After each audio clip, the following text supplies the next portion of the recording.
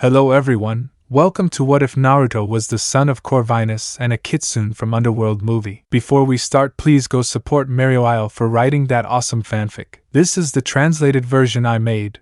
There will be some mistake in character's gender, but of course Naruto is a male. Chapter 1. Narita International Airport, Japan. My name is Naruto Corvinus, though I use my mother's surname Uzumaki when I'm in the Far East. My father's name is Alexander Corvinus, who is immortal. Alexander had a mortal wife named Helena who bore him 2 immortal sons and 1 mortal son. I don't know my mortal brother's name, as it seems to be lost to time, but my older half-brothers are Marcus, who is the progenitor of the vampire race, and William, who is the ancestor of the lycanthrope and werewolf races. The descendants of these two have been trying to eradicate each other for centuries in Europe and have spread throughout the world in small numbers. My father Alexander was distraught over the death of the love of his life Helena, but after traveling the world for a century or so, he found another immortal named Uzumaki Kushina. Kushina was a 9-tailed kitsune and very beautiful with long red hair. The union of her and my father Alexander resulted in me, Naruto. Around the year 600 AD, my mother was murdered under unknown circumstances. I have never discovered the truth behind it, but she disappeared. I was 12 years old at the time. My father Alexander was heartbroken and disappeared from my life right then and there.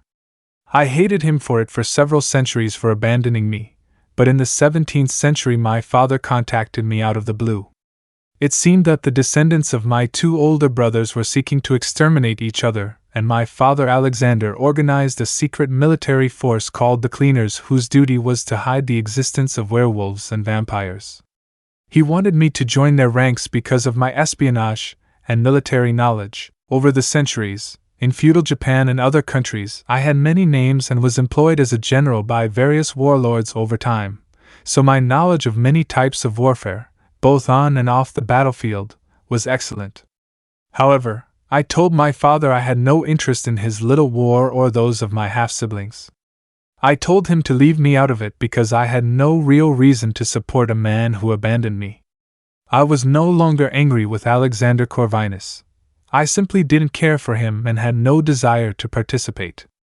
That was before I was attacked by one of my brother Marcus's descendants, a female vampire, as I walked home from work. Change of point of view. The vampire was obviously of European descent and for all intents and purposes, was feral. Naruto had studied vampires and knew from their own laws that a vampire wasn't supposed to reveal themselves unless it was to turn another into a vampire through the virus that all vampires carry, which was fatal to most. It turned out that Naruto's kitsune blood was far more powerful than any virus, and he wasn't affected at all. Naruto decapitated her with his katana, which he kept hidden on himself under a simple illusion. After searching her body, he decided to destroy the remains with foxfire and be done with it. Unfortunately, she had friends who were looking for her. Naruto played cat and mouse with the vampires for weeks, using his many kitsune illusions to throw them off track. They eventually gave up, but by that point Naruto was both irritated and curious about them, and decided to find out why they were in Japan to begin with. After capturing and interrogating one of them, he found out that they were trying to establish a new coven in Japan, and were looking for a good location to settle in. It turned out there was a coven in New York in the United States known as the New World Coven, and one near Budapest in Hungary known as the Old World Coven. They were trying to found a Far Eastern coven. This group was from the Old World Coven, and after some convincing Naruto found out that it is based in a remote mansion about an hour north of Budapest city.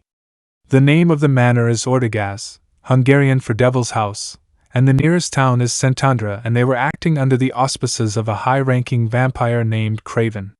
He apparently held the title of regent. Naruto wasn't too thrilled that vampires were trying to set up a nest in Japan, so he decided to pay this Craven persona a visit and convince him to leave Japan alone through some aggressive diplomacy. Budapest International Airport, Hungary. Naruto stepped off the plane wearing a rather nondescript business suit and trench coat. He was soon stopped by a blond man wearing black jeans and a leather jacket. The man said in a low voice, "Welcome to Hungary, Naruto Corvinus. Your father is pleased to know you're here. I trust you know some basic Hungarian?" Naruto grunted slightly and said in perfect Hungarian, "I've learned many languages in my time, sir." "Who are you and what do you have to do with my father?" The man flinched slightly at Naruto's harshness, but then said in a soothing tone, "I'm Samuel, and I'm what you'd call a cleaner. I have a car waiting, and I was told to take you to your father. He's quite eager to see you. Tell Alexander Corvinus that I have neither the time nor the desire to visit him," Naruto said tersely. "I'm a busy man, and my visit here has nothing to do with him or his organization." Samuel was puzzled but said, "Are you sure? We could be of great help to you." Seeing Naruto nod without hesitation, Samuel said, "Please take this business card and call if you need help. Your father really wants to see you." Naruto accepted the card and said, "I'll keep that in mind." He then quickly walked off to collect his luggage. "Well, that could have gone better," Samuel grumbled to himself. "If he's not willing to see his father, then how am I going to keep an eye on him and pass on information?" Mr. Corvinus was very specific about keeping Mr. Naruto safe from harm. Naruto walked through the streets of Budapest in the autumn rain. He had a Kitsune sense of empathy to sense other supernatural beings. Beneath the street surface, he felt a large group of people. They had a wild feeling about them, and some seemed to be fighting amongst themselves. "The vampires fought me because I seemed cold and analytical, but had a similar vibe. These guys seem animalistic and untamed. Could they be werewolves?" Naruto pondered for a few moments, but then decided it was none of his business. "Well, I'm here to find this Regent Craven character and convince him to stay out of Japan. Hopefully it won't cost him any limbs." Ortegaz's mansion. Selene had just returned from a rather disastrous Lycan hunt with her fellow death dealers Rigel and Nathaniel. The death dealers were elite vampire hunters and were tasked with taking down the Lycans. Unfortunately, in the subway shootout that resulted in Rigel and Selene's deaths, she thought Nathaniel was likely dead as well. She was also curious about the two Lycans. They seemed to be following a human. Selene's instincts told her to investigate this further. Unfortunately, Craven had other ideas and dismissed her. There was a party welcoming members of the new coven to the old coven house, and Craven wished she would be his escort, as he had long pined for her. Selene was pondering what to do when her assistant, and Craven's lapdog Erica, walked in. "You need to get ready for the party, Selene." Craven gave the order. Erica was an attractive blonde who didn't secretly want Craven all to herself. Erica was a little jealous that Selene monopolized Craven's affections, even though Selene repeatedly despised Craven. Still, Erica was Selene's friend and admired her in some ways. "Come on, Selene. Let's get you dressed," the blonde vampiress said. Selene simply complained, "Craven is more of a bureaucrat than a warrior." Her dark hair and fair skin contrasted slightly with Erica's. "I have better things to do than attend a ridiculous party." Naruto arrived at the mansion in the rain and paid the taxi driver who departed thereafter. He easily jumped over the massive wrought iron gates that prevented his entry and silently crossed the courtyard. Two well-armed guards rushed to intercept him. Their vampiric senses screamed, "Danger!" as the spiky-haired blonde man walked silently toward them. They knew he wasn't a vampire or a werewolf, but the question was, what exactly was he? "Halt!" one of them shouted. "Stay where you are and state your business." The man was evidently very scared. Naruto unleashed his killing intent on the two guards, causing them to tremble in fear. It took all their willpower not to turn tail and run. Naruto's eyes flashed red and narrowed. "I'm here to see a vampire named Craven, who I understand is the regent in charge here. I have business with him. Why don't one of you two gentlemen bring him to me? I'm a busy man, and I have a schedule to keep." Naruto then increased his killing intent even further, and the entire mansion felt it. Selene looked out the window toward the front yard and saw a man there who was the source of the massive killing intent she felt. Whatever he is, he has the power of an elder. She saw one of the guards turn around and run toward the mansion. With the thought "damn coward" in her mind, she armed herself to the teeth and ran toward the main entrance to see what was going on. If there was going to be a shootout, she would definitely be involved. When Selene arrived at the main hall, she saw all the members of both covens in their party costumes, as opposed to their long, black leather coats. Other death dealers had also arrived. "What's going on here?" Celine asked. The rain-soaked guard came in and said, "There's a person outside who wishes to speak with Master Craven. He says he has matters to discuss." It was obvious the guard was terrified. Craven was sweating profusely from the murderous intent outside. He tried to cover it up and said haughtily, "Tell this person he can wait until tomorrow. I'm holding an important function tonight, and I don't have time for interruptions. If he doesn't like it, I'll shoot and kill him. We'll have little time for such a rabble." At about that moment, several gunshots were heard outside, and Craven nodded. "Well, it seems that problem has been solved. Please, everyone return to your dining room." At about that moment, the double doors to the reception room were ripped off their hinges by the body of the other guard, who looked as if he had literally been scared to death. His entire chest was sunken in and smoking as he lay there motionless, much to everyone's shock and horror. Naruto's voice came through and said, "I told you I have a schedule to keep. Bring Craven to me now." The killing intent was suffocating, and Celine was debating whether to intervene or just leave Craven to his fate. Personally, the latter seemed quite attractive to the raven-haired beauty. Then Craven took off, surprising everyone. "Keep him busy!" Craven shouted over his shoulder as he ran for his life. Celine's eyes were as wide as saucers. She knew Craven was useless, but such a dishonorable act of cowardice is unforgivable. Deciding that everyone else was too dumbfounded to react, Celine went to meet this stranger. The dark-haired death dealer stepped out into the dark hallway in a relaxed but ready stance. He didn't have his pistols drawn, but he could do it in a split second. There he saw Naruto with his red eyes blazing. Naruto simply said, "You're not Craven. I know Craven is a man. Where is he?" "He ran away scared by your murderous intent," Celine replied. She didn't really know what to say, so she simply told the truth. The blonde Kitsune snarled, "I haven't even met the man, and yet I've been able to take his measure and find him eager." Naruto let out a disgusted sigh. "Who are you?" Celine asked. She hoped this person wouldn't go crazy. Judging by her aura, she was no match for him. "I'm Naruto. Who could you be, miss?" Naruto asked. Celine was a little taken aback by Naruto's sudden kindness in his tone of voice. She replied, "I'm Celine." Naruto bowed and said, "Well, it's a pleasure to meet you, Miss Celine. Until we meet again." With that, Naruto disappeared in a swirl of blue fox fire. The evening was quite awkward for the partygoers of both the old and new coven. Craven, known for being the death dealer who killed Lucien, had run off with his tail between his legs like a total coward. This was not only a complete embarrassment to the old coven but also a point of shock and dismay for the new coven members.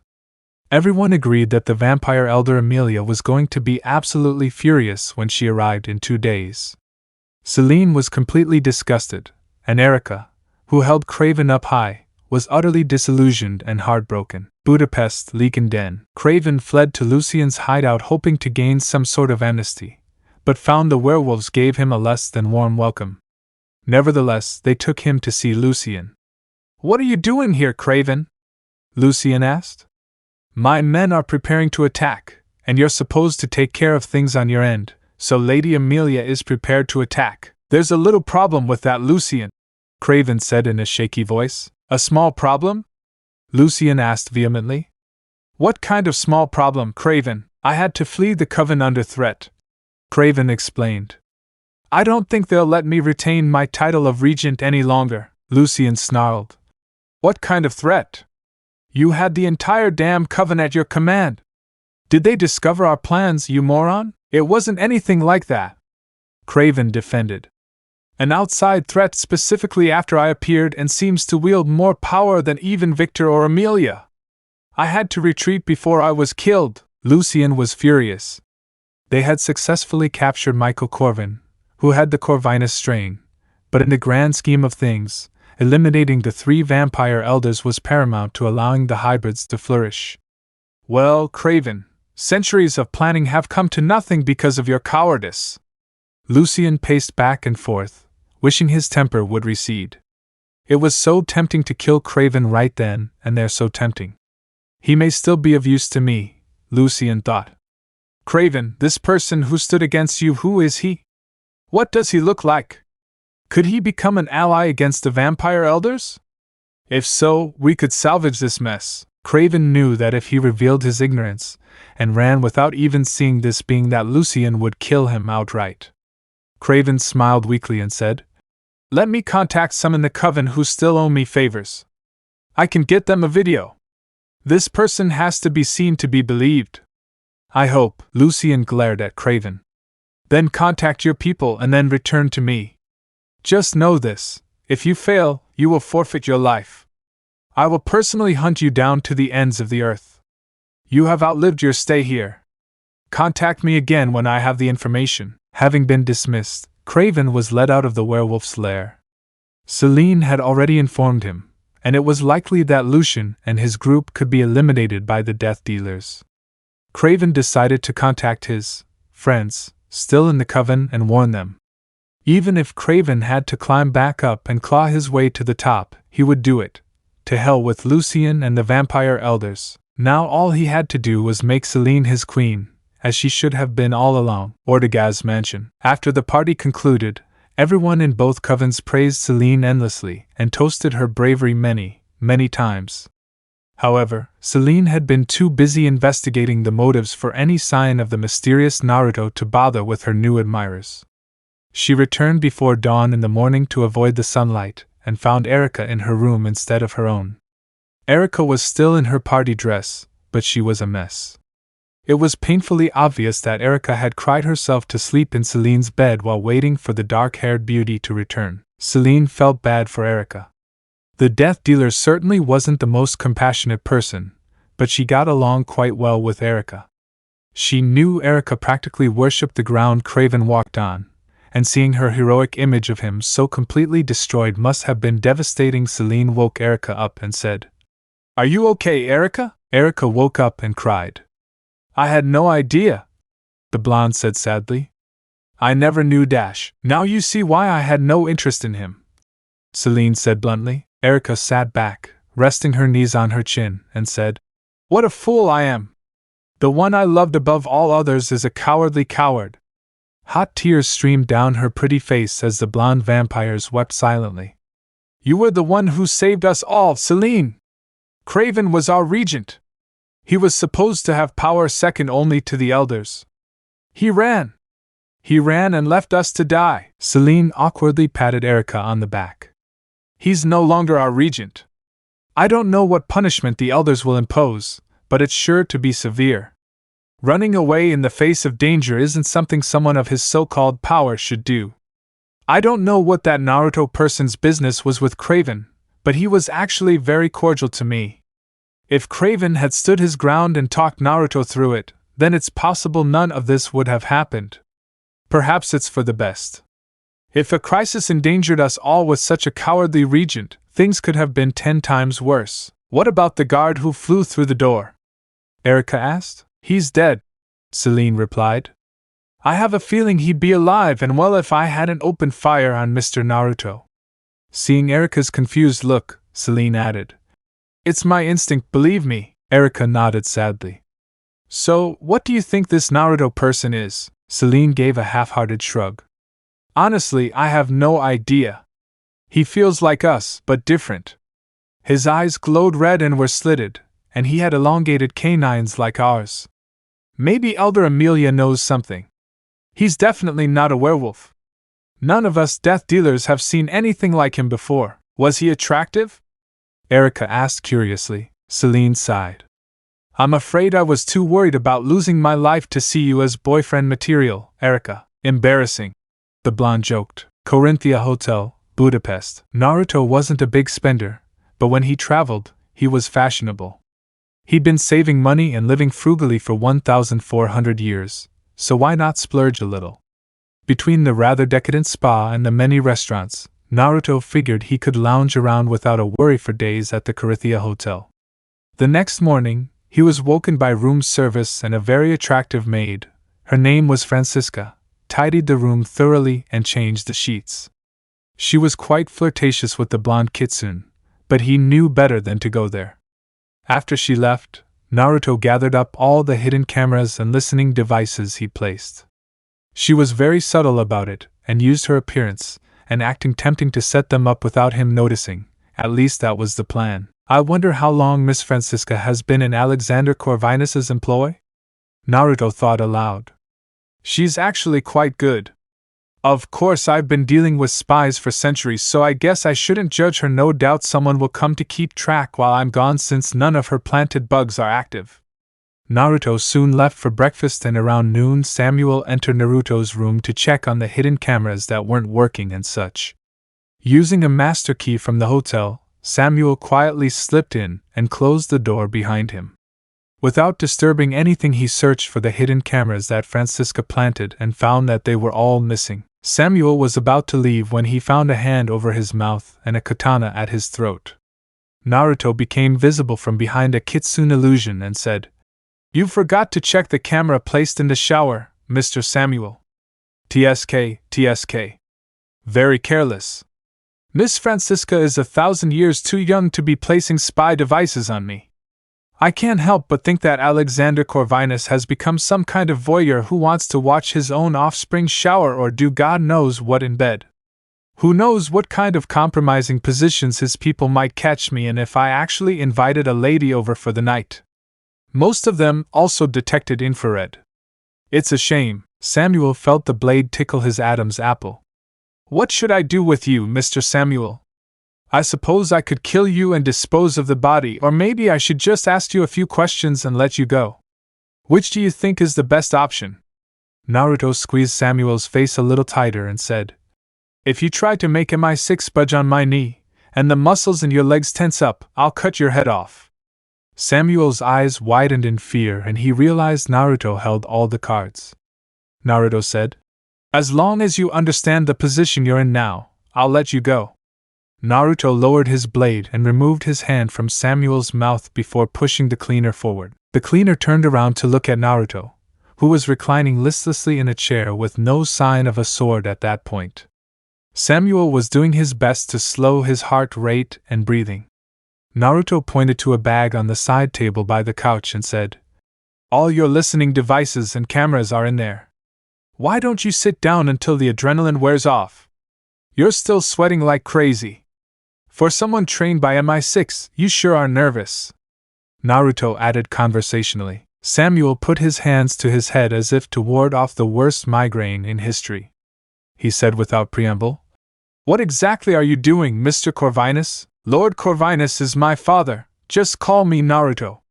"Sir makes me sound old," Naruto said, totally ignoring the question of what he was. The blonde cleaner sighed. "Mr. Corvinus really wants to meet with you. He has a lot to tell you, so why didn't Alexander Corvinus come here?" Naruto asked. "It's not like I'm going to attack him or anything. I don't care about him, just about abandoning me, but he did father me for what it's worth. I'm afraid Mr. Corvinus is a bit of a recluse." Samuel replied. "As do I," Naruto replied. "I don't appreciate being spied on by Mr. Samuel. You can pass him on to my father." The frigate sank to Helena, headquarters of the cleaners. That night, Samuel was delivering his report to their leader, Lorenz Macaro, also known as the First Immortal, Alexander Corvinus. Alexander shook his head. "He has my blue eyes, but the rest of him is all Kushina-chan. Playful, mischievous, deadly. He's her again. Watch him from a distance, and try to discern his motives for being in Budapest. I know he visited Ortegaz, so it has something to do with vampires," Samuel said. "With all due respect, sir, why don't you go visit him? He doesn't seem overtly hostile, and in his own strange way, he seems friendly even when he's threatening your life." Alexander sighed. "His mother was a nine-tailed Kitsune. She was old, wise, and very powerful, though she could pass herself off as a teenager. I never learned the full extent of her powers in the 15 years we were together. I never knew what happened to her either. If Naruto is half as powerful as Kushina-chan, then he can probably cast illusions and turn invisible, as well as teleport and make blue foxfire that burns anything he wants and nothing else through and through. They're playful pranksters by nature, but they have a vengeful streak as wide as the ocean. Believe me when I say I was just messing with you, Sir Dash, Samuel began. Once we figure out what it is, I'll visit him myself, said Patriarch Corvinus. I prefer to have all the cards in one meeting, but it seems he does too. He inherited that from me, I suppose. Get some rest, Samuel. Tomorrow is another day. Book at Café Lotz Hall, Budapest. Celine sat quietly listening to the live piano music while sipping on some white wine. It had been a fruitless night of werewolf hunting, and she didn't particularly want to return to the Ortegaz vampire mansion. It seemed that among the aristocratic fops who seemed to plague the vampire race, she had become something of a celebrity, and they were trying to bring her into their small, exclusive circle. The sugary praise and false pretenses sickened Celine. She was a warrior, one of the best death dealers, and very proud of it. The last thing she wanted to be was a prissy, spoiled socialite. As Celine sipped her wine, she scanned the room for any signs of danger. It was then that a spiky-haired blonde man entered. She noticed he had some sort of whisker-like tattoos on his rather handsome face. More importantly, though, he had the most dazzling blue eyes she had ever seen. They seemed to sparkle with mischief when his eyes met hers. He smiled and approached her. She was trying to place him until he said, "We meet again, Miss Celine. I didn't expect to see you again so soon." Celine knew this was the same man she had met last night, but his overwhelming aura was hidden. "May I join you?" she asked pleasantly. "Feel free," he said, pointing across the table to the seat opposite her. "Are you here on business, or are you just a typical hormonal man?" Naruto soon sat down and ordered some red wine for himself as they talked silently about the sights around Budapest. Being a native of Hungary herself, she was able to easily answer his questions. He seemed like a harmless tourist to her even though he didn't have a discernible accent. Seeing that the place was quieting down and the crowd was thinning as the night wore on, Naruto asked, "So, where do you think I might find Mr. Craven? He left in quite a hurry last night." Naruto's voice was friendly, but his eyes were like steel. Celine saw he was serious, but honestly, she had nothing to hide when it came to Craven. After all, she couldn't stand him. No one knows. After leaving Ortegaz on the run, he was disgraced. He's no longer regent and no longer welcome. I'm afraid his future doesn't look too bright. Naruto smiled, revealing one of his elongated canines. His eyes danced with humor. "Somehow, I get the distinct impression that doesn't bother you in the least, Miss Celine." His eyes reflected darkness. "I can't say yes, Mr. Naruto." In fact, he had to hide his smile. "Just call me Naruto, Miss Celine." "Sir makes me sound old," Naruto said. "Then please call me Celine, Naruto," she replied. They sat and talked for an hour or so, and Celine found Naruto's odd sense of humor to be genuinely amusing. Given her rather monotonous outlook on life in general, the air of levity around him was a welcome change of pace, and she enjoyed herself. They continued talking until around 11 p.m. when the cafe closed for the night, and they headed outside. Naruto and Celine were about to say goodnight to each other when they both sensed something was wrong. Celine heard the sound of a rifle bullet traveling through the air and felt Naruto's hand push her down. 3 more shots passed over their position on the ground, and Naruto watched as a sniper got up and ran from a nearby roof. "Damn it, a silencer!" the vampiress growled. Celine was angry. She saw Naruto's reddened eyes in the darkness. "Should we?" he asked. She shook her head. "He's already escaped," she said grimly. "He didn't get very far," Naruto said. "Hold on to me." Deciding to trust him, Naruto only saved her life with a perfect shot to the head.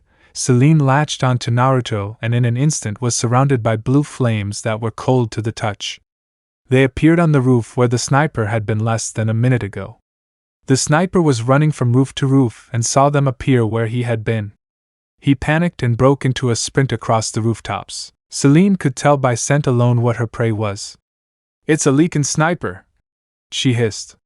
"Try to stay on your toes." She took off like a shot, pistols drawn. Naruto shrugged and took off after her.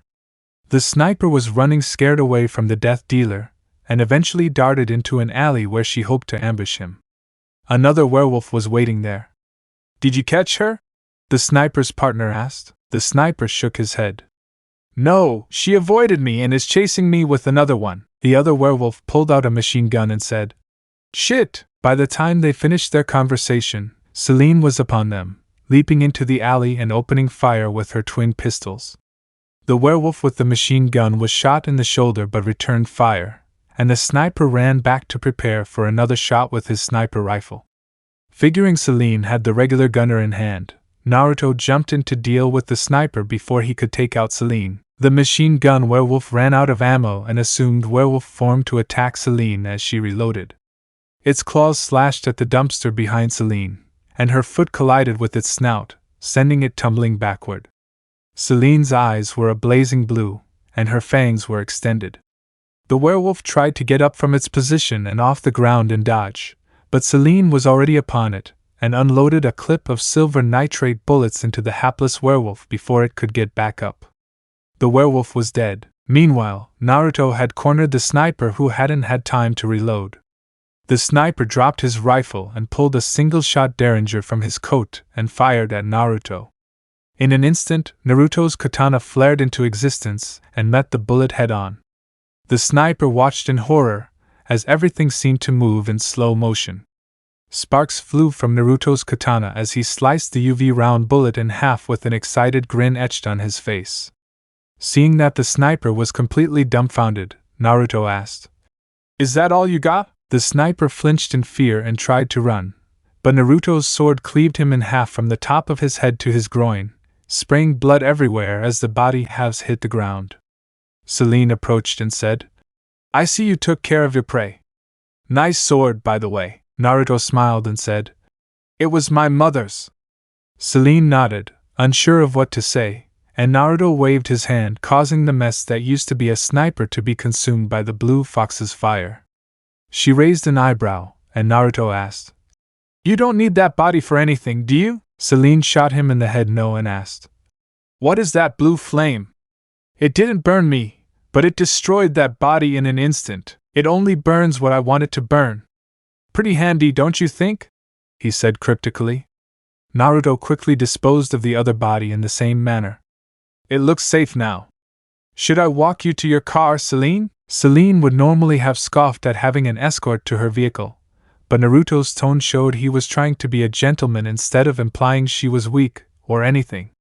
Celine secured her pistols and said, Sure. Soon Celine was in her Jaguar with the window down, talking to Naruto. Are you sure you don't need a ride? She asked. Naruto chuckled. No, I'll stay close to here. I'll walk. I hope we can do this again sometime, Celine.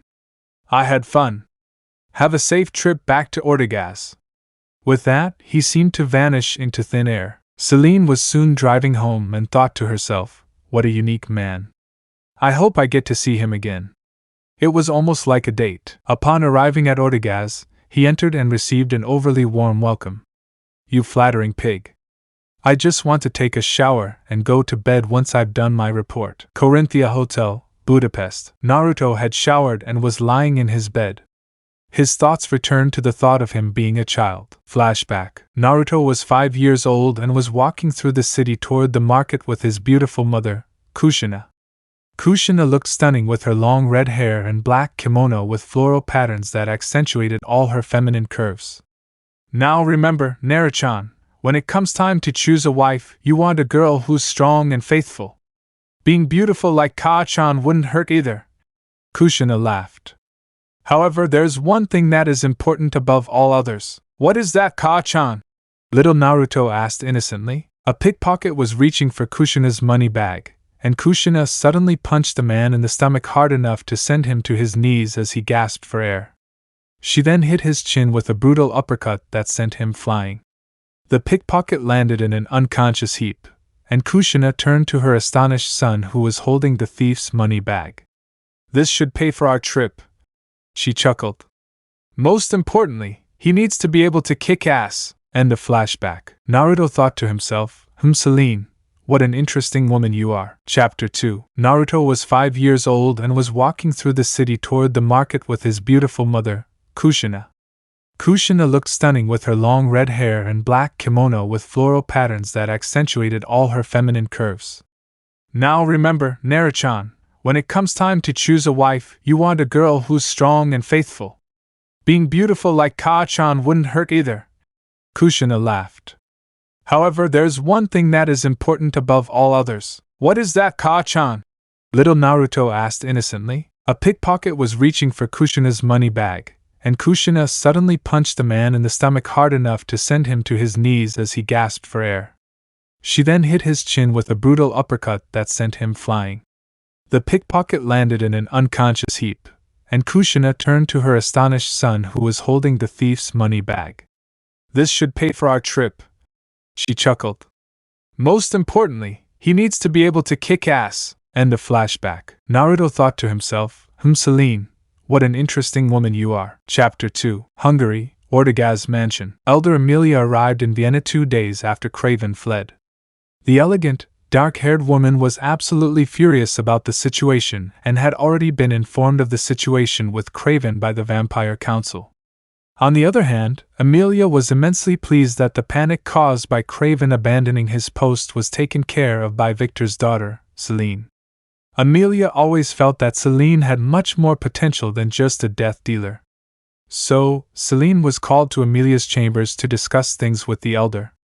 Celine was greeted by a surprisingly sociable Emilia, who always had a cold and distant air about her where Celine was concerned, not that Celine had any room to talk. Emilia gave Celine a slight smile of approval as the two sat down together. It seems your cool head and bravery saved the coven from potential chaos, Emilia said. Victor will be very proud of you. The Vampire Council is considering nominating you to take Craven's place at the Regency as our first regent. That is quite an accomplishment. Of course, many already consider you a princess given that you are Victor's daughter. Tell me what you think of Celine's idea. I must admit, the regentess Celine title seems very fitting. Celine's brown eyes hardened. With all due respect, Elder Emilia, I am a warrior for the vampire cause and have no desire to involve myself in politics. I could never accept that role while there are werewolves to hunt, and even then I wouldn't want to. Emilia gave an illegible smile. As expected of you, Celine. Still, both covens who saw your actions are clamoring for it. I'm afraid you may have to acclimate to your newfound fame even if you don't accept the title. The death dealer sighed. Those insufferable aristocrats are weak and a disgrace to vampires. I don't understand why the elders tolerate them. I hope all this ends soon, Celine said. Emilia humored the younger vampire by letting her think for a few moments before saying, Let's put that aside for now, Celine. Tell me what your experience was with this Naruto person. I've seen the video, but you, and only you, were brave enough to face this being. Andrassy Avenue, Budapest. Naruto was walking through the city of Budapest at night. The sun was still out, and he was honestly hoping to run into Celine once night fell. The news that Craven ran away left the Kitsune baffled as to what to do. He considered going back to the Ortegaz mansion to see about negotiating with whoever was in charge now, but something instinctively told him not to rush into it, and Naruto always trusted his instincts. As it was, Naruto was basically being a tourist. He had been on a tour of the Hungarian State Opera House and was considering buying tickets to see a performance there. The Eastern and Western theater styles were so different from each other that Naruto thought he might as well treat himself. However, the Kitsune son of Alexander Corvinus soon derailed his plans. He realized he was being followed. Razahir, Kemps was a very powerful Lycan and Lucian's right-hand man. Since the plan to ambush the vampire elder Emilia had been called off due to Craven's failure, the large, dark-skinned Lycan had been searching for that Naruto persona. The video Craven provided the Lycans gave them a general idea of his appearance, but in reality, searching for a Naruto in Budapest turned up a Naruto Corvinus staying at the Corinthia Hotel. With Reyes was another Lycan who was an expert tracker named Ildi. One in contrast to Reyes' hulking, muscular build, she was slim and agile. Likewise, he was shaved and she had her long brown hair tied back in a ponytail. He was built for power, and she was built for speed. Ildi had tracked a strange fox-like scent from Naruto. Ildi whispered, That's Reyes. The blonde guy in the gray trench coat and suit. Reyes nodded. The large werewolf was always amazed by how good Ildi's nose was. This should be simple enough, Reyes said in his deep voice. Lucien's orders are to take this Naruto back to the new lair where Lucien can speak with him in person. Hopefully we won't have to rough him up too much. I'd rather rough him up a little, Ildi said. It looks like fun. She licked her lips and adjusted her black biker jacket. Between her worn jacket and holy jeans, Ildi looks like a punk rock girl or a biker. Reyes shook his head. He never knew what wavelength Ildi was on. She was a wild girl that most male werewolves feared. While she was hot to look at, she was dangerous. Whether Ildi meant she wanted to beat the blonde up or have hex with him was a mystery Reyes wasn't sure he wanted to solve. Let's capture him quietly, Ildi. Giving a cheerful salute, she said excitedly. Yes, Captain! And took off at a trot with Reyes a few feet behind her. Reyes followed her at a leisurely pace around the opera house into the shadow of the building when Ildi suddenly stopped running and stared into space. Reyes asked Ildi what was wrong and got no answer. The younger werewolf was mesmerized. Reyes was puzzled by what to do only to hear Naruto's voice from the shadows behind him. She can't hear you, Leakin. Now tell me why you two have been stalking me. The large werewolf turned around and was about to scream, What did you do to him? But his voice died in his throat when he saw two narrowed red eyes glowing in the shadows. He couldn't see anything else of Naruto's form. You don't have to worry. I didn't hurt her, the Kitsune said in a menacing voice. Of course, that doesn't mean I can't. Now tell me what you want, my werewolf friend. Reyes was a brave person and never backed down from anyone except Lucien. But the red eyes and killing intent concentrated on him were overwhelming. Reyes wanted to curl up into a ball and hide. No wonder that idiot Craven ran. This is unreal, Reyes thought desperately. Gathering his wits, Reyes said fearfully, Our leader wishes to speak with you. He asked us to take you to him. Naruto seemed to materialize from the shadows and become visible. He said, And why would I want to meet this leader of yours? The werewolf growled. Because he said so, that's good and dash. Naruto's katana appeared out of nowhere, and was drawing a bit of blood from Rey's throat. The Kitsune snarled. That's not enough. Know your place or I'll wipe you and your cute friend out of there in an instant. Now give me a real reason before I get angry. Reyes was sweating as the katana gleamed menacingly. She wondered why no one noticed Naruto holding him at sword point out in the open. Looking into Naruto's glowing red eyes, she saw a hint of amusement mixed with utter cruelty. Reyes said in a shaky voice, He can tell you where Craven is. Naruto's sword vanished as the blonde approached the much larger man. Tell this leader of yours to meet me at the meat and gravy restaurant at 7 o'clock tonight. I'm in the mood for pulled pork and I'm sure he'll be happy to treat me. If he doesn't have the guts to show up, then tell him to stop sending his scouts after me or they'll start disappearing. Naruto then disappeared in a swirl of blue foxfire. Ildi suddenly snapped out of his trance and said, It's right around this corner, what the hell? Even its scent is gone. Turning to Reyes, he said, Reyes, I lost it. Then he looked at Reyes. What the hell, man? You look like you've been through hell. Reyes normally would have been offended, but first and foremost, he was too mentally exhausted from his encounter with the monster Naruto. And second, this was Ildi, and knowing her, she wasn't worth fighting over. That, and he'd been through hell. You've been in a trance, Ildi. Naruto did something to you that made you completely shut down. Then he held me at sword point. I don't know what it is. We need to call Lucien. Taking out his cell phone, Reyes called Lucien and explained the situation.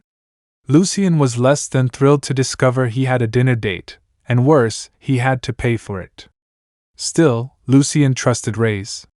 Reyes soon shut off his phone and said, Well, Lucien isn't happy, but he said he'd come.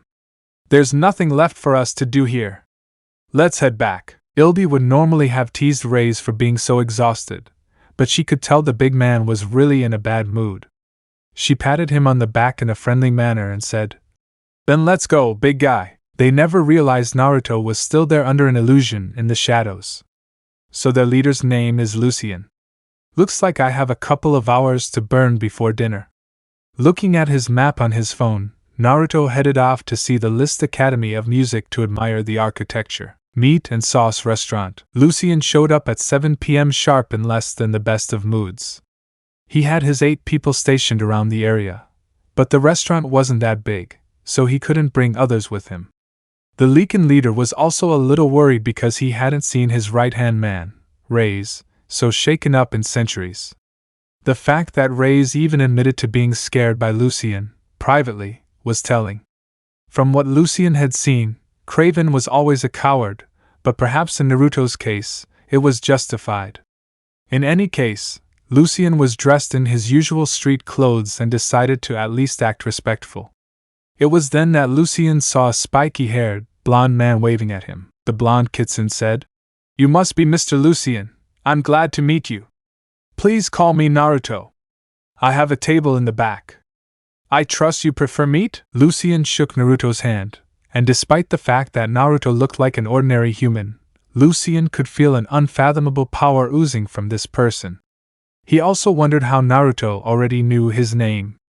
It was very unsettling. He replied, "Nice to meet you too, Naruto." Soon the two were seated, and once the food arrived, Naruto said, "This pulled pork sandwich is excellent. So why were you looking for me, Mr. Lucien? Speak freely, for no one else in this restaurant can hear or see anything we are discussing, including those 8 werewolves you have watching from outside." Naruto's eyes flashed with mischief as Lucien received a surprised look. "I understand you have the whereabouts of Mr. Craven. I would be interested in that information. But I am certain that is not why you tried to kidnap me. Tell me what it is you want, Mr. Lucien, and perhaps we can come to an understanding." Lucien was direct. "I'm interested to know if you're an enemy of the vampire race like I am." Lucien was wise enough to know that Naruto was some kind of trickster. "I'd also be interested to know what you are. You feel similar to a werewolf or a vampire, but you're not." Naruto interlaced his fingers and said, "You're correct. I'm neither a werewolf nor a vampire. As far as my business goes, I don't consider vampires my enemies any more than werewolves, but I do have issues with Craven personally." "If you're against Craven, that makes all vampires enemies," Lucien said. "He is their regent, after all." Naruto made a TSK sound and hissed, "Don't take me for a fool, Lord Lucien. Craven is your former regent. He has been deposed and dishonored. The vampires might consider it a favor to eliminate him," Lucien said. "You seem to be well informed, Naruto. My apologies." "Damn it. I was hoping to gain your help, but I can't even imagine what it is." Taking a different tack, Lucien said, "You are aware of the true reasons behind the war between lichens and vampires, right?" Naruto nodded. "You mean the werewolf enslavement and the subsequent revolt? The situation was explained to me centuries ago. Genetically, 2 cousin races have been trying to commit genocide against each other for centuries under the noses of humanity, who don't even know about the secret war for the cleaners. I won't say I know everything, but I certainly have a good idea. I take it you wish me to join you." "That was my hope," Lucien said. "I'm not interested," Naruto said. "I've fought in many wars, Lord Lucien, but they all had an end in sight. The werewolf and vampire war is endless, and I'm staying out of it unless someone forces me to, and trust me when I say you do not want that." "Then I can't give you the information on Craven's location," Lucien said. "That's a shame," Naruto said. "I guess I'll have to be patient until an answer to my dilemma presents itself. If you don't join the werewolves, many will consider you and ally themselves with the vampires you know," Lucien said in a practical tone. "Not everyone is as reasonable as I am, Naruto." Lucien felt his entire body paralyzed with killing intent, and Naruto's eyes flashed red and his canines elongated. Lucien was trembling with fear as Naruto stood up and seemed to tower over him like an angry god. "No, do not try to threaten me, Leakin," Naruto hissed. "I am a good friend, but a terrible enemy. You had better remember that. If I discover any of your people trying to spy on me, you will cease to exist. This conversation is over. Good night, Mr. Lucien." With that, Naruto disappeared, leaving the trembling Lucien to pay for his meal. Corinthia Hotel. That night, Naruto stepped out of his shower feeling calm again. It bothered him that he didn't have Craven's location, but Lucian's indirect threat had really pissed him off. He walked out into his dark room to a familiar presence but not an unwelcome one. "Celine," he said. "To what do I owe the pleasure?" Celine was roughly sitting on the post at the foot of the bed. "Tell me why your clothes smell like werewolf," she said angrily. Seeing the dark-haired beauty so angry under the pale moonlight was actually fascinating to Naruto. How beautiful the way her eyes flashed with anger delighted him. Naruto said, "If you must know, I was interrogating a werewolf about Kraven's whereabouts. However, I was unsuccessful. Did you kill him afterward?" Celine asked, a little mollified. Naruto shook his head. "Killing someone in the middle of a restaurant in front of a crowd could create a huge scene, you know. I have no desire to be on wanted posters all over Europe. Besides, those poor cleaners would have had a terrible mess to clean up." "Do you know about cleaners?" Celine asked, slightly surprised. Naruto nodded in the moonlight. "I know a lot, Celine, about the general war, I mean. Aside from that, what brings you here?" "It's not that I'm not happy to see you, but it was unexpected. You were easy to track down, Naruto Corvinus," Celine said. "Your name is quite unique, you know. You should travel with a better alias, so you tracked me down while you were in Ortegaz." Naruto smiled. "I figured there aren't too many Narutos in Budapest either," he said lightly. "No, there aren't," Celine replied. Once again, she felt amused, but she maintained a tough attitude. She was irritated that Naruto had lowered himself to talking to a werewolf. Naruto threw his dirty clothes into the hamper for room service to clean. "I don't suppose you'd be willing to get down from that awkward position and talk to me, would you?" "It seems awkward," the Kitsune said. Celine stood gently on the ground and said, "The vampires are very curious about you, Naruto. Lady Amelia asked me to find you, so that's why you're here, Celine?" Naruto asked. "I was hoping you'd be here visiting. I'd rather enjoy your company." The dark-haired beauty blushed slightly and looked away. "I actually came to see you to get away from Ortegaz," she said, embarrassed. "It's become quite unbearable lately," Naruto smirked. "So you used a mission from Lady Amelia to stay out past curfew. I knew there was a reason I liked you, Celine." Seeing that he had teased the death dealer enough, Naruto asked, "So, what's wrong with Ortegaz? Can you talk about it?" Celine crossed her arms under her breasts. "I can talk about it. It's your fault, Naruto." Naruto raised an eyebrow and pointed at himself questioningly. "Yes, you, Naruto Corvinus," she said, pointing at him. "And how is that my fault?" Naruto asked curiously. "Aside from scaring that pathetic coward Kraven, I'm aware of everything I've done wrong. Well, I guess I did roast him, keep him alive," he said, sounding puzzled. Celine looked expressionless and said, "That guard is inconsequential. You made me a celebrity." Naruto tried not to laugh. He really did. "Pfft. How did that turn you into a celebrity of all things?" Naruto chuckled. "Celine, I have many powers, but elevating someone to stardom isn't one of them," he said as he stifled his laughter. The dark-haired beauty's eyes narrowed accusingly. "It's not funny. And yes, you made me a star in vampire circles." Naruto controlled his laughter and sat down at the desk in his room. "Very well, please tell me the details. I'm curious to know what happened." Celine pulled up a chair and sat in it. She said, "After Kraven fled, I went out to confront you alone. Everyone else was too scared to do so. As it turns out, the vampire elders are considering me as a candidate for the new regency spot, and all those sycophantic aristocrats among the vampires want to be my best friend. On top of that, I have poor Erika clinging to me like a lifeline because her whole image of Kraven has been shattered and now she sees me as her savior." Naruto rubbed his chin. "While I personally blame it on your bravery causing your rise in status, I can't deny that I inadvertently caused some of this. I understand not wanting to deal with the aristocracy or politics. At least on a battlefield, people are openly trying to kill you.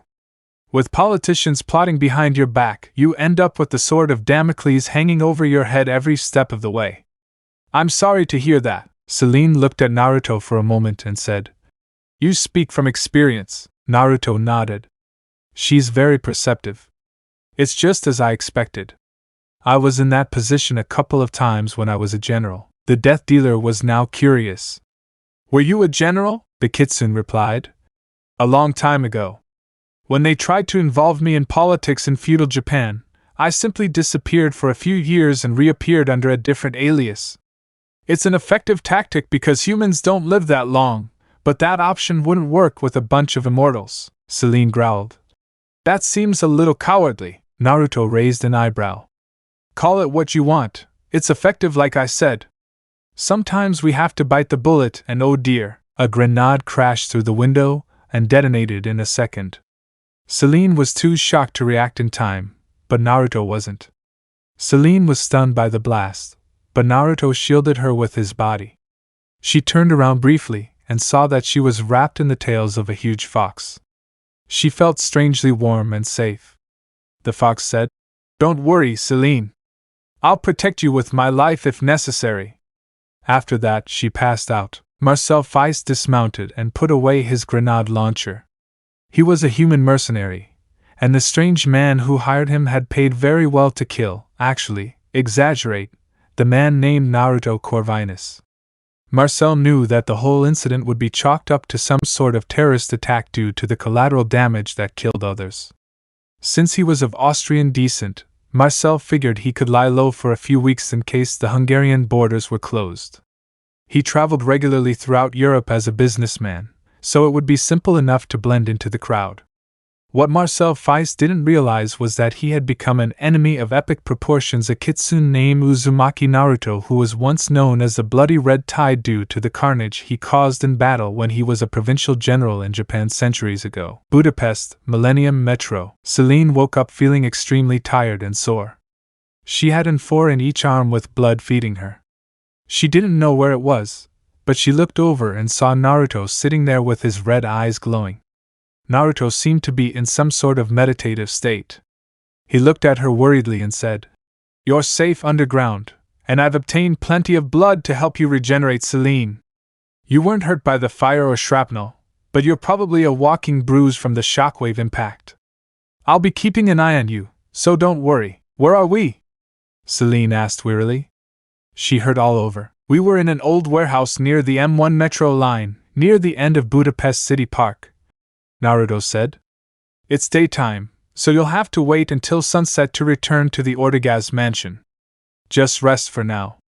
You're regenerating quickly, so you must have several centuries under your belt to be that powerful." "I'm 630, Celine said. Naruto nodded and said in a soothing voice, "Sleep, Celine, I'll be here when you wake up."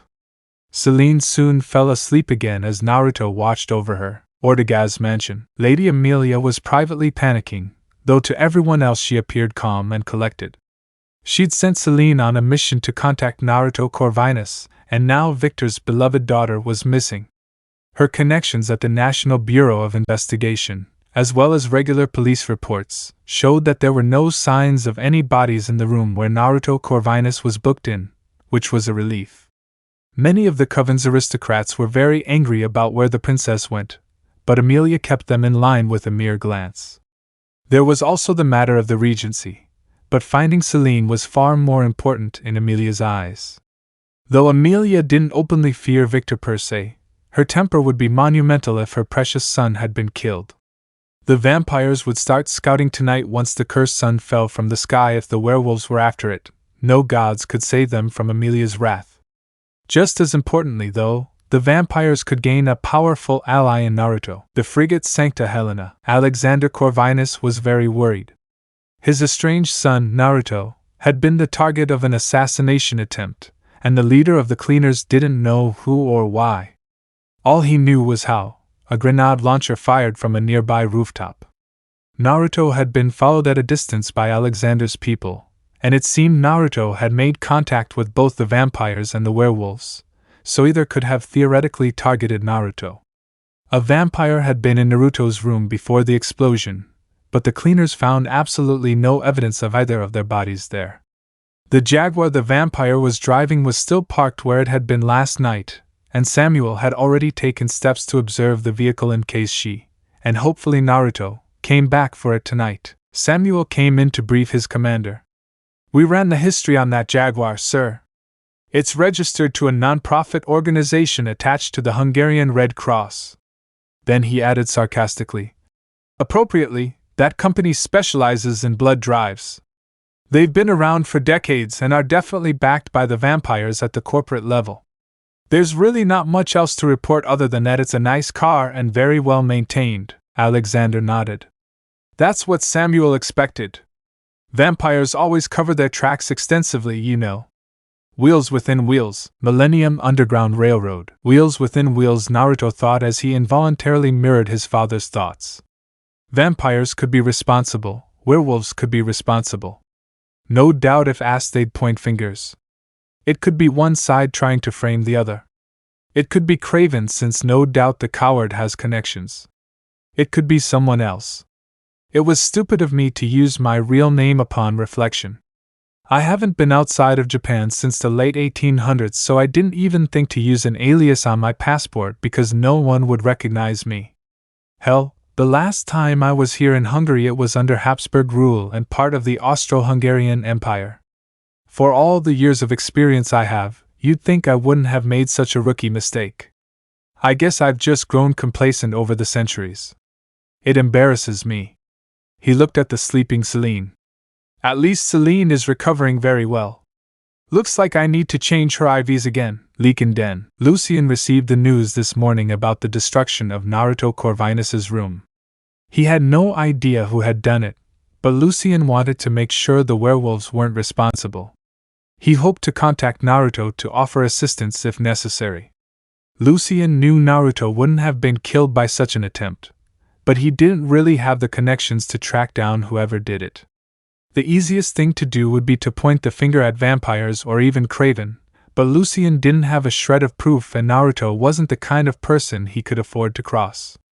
He had told his people to stay out of trouble for now, but frankly, it wasn't in the werewolf's nature to do so. Regardless, everyone had been informed of Naruto's appearance and wouldn't incur his wrath. Millennium Underground Railroad. Celine woke up feeling healed but also hungry. Naruto was in the same sitting position she had been in before, though his eyes were blue, and said, I was wondering when you would wake up.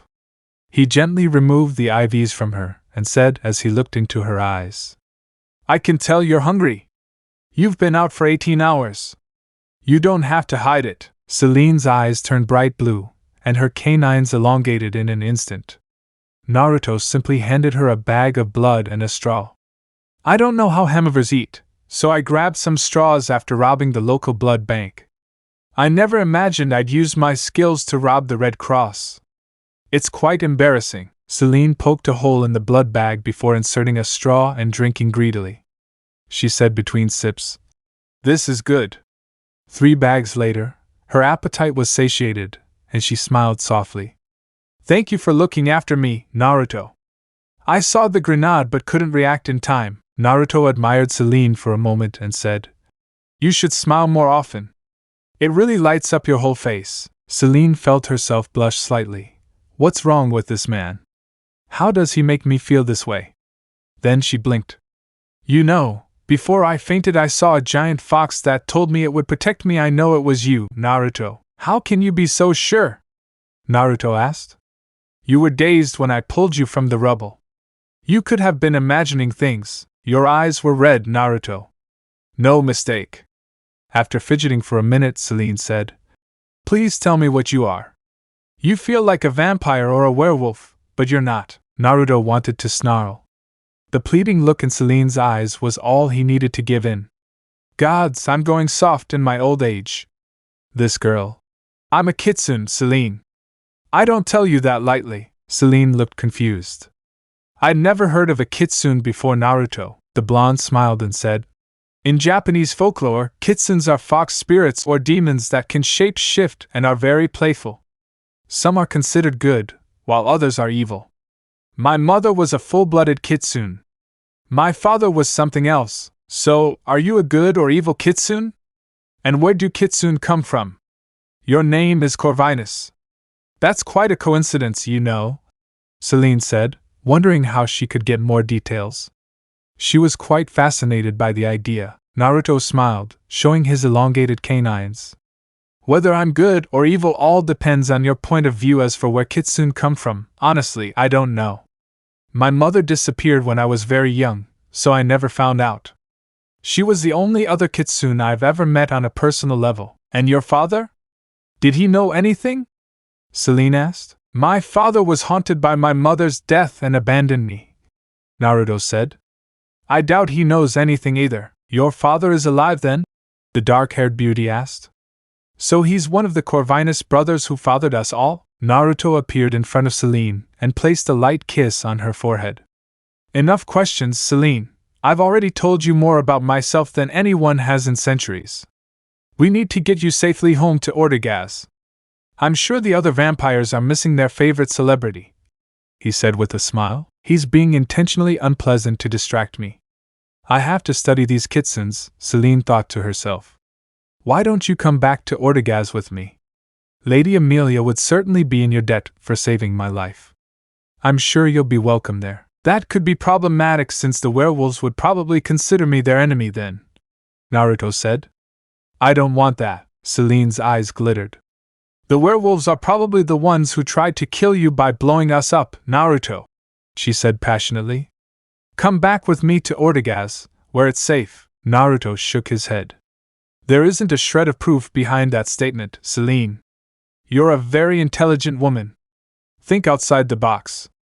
I know you hate werewolves. They murdered my family, Selene said coldly. If it weren't for Victor, I would have died too. The vampires saved me from those savages, with a placating tone, Naruto said. I'm sorry for your loss, Selene. I truly am. But you need to take a step back from your point of view. As an outsider, I could be the target of the werewolves, the vampires, or some other group completely disconnected from either party who hates me personally for something I did centuries ago. You must realize that there are forces at work outside of the little private war the vampires and werewolves have been waging for centuries. Selene tapped her fingers and narrowed her eyes. I still say you'd be safer in Ortegaz. Lady Amelia could, Naruto interrupted her. How am I supposed to know Lady Amelia didn't orchestrate the attack herself to frame the werewolves and gain my trust? That's ridiculous, Selene declared heatedly. That's how some of Japan's feudal-era enemies thought of Naruto. They were human and died centuries ago. Naruto's eyes turned red even though he had no intention of killing. He said in a chilling voice, Find the shadow general called Blood Red Tide who won the Battle of Sekigahara and later the Siege of Osaka for Tokugawa Ieyasu, who was the founder of the Tokugawa shogunate of Japan, and the atrocities that occurred. He committed. Then tell me that no family would hold a grudge for hundreds of years. Selene was stunned into silence as Naruto's eyes faded from an angry red back to a sad blue. I'm sorry, Selene. I didn't mean to get angry. There are other evils in this world besides werewolves. You must realize this. The vampire felt her heart ache at the genuine sadness in Naruto's voice. I'm sorry, Naruto. I shouldn't have gotten angry either. I guess logically I have no proof that werewolves were behind the attack. Naruto smiled softly and took Selene's hands in his own. Let's take you back to Ortegaz, where you can finish Selene's recovery. I know you're not 100%. I'm worried about your safety. Selene squeezed his warm hands and asked. But what about you, Naruto? At least you'd be safe in Ortegaz. With me. I really do think Lady Amelia could help. Naruto thought to himself, what a sweet temptation. I can't, Selene. I need to do some research on who pulled this trick and tried to kill us. After seeing her face fall slightly, Naruto said, Why don't we exchange phone numbers so we can keep seeing each other, Selene? There was a hint of desperation in her voice. Selene's brown eyes brightened slightly, and she pulled out her cell phone. Seeing that it was intact, she turned it on and said, smiling softly, Give me your cell phone number, Naruto, and I'll give you mine. Ortegaz Mansion. Selene pulled up to the mansion in her Jaguar and brushed aside her many admirers. Erika appeared concerned by Selene's disheveled appearance. She had been in an explosion, but the death dealer assured her that she would be fine and that she needed to see Lady Amelia as soon as possible. Before long, the weary death dealer was alone in the presence of the Ancient One. Amelia said, There was great concern for your safety, Selene. For my part, I am very glad you're back. Tell me what happened. Celine gave Lady Amelia her report on the explosion and that Naruto had encountered a werewolf who was looking for Craven. For some reason, she couldn't bring herself to betray Naruto's trust and reveal that she was a Kitsune, though she did tell Amelia that she was a type of immortal and lived in feudal Japan. Celine mentioned the battles Naruto mentioned and said she intended to investigate them. So you're in contact with Naruto Corvinus? Amelia said after Celine explained that they had exchanged phone numbers. You've done well, very well. Even if he isn't our ally against the Leaken threat now, he could become one with time and patience. Do you have any idea why Naruto went after Craven personally? He just appeared out of nowhere. Celine nodded. Naruto told me to give you this message, Lady Amelia. Craven sought to establish a Far Eastern coven in Japan. I don't know if you were aware of this. Naruto doesn't want vampires or werewolves to spread their conflict to Japan. He said he would hunt us all to extinction if we didn't retreat there. Amelia raised a delicate eyebrow. That's quite a claim Celine made. You're a death dealer. Do you think he has any real power to back that up? Celine nodded slowly. Naruto Corvinus has power far beyond Lady Amelia. If he had attacked back at full force when Craven fled like a coward, then I believe he could have wiped out the entire coven here in Ortigas. I'm not exaggerating. I mean no disrespect, but he's at least equal to one of you elders. Lady Amelia nodded. Victor's daughter was wounded by this man, but she is also fully committed to the vampire cause. She has been absolutely sincere. I have no doubt about it. Perhaps this Naruto Corvinus could be brought to our side through her. Keep in touch with Naruto Corvinus and inform him that he has the full support of the vampires. I will investigate this Far Eastern coven since I have no knowledge of it.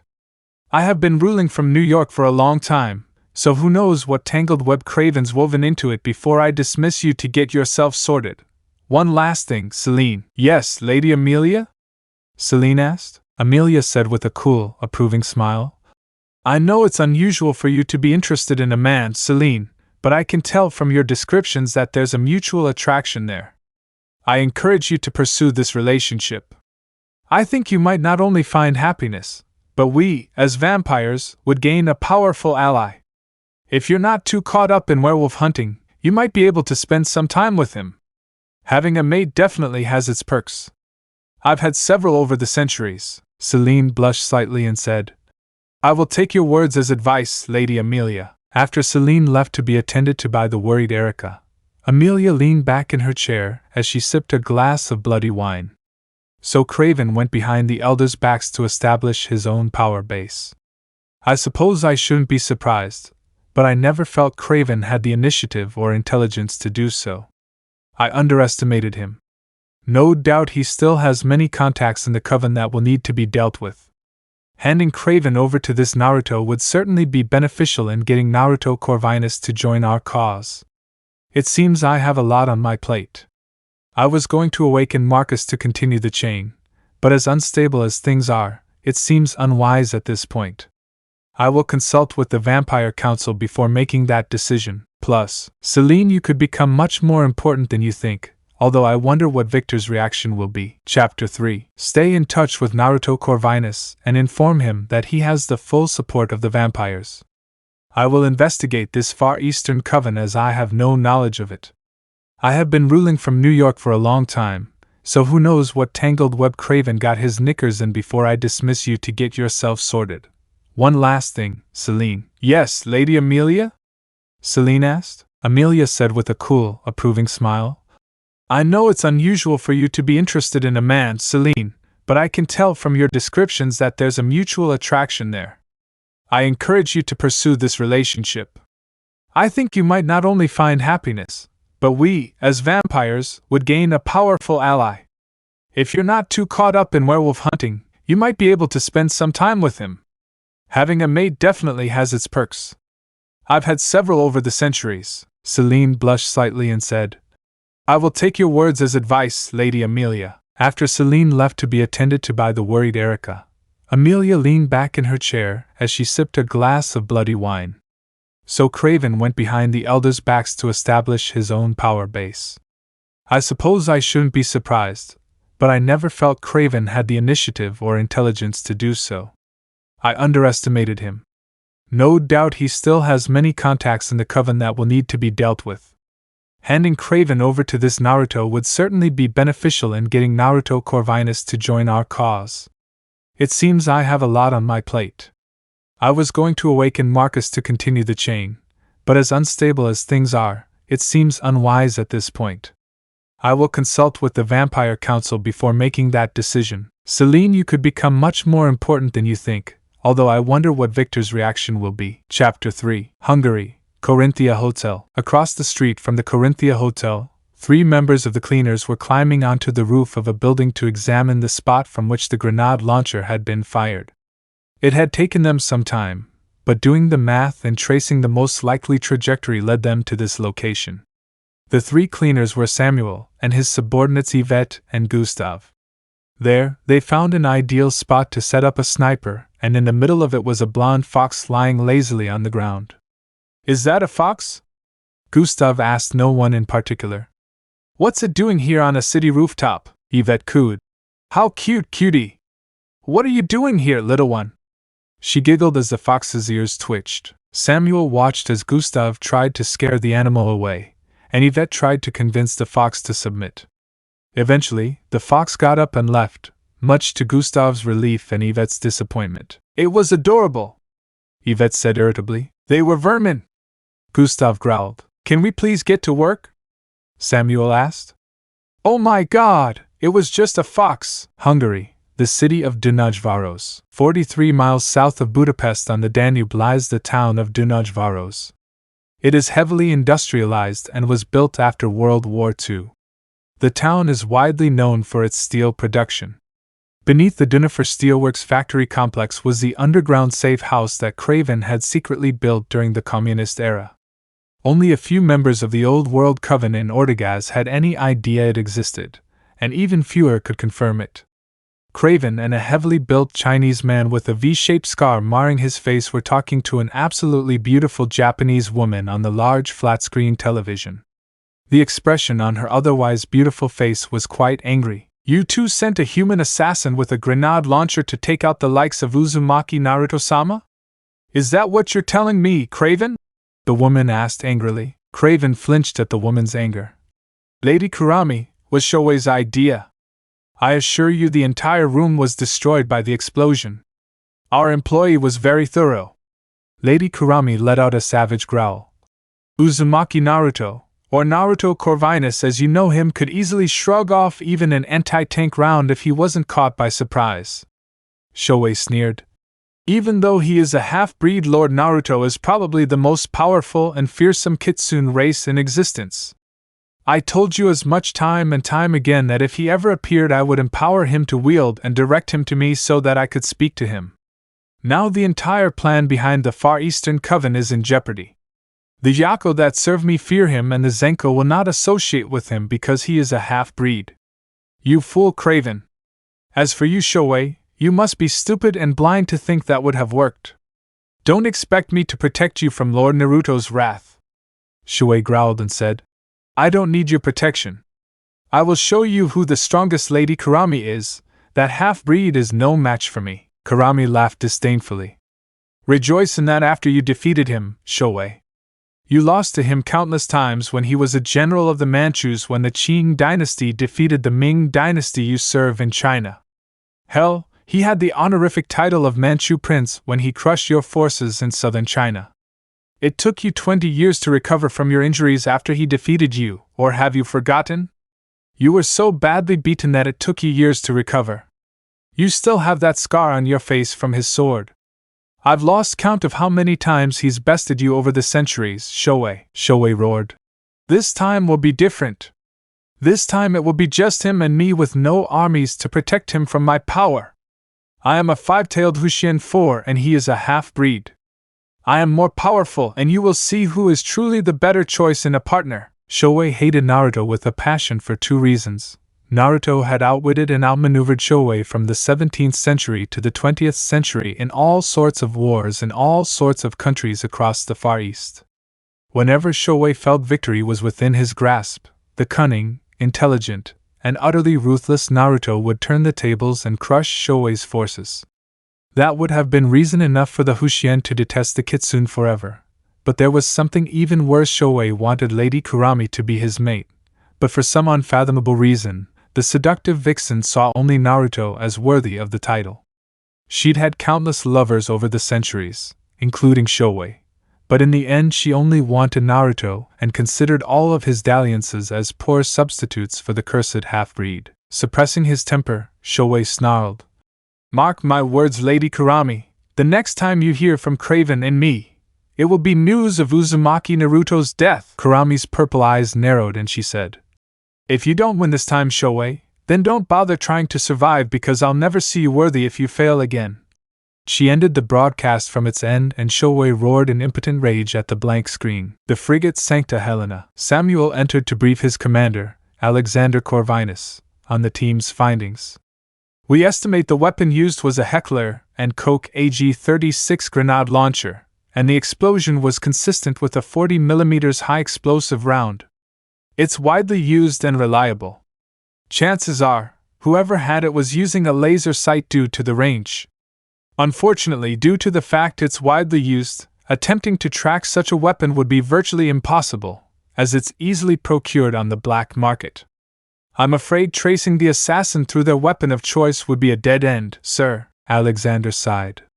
"Well, on the bright side, we know that both Naruto and his guest are alive since he walked her to her car last night. Any information on that vampire? She's a one-note death dealer named Celine," Samuel replied. "We don't have much on her, but she's been active in the records for hundreds of years and is often a team leader. She's also noted to be connected to the elder vampire Victor in some way. Aside from that, we have no idea where she stands in the vampire hierarchy or what connections she might have with Naruto Corvinus. Anything else?" Alejandro asked. Samuel shook his head. "No, sir, I'm afraid not. I have something else," came a voice from nowhere. Both Samuel and Alexander jumped when a blonde fox appeared in the middle of Alexander's desk. "Your security here is way too lax, old man. And Naruto?" Alejandro asked, in the old man's flesh. The fox's single tail flashed and turned into 9.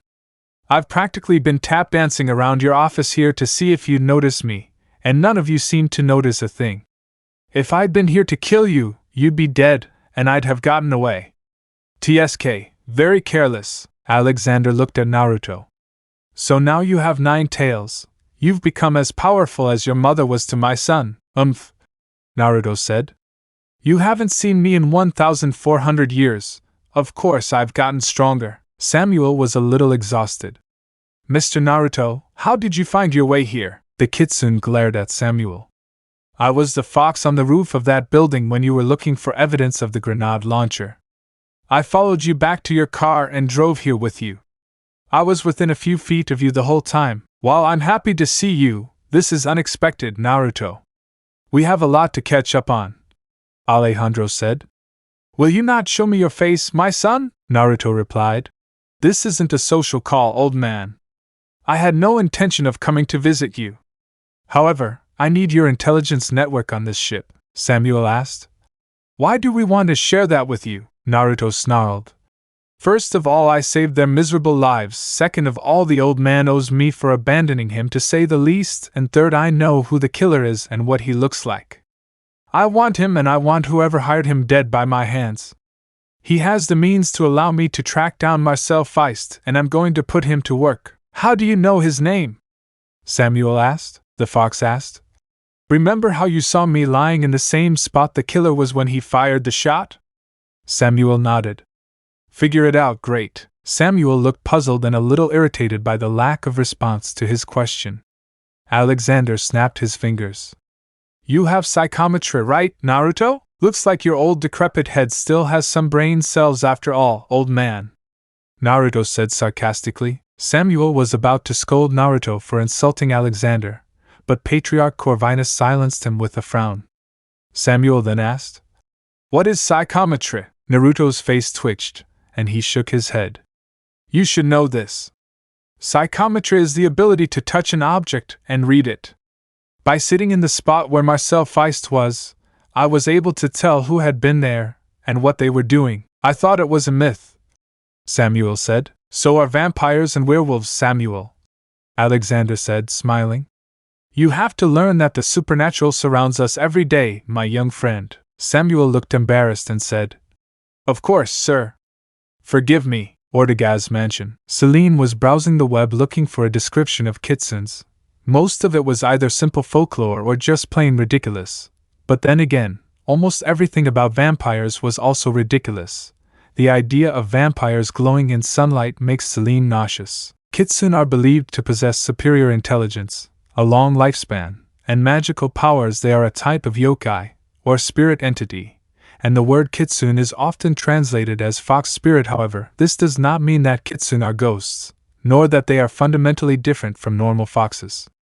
Because the word spirit is used to reflect a state of knowledge or enlightenment, all long-lived foxes gain supernatural abilities. There are two common classifications of kitsune. Zenko are benevolent celestial foxes associated with the fox kami inari. They are sometimes simply called inari foxes. On the other hand, Gyako, also called Najitsun, tend to be mischievous or even malicious.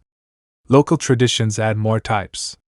For example, a ninko is an invisible fox spirit that humans can only perceive when it possesses them. Well, that's certainly interesting. I wonder what type Naruto is. Celine thought aloud. Physically, kitsune are characterized by having up to 9 tails. Generally, a greater number of tails indicates an older and more powerful fox. In fact, some folktales say that a fox will only grow additional tails after living 100 years. 1, 5, 7, and 9 tails are the most common numbers in folktales. When a kitsune gains its 9th tail, its fur turns white or gold. These Kyubi no kitsune, 9-tailed foxes, gain the ability to see and hear anything happening anywhere in the world. Other tales attribute to them infinite wisdom. Celine continued looking at things like shape-shifting, his Hoshi no Tama, star ball, and even his cheating nature. I hate to say it, but Naruto fits perfectly into this cheating category. I'll have to ask him exactly how he stole the Red Cross. Maybe he turned into a beautiful woman or something, she thought, giggling to herself. I guess I should look for this Shadow General. He thought of Naruto's rather angry exclamation. Look up the Shadow General called Blood Red Tide who won the Battle of Sekigahara and later the Siege of Osaka for Tokugawa Ieyasu, who was the founder of the Tokugawa shogunate of Japan and the atrocities that were committed. Then tell me no one's family would hold a grudge for hundreds of years. I wonder what he meant, the dark-haired beauty thought. After searching the web, Celine found an online research paper from Osaka University's archaeology program that had been transcribed. General Shadow of Tokugawa. Preface. Most of these writings come directly from the chronicles of the Japanese imperial courts during the 1660s and 1670s. They are reflections and folk tales in nature, intended for storytelling, but they provide us with some valuable insights into the early period of the Tokugawa shogunate. Here are some excerpts with commentary, as the full translation has not yet been completed. On October 21, 1600, the Battle of Sekigahara took place, and Tokugawa Ieyasu, who started with 75,000 men against 120,000, attributed most of his victory in his private journals to a shadow general who went by the nickname Akai. In his retreat, Ieyasu declared that wherever the enemy was, Akai and his small army of 1,000 red-clad warriors could break the enemy's will and remain invincible. He claimed that Akai won the battle for him. So who was this Akai? Not much is known about Akai other than that he wore red armor, Akai Yoroi, and lived alone in a forest. He later earned the name Blood Red Tide. A group of Tokugawa forces sought to occupy the forested area and were slaughtered to the last man. After 100 men had died there, a brave retainer carrying only a staff entered the forest and found the dismembered bodies of the men sent out littering the area. There he found a man wearing a tattered crimson cloak and a straw hat fishing in a lake in the center of the forest. He could not see the man's face under the shadow of the hat. The retainer greeted him in a friendly manner and said, "I am a retainer of Tokugawa Ieyasu-sama, and it is rumored that this forest is haunted by a vengeful spirit that took the lives of the many warriors scattered about. Are you a friend? There's no vengeful spirit here, just you and me." The man in the straw hat said simply, the servant said. So you killed those men? Because I certainly didn't, the man in the crimson cloak said. No man came to speak to me. They hid like cowards behind their weapons and threatened me to make me leave while I was fishing. I will not tolerate such treatment. Then he went back to fishing, but the servant was clever and asked to join the man in fishing. They talked about many things while fishing together. After a while, the servant said, Tell me, friend, if I told you that Tokugawa-sama was going to send 1,000 men here to chase you away from your fishing spot, what would your answer be? The face of the man in the crimson cloak was hidden by the straw hat, but the servant could tell the man was thinking.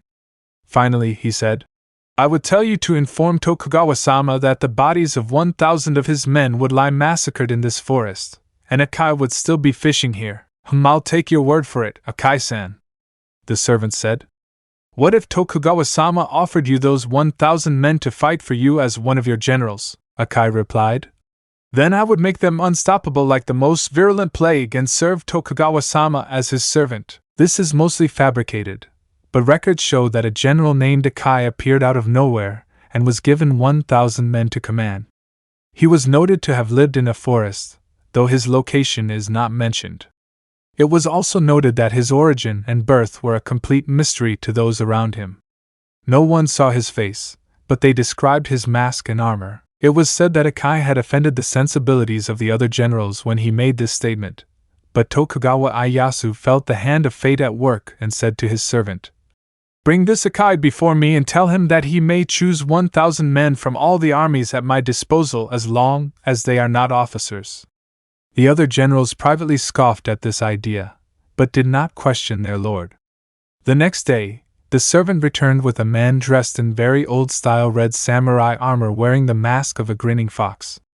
Many of the generals wore fearsome masks of demons or dragons, but a grinning fox? They all laughed at Akai. The youngest and boisterous general named Warai was said to have exclaimed, This clown is no general! I will kill him with a single blow of my sword. Tokugawa-sama, may I have a taste of this fool? Tokugawa said. It's your life, young man. If you wish to test yourself against Akai-san, go ahead and try. The young general laughed and said, Fox clown, your armor looks like something my grandfather's grandfather would have worn. You're so funny I almost hate to kill you. Then he drew his katana and got into a ready stance. Come at me, clown! Akai placed his hand on the hilt of his sword and said in a growling voice, Fool! In an instant, the young general stopped laughing and was torn to pieces. Even the young general's katana and armor were cut to pieces as if made of rice paper. No one even saw Akai move. Blood spurted from the young general's remains, and Akai remained impassive and aloof as blood splattered his red armor. It was then that everyone noticed that the fox mask was no longer smiling, but bared its teeth in a vicious snarl. He bowed to Tokugawa and said, If it pleases you, my lord, I will choose my soldiers now. After receiving permission, Akai went through the men standing there and seemed to choose at random. He looked at each one without saying a word and then gestured for those he chose to stand aside from the other armies. The men he chose were not the largest or the strongest, nor even the most nimble of foot. When he finished, all the generals were perplexed as to why he chose men who seemed very ordinary rather than exceptional. Tokugawa-sama wisely knew there was a reason, but asked to quell the questions in his generals' hearts and minds. Tell me, General Akai, what made you choose those particular men? They were as unfazed by my presence as everyone else, Akai said. Akai turned to his 1,000 men and said in a commanding voice that chilled everyone else to the bone, Welcome to the path of carnage, now follow me. That was just the beginning, and Akai returned to his forested area to train his men for the next few months. Tokugawa had only recalled Akai once 6 months later, and Akai said that his men were not yet ready but should be bled. Whoever General Akai's army was sent to was killed to the last man, and it was said that Akai's men were literally bathed in so much blood that their armor was dyed red like their commander. One of Tokugawa's generals named Uremi had been sent to observe and quickly defected along with his army after witnessing the massacre. He renounced Tokugawa and said that he would never serve alongside monsters. A young general named Warai is said to have been killed for becoming too proud of the Tokugawa's presence. General Uremi was also recorded as defecting to those who opposed the Tokugawa during this period. Neither incident even mentions General Akai, but the facts align with the story. A year later, the Battle of Sekigahara took place, and Akai would settle things with Uremi once and for all. After a hard day of fighting for all involved, General Akai's army was sent to breach the iron defenses of a village called Korosu. Ironically, it was defended by General Uremi, who had defected not long before. Uremi had 7,000 men at his disposal and found the idea of Akai attacking with 1/7 that number to be absolute nonsense. In the official history of the battle, Uremi's forces were mentioned as wiped out, although again Akai is not mentioned. General Akai's 1,000 men charged into General Uremi's force of 7,000 without rest or respite. They showed no mercy or quarter. General Akai ordered, "Spare no one!" and led the charge himself. Not a single man opposed him or his followers. General Uremi and his men were distraught as they were marched back to their home village of Korosu. No matter what Uremi's soldiers did, they were completely slaughtered.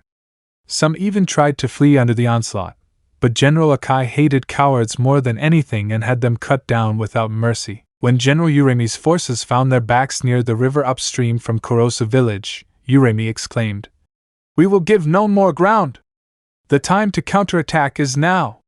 The indescribable slaughter inflicted upon them by the red-clad warriors reduced Uremi's forces to less than a third.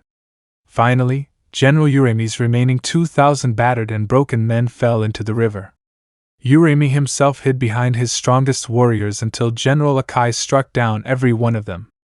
Finally, General Uremi prostrated himself on the blood-soaked earth and tried to surrender out of fear of General Akai and his 1,000 red warriors, although his army still outnumbered the red-clad warriors 2-1. "We surrender to you, Akai-sama. We will serve you as your loyal vassals if you will only spare us," General Akai said in his deep, growling voice. "So you told Tokugawa-sama before you betrayed him." Akai turned to his men, steam seeming to rise from the mouth of his fox mask. "Dismember each of these cowards and throw the pieces into the river. Only when the water runs red and their families see the carnage downstream will that village surrender. Then I will be satisfied." Within hours, the once unbreakable village of Korosu that held the Tokugawa forces at bay surrendered on their hands and knees, their spirits so broken at the sight of the dismembered remains of their dead clansmen that they had no will left to fight. Some clans that Tokugawa Ieyasu ordered to be spared, such as the Shimazu clan, were lucky. Any opposing clan not protected by Tokugawa's orders that General Akai's army encountered was slaughtered down to the last infant. After the Battle of Sekigahara, General Akai became known as the Bloody Red Tide because wherever he walked, whether on land or water, the blood of his enemies soaked the ground or filled nearby streams. It was said that the families that survived the Bloody Red Tide purge swore vengeance for 1,000 years against the red-robed general. Legend has it that Tokugawa Ieyasu's other generals begged the shogun to never give Blood Red Tide more than 1,000 men because they feared that Akai would kill them all. Akai was rarely seen off the battlefield, but was always available should Tokugawa Ieyasu need him and his army. There is an additional record of the note that Blood Red Tide appeared only once at the imperial court. It was said that he appeared in his usual armor, and everyone else was surprised to be dressed in their best clothes out of respect for the newly appointed shogun Tokugawa Ieyasu. The Blood Red Tide stood by and knelt respectfully before Tokugawa as he wished him a long and successful reign. After speaking with the shogun, Blood Red Tide stood alone and away from the others, and everyone feared him except for two, Tokugawa himself, who trusted Blood Red Tide implicitly, and the beautiful courtesan Kurama Hataru, who immediately fell in love with him. It was said that no man could resist her charms, but the Blood Red Tide paid little attention to her, and was left alone that night without her company. It should be noted that she was actually a very influential courtesan named Kurama Hataru, and for her not to get what she wanted was unheard of. After that point, General Akai, or Blood Red Tide, only made one other appearance at the siege of Osaka, where he once again left a trail of corpses and massacre in his wake. As those records are still being pieced together, there is no transcript available at this time. One thing is certain: whoever was known as Blood Red Tide, or Akai, had spread such slaughter that everyone except the Tokugawa himself and Akai's own men feared him, and his fellow generals avoided him whenever possible. It may forever remain a mystery. Celine finished the document and thought to herself, how could a person like Naruto do such things? However, I can see why he would think others would hold a grudge against him. Who are you, really, Naruto? Corvinus? Hungary, the city of Erd. Erd was south of Budapest, and with the help of the cleaner, Naruto tracked the assassin Marcel Feist to the Hotel Romantica. Feist was sitting reading the newspaper that had the Corinthia Hotel attack on the front page and smiled. Suddenly, there was a blade to his throat. Enjoying your handiwork, Mr. Feist? A voice asked from behind him. I can't tell you how irritated I was when you tried to blow up my friend and me with that grenade launcher. Naruto was not happy. If you want to live another day, Mr. Feist, I think you should tell me who hired you and where I can find them, the Kitsune hissed. Otherwise, your next breath may be your last. Naruto had to give it to Marcel Feist. He was one tough cookie, and he had to cut off all the fingers on his right hand, one knuckle at a time, before the man broke completely. He had been hired by a Chinese man named Shoei. It couldn't be, but the actual money was transferred by a man named Craven. Naruto had already tracked the money transfer thanks to the cleaners, but he didn't know Craven's location. Feist eventually explained that the entire transaction took place in a business office at the Dunifer Steelworks in Dunajvaros. Since Naruto no longer had any use for the assassin, he burned him alive with foxfire, and then removed the silencing barrier he had put around the room. Naruto left quickly as he had an appointment to keep. Ortegaz's mansion. Celine was relaxing in the tub and soaking. The warm water had done wonders to loosen her aching muscles. Maybe it was because of her own experience as a warrior, but she was somewhat accepting of Naruto's past. She had exterminated countless werewolves, so the dark-haired death dealer wouldn't see how Naruto's situation was different. Honestly, Celine felt like she would like to see that side of Naruto in action. She was sure that Naruto would definitely be a match for Emilia or her savior Victor. However, Celine wasn't so sure about Elder Marcus. She wondered if Naruto was closely related to Marcus, like a son or a grandson. Elder Marcus was supposed to wake up soon, so maybe he could shed some light on the matter. For now, however, Celine was ordered to relax and fully recover. She wanted to see Naruto, but she knew he was busy tracking down the killer. Once he was healed, Celine planned to join him on the hunt. It might be fun. Dunajvaros. The young Leakin tracker Ildi was in Dunajvaros on a scouting mission, and the smell of soot and the steel industry bothered her sensitive nose. Her job was to find the liar Craven so Lucien could pass that information on to Naruto Corvinus. The idea excited her for two reasons. One was that they could get rid of that fool Craven, whom she hated with a passion, and the other was simple. She liked Naruto's scent. Ildi was young, only 70, but quite strong and very talented. She hoped that maybe Naruto could become her playmate. Unlike vampires, Lycans had no taboos about having non-Lycan partners. Unfortunately, she wasn't strong enough to undertake dangerous missions like this alone, so she was stuck with the muscle-bound Lycan Claude Ambrose, whom she'd rather shoot than work with. He was strong, Ildi acknowledged that. But he was also a complete idiot in her opinion. He tried to have his way with Ildi once, but she'd clawed the hell out of him. He still wanted her, but Ildi wasn't ever going to let him touch her again. She planned to cut his balls off if he ever tried anything. Still, Ambrose was always trying to sweet-talk her and impress her with his overwhelming masculinity. It was times like these that Ildi truly appreciated people like Reyes. He was strong and smart and calm. With Ildi leading the way, they soon found a trail. Ildi knew Craven's scent from his visit to the lair. "Maybe we can go out for a drink after we find this place, Ildi," Ambrose said, irritating him. "Buck off, Ambrose," the tracker snarled. "We're going to find Craven's hideout, turn around, and go straight back to Lucien," Ambrose said. "Bitch! I was just trying to be nice. Be nice to one of the boars who can actually stand your scent," Ildi hissed. "Now shut up so I can focus on this vampire's scent." The two went down to Dunifer's steelworks and looked around. "The smell leads here," Ildi said. "There's so much soot in the air that I'm not sure which way to go." She got on all fours to try to catch a scent on the ground only to have her concentration broken when Ambrose slapped her butt and said, "Show me that ass, baby." Ildi was about to retaliate when they heard a male voice. "What are two werewolves doing here?" The man's scent was unfamiliar to Ildi, but Ambrose said, "You're not Craven. Who the hell are you?" Ildi wanted to look at the palm of his hand. Ambrose had just revealed his entire mission. "I'm Shoei. Are you two here after Craven?" the large man asked. "This is the wrong place, children." Ambrose grabbed Shoei's neck and growled.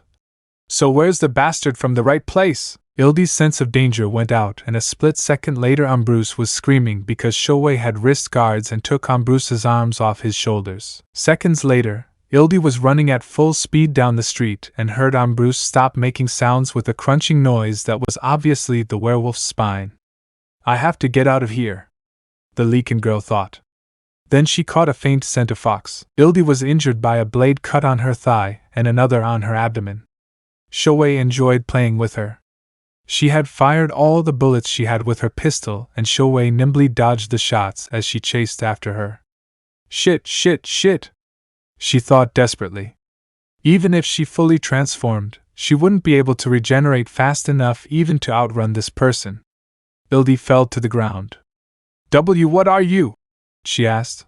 "Hoping to buy some time?" Shoei chuckled. "Hoping to buy me time to heal those wounds, little werewolf? Fine. I'll indulge you. I'm a Hushian and I don't even need to transform into my full state to deal with the likes of you, child. Now I think you'll make a fine appetizer before I tuck into the main course." Ildi shuddered in fear. "So you've been a Hushian the whole time, Shoei?" Naruto's voice came from above. "I can't believe you didn't tell me you weren't a Kitsune. I feel so betrayed." He was perched on a ladder about 30 feet up a chimney. "Here I thought Craven was behind that assassination attempt. Don't tell me you're working for that cowardly vampire. How dare you?" Shoei snarled. "I work with him for Lady Kurama. That's the only reason I tolerate him as a half-breed." "Are you telling me Kurama Hataru is also a Kitsune?" Naruto asked, playing dumb. "Of course she's your stupid idiot, and she'll be my mate when I'm done killing you and proving yourself inferior." Shoei laughed. "Why she's so devoted to a half-breed like you is beyond me. But enough of that, it's just you and me now. You don't have an army to protect you from my full power, so prepare to die." Ildi watched in horror as Shoei transformed into a 10-foot-tall rust-colored fox with 5 enormous tails waving behind him. Shoei snarled. "Feel free to run, you little coward. I doubt you can transform given your heritage," Naruto said to Ildi in a low tone. "I hope I've given you enough time to regenerate that little leg. Go out and run if you can." Ildi was very scared, but she got up and limped out of the battle zone. "Thank you," she whispered. Shoei laughed. "Don't tell me you've become chivalrous in your old age, Naruto. The ruthless butcher I knew wouldn't have given that Lycan girl a second glance. You're too soft." Shoei lunged at Naruto only to be slashed deeply across the nose with Naruto's katana. The Hushian screamed and then growled angrily as he backed away. Naruto laughed. "Did you seriously forget I carry a Shoei katana? Out of shame. You have that mark on your face as a daily reminder. Are you going senile in your old age?" The Hushian let out a roar, flooding the area with a mass of killing intent that made Ildi tremble in terror. Naruto seemed unfazed. "Is that so?" the blonde asked. Shoei roared, "Die Uzumaki Naruto!" and slammed his massive paw down on the Kitsune. Naruto jumped over the blow only to be intercepted by one of Shoei's tails. "Do you see the superiority of a pure-blood Hushian now, you little fool?" Shoei was salivating heavily as he gave him a vulpine grin and said, "Prepare to be made into a feast, you puny half-blood." Naruto's sword disappeared and he said, "Good." Naruto then focused his energy and turned into his 15-foot Kitsune form, which revealed that he had 9 tails and his fur glowed gold like fire. The level of killing intent with which he struck Shoei completely overwhelmed the Hushian, who was trembling in fear. Shoei yelled, "How? You're only half Kitsune. How could you possibly have that kind of power?" "Good breeding, I suppose," Naruto said nonchalantly. In a flash of gold, Naruto was upon Shoei and bit deeply into the Hushien's right shoulder, causing blood to flow freely and Shoei to howl in pain. Naruto's attacks were relentless, and the five-tailed Hushien was quickly being overwhelmed. Shoei turned tail to run, feeling that discretion was the better part of valor when he felt two of his tails pinned down by Naruto's golden claw. "I never said you could leave, Shoei," Naruto said as steam seemed to condense from his hot breath. Shoei screamed in agony as Naruto brutally bit the Hushien's left hind leg down to the bone and lifted the thrashing Shoei up before impaling the Hushien on a lowrider crane truck. Shoei was moaning in anguish as he saw the crane protruding from his chest like a sword wound from behind. His left lung was rapidly filling with his lifeblood as it spilled to the ground. The Hushien let out a mournful howl and tried to break free, but Naruto simply knocked Shoei back and shoved the crane towards the dying five-tailed fox. Naruto's crushing killing intent was too much for Shoei to handle, and the Hushien screamed, "And no! Aladi Kwarami was supposed to be mine! I am purebred!" He watched in horror as Naruto extended his claws and slowly ripped Shoei's guts open, causing him to howl in agony as his intestines spilled onto the ground. Naruto looked into his dying opponent's eyes and said, "Was it you or Craven who hired Marcel Feist?" "It was me, Lord Naruto," the Hushien shouted. "Please spare my life. I'll do anything." "Something?" Naruto asked with steamy breath. The dying Hushien nodded as tears sprang to his eyes and blood sprayed from his mouth. "Then die!" Naruto roared as he bit Shoei's throat. Naruto said as he watched the light leave his fallen opponent's eyes, "Take these thoughts with you to hell, Shoei. You were an incompetent general with one-dimensional tactics. I should have just given up and killed you after I finished crushing the Ming dynasty to the south. Lady Kurama will probably be dancing on your grave." Naruto then reverted back to his human form and snapped his fingers, causing the blue fox's fire to consume the remains of his enemy, leaving not even ash behind. The only thing left was the intestines littering the place Naruto was about to burn when Ildi limped out and said, "Please wait. I need to eat that meat to regenerate my wounds." Naruto looked a little put off by the idea, but relented and said, "Go ahead, I hope it doesn't make you sick." Ildi hobbled over and ate voraciously. She felt a massive power course through her, and her wounds regenerated almost instantly. Ildi panted a little from stuffing herself so much and licked the blood off her hands and chin. Being a Leakin, she wasn't the most polite eater. Ildi then leaned against a wall to digest her overeating while Naruto burned off the rest of the mess. "I owe you my life, man. I'll never forget this," said Ildi. "I thought you looked funny, but wow," said the overexcited Leakin girl. "I feel amazing," Naruto said. "What were you doing here to begin with, girl?" Naruto asked. The Leakin tracker said, "Call me Ildi. And I was sent here to try to locate Craven for Lucien. He wants to hand Craven over to you so we can be allies." "So Craven is here in Dinajvaros," Naruto said. "Yeah. He has a safe house hidden around here somewhere," Ildi said excitedly. "I got his scent, and then that a fox with the metal blades killed my partner and ripped me to pieces.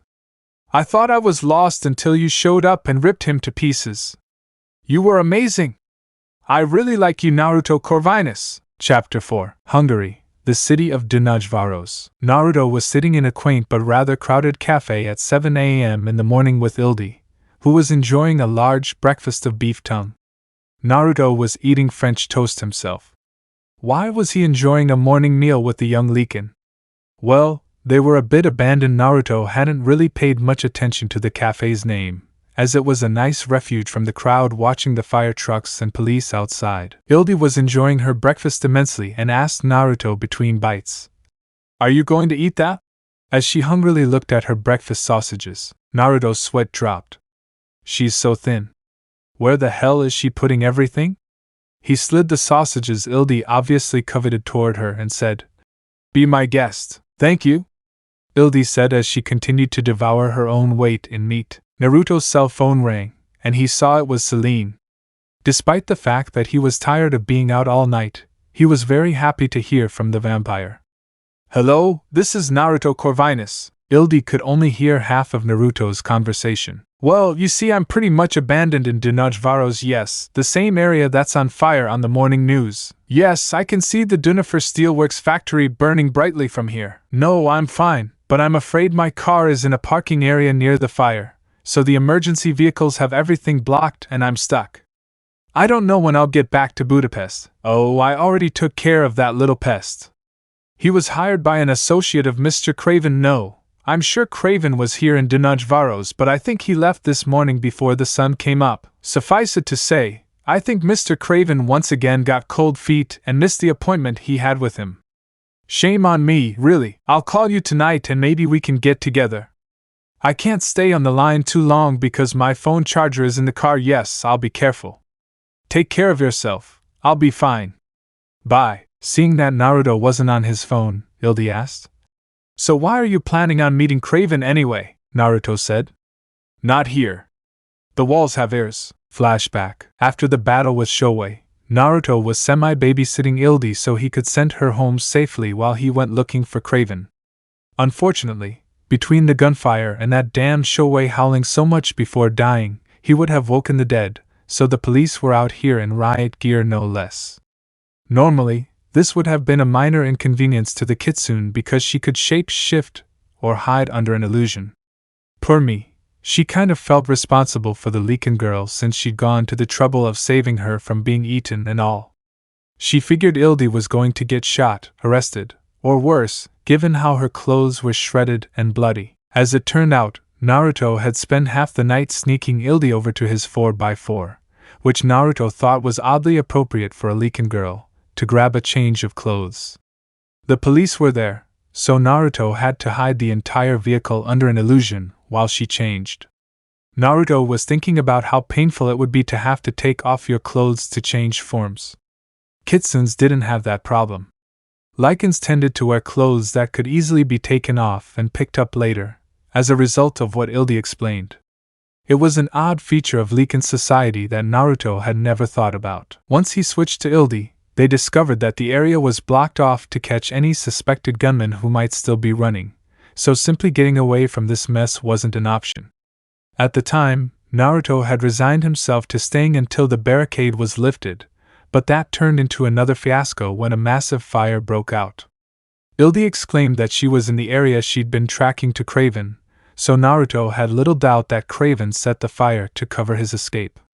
If the cowardly vampire had even an inkling that Shoei was dead, Naruto figured the fearless wonder would run again. After that, a large number of firefighting vehicles rushed in, and the general pandemonium in the area allowed Naruto and Ildi to sneak off toward the city of Dunajvaros proper, where they could lie low until the emergency was over and they could retrieve their cars.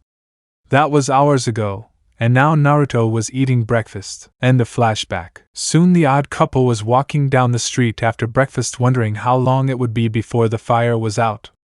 The crowd was still out in force outside and the sirens and smoke were also blaring. Although Ildi and Naruto were taking a side street to avoid the crowds, a motorcyclist drove up to try to pick Ildi up and Naruto couldn't help but mentally groan at the situation.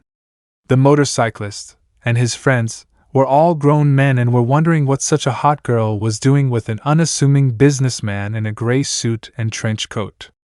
The larger one with a handlebar mustache was the spokesman for the group and said, "Hey honey, you should come with us and lose this jerk. He looks like a stuffy asshole and you'd be much better off with us. We can show you a good time." Ildi responded in a demure and elegant manner.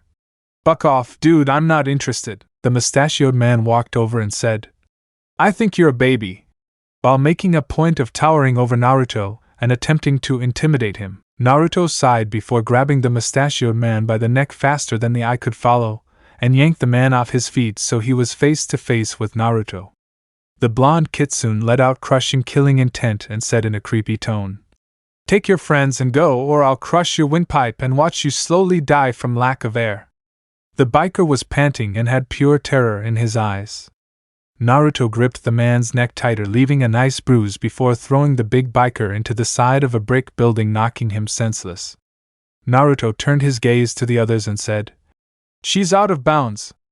Move over." The scared gang decided that maybe this guy was too dangerous to handle and wisely backed away, allowing Naruto and Ildi to walk away unharmed. Once they were out of earshot of the gang, Naruto said to Ildi, "You seem to be a troublemaker magnet." Ildi laughed and grabbed Naruto's arm. "You're an alpha!" She laughed happily. "You know I'm not usually like this, but we could go to a hotel or something," she added shyly. Naruto paled. "How old are you, Ildi?" "I'm 71 this year," Ildi said. "Why do you ask?" "It's not like I don't have experience, Ildi. I'm 1,400 years old," Naruto said flatly. "You're very young compared to me." "Great, an older man. I bet you know all sorts of tricks. You could play professor with me," Ildi said teasingly. Naruto almost complained. Then he added, "Also, I like your slutty smell. It's sexy." Then Ildi looked over curiously. "Tell me, Naruto, where do foxes come from anyway? Since you're a Corvinus and you're older, are you related to William Corvinus?" Naruto was glad for the change of subject. "I'm what's called a Kitsune, and we come from the Far East." "I'm from Japan." Ildi raised an eyebrow. "You have blonde hair and blue eyes, and you say you're from Japan? That doesn't add up." "My father was Hungarian and my mother was Japanese," Naruto explained. "That's why I look European." "Cool, so you come from a big family?" she asked. "My father is estranged and my mother died when I was little," Naruto said. "Damn, that's harsh," Ildi said. "That Shoei guy kept calling you a half-breed. Is it because you're half Japanese?" "This girl sure is curious," Naruto thought. "Oh well, I guess she's already seen my fox form, so it can't hurt to know. I'm half Kitsune on my mom's side. It's just racial prejudice." "What about you? Do you have a big family?" Ildi smiled. "Yes. Mom and Dad are werewolves, so I was born naturally instead of being turned, and I have 6 older siblings. I'm the youngest, but Mom and Dad have been talking about having another one." "So you had 6 brothers looking after you growing up?" Naruto asked. "You must have been really overprotected being the only girl." Ildi has a flat look on his face. "Are you kidding? When I was little, they called me dwarf, and their favorite sport was dwarf ball. I was the ball." "Wow, that sounds nasty," Naruto said with a sweat drop. It's not so bad," Ildi shrugged. "Once I grew up and was able to rip them for a new one, we all became pretty close." Then Ildi got that curious look on her face again. "So why was Shoei talking about armies and stuff? You said he was a lousy general before he fell apart. Are you in the army or something?" the blonde replied. "Well, to make a long story short, he and I were generals on opposing sides up until the 1950s. No matter which side I was on, he was always on the other for some reason or another. He and I have been waging war against each other in the Far East for over 300 years. He was a terrible general, though. His tactics and strategies were predictable, and he never thought outside the box. Even when he tried to ambush me, I saw right through his traps and dodged them. It was kind of pathetic in hindsight." "Great. Have you ever lost to him?" Ildi asked. Naruto shook his head. "No, I could have killed him a dozen times, but I never bothered. I was too arrogant, honestly. I guess I enjoyed teasing him so much that it was good entertainment. This last time he seriously irritated me, so I finished him off. I have to piece together how he's connected to Craven and Lady Kurama. I guess I should have tortured him, but he was dying, and I'd already lost my temper. Well, Craven is a traitor to the vampires, so who knows what kind of business he was in with you. They were foxes. I mean kitsunes. He already had a deal with us werewolves before he ran away," Ildi said. Naruto paused and said, "What? He had a deal with the werewolves?" Ildi nodded. "I'm not lying. Craven wanted to kill the 3 vampire elders and take over. He made a deal with Lucian so we could get rid of Lady Amelia, but he backed out and ran before that could happen. I hate renegades, so that means he still has connections in Ortegaz," Naruto said. "Looks like I'll have to go there and speak with Lady Amelia myself." The Leakin girl's eyes widened. "Are you crazy? Those bloodsuckers will try to kill you," Naruto said. "Calm down, Ildi. I'm not an enemy of vampires or werewolves. Besides, they fear me. If they mess with me, they could end up extinct. You should stay with us werewolves." Ildi said seriously. Vampires are bloodline supremacists and can't be trusted. Ildi, they have information on Craven that I can't get anywhere else. Anyway, I need to get to Ortegaz, Naruto said. The Leakin girl just looked worried. She realized Naruto was determined and too powerful for her to stop. Ortegaz Mansion. Marcus Corvinus was awake after 200 years of hibernation. He was still incredibly weak and in a semi-mummified state as masses of blood were pumped intravenously. He was sitting with Amelia, who had yet to begin preparations for his hibernation. The Vampire Council had agreed with her that Naruto was a big enough problem that having 2 active elders for some time would be best for the coven. As it was, Amelia had transferred her memories to Marcus, who was assimilating them, but Naruto was a big enough threat that they were discussing the matter verbally. So his name is Naruto Corvinus, and he contacted us and the werewolves, Marcus said. He's playing a dangerous game. He's either that reckless or that powerful, and from what Victor's daughter says, he is that powerful. Amelia nodded. He terrorized the entire coven with his murderous intent alone. Since Craven escaped, he could have caused a massive panic if Selene hadn't intervened of her own volition, Marcus sighed. I just came out of hibernation and I already have a massive headache. What else do we know about Craven and this Naruto's sudden appearance? We know that Craven was trying to establish some sort of Far Eastern coven in Japan. I've been looking into that and Craven has invested a lot of capital and manpower there, Amelia said. Naruto Corvinus didn't want the Vampire Leakin War to spill over into Japan and came here to intervene. As for Naruto himself, Selene has been looking into him a bit, and apparently he was a particularly cruel general at least back in the 1600s in Japan. He also indicated that his father was still alive, which would indicate that he is a direct descendant of you but not a vampire. If his claim that his father is immortal and alive, he could be descended from William or me before we changed, or even my father, Alexander, Marcus said wearily. It seems the quickest way would be to contact my father. He's probably the only one who's been keeping track of such things over the centuries. But you say he's Japanese and his name is Corvinus? I assume Naruto is a Japanese name. Naruto means maelstrom in Japanese, Amelia said. As for his Japanese ancestry, he has blonde hair and blue eyes. Selene says she can see Japanese features in his facial structure, but he obviously has European blood. So what is young Selene's relationship with this Naruto? Marcus asked. Amelia gave an indecipherable smile. It's obvious, from my perspective, that there's an attraction between them. I encourage Selene to pursue him. I think they might win him over if they become romantically involved. Marcus raised an eyebrow. Are you encouraging Victor's adopted daughter to get involved with a non-vampire? You may recall that Victor executed his own flesh and blood daughter, Sonia, for getting involved with Lucian. The vampiress leaned back and said, There are 2 other factors. Victor won't wake up for another century, and according to Selene's estimates, Naruto Corvinus is possibly stronger than either Victor or me. She indicated that she wasn't sure about you. That's quite a claim, Marcus said. Selene is a very intelligent and diligent Marcus death dealer, Amelia said. She wouldn't have given me those estimates if she wasn't sure. I trust her judgment completely, even if she's in love with this man? The first vampire asked. Amelia nodded. Selene is far more committed to the vampire cause and is loyal beyond question. If it weren't for her, who knows what would have happened? The Vampire Council has basically decided she should be our regent because of her actions.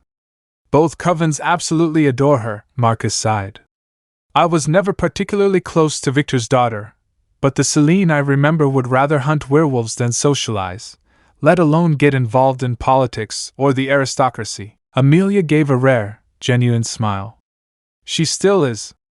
The girl positively detests the idea of being a regent, even if she's qualified. It's quite ironic in a way, don't you think? Well, at least you're having fun, Amelia, Marcus complained. You're in a bad mood to wake up after 200 years of sleep, Amelia said lightly. Dinajvaros. That afternoon, Naruto had said goodbye to Ildi, who took a taxi back to Budapest. She had insisted that he call her after he left Ortegaz to make sure he was okay and finally left after exchanging phone numbers with him. He prayed that she wouldn't call when he was with Selene. The blocks where his 4x4 and car were had literally burned down, so Naruto gave up on getting his borrowed car back from the cleaners. Naruto then went to a department store and bought some new clothes. He rented a room, slept a bit, and showered to get Ildy's scent off him. After all, he was going to Ortegaz and, more importantly, to see Celine. Afterward, the Kitsune cleaned his old suit and trench coat and then called Celine around 5 p.m. Celine was happy to hear from him, but annoyed by the news. "You mean your car burned down in that fire?" "Yes, I'm afraid so." "I'll call a taxi to come to Ortegaz tonight," Naruto said. "Craven disappeared, so I need to speak with Lady Amelia about it." The way Naruto spoke had Celine worried. "Tell me where you are, and I'll come pick you up in my Jaguar," she said. "I'll leave as soon as the sun sets," Naruto sighed. "That's really not necessary, Celine." "Yes, it is," the vampiress insisted. "Fine," said the defeated Kitsune. 2 hours later, Naruto was riding in Celine's Jaguar with a ranting vampire. "I can't believe you were with a Leakin woman all night," Celine raged. The blonde pleaded. "Celine, we were hiding from the police and there was a fire at a factory. Besides, you gave me valuable information about Craven." Celine looked at Naruto accusingly. "What kind of valuable information?" "Craven was a traitor to the vampires," Naruto said, his eyes steely. "He had a deal with the werewolves to eliminate the vampire elders so he could take over. He couldn't implement it because he chose to run away from me." The dark-haired death dealer stepped off the road and said in a loud whisper, "Naruto, do you know what you're saying? That's high treason." The Kitsune nodded. "I know exactly what I'm saying. Craven was a traitor, and he had others under him. He was going to give the train car route from Vienna that Amelia was in to the werewolves and have her people abandon her so the werewolves could kill her virtually unopposed. Then he could dispose of the other 2 elders at his leisure while they're hibernating." Celine absorbed the information for a minute and said, "So if you hadn't shown up and scared Craven off, then Lady Amelia would be dead, and a full-scale war would most likely have broken out," Naruto finished. "I didn't want to get involved in this mess, but any vampire involved with Craven could be in the Far Eastern Coven, and I want them dead." The dark-haired beauty squeezed Naruto's hand in hers and said, "We need to get to Ortegaz so I can speak with Lady Amelia." She found her anger had left her. Celine smiled softly and said, "Thank you, Naruto." Soon Celine made a quick phone call to Amelia and they were on their way again. Ortegaz Mansion. Marcus hung up the phone. As always, his father Alexander had been cold to him, but Marcus knew that Alexander Corvinus would never lie to him about this. "Naruto Corvinus is my younger brother," he whispered to himself. "All this time I've had a younger half-brother and I never found out. I remember my father left Hungary for a few years, but I never dreamed I had another brother." Marcus cried and cried silently to himself. He was glad to be alone, for now family was one of the few things that could still touch Marcus's heart, and he wanted to meet his little brother one. Lady Amelia was dressed to the nines as always. She knew Celine would be taking Naruto with her, but the urgent call she received from the younger vampires shocked her. Craven had been plotting against her life, as well as Victor and Marcus's. Celine didn't go into detail, but said Naruto would do it. The thought briefly filtered through Amelia's mind that Celine was being set up, but she had known Celine for a long time. The girl had sound judgment. Amelia had informed the coven that she was to have a meeting with Naruto Corvinus, and that she would treat him with the same respect as an elder. Now Amelia wished she had kept the meeting a secret because betrayal was sure to be afoot. She decided to speak to Marcus about the matter. When Amelia knocked on Marcus's door, she heard him ask her to come in. Marcus looked resigned. Amelia walked in and said, "I wasn't going to bother you with this matter since you're recovering, but a problem has come up. Naruto Corvinus is on his way here and he has evidence that Craven was plotting to eliminate the 3 elders. I don't know if we can trust him, but we can trust him implicitly," Marcus said without preamble or the slightest hint of doubt in his voice. Amelia's delicate eyebrows arched and she said, "Why?" Marcus took a deep breath. "Because he's my younger brother. I called my dad using the number you provided, and he told me the truth about the situation." Amelia's thoughts were one of shock and a bit of denial, but then she remembered Celine saying how strong Naruto was. Naruto Corvinus has power in spades, Lady Amelia. If he had attacked back at full force when Craven ran away like a coward, then I believe he could have wiped out the entire coven here in Ortigas. I'm not exaggerating. I mean no disrespect, but he is at least equal to one of you elders. No wonder he's so powerful, the beautiful old man thought. His power would be on par with Marcus or William. I'll have to tread carefully with him. Bring him to me after you conclude your meeting with him, Marcus said. I wish to meet my younger brother. Are you sure, Marcus? Amelia asked. In your weakened state, he could destroy you. Marcus nodded in affirmation.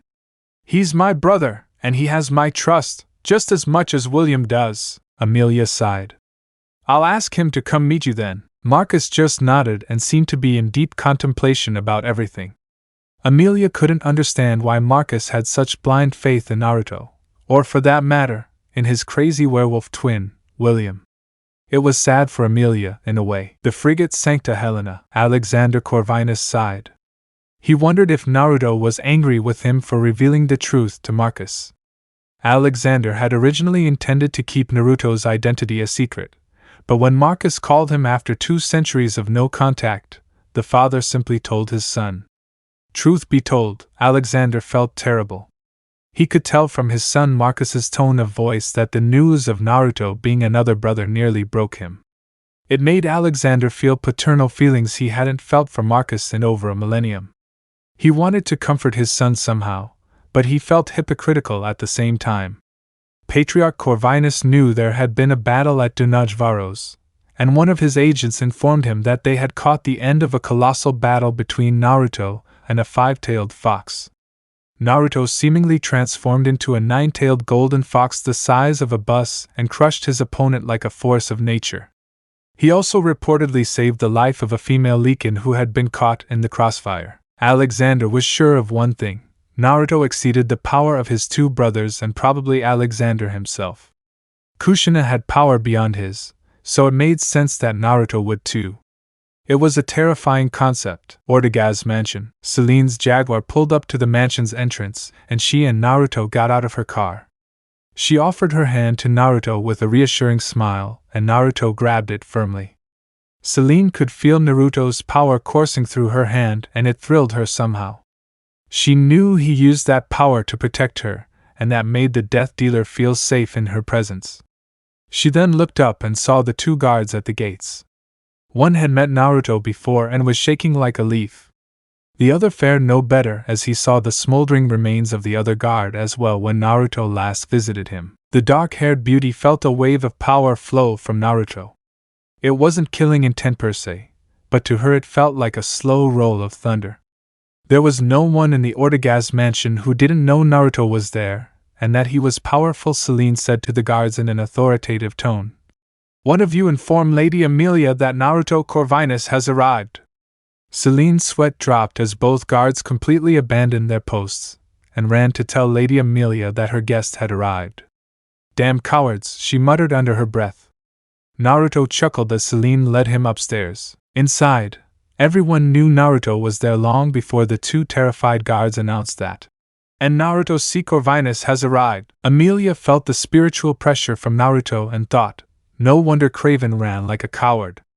Seeing everyone look like they were going to wet themselves with fear, Amelia gave them all a look before she pasted a beatific smile on her face and said, I hope that all of you carry yourselves with dignity and grace before Lord Naruto. Do not bring shame on the coven in his presence tonight. Naruto soon appeared, still holding Celine's hand. Celine said, Lady Amelia, may I present Naruto Corvinus? Naruto, may I present Lady Amelia? Naruto bowed in the traditional Japanese manner, and Lady Amelia curtsied, much to everyone's surprise. It's my pleasure to welcome you to Lord Naruto's Ortigas mansion, Amelia said. Please make yourself at home. If there's anything you need, don't hesitate to ask, and we'll be happy to provide it. Naruto nodded and said, Thank you for your warm welcome, Lady Amelia. We have many matters to discuss. Amelia nodded and said, Of course, Lord Naruto. Please accompany me to the study. Celine, please join us. Celine nodded and followed Lady Amelia while still holding Naruto's hand. She caught a glimpse of Erika looking over Naruto, and the fact that they were holding hands quite clearly. When they left the front room for the private rooms, the rumor mill immediately started. The princess was holding Lord Naruto's hand. Do you think he's on our side after all? Even though we don't even know what it is. Its power is inconceivable. Lady Amelia curtsied to him. I never thought I'd see that in my life. It must be as important as it is powerful. I'd hate to be in Craven's shoes right now. He's probably fled Europe, Erica thought. Celine seemed really pleased to be with him. I've never seen her so at ease. He's very handsome in a wild way. I wonder what he is. Soon Amelia was seated and entertaining her guests. Naruto drank wine, but Celine and Amelia's glasses were filled with blood. It's a pleasure to meet you in person, Lord Naruto. Celine told me how you saved her life. We vampires owe you a great deal, as she is very important to us. Naruto took a sip of wine and thought, Gods, I hate all this formality. It's a pleasure to meet you as well, Lady Amelia. Perhaps together we can eliminate Craven's designs. However, I have to ask, why do you address me as Lord? I don't have a title. Amelia smiled kindly and said, Actually, as the son of Alexander Corvinus and younger brother of Lord Marcus Corvinus, you certainly have a title. Celine's eyes widened and Naruto said with narrowed eyes. So the old man said yes to you? He expected to remain an unknown in this little war you vampires and werewolves have going on, Celine asked. Are you Elder Marcus's younger brother? Why didn't you say so? The gates of Ortegaz would have opened for you. Naruto looked at Celine and smiled. Who would have believed me? Besides, actions speak louder than words or titles. Anyway, I'm Marcus and William's half-brother. They might not want to associate with me. Actually, Lord Marcus is awake and very eager to meet you, Amelia said. He's recovering from his hibernation, but he asked me to take him to meet him once we're done talking about Craven. I see you both have the same blue eyes. Now that I look at you, I can see the resemblance you have to your father as well. Naruto sighed and said without preamble. I want to know what you can tell me about Craven's activities in Japan because I want them stopped. It seems he has some dealings with Lady Kurama. Celine remembered reading about Kurama in the newspaper about Blood Red Tide. Could this be the same Kurama as that courtesan? The beautiful death dealer wondered. Straight down to business like the rest of his family, Amelia said with a hint of humor in her voice. In that case, please explain what you learned from the werewolves about this plot against the vampire elders. Naruto explained the plans to ambush Amelia and that the werewolves were also after Craven for going back on their deal. From what I understand, Lucien wants to hunt Craven down to hand him over to me. Amelia and Celine's eyes widened. Did you say Lucien, Naruto? Celine asked. Yeah, is there a problem? The blonde asked. It seems to be the werewolf's leader. They're both acting surprised. Lucien was supposed to have been killed 600 years ago by Craven, Celine said. Amelia nodded. Craven was a death dealer and was highly praised and rewarded for killing the Lycan leader, Lucien, who was a major threat to the vampires. Naruto drummed his fingers. Maybe dropping Lucien's name was a mistake. I had no idea. I assumed the vampires knew. And were there eyewitnesses who saw Craven kill Lucien? Amelia's usually beautiful face was marred by a deep frown. No, Craven was the only death dealer to return alive from that battle, and he burned Lucien's stronghold to the ground. He had a patch on Lucien's skin with a tattoo as proof of victory. Were the werewolves losing the war at that point? Naruto asked. Victor claimed that his defeat was inevitable at that moment, Amelia replied. The blonde nodded. Craven probably made a deal with Lucien to spare his life then. Craven would gain credit and status, and in return, Lucien could escape with his forces intact to rebuild. Good strategy and tactics on Lucien's part, but it seems Craven has been planning this betrayal for centuries. Are you absolutely sure the Lycan girl said Lucien? Celine asked. Naruto nodded. She'd have no reason to lie. Technically, you're all cousins. Why not end this war? Celine looked shocked, but Amelia simply shook her head. There's been too much bad blood and too many atrocities. It'll never end. Has either side tried? Naruto asked. Let's discuss Craven's actions in the Far East, Amelia said, changing the subject. Naruto soon discovered that Lady Amelia had been quietly investigating Kraven's actions financially, but had no idea that there were traitors among them working for Kraven who were assigned to more or less arrange his death. There was a lot of evidence and capital invested in Kyoto in the information technology industry, as well as many vampire employees working in the industry overseas, around 200 of them. They hadn't found any direct reference to Lady Kurama Hataru. Of course, they hadn't been looking for her name either. Basically, we're going to have to establish an inquisition here in the Coven to see who's loyal to Kraven and who's loyal to the elders, Amelia said. Lady Amelia, let me speak with Erika first, Celine said. I think she might be the person to ask about who's in Kraven's inner circle. She was obsessed with him and basically watched everything he did. She's my assistant. Call her here then, Amelia said.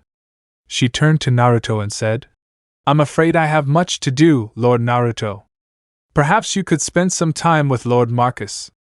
He would like to meet you. Naruto realized there were things the vampires wished to discuss among themselves, and they agreed without much fuss. Truth be told, he was a little curious about what his older brother, Marcus, was like.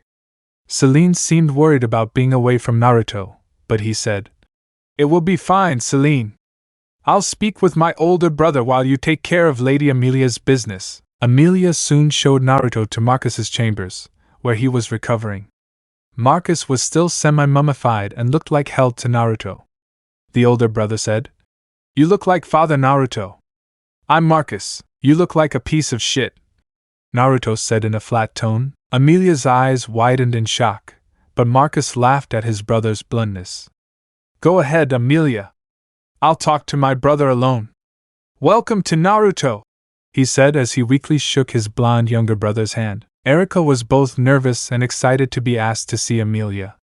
Celine led her into the room and instructed Erika to sit in a chair while Celine stood behind her.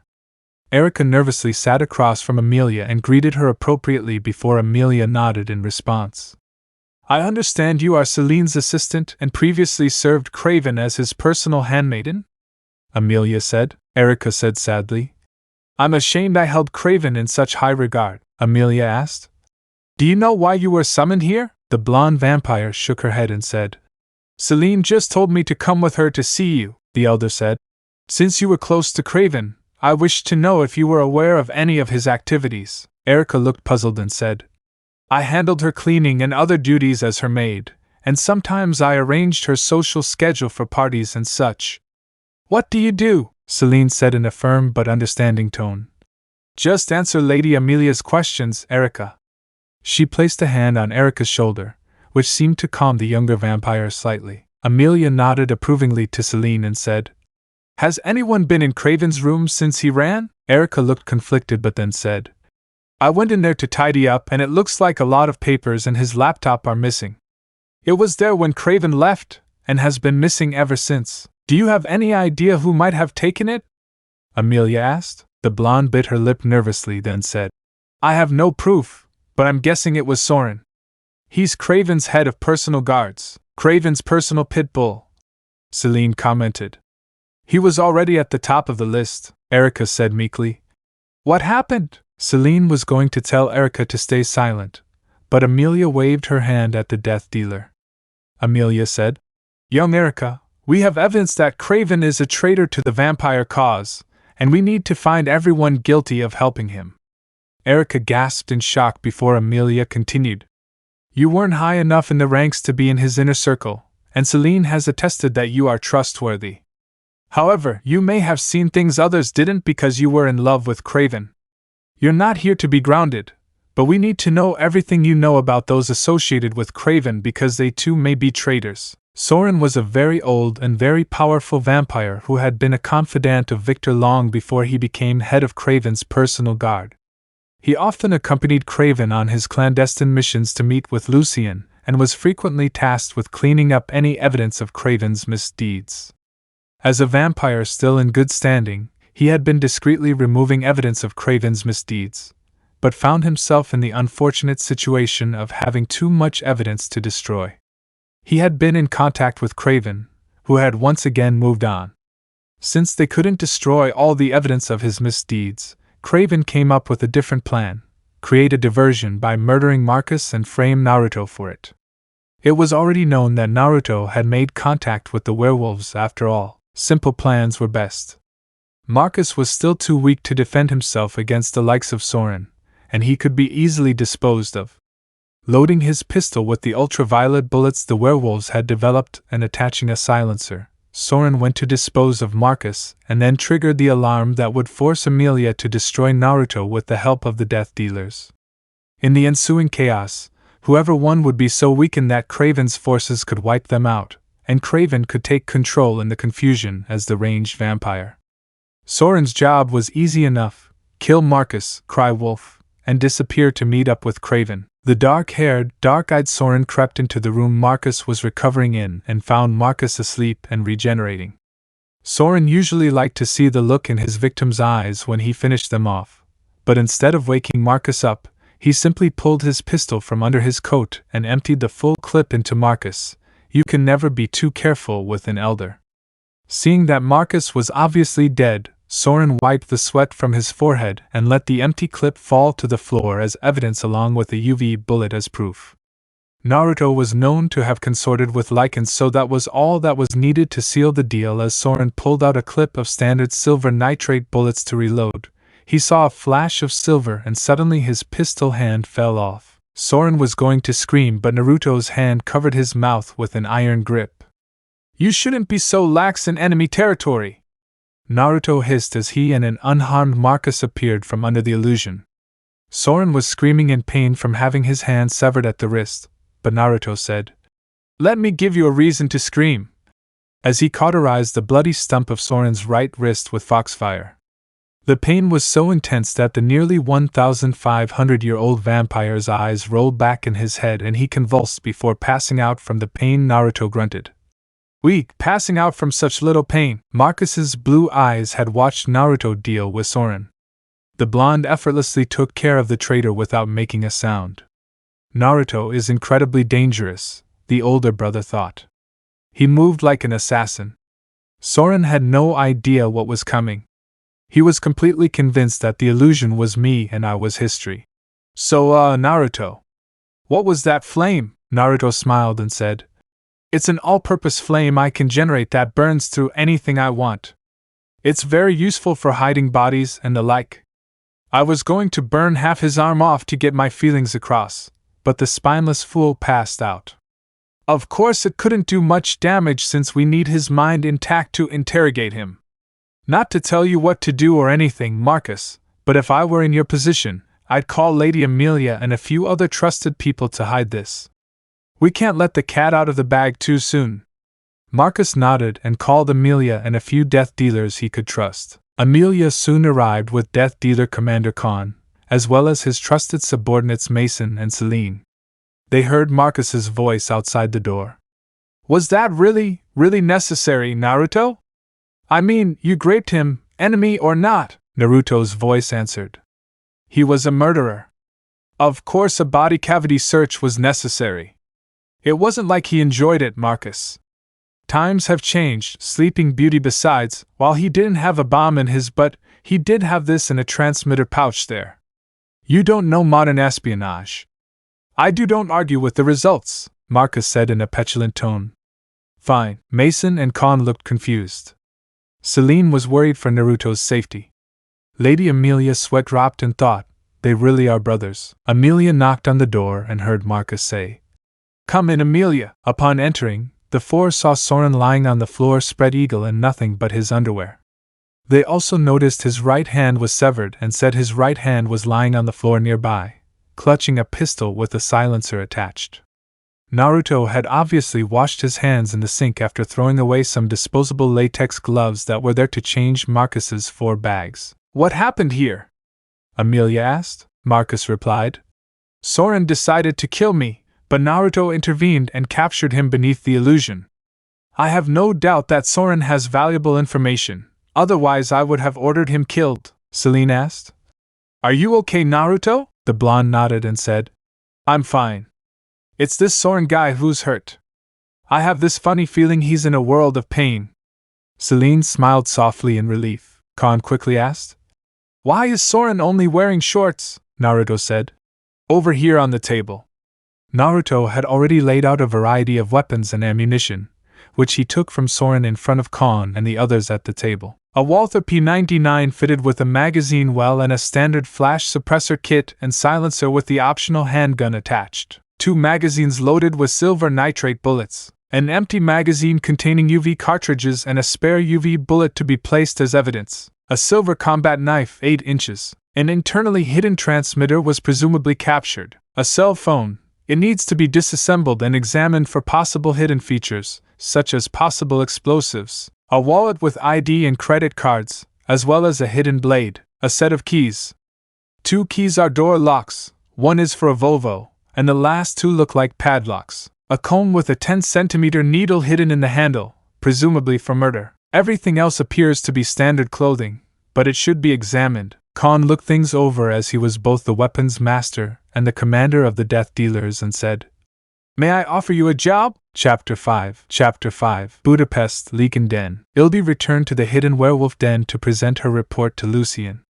She had already reported over the phone that Ambrose was dead at the hands of Shoei and was expecting some criticism from his small harem of fans. She had no idea the 5 of them jumped on her and took Ildi to a side room before she could report to her immediate superior, Reyes. You're the reason Ambrose is dead, bitch! Shouted the oldest Margit, who was around 300 years old. We're going to tear you apart, you little brat! Another yelled. The 5 transformed into their full Leaken forms with every intention of humiliating the young Leaken for good.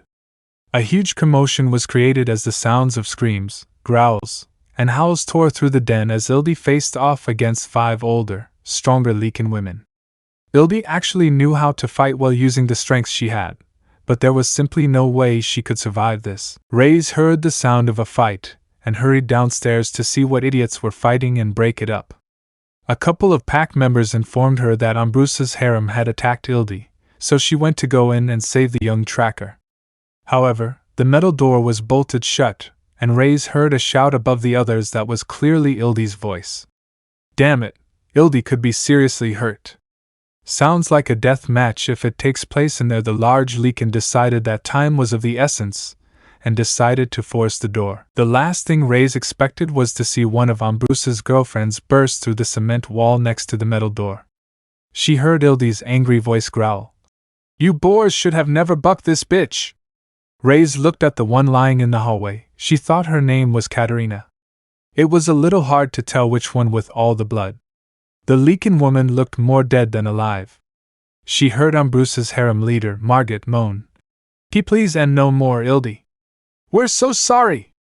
Margit had already reverted to human form and was begging for mercy. You bitches tried to kill me and say you're sorry? Ildi roared. I'll kill you all! Reyes entered through the hole in the cement wall and saw Ildi covered in blood, claw marks, and bite marks. It was painfully obvious that they had tried to kill her. She also saw that Ildi was regenerating at an incredible rate. Steam seemed to rise from her wounds as they healed in an instant. Reyes saw that Margit was the only one still able to move, and she was badly damaged. The woman's left arm was bent at an impossible angle and was in tatters.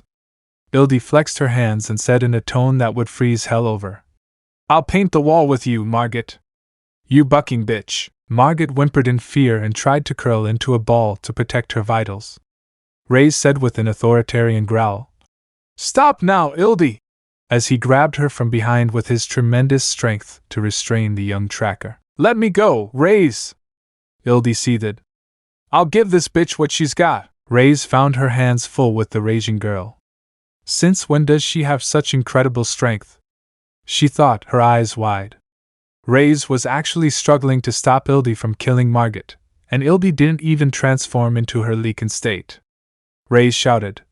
Calm down, Ildi! Lucien will take care of these 5. Trying to kill a pack mate is a serious offense. The large Leaken felt immense relief when Ildi's body finally relaxed. Ildi hissed at the trembling Margit. You better pray Lucien doesn't let me play the punishment boar. I'll make you beg for death. From Rey's vantage point, she couldn't see Margit staring fearfully into Ildi's narrowed, red eyes that had turned brown when she calmed down. Rei shoved Ildi toward the hole in the wall, and the younger werewolf complied. Outside, they saw Lucien with a stern expression on his face. He'd seen how badly Katarina was broken, and he was unhappy. Rei said, "I need to take Ildi to Doc Singe. Ambruse's harem tried to kill her." Lucien looked at the blood-covered state of his most talented tracker and said, "Take her to Singe while I sort this mess out. I'll talk to you for your report later, Ildi." Ortegaz's mansion. Soren woke up in pain and noticed several things. First, he was in an interrogation room in his skivvies and restrained in chains. Second, he realized that his right hand was indeed missing and that it had been cauterized. He had truly hoped it had been a nightmare. He then saw several death dealers preparing various instruments of torture, and he, very unfortunately for him, was very aware of exactly what they could do torturing others in the past. Lastly, he saw a very much alive Elder Marcus, as well as Naruto Corvinus, who was standing and talking quietly to Celine. Marcus's electric blue eyes met Soren's brown ones, and the head of Craven's guard began to shake and sweat involuntarily. How are you alive, Elder Marcus?" "I watched you die," Marcus growled. "Funny about Soren. You see, Naruto, my little brother, tricked you into thinking he knew where I was.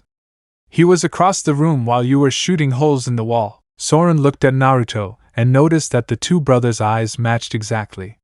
He felt a cold, fearful realization creep down his spine. "Brothers be?" Soren choked out. Naruto nodded and said, "You're going to tell us everything you know, Soren." His hand ignited with blue fox fire, and Soren began to tremble in terror. "As fun as all these sharp, pointy metal objects are, I think burning you alive will be far more entertaining. By the time I'm done with you, I guarantee you'll be praying for death to take you in its cold embrace." Soren had screamed his head off for hours, spilling every dark secret he knew about Craven's dealings with Lucien over the centuries. Amelia and Marcus were shocked when he confessed one thing after another while begging Naruto for mercy. Every vampire in the room except Celine flinched whenever Naruto unleashed his foxfire. Soren soon revealed that Naruto's theory about Craven claiming all the glory in exchange for Lucien sparing his pathetic life was true. He also revealed that the vampire-Lycan war began because of Victor raising the Lycans as slaves. He even admitted to playing a role in Sonia's horrific death, as well as that of her unborn hybrid child with Lucien. Purely out of spite, Soren told Celine. "And you're the biggest fool of all, Celine! Victor himself killed your family to keep them from revealing the location of William's prison. He couldn't bear to kill you because you reminded him so much of Sonia. You've been loyally killing werewolves for years for the same man who killed your own family." Celine's eyes turned bright blue and she hissed, "You're lying! Victor would never." "Craven and I were there, Celine!" Soren shouted. "Victor tore your family apart like cattle. He gave Craven and me high status to keep his dirtiest secret. He wanted you to hate werewolves so you'd never follow in Sonia's footsteps. Victor used you, Celine, and you were his willing puppet." Celine began to feel her world crumble. Somewhere in the back of her mind she knew that Soren was too terrified of Naruto to lie about such a thing. Lycan Den. Singe was waiting for Ildi to get out of the shower so he could examine her body for injuries. The Lycan girl must have been crippled and had so much blood on her that Singe needed her to wash up so he could see where to start working. She soon emerged and was drying herself with a towel while Singe examined her thoroughly. Seeing that Ildi looked as good as new, the Lycan scientist said, "This changes everything. Get dressed, Ildi." Reyes looked puzzled. "What do you mean, Singe? Is Ildi going to be okay?" Ildi was in her underwear and a tank top and Singe said, "Give me your arm, Ildi."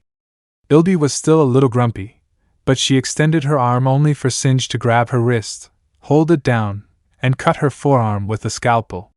It was a deep cut too. "What the hell, you son of a bitch!" Ildi yelled as he effortlessly threw Singe off his wrist and bounced him off the wall. "Oh wow," Singe said as he sat up. Seeing the girl glaring at him, he said, "Look at your forearm and watch Ildi." Ildi looked at his arm and saw steam rising from the wound as it healed in seconds. His eyes widened as the pain disappeared along with the wound. Singe gave him a wet cloth and said, "Wipe the blood off." After Ildi cleaned her arm, she saw perfect, immaculate skin without the slightest scar and stared. "What the heck? she whispered. That's what I'd like to know, Singe said, rubbing his head. Your healing is almost at the point of regeneration, and you threw me across the room with a flick of the wrist like I was nothing. His brown eyes flashed dangerously. You opened me up. What the hell did you expect? Singe sat up, still rubbing his bruised head. My point is, your physical strength has increased tremendously. You were never a weakling, but being attacked by 5 older, stronger Lycan women was an impossible probability. The injuries you sustained on your body were 100% lethal. There is no reason on earth you should have survived. Instead, all 5 of them are beaten nearly to death, and you didn't even transform into your Lycan state when they did, even more to the point that you don't have a scratch on you. That means you were already healing from potentially lethal injuries while fighting them off. You threw Katarina through a cement wall. It'll be weeks before she can regenerate from that kind of damage. Margit is the only one not in so much pain that she's completely coherent and fearing for her life. What happened back there on your mission, Ildi?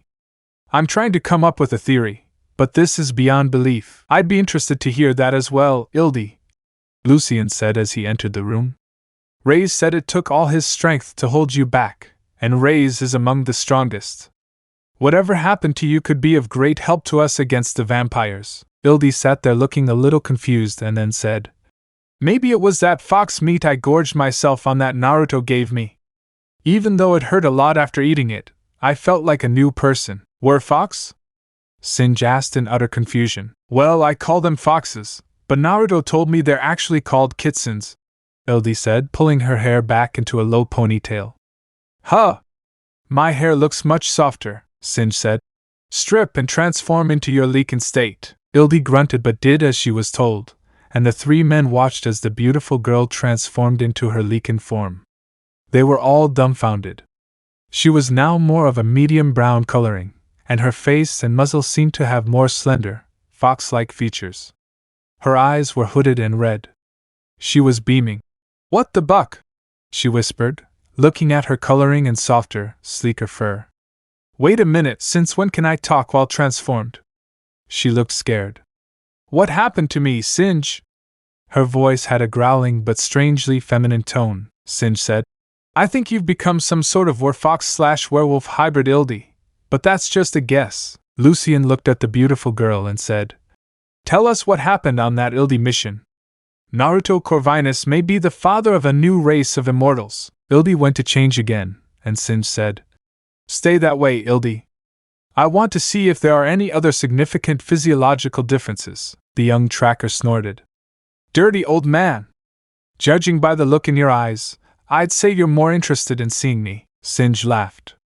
Actually, the fact that you look like a walking wet dream is a huge plus. Ildi growled and blushed through her fur. Ortegaz Mansion. Celine sat on her bed in her room feeling broken inside.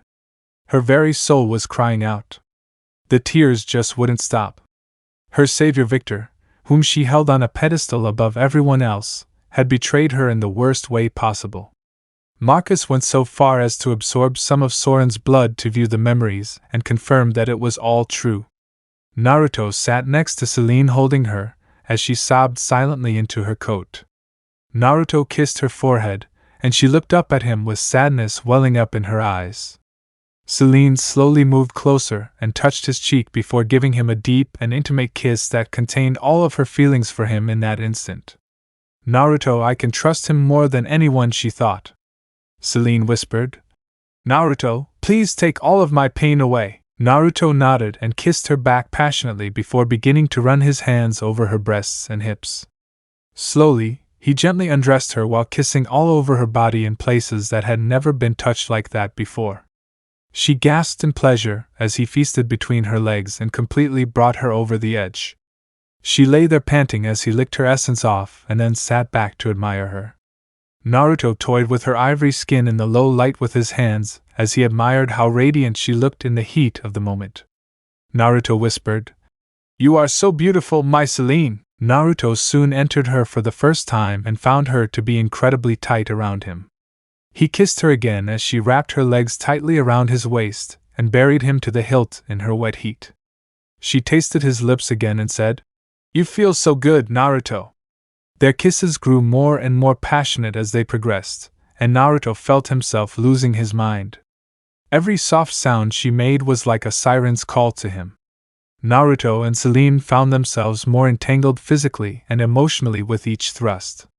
Celine was beginning to wonder where Naruto ended and Naruto began. Celine was a mystery to Naruto, and the more he pleased her, the wilder he felt. Celine had lost herself in Naruto's love, and he had to check his passion for her while gently caring for her body and soul to make her whole again. He knew Celine needed love and nurturing, not mindless jealousy. The slow, passionate intimacy they shared brought them both to climax after climax throughout the night. They made love until her strength was drained, and finally she wrapped herself in Naruto's arms like a warm blanket. Naruto was exhausted, but he nursed Celine back to health for some time before joining her in dreamland. The happiness of the beautiful vampiress in his arms mattered far more to Naruto than any simple night of pleasure. Naruto drowsily thought about the complex puzzle that was Celine as he drifted off. He never wanted to see her so hurt and vulnerable again if he could help it. As the sun rose, Naruto awoke in the darkness of Celine's room and gently told her that he had things to take care of with Marcus while the sun rose and that he would return tonight. Celine was still exhausted from the night of passion they shared and decided to sleep in. They kissed gently and the vampiress fell back asleep. Naruto didn't want to leave her, but he needed to talk to Lucien about the events surrounding Victor's betrayal. The idea that it actually ends the war appealed greatly to Marcus, and the younger generations of vampires were shocked that the war was started when they had been told for centuries that werewolves had it. Marcus asked Naruto to be the intermediary. After a good shower, Naruto tried calling Ildi to contact Lucien only to find she didn't answer. He was a little frustrated, but decided to call a taxi back to Budapest, where he could rent a car. He would try calling Ildi again later. Den. After hours of testing, Ildi returned to her human form and dressed. She had explained everything in detail to Lucien, Reyes, and Sinch. The Leaken scientist said, "Ildi, even if you can't turn into a bus-sized fox or do other things, Naruto Corvinus proved that you've still gained some incredible abilities. You're faster, stronger, and your reflexes are much greater. Also, your new form is much more flexible and agile than your previous Leaken state. Best of all, you're no longer allergic to silver." "That's great, and it'll all be what the heck am I?" asked Ildi. "You're a new form of hybrid," Singe said. "Like I said, this changes everything. Our hybrid research has changed completely overnight. We need to get in touch with this Naruto Corvinus somehow and explain what happened to you. He may already have the answers we're looking for," Ildi said. "Did my phone survive when the Ambrose pack of bitches attacked? I have Naruto's phone number. I'll call him." The three males' eyes widened. Lucien asked, "Do you have Naruto Corvinus's phone number?" "Yeah, I made him promise to call me when he left Ortegaz," the tracker said with a frown. "He probably never bothered. A typical guy." 5 minutes later, Ildi had her scratched but still functional phone. When she turned it on, she saw she had missed a call. It was from Naruto. She silently cheered herself up and called Naruto. "Hello, Naruto Corvinus," the Kitsune replied after the third ring. "Naruto, I'm Ildi," the Leaken girl said cheerfully. Lucien and the others' sweat dropped at her sudden cheerful attitude. "Are you okay, Naruto? I was so worried you were going to Ortegaz." "I'm fine, Ildi," Naruto said. "There weren't any problems I couldn't handle. I tried calling you a while back when I left." "Have you had your phone turned off?" the Leaken tracker said nervously. "Actually, something happened."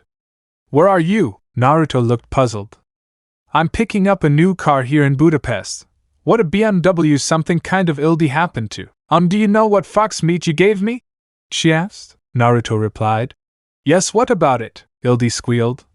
"He turned me into a fox man too." Lucien, Reyes, and Sinch heard Naruto's voice through the phone. "WWHHATT? Tell me where you are right now, Ildi." "I'm coming to find you. It's okay, Naruto. I'm not in danger or anything," Ildi said. "I just wanted to see you. Our doctor is really worried about this, and we were hoping you could help. As soon as I get the car, I'll be on my way," Naruto said. "Tell me where to find you," Ildi said to Lucien. "Should I bring him here?" Seeing Lucien nod, she said, Meet me at Heroes Square in the city park and I'll take you from there, okay? Where in Heroes Square? The Kitsune asked. It's a pretty big place. How about in front of the statue of Matthias Corvinus? Ildi asked humorously. Naruto groaned. Fine. See you in an hour at the latest. The blonde replied. Ildi smiled. Okay, I'll see you in an hour. Take care, Ildi.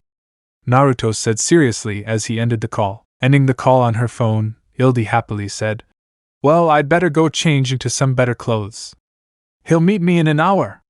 The tracker quickly headed to the room she was staying in with a big smile on her face. Lucien and Reyes had looks of astonishment on their faces. Finally, Lucien looked at Reyes with wide eyes and said in a strangled voice, Tell me our resident wild child didn't dress up pretty for a date with a person who could potentially destroy us all. Reyes simply sighed as she shook her head. She's been a problem since she was little, Singe said. You know, you two sound like a pair of worried grandparents. The glares of absolute hatred he received from Lucien and Reyes for that comment made the Leakin scientist wisely shut up and get back to work. Budapest. Naruto quickly signed the papers and collected the keys to the BMW he was renting. I hope she's okay. How the heck could she make her body change from eating Hushian flesh? I wonder if she can shape-shift like a Kitsune now. I'm more worried about how the Lycans will treat her. If they've attacked Ildi because of this, there'll be hell to pay.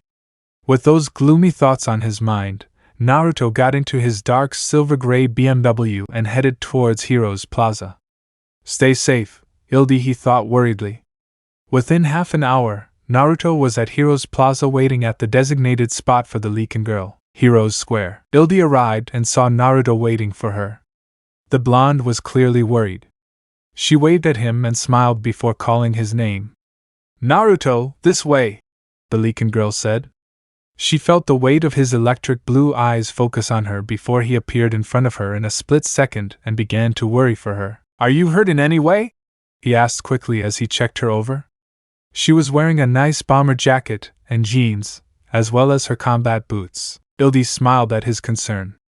I'm fine, Naruto. I'm not hurt, I've just changed. You smell like you just took a shower. I did it right after leaving Ortegaz, the Kitsune said. I figured you wouldn't like the smells there. Ildi could smell Celine's scent on Naruto's coat. A vampire in tears? I can still smell the scent of your coat. Sorry, Naruto complained. It's okay, the others won't notice, Ildi said. My nose is much better than theirs. She grabbed his arm and hugged him. Come on, we have places to go, Leakin Den. Ildi was talking to Naruto as she led him to the lair through the subway tunnels. It sucks to live underground, but it's very safe. However, I'm not going to pretend it's a welcoming place. If someone gets out of line with you, just watch them well. Try not to kill anyone anyway. I'm going to take you to see Lucien, Reyes, and Doc Singe. You've already met Lucien and Reyes. Reyes? I'm not sure I know this person, Ildi, Naruto said. Ildi smiled. Reyes, a big black boy. He almost died of fear when we were tracking you. He's a good guy, but you kind of rattled his cage. Try to be nice, okay? Naruto groaned. I hate being nice, the tracker laughed. I know. It's one of the things I like about you. Naruto's sweat dropped and Ildi said, Here we are, as she knocked on a metal security door. A slot opened in the door revealing the eyes of a male werewolf and the young tracker said, I'm Ildi. Tell Lucien I brought Naruto Corvinus with me as ordered. What's the password? Asked the gate guard. Open the bucking door before I get pissed off. Ildi growled savagely. Password confirmed, said the guard. Naruto looked at Ildi and said in disbelief, Is that a password? Ildi shrugged. Hey, it works, right? Naruto just shook his head as the door opened. The guards felt a little scared by Naruto's massive aura, but nervously patted him down for weapons despite Ildi's assurances that Naruto didn't need weapons to kill them. Of course, Naruto's katana was hidden from them under an illusion anyway. Soon enough, Ildi took Naruto back to see Lucien. She wasn't bothered by the Kitsune's power in the least. In fact, it thrilled her. It actually felt very warm and comforting to Ildi. However, everyone else was a different story. Since werewolves were prone to a pack mentality, They usually bowed to those they could sense were stronger than them. Most of the werewolves were quickly moving out of Naruto's way or backing away when he approached. Lucien had already warned them not to start trouble and that this was an important guest and, unlike Craven, very worthy of their respect. They all noticed that Ildi seemed quite pleased to be around her guest in the study. However, there's always an idiot in every crowd.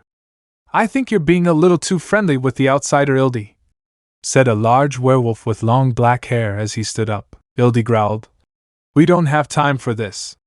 I'm taking Naruto to meet Lucien." "Get out of the way, Claus." "I don't think so," Claus said as he blocked the way. "It's not good enough for the likes of you, Ildi." "I am." Claus always liked Ildi, but she was afraid of Ambrose, who had a claim on her. Since Ambrose was history now, Claus decided to make his move on Ildi. Someone has too much testosterone for their own good, Naruto thought. "Are all werewolves this territorial? I'm not interested in you, Claus," Ildi hissed. "Now get lost, make me," said the arrogant Leakin. Naruto sent enough killing intent into Claus's face to make the werewolf's knees buckle. "Do you really want me to make you move, kid?" Naruto asked in a voice that would peel paint off the wall. His narrowed red eyes flashed, and Claus nearly fainted before running to the side, trembling. Rei sensed the killing intent and rushed to stop the werewolves from messing with Naruto. When she got there, she saw Naruto and Claus's eyes shaking on the ground. Rei pushed Claus out of the way with her foot and said, "I'm sorry, Mr. Naruto. Come this way, please." Out of the corner of her eye, Rei saw Ildi's eyes had changed to match Naruto's, and she was grinning wildly at Claus as the long-haired werewolf was about to urinate. The Kitsune's eyes turned blue and he said kindly, "Nice to see you again, Mr. Rei.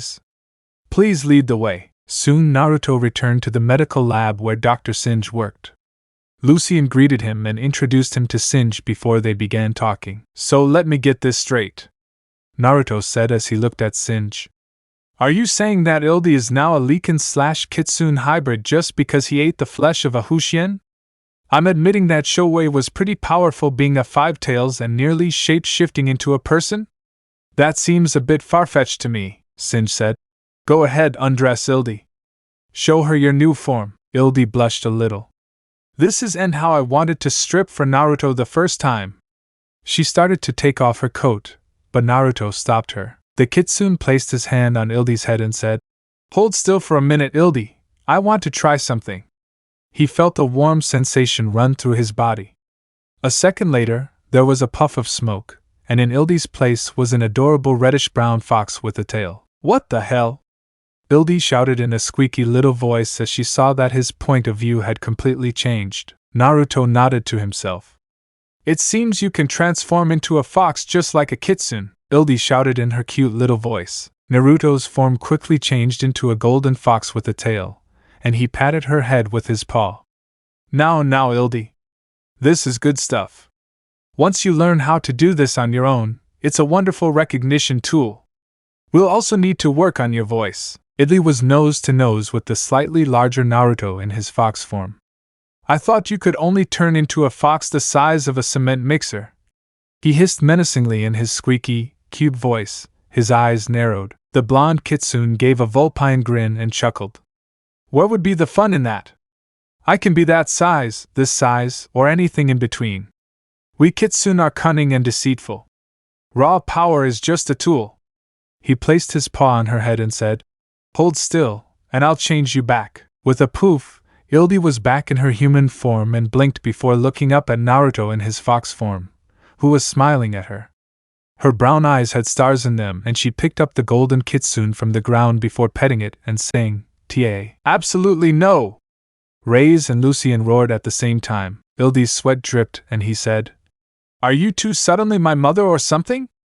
Both men had the decency to blush when Singe laughed at their expense before they silenced him with their glares again. Naruto jumped out of Ildi's grasp, still in his fox form, and sniffed. He smelled a normal human, and followed his nose. He eventually found the cage where Michael Corvin was being held. The Kitsune asked the clearly exhausted Michael, "Who are you, and why are you locked in a werewolf's den?" "You're obviously human," Michael replied wearily. "I'm Michael Corvin. I'm a surgical intern and I've been captured.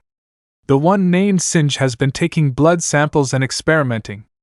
Are you really a talking fox or have I finally lost my mind? The Kitsune glared at Singe, nearly making the scientist wet himself with his killing intent. Explain. No, Naruto ordered, Singe said in fear. Michael Corvin is a descendant of the third mortal brother Corvinus. He has the purest version of the Corvinus strain in his blood. We could all potentially become hybrids to increase our power using his blood. That makes your grandnephew remove dozens of generations, Singe. Set him free, Naruto said in an authoritative tone. Lucian's eyes widened. What do you mean, great-nephew? Are you related to Dash? Marcus and William Corvinus are my half-brothers, Naruto said. Ildy's eyes widened, and Singe gasped. Lucian and Ray's weren't doing much better. I've kept out of it for centuries, but I've come to the conclusion that I need to play a role in ending this cousin war. Let Michael out of this cage and give him some human food, for God's sake. He's a lab animal. It looks like hell. Singe hesitated, and then Naruto's eyes flashed. That wasn't a request. Singe was now petrified, but Lucian said, Let him out. You have enough blood samples, Singe. Singe shakily opened the cage door, and Naruto transformed into his human form and helped Michael up. An hour later, Naruto and Ildy were at a restaurant feeding Michael, who was basically starving to death. Naruto told Lucian that Michael was under his protection and that there would be dire consequences if anything happened to the young man. Michael was very grateful to Naruto, but was completely lost as to where he stood in this mess. Naruto explained that Michael having knowledge of werewolves was bad enough to get him killed and that they needed to find a safe place for him. After some reluctance, Naruto decided to call his father, Alexander. My entire mission has been derailed by this situation. Ildy's situation is manageable, I think. But this poor Michael kid is stuck between a rock and a hard place. Naruto soon heard his father pick up the phone. Old man, it's Naruto. I need to ask you for a favor. The frigate St. Helena, Naruto, Ildy, and Michael were soon having an early dinner with Alexander Corvinus. Alexander looked at Michael and said, Well, I understand your situation well. Basically, you've been thrown into a world you didn't want to know about and can't get out. You're very lucky that Naruto here is a soft at heart. Naruto grunted and Ildy covered her smile with her hand. Alexander had been quite formal with her, and knowing that this was the first immortal type scared Ildy, but she noticed that Alexander Corvinus was much kinder and friendlier to Michael. Ildy also knew that Naruto would protect her if necessary. As the young tracker was, she found that she really had nothing to fear. However, she wondered about Naruto's relationship with his father. He seemed strained to her. Naruto said they were separated before and seemed more sullen around his father than the others. Ildy normally would have simply asked, but she felt that it might be a sensitive subject with the two Corvinus men. Still, Alexander was surprised when Naruto revealed his intentions. You may have kept this war hidden, old man, but I've decided to end it. The problem is, centuries of hatred aren't going to disappear overnight. I'm trying to mediate between Marcus and Lucian, but I keep getting sidetracked by exploding factories and hostile immortals trying to kill me and the like. I haven't even had a chance to go after Craven and figure out where Lady Kurami Hataru fits into this mess. You know I'll help you anyway, Naruto, Alejandro said gently. All you need to do is ask. Let my people investigate the situation in Japan so you can focus on the werewolf-vampire conflict. You've done a lot in a short time. I'm proud of you, my son. Naruto looked puzzled and sighed. Fine, we'll play it your way for now, old man. Just promise me you'll look after Michael here. He's been dealt a really bad hand, Alexander nodded. I'll keep Michael Corvin safe. You have my word. After all, he's family. Naruto and Ildy soon left, and Naruto told Michael he would keep in touch. Naruto was slightly taken aback when Alexander said, Take care, my son, and tell your brother Marcus that I'm thinking about him, and that I want this war to end as well. Budapest. Naruto was quietly driving his BMW back toward Heroes Square to drive Ildy home, and Ildy was quieter than usual. He was mulling over the situation with Celine, Ildy, Michael, and the whole Vampire League conflict. Ildi snapped him out of his thoughts when she asked. Can we stop and talk for a while, Naruto? The Kitsune nodded and they pulled off the road. She must be worried about her Kitsune abilities. I need to assure her that I'll help her when they came to a stop. Ildi undid her seatbelt and planted a blistering kiss on Naruto's mouth before he could react. Naruto's brain nearly imploded. Ildi's kisses are like fire. They're wild and untamed. Celine's kisses are like perfect water. They're graceful and sensual. He realized he already had his tongue thrust into Ildi's mouth as they fought for dominance.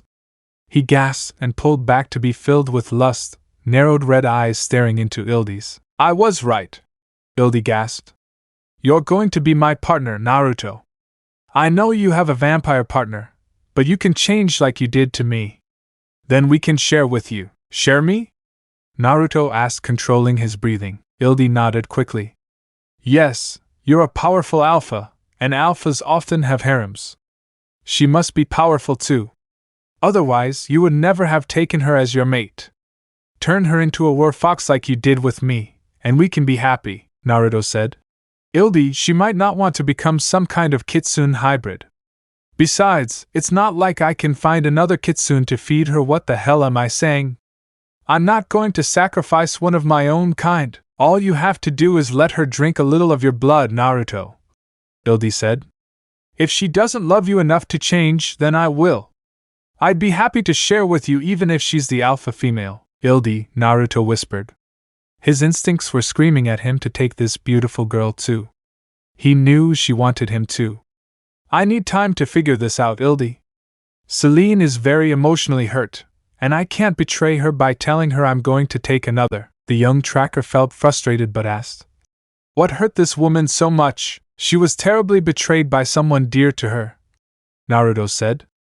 I won't go into details, but she's truly hurt and needs my support right now. Ildi pressed her forehead against his and sighed.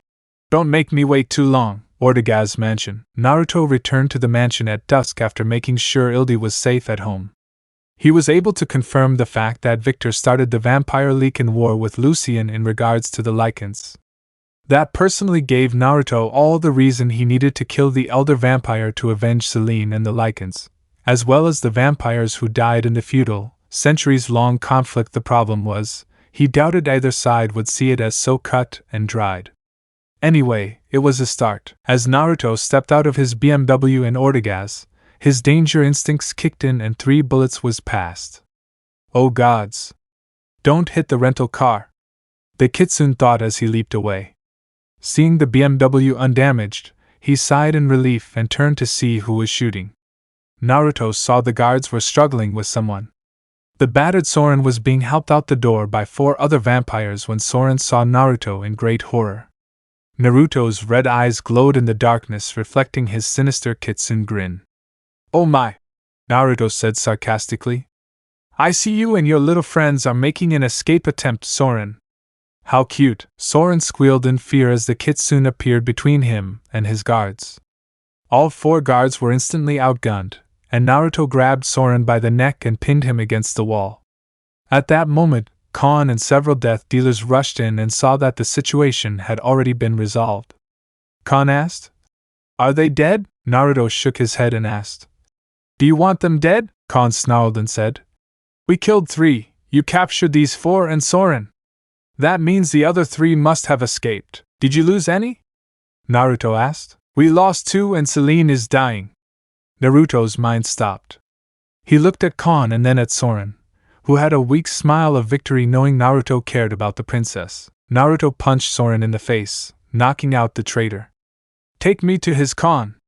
I'll deal with this scum later. Kon nodded and ordered his men to tie up Kraven's remaining guards and quickly led Naruto to the dejected Celine. Amelia was hovering over Celine, looking distressed. She sensed Naruto's massive presence and looked up. She was shot in the side with 3 UV bullets, and the UV poison is killing her, the old man said. Naruto looked at his lover, and Celine said weakly, Naruto, I'm glad you're here, it hurts inside. Kon shook his head sadly. Celine wasn't just another death dealer to him. She was a friend. The Kitsune heard Ildi's voice in his head. All you have to do is let her drink some of your blood, Naruto tore off his sleeve and cut his wrist. He said desperately, "Drink." Selene tasted Naruto's powerful blood and found it intoxicating. In her muddled mind, she felt his blood taste like immortal life. She felt the power in her veins surge as she consumed the ambrosia. Her eyes turned red and narrowed as Naruto watched. They then faded to their original human color of hazel. Selene smiled tiredly and kissed Naruto's rapidly healing wrist before saying, "What a dream!" Naruto felt his body stabilizing and sighed in relief. Selene was sleeping peacefully, and Naruto said, "Thank the gods." That was too close. Amelia was amazed by Selene's condition. Selene's wounds were completely healed, and the younger vampire was sleeping peacefully. Amelia sensed how much more power Selene was emitting and became frightened. Selene woke up in her bed hours later feeling amazing. She was brimming with energy. She had absorbed Naruto's most recent memories, and realized she owed her life to this Ildi girl. "Am I different now?" she wondered. It was then that she noticed something warm and fuzzy resting beside her. It was a blonde fox.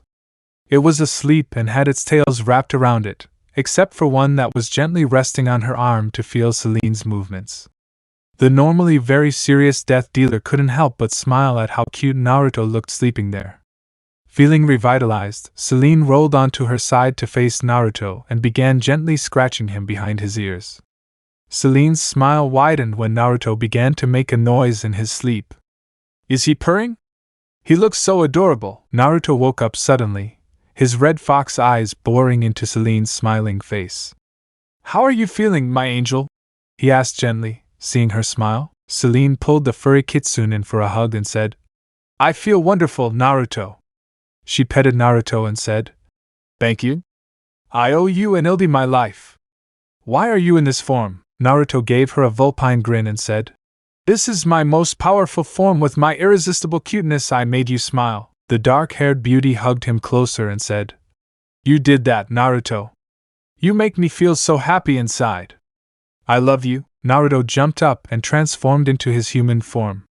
He hugged and kissed his lover and said, "I love you too, my Selene." They were both happy and content to look into each other's eyes for now. Chapter 6. Kyoto, Japan. "So you ran like a coward to Japan," Lady Kurama said sarcastically. "I have to give it to you, Craven.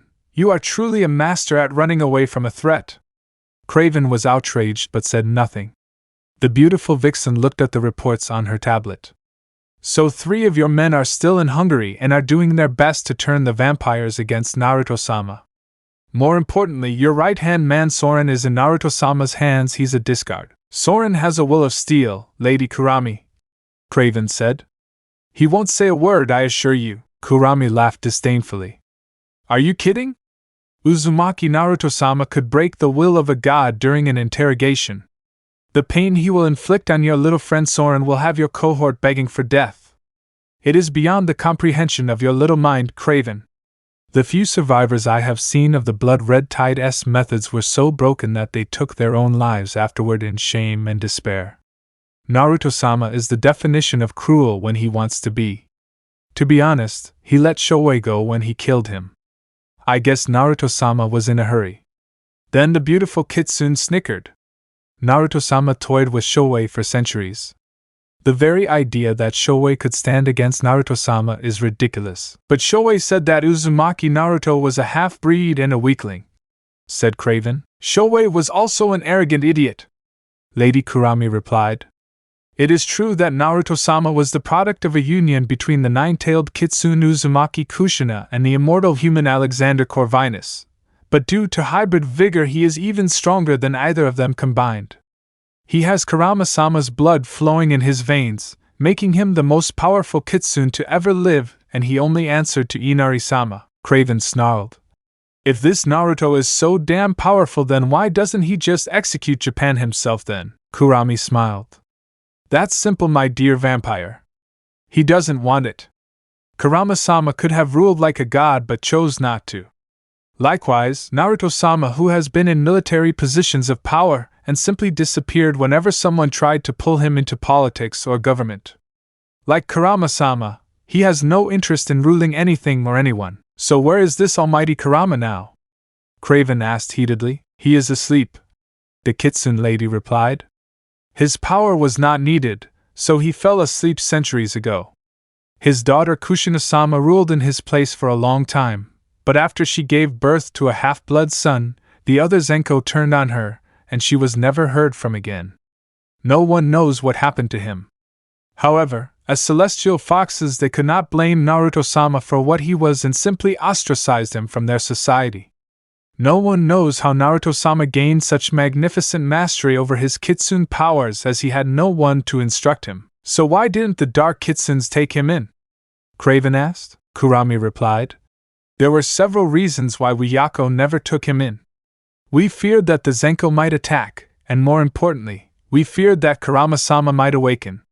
There were also many who foolishly hated him for his half-breed status, like that idiot Shoei did. Once the Yako realized that Naruto-sama was anything but weak, he had already grown too powerful and cunning to manipulate or force into submission. That was back in the 1600s when I first met him, and he has only grown stronger since. Make no mistake, your little friend Soren will be broken physically, mentally, and spiritually beyond hope. Death will be his only release from his misery. Craven shuddered in fear. What kind of monster am I facing? He wondered. Ortegaz's mansion. Marcus and Lucian did something unprecedented thanks to Naruto's help. They called a temporary truce until they could meet somewhere neutral and try to negotiate something. It was a very fragile peace, but it was a start. However, there were still plenty of werewolves and vampires out for blood. Worst of all, Soren's 3 men were still on the loose trying to stir up trouble. 2 could track. Kristoff and Istvan had kept their cell phones and could have been easily tracked using the technology available to vampires and Ortegaz. But the last Reinhardt left his phone behind, either by accident or design, so they would lose their trail. Marcus snarled. Damn it, these 3 have to die or they'll disrupt everything. It was still daylight, and the vampires couldn't get out yet. Of course, theoretically, their prey couldn't either. It was then that Naruto made an interesting suggestion on how to track the elusive Reinhardt. Budapest, Hungary. Bad news traveled fast. Night had fallen, and Ildi's hunting instincts were running riot. Even though there had been a sort of ceasefire between the werewolves and vampires due to Naruto, both sides were actively patrolling in search of one of the rogue vampires named Reinhardt, who had gone missing. Why? He was actively trying to disrupt the delicate peace Lucian was trying to broker with Marcus. At Naruto's suggestion, Ildi encountered a very dangerous death dealer named Kon at nightfall and caught a whiff of Reinhardt's scent on his clothing. Kon didn't like her, and she didn't like him, but they had a job to do. Reinhardt had been trying to eliminate members of both sides using guerrilla tactics, and, as one of Craven's best men, he had access to both silver nitrate and ultraviolet ammo. Reinhardt was also a cunning bastard, Ildi would grant him that. There were plenty of places to hide, but he chose the unrenovated slums where gangs were known to operate, as well as other criminal activities like drug dealing and prostitution. It wasn't a pretty area, and Reinhardt settled there precisely because no one could really be trusted. Ildi had already been approached a few times for being as attractive as she was, but the situations diffused without violence. Kon had been skeptical about coming here because Reinhardt was a notorious upper-class snob who wouldn't be seen dead in such an area. However, Ildi's nose led them to a rundown hotel where the rogue vampire was staying. They forced the door, but Reinhardt wasn't there. His belongings, however, were. He must have left his jewelry here to avoid attracting attention, Kon said, picking up a gold watch. Your nose led us straight to him. I never thought I'd be complimenting a werewolf. But you're good. Ildi nodded as he sniffed around. You're not that bad, man. You're almost invisible and stealthy. He was here just an hour ago, Kon chuckled. The idea of that prissy gentleman staying here is hilarious. I couldn't think of a more fitting place for that bastard. He's here, hissed Ildi. She could smell the liquor on Reinhardt as he kicked open the door, searching for intruders. The rogue had drawn his weapon but saw nothing. Ildi had slipped behind the bed, and Kon stood in the shadows out of Reinhardt's field of vision. Time seemed to slow down as Reinhardt saw his belongings had been rifled through. He immediately opened fire in the panicked darkness and ran. Ildi's head popped out from behind the bed. There were a few near misses, but other than a graze that added a scratch to his torn, spiked leather jacket, there was no damage. Ildi and Khan nodded and shot out after Reinhardt. The rogue was already running down the opposite side of the street when the pursuing pair hit the pavement. Ildi's eyes flashed red and narrowed as she quickly leapt through the slow-moving cars in pursuit. Seeing that the cars had screeched to a halt as the Leakin girl leaped onto their roofs and hoods, Khan also crossed the street in pursuit. Reinhardt glanced over his shoulder and saw Ildi's glowing red eyes as she closed in on him. The rogue darted into a crowded side street and wove through the crowd. He lost track of Ildi, but then spotted Khan and opened fire, fearing the death dealer's master hunter. Khan fell to the ground and avoided the shots. The crowd panicked, and several were injured. All the noise and confusion allowed Reinhardt to escape. Temporarily, Reinhardt ran hard for several minutes and finally stopped to catch his breath. He saw his breath condense in the humid air. Taking a deep breath, he forced himself to calm down and reload his weapons. The rogue looked up at the inky sky as he felt the rain begin to fall and visibility in the area decreased. Reinhardt walked along a wrought iron fence along the street, careful to stay out of sight of the streetlights. Ildi appeared from a rooftop above and smashed his shoulder with her boot, and he was partially impaled through the chest on the wrought iron fence. Reinhardt bellowed in pain as Ildi jumped from her momentum, and he drew his pistol. He mistook her for another death dealer and opened up with UV rounds. It turned out Reinhardt wasn't just using the wrong ammunition, he couldn't hit his target. Between him being in great pain from the stab wounds to his chest and his sloppy aim, his shots were going wide. On top of that, Ildi's speed and agility had increased to the extent that she easily dodged his shots. Her red eyes were starting to make the rogue panic as he continued firing into the night. It was then that a bullet struck him in the back of the head from Khan's excellent shooting. The entry wound tore a hole through Reinhardt's traitorous skull, but the exit wound blew his face and brain matter everywhere. Reinhardt was history, one less. Highway M1, Hungary. Death dealers Celine and Mason set out as a team to hunt down Istvan. Amelia had been hesitant to let Celine out, but the younger vampire was tied up and determined to prove she was fully recovered. Istvan was traveling on the M1 motorway towards the Austrian border. 80 miles per hour was the normal speed, and he was hovering around that speed in his silver Audi A4. What he didn't know was that Celine was speeding after him in her black Jaguar XJR at 120 miles per hour. "Isn't this hard on the engine?" Mason asked, fearing the speed they were traveling at. Celine never took her eyes off the road. "This is an XJR with the sport package. It can do 155 miles per hour. 120 is nothing." Somehow, Mason didn't feel any better as other cars shot by as if they were stationary, but Celine seemed to zip through the nighttime traffic with the speed and precision of a race car driver. An hour later, Celine spotted the Audi they were targeting. Rain was pelting the wet pavement, and she matched the license plates to what she'd written.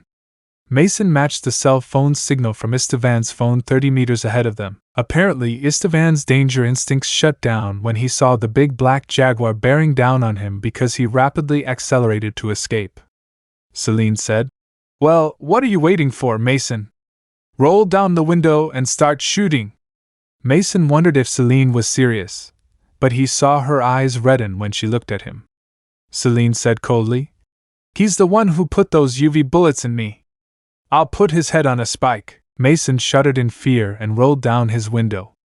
His first shot went wide, but the next two struck the Audi's rear window, and Istvan immediately swerved and pressed the gas pedal to the floor. Celine slowed slightly and stuck to the Audi like glue. Istvan was panicking. His back window was shattered, and his windshield had a crack in it that distorted his vision ahead. Seeing no other option, he punched the windshield using his vampire strength to clear his field of vision. Unfortunately, between the rain and being buffeted by the winds while traveling at high speeds, he wondered if that wasn't a mistake. Istvan heard another bullet hit the metal of his car and looked in the driver's side mirror. "That's Celine's car, didn't I kill her?" The Jaguar smoothly pulled up next to the Audi, and Istvan saw Mason pointing a gun at him.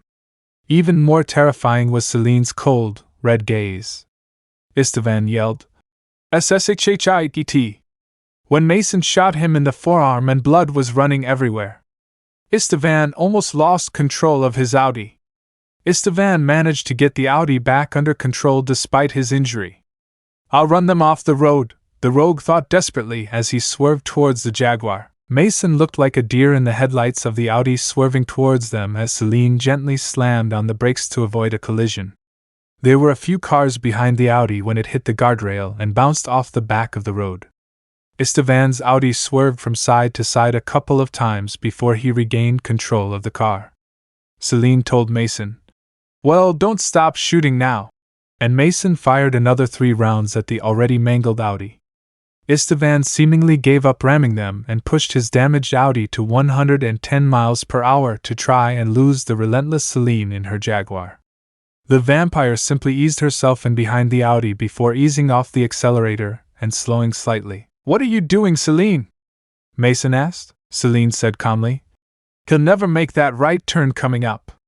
We could because of the Jaguar Sport package, but there's no way he could do it in a regular Audi A4. Istvan watched through the wreckage of the windshield and the pouring rain as he swerved right at top speed, and the Audi spun rapidly around. The already crushed driver's side impacted the guardrail, and sparks and metal flew as the Audi bounced, spun, and finally went completely over the guardrail, leaving a trail of smoke and debris. There wasn't much recognizable as the Audi came to a stop in the cement median on its roof. Celine stopped the Jaguar and turned on the flashers to make sure no one hit them in the dark. Stepping out into the rain, she told Mason, "Roll up your window and check the Jaguar." The dark-haired beauty easily jumped over the railing and walked toward the demolished Audi, her wet black coat whipping around in the wind behind her. When Celine stepped out of the Audi, she saw what was left of Istvan. His left arm was either mauled or torn off at the shoulder, and his head was somehow under the steering wheel. Apparently, the airbags didn't deploy. Celine thought the electronics had tripped, but honestly, she didn't care. Looking at Istvan's clearly broken neck and terrified eyes, she calmly pulled out her pistol and said coldly, "Rot in hell." Then Celine unloaded a full clip into his face for good measure. When Mason saw her return to the car, Celine's eyes were no longer glowing red. Celine got in and said, "We're done here." She put the car in gear and turned off the hazard lights before turning them onto the next off-ramp. Mason and Celine returned to Ortegaz at a more civilized speed, much to Mason's relief. 2 down. Budapest, Hungary. Christoph was talking to Craven on his cell phone in a warehouse where he was hiding. "It's worse than we believed, sir. Marcus and Naruto Corvinus are half-brothers. Istvan, Reinhardt, and I are the only ones who made it. Soren and the rest are dead from what I know. No, I seriously doubt this line can be traced. No, Lucian and Marcus are calling a truce. That was the last I found out before our contact cut me off. This is a disaster, sir.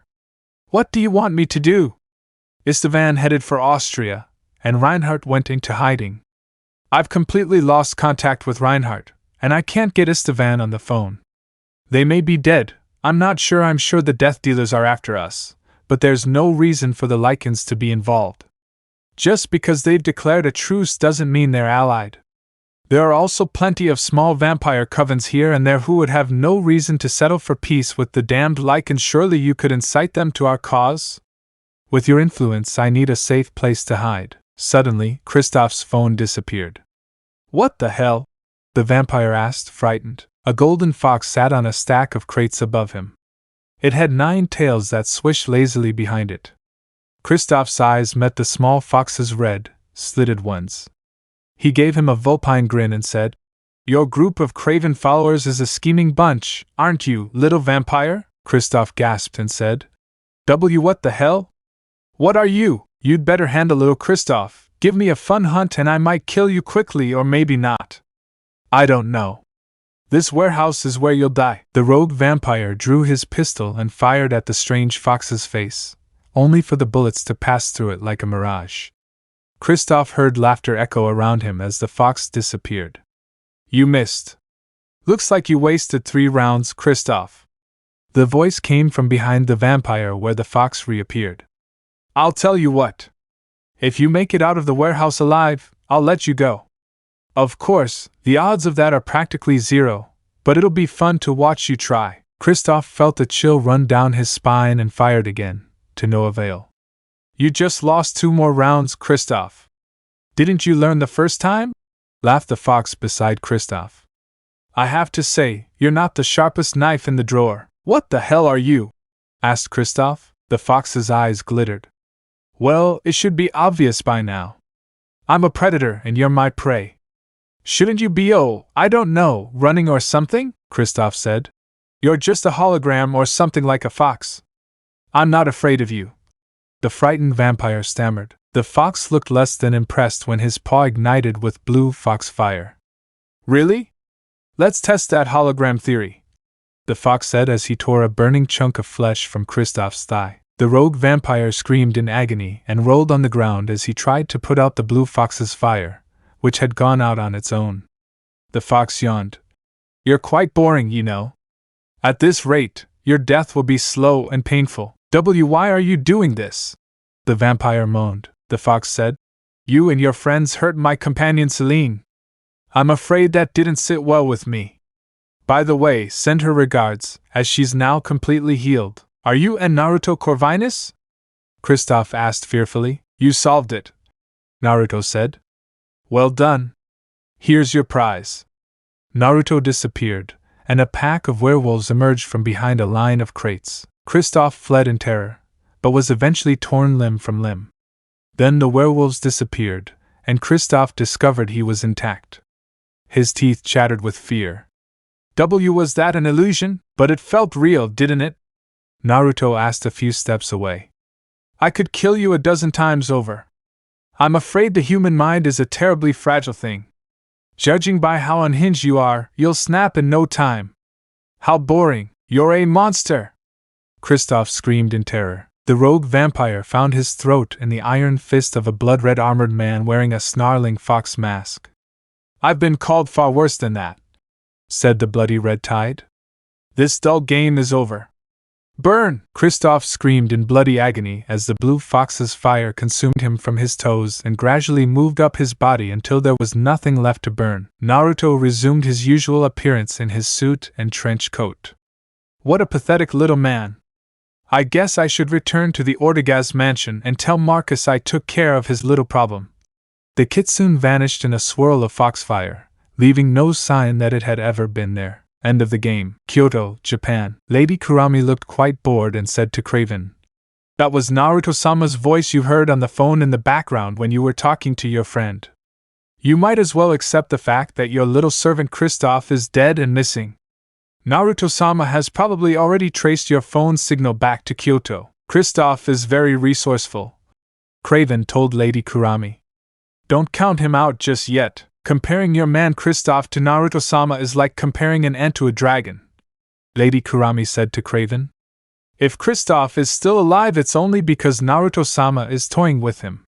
Your man has already been erased by my calculations. A while later, Craven's phone rang. He smiled triumphantly and answered it. This is Craven. I take it you got rid of that pesky Naruto Corvinus, Kristoff? Naruto's voice replied. Actually, Kristoff isn't available right now. Just thought I'd give you a call since you keep running away from me, Craven. I would have been willing to bargain with you at first, but now I'm afraid I want your head on a silver platter. Just an FYI, your friend Soren was quite cooperative once I broke him. Sadly, I doubt he'll ever be the same. Sleep with one eye open, Craven. Lady Kurama can't protect you from me. If you believe in a deity, then pray to her because you're marked for death, little man. Naruto ended the call at that moment, leaving Craven sweating and shaking on the other end of the line. Lady Kurama laughed and said, I take it that was Naruto-sama? How I adore that Kitsune. He has a wonderful way with people. The frigate St. Helena. Did you get a trace? Naruto asked a computer technician working for the cleaners. The technician nodded. Yes, Mr. Corvinus. It was outside the Kyoto area of Japan, just as you predicted. We'll narrow our search to that area, Alexander said to Naruto. I told you my people are quite capable, my son. For once, I totally agree with you, old man, Naruto said. How's Michael? He's a very talented young man and has excelled in our medical program. He's an outstanding surgeon. Alejandro said. I'm glad to hear it. I hope you're happy, Naruto said.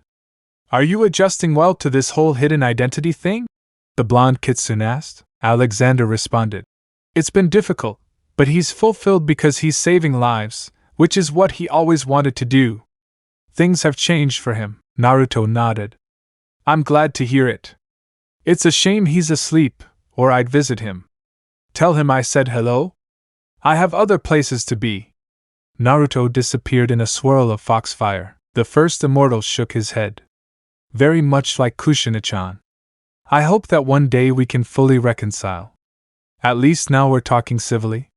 Perhaps there's a chance that she'll forgive me. 1. Ortegaz Mansion. Marcus looked at himself in the mirror. He was almost completely rejuvenated from his hibernation. At least Naruto will stop calling me Sleeping Beauty now. He and Emilia went over the reports submitted by Kon, Celine, and Mason. Mason was fairly convinced that Celine was far more powerful than before, though she obviously had the same attitude. The only difference was that she hated Victor with a passion, and in Marcus's opinion, she had every right to do so.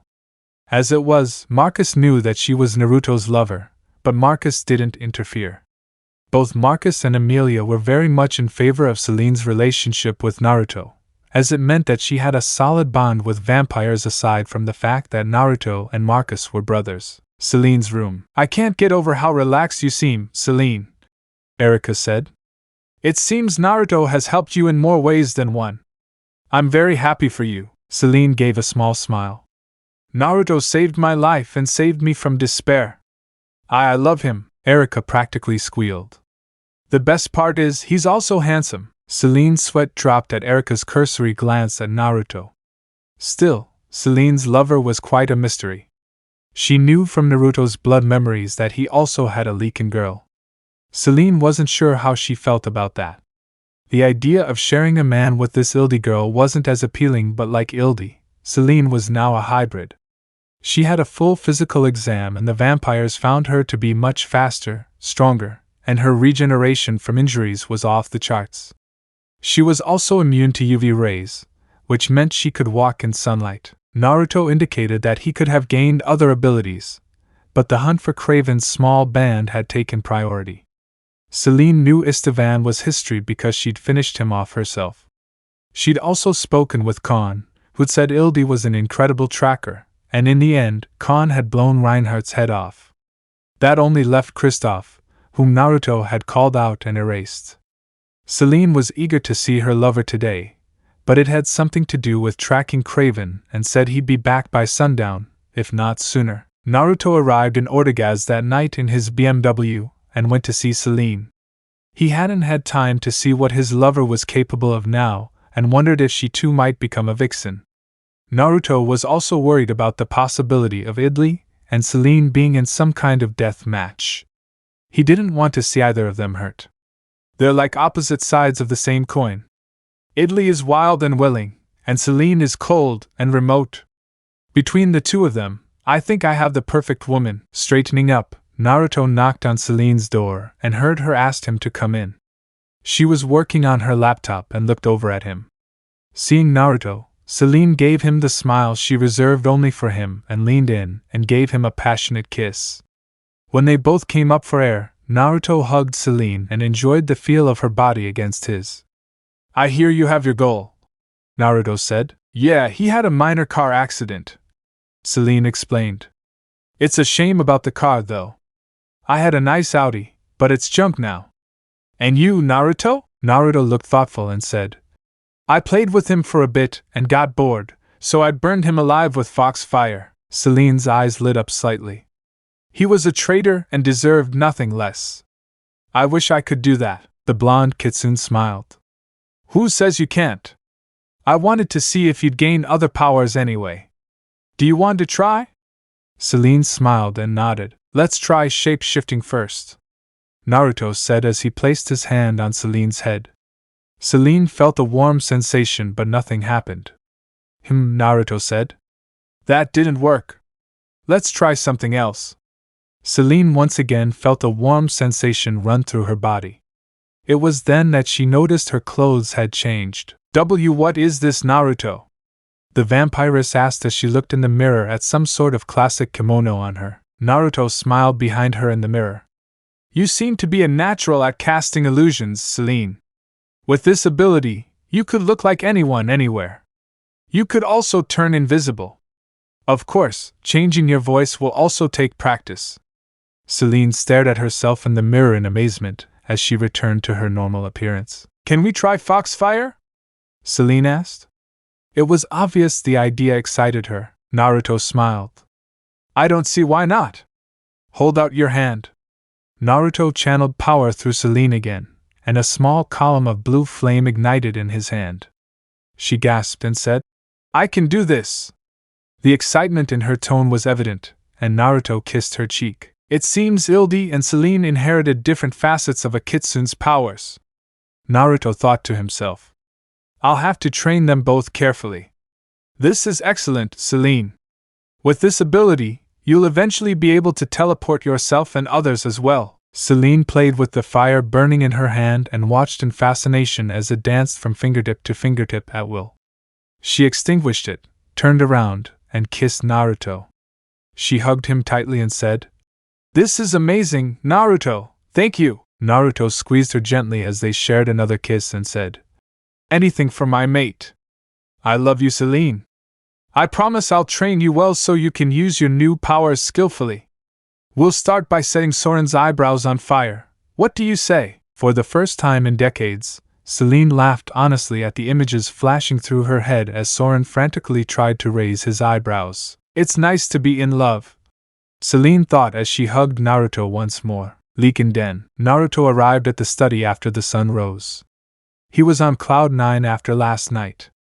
He and Celine made love for hours before they finally fell asleep. As it was, Naruto came to see Lucien and most importantly Ildi. The Leaken girl was more than happy to see him and passionately kissed her future partner. Naruto was also happy to see Ildi and wanted to know how the mission with Kon went. It worked out great, Naruto, Ildi said enthusiastically. It was a little difficult to get along with at first, but once the action started, Death Dealer Kon and I moved like clockwork. He earned my respect as a warrior. Kon hated Reinhardt even more than I did, and that's saying something. Of course, in his case, it was personal. I'm glad everything turned out well, Ildi. I'm proud of you, Naruto said. Ildi asked. Have you talked to your fellow vampire about me? Naruto nodded. Celine isn't too thrilled about sharing, but she also feels like she owes you her life. I never would have thought of giving her my blood if you hadn't come up with the idea. So she's a werewolf hybrid too? Ildi asked. It would be great if we could become friends. Celine inherited different Kitsune powers from you like illusions, Naruto explained. She can't shape-shift like you, but she can use Foxfire. I think it has something to do with you being a pure werewolf originally and her being a pure vampire. Ildi kissed Naruto again and hugged him. I can't wait to be your friend and become a pack member. A package? Naruto asked. A family, Ildi said. All our children would grow up together, you know. After all, they'd all be brothers and sisters. Naruto hugged Ildi tightly. I hope everything works out the way you want for Ildi, Naruto said. You and Celine are polar opposites, so I hope you can become friends. Ildi gave him a bright smile. You worry too much, Naruto. She and I are the same type now. It's only natural that we become friends. Looking at the optimistic girl with a smile, Naruto thought, I hope you're right, Ildi. I want you to be my partner too. Chapter 7. Ando, Nara Prefecture, Japan, Toriora Palace. In Nara Prefecture of Japan there was a secret place that the Zenko, or Inari Kitsunes, held in great reverence. It was Toriora Palace, which was hidden under an illusion from the prying eyes of humans. Legends said that this was one of the places from where the legendary 14th Japanese Emperor, Choi, ruled. Human historians have long argued whether Emperor Choi was a real person or a legend. Of course, that was totally irrelevant to the Inari Kitsune Celestial Council of 50 who lived and worked there. Every 50 years an election of sorts was held for the council positions. However, it was not a democracy. Only appointees were eligible for election, and the maximum time a councillor could remain in power was 200 years. This council was formed after the long reign of Lord Kurama and then the reign of his celestial daughter Kushina. When Kushina was removed from power, the council was formed to rule justly in her place and follow the will of the kami of foxes, Inari. The current council was quite progressive, but an old issue had reared its head again. Uzumaki Naruto, a new counselor named Kensuke, said, "It has long been said that kitsunes can interbreed with humans, but all of their children have been mortal humans without exception. Some have had impressive powers due to their kitsune blood, but none have been immortal. That brings us to the topic of Uzumaki Naruto, the union of an immortal human and Uzumaki Kushina, who would still be ruling today if not for the birth of an immortal half-human son, Naruto. This is old news," an older counselor said in a bored tone. It was obvious he couldn't care less. "Everyone here is well aware of Kushina-sama's tragic fall from grace. Are you suggesting that the council looked down on her son as well? I consider it an affront to our race, but long ago the first council and, more importantly, the priestesses of Inari ruled that it was not his fault he was born a half-blood and he should not be killed. Though we have ostracized him since he came into this world, Inari-sama would not wish for us to kill him for being different." "I completely agree." "Why do you bring this up, counselor?" another asked. Kensuke said, "I bring this up because he is a Nine-Tails and he is the most powerful kitsune descendant in existence, including each and every one of us in this council chamber. The blood of Kurama-sama runs strong in him. Too strong to be ignored or prejudiced against. By our elders' reckoning, he has eclipsed Kushina-sama in power, and we all know just how strong he is said to be. He is the stuff of legends. Uzumaki Naruto is one of us. It is time to bring him into the fold as one of our own." There were muffled gasps in the council chamber. "But he wasn't raised as a kitsune. He's an outsider," a younger counselor exclaimed. "Would Inari want our strongest outside?" Kensuke asked. "His strength is colossal. He has mastered kitsune techniques to an unprecedented degree without any formal training. He is also a military genius who is nothing to scoff at. If the Yako somehow convinces Naruto to turn against us, I wonder how many of us would survive," another council member said pompously. "The Yako have kept away because they fear Inari-sama's wrath. The Yako have stayed away because they fear Naruto's wrath," Kensuke said authoritatively. "Think of my fellow counselors. Their place is with us. We need to peacefully bring him into Zenko's society with honor." "And how do you propose to do that, counselor?" asked the first elder who spoke earlier. "We've never interacted with him even once," Kensuke smiled and said. "It is simple enough. We offer you a kitsune mate from the line of the Inari priestesses. Such a union would cleanse Kurama-sama's line of human impurities and his future children would be designated as eligible to be elected as members of the council." The council seemed to ponder the idea for some time before another older member said, "If we go with this plan, then it would certainly take a very special priestess to put up with Naruto's rough nature. That, and she'd have to be able to charm him into being her lifelong companion. Inari would demand no less." The rather astute Kensuke nodded affirmatively. "Then the first daughter of our high priestess Tsukiko-sama would be ideal. She is not only incomparably fair but dazzlingly beautiful. Are you proposing we marry him to Himiko-sama?" "What makes you think she'd agree?" a fourth counselor asked in shock. "Himiko-sama is extremely powerful and has used the excuse that she hasn't found one strong enough to be worthy of her mate. She has used this excuse for centuries," Kensuke explained. "Uzumaki Naruto has more strength than any other except for his sleeping grandfather Kurama-sama. We have been trying to get her to take a mate to continue the sacred line for centuries and she has flatly refused, since she herself is a Nine-Tails. It would be killing two birds with one stone. If she wants the strength Naruto has, she is in spades." The senior advisor spoke again. "You're pairing the most fiery and stubborn Inari priestess in history with a rogue outsider warlord? I don't know if you're crazy or a brilliant advisor. I prefer to consider myself inspired in this matter," Kensuke said. "No doubt their union would be fiery and tempestuous at first, but I actually believe they would make a good match given their lineage. Consider that the strength of Kurama-sama and Inari's most favored priestesses would flow through their children. It would be a perfect match." After about an hour of back-and-forth debate, Counselor Kensuke's arguments seemed to have convinced the majority. At this point, the council spokesman said, "All in favor of this proposal for the union of Uzumaki Naruto and Himiko-sama say yes." "Ay!" sounded throughout the chamber. For the first time in centuries, no one disagreed. Budapest, Leekenden. Naruto woke up in the arms of his young companion Ildi.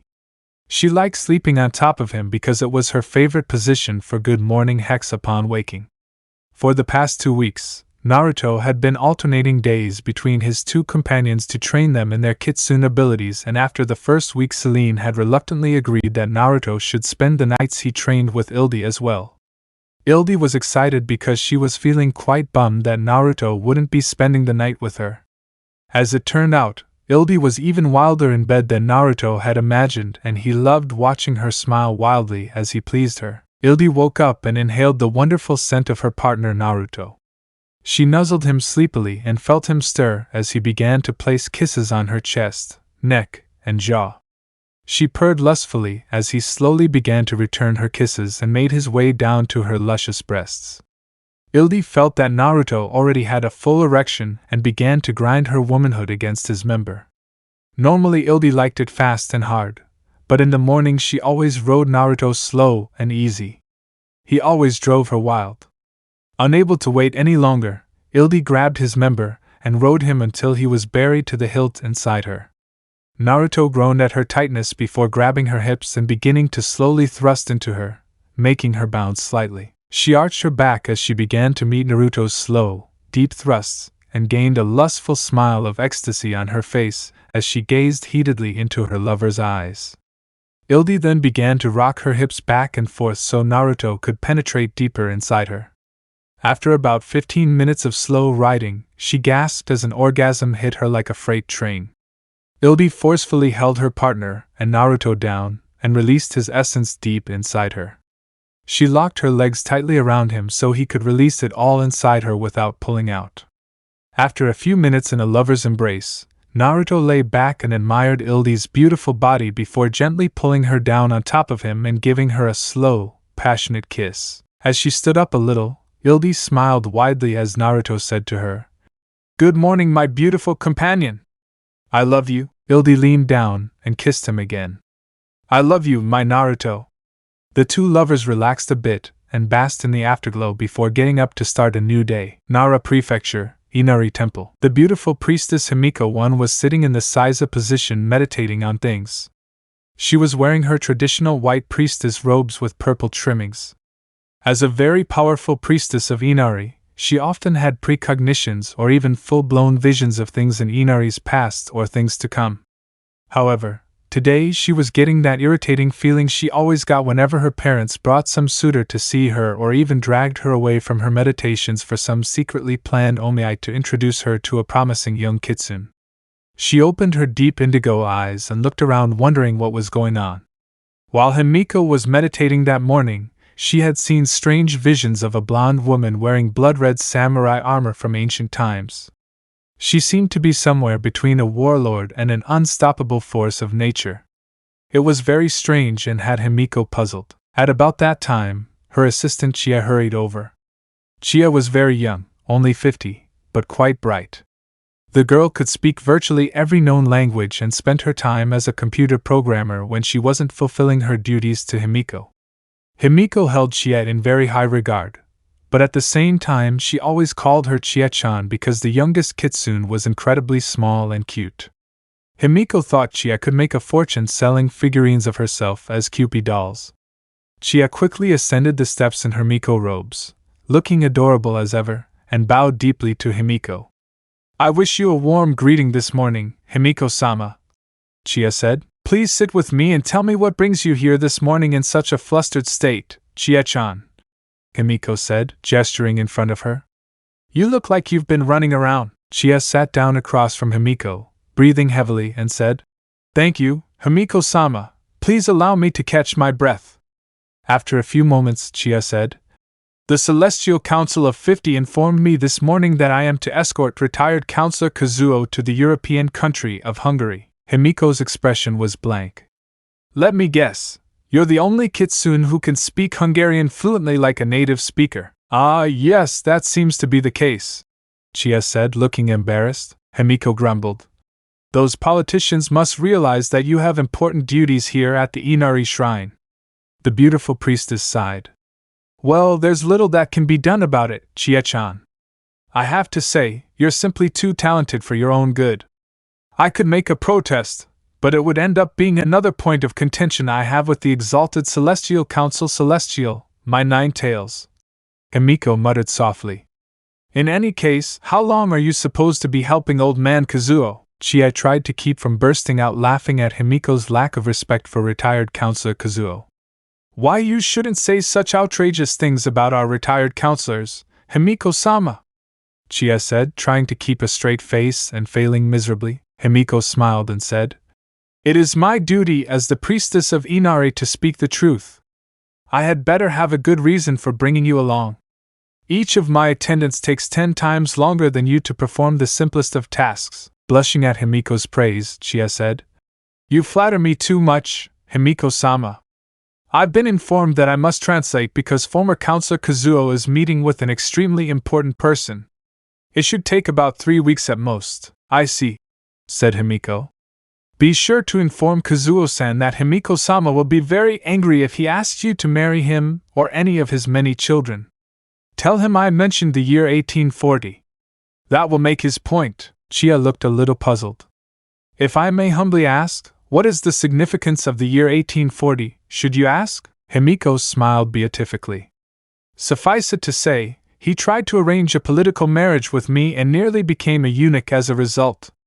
I'm sure he remembers it very vividly. You always handle things with such delicacy and tact, my daughter, said Himiko's lovely mother as she approached. Okasama, it's good to see you this morning, Himiko said. High Priestess Tsukiko-sama, Chie said, bowing again. Get up, Chie, the High Priestess said to Inari.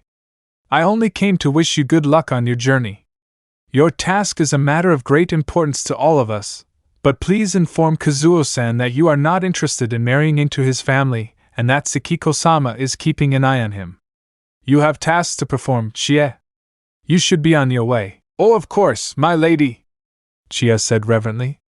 Then she took off in a cloud of dust. I was quite enjoying taking Chie-chan, Okasama. Himiko pouted grumpily. Was it really necessary to scare her away? Tsukiko said mysteriously. The future is always in motion, my child. Your task is very important.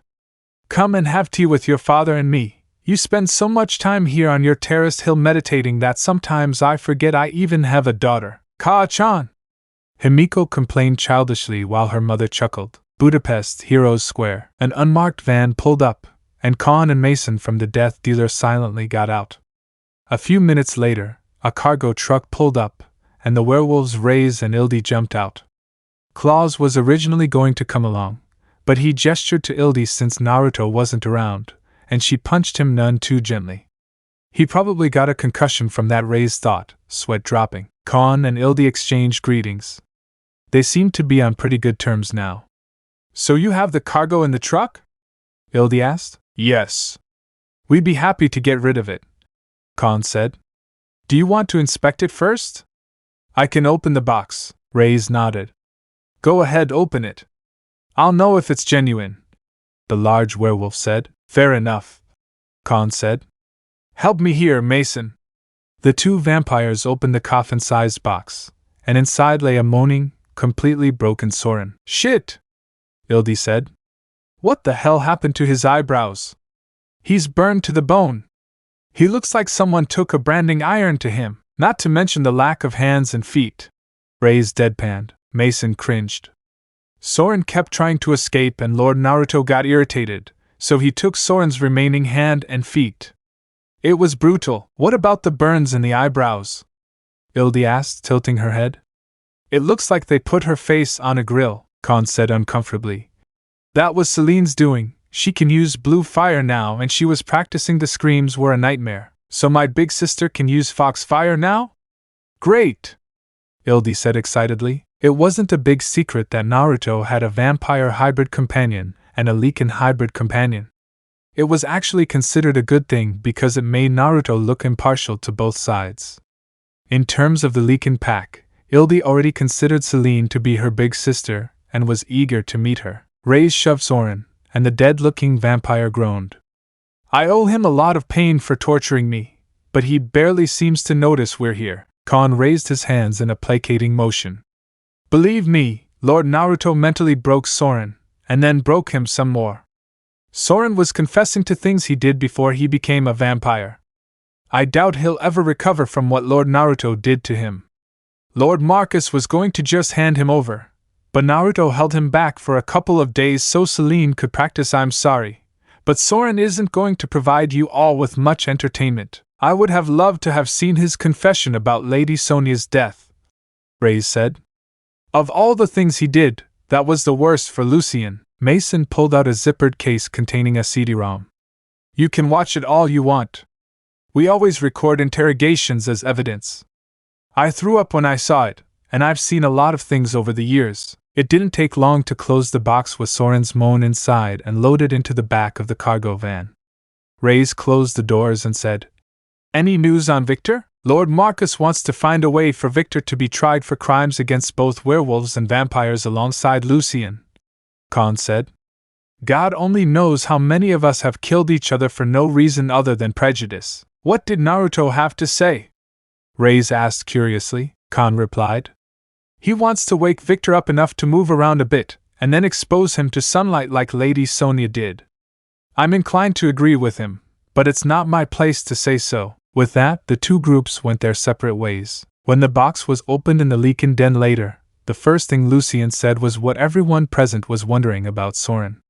What the hell happened to his eyebrows? Ortegaz's mansion. A few days later, Naruto woke up to his beautiful Celine. She was snuggled up next to him as usual. He gently rolled into her and brushed her bangs out of her face. Celine blinked and then smiled softly at her lover as the two enjoyed a passionate good-morning kiss. She said softly.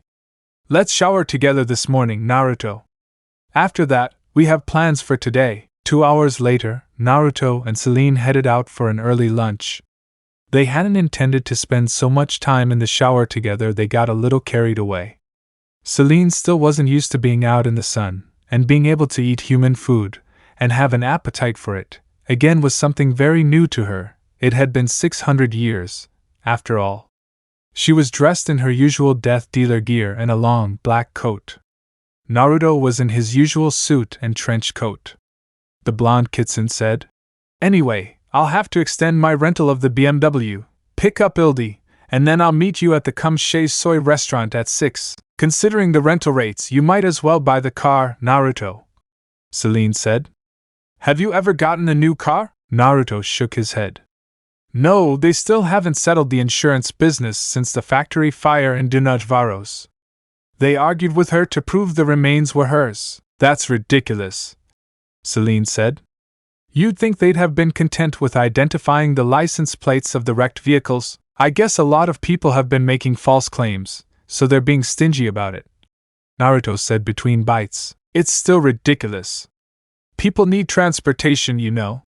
Celine took another bite of her breakfast. Off topic, but this French toast you like so much is pretty good, Naruto smiled. I'm glad you like Celine. There's a lot you've been missing. What does Ildi think about these things? Asked the dark-haired beauty, pointing at her food. She thinks it's fine, but she still prefers meat dishes. I guess some things just can't be changed.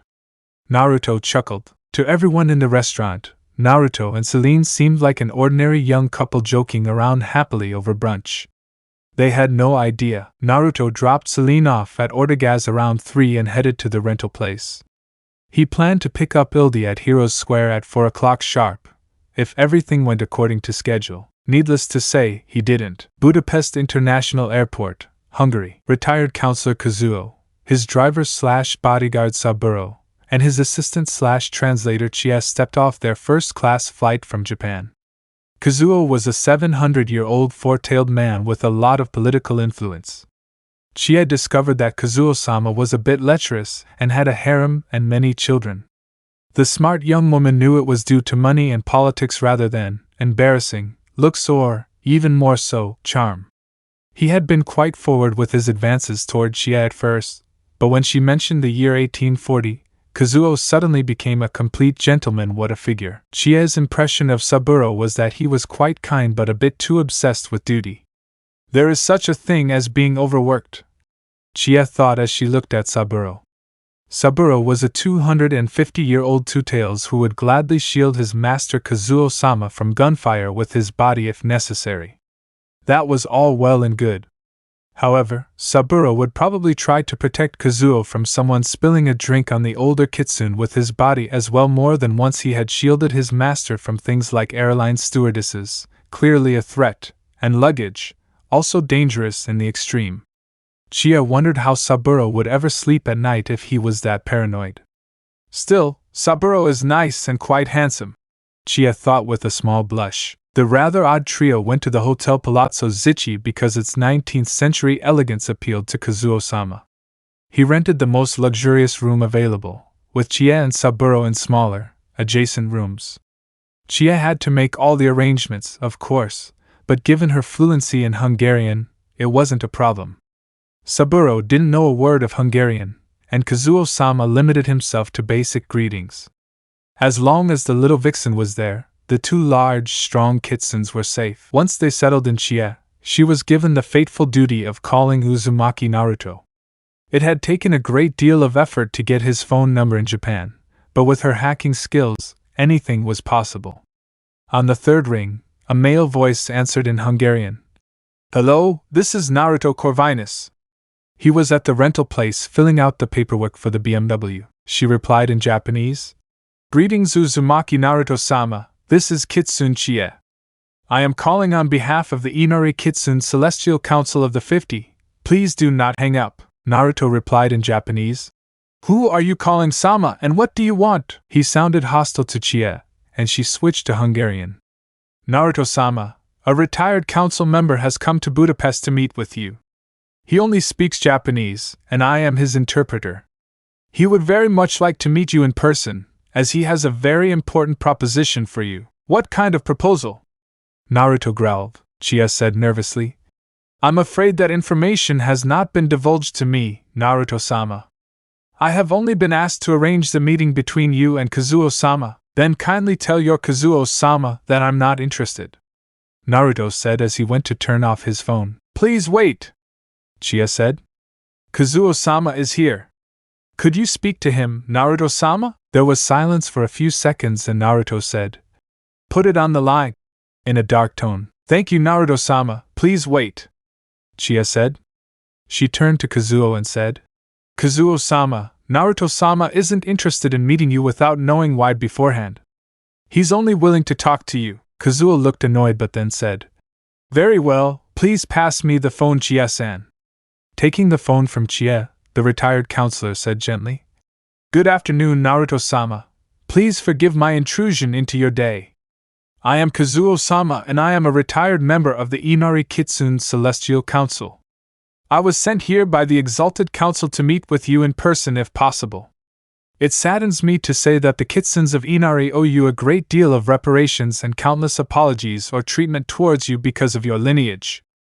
Our enlightened council has decided that we should do everything in our considerable power to make amends for the many wrongs we have caused you. Would you be willing to meet with me in person, Naruto-sama? I assure you that our proposals are entirely benevolent and would benefit you greatly," Naruto retorted sarcastically. "So after 1400 years of nothing, the Zenko have decided to contact me out of the blue because they supposedly want to make amends.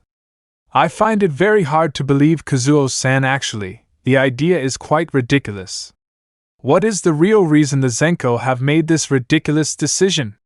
If you expect me to believe it's out of the goodness of their hearts, then you're taking me for a fool Kazuo-san. Few who have done that have lived to tell the tale, advisor. Are you taking me for a fool, Kazuo-san? Because if you are, I'd go back to your ivory tower in Tura Palace and tell your cronies that Naruto-sama isn't interested." Kazuo was sweating. This is falling apart fast. I need to calm his anger. I assure you, Naruto-sama, if you would be willing to come and speak with me in person, then I will ease all your doubts. You are very wise to feel this way, and you are right that the Inari Kitsunes would benefit from this as well, of course, but I assure you that it would be of great benefit to you as well. Let's assume I don't come from Kazuo-san, Naruto hissed. If you displease me with this offer, I'll erase you from existence. I wasn't called the blood-red tide for nothing. Am I worth that much to you, Kazuo-san? I'm willing to forget this conversation ever happened if you wish. The retired counselor felt a chill run down his spine. Kazuo had spent centuries manipulating and reading others. Even over the phone, he could tell that Naruto-sama wouldn't hesitate to kill him in a heartbeat. I assure you, Naruto-sama, there will be no need for violence of any kind. I'm sure you'll be immensely pleased with our offer. The blonde Kitsune could tell the politician was scared over the phone. Well, I've established a good grasp on this Kazuo character for our little conversation. Very well, I'll listen to this little proposal of yours. Tell me where you wish to meet and pray to Inari that you don't anger me, Kazuo-san. How about 5 in the afternoon, Naruto-sama? Kazuo asked. My staff and I will be staying at the Hotel Palazzo Zichi on the 3rd floor. I would be very happy to send someone to greet you while we make preparations to entertain you. Don't knock yourself out, counselor. I imagine our meeting will be very brief. I'll see you at 5, Naruto said as he hung up the phone. Shit! I'm supposed to meet the girls at 6. I'd better call you both and tell you I might be late. Ortegaz Mansion. Celine answered her phone. Could it be that you're late because some Kitsune officer contacted you out of the blue? Naruto said. They're staying at the Palazzo Zichi Hotel, so they obviously have money. I don't want to put you girls at risk, so I'll take care of this matter first. I'll probably be at the Kum Shei Soy restaurant around 6:30 or 7. I don't know what they want, but it seems like someone from the Zenko Council. They claim they have some kind of offer for me, but I guess I'll end up telling them to push it, Celine said in a worried tone. Be careful, Naruto. I don't want you to get hurt in any way. Don't worry, my angel. They're politicians, not warriors, Naruto said. I'll be fine. I love you too, Naruto, Celine replied. I'll meet Ildi and my Jaguar at the restaurant and get a table. Okay. I'll see you girls later, Naruto said. Try to be nice, okay? Ildi really wants to meet her big sister, Celine smiled softly. Okay, I'll see you later tonight, Leakin Den, Ildi answered on the second ring. Hi, I'm Ildi. What's up, Naruto? Naruto soon explained the situation to Ildi, and the Leakin/Fox girl was not happy. It seems they're plotting against us, Naruto. Maybe you should kick their asses for ruining our dinner plans. I want to be there with you and my big sister Celine. It'll be our first meal together as a pack. Naruto was cringing. Well, a lot of ramifications could result from this, and I want both girls to be safe. Take your time and visit Celine. She's a bit stoic, but I think you two will get along once you break the ice. But I want you there too, Naruto. We're going to be a family, Ildi said dejectedly. I'll be there as soon as I can, Ildi, I promise, Naruto said. Do you need a ride? Celine could probably take you in her Jaguar. Teehee. No need, Naruto. I have new wheels. Ildi sounded excited, very excited. Oh? The damn insurance company finally arrived? Naruto asked. Ildi laughed. Nope. Dad bought me a black Ducati GT 1000. He collects motorcycles, so he gave me one. They dropped it off this morning. It's a sweet ride. It's not a full-fledged racer, but it'll pull it along. If you're nice, I'll take you for a ride, Naruto chuckled. I'll be nicer to you then, Ildi. I love you, and I'll see you later. Okay, I'll see you soon, Naruto, said the excitable hybrid Leakin. Love you, bye. Hotel Palazzo Zichi. Naruto arrived at the hotel in his BMW at exactly 4:45 p.m. When he arrived at the reception desk, he saw a very petite Japanese woman wearing a suit and skirt combination waiting for him.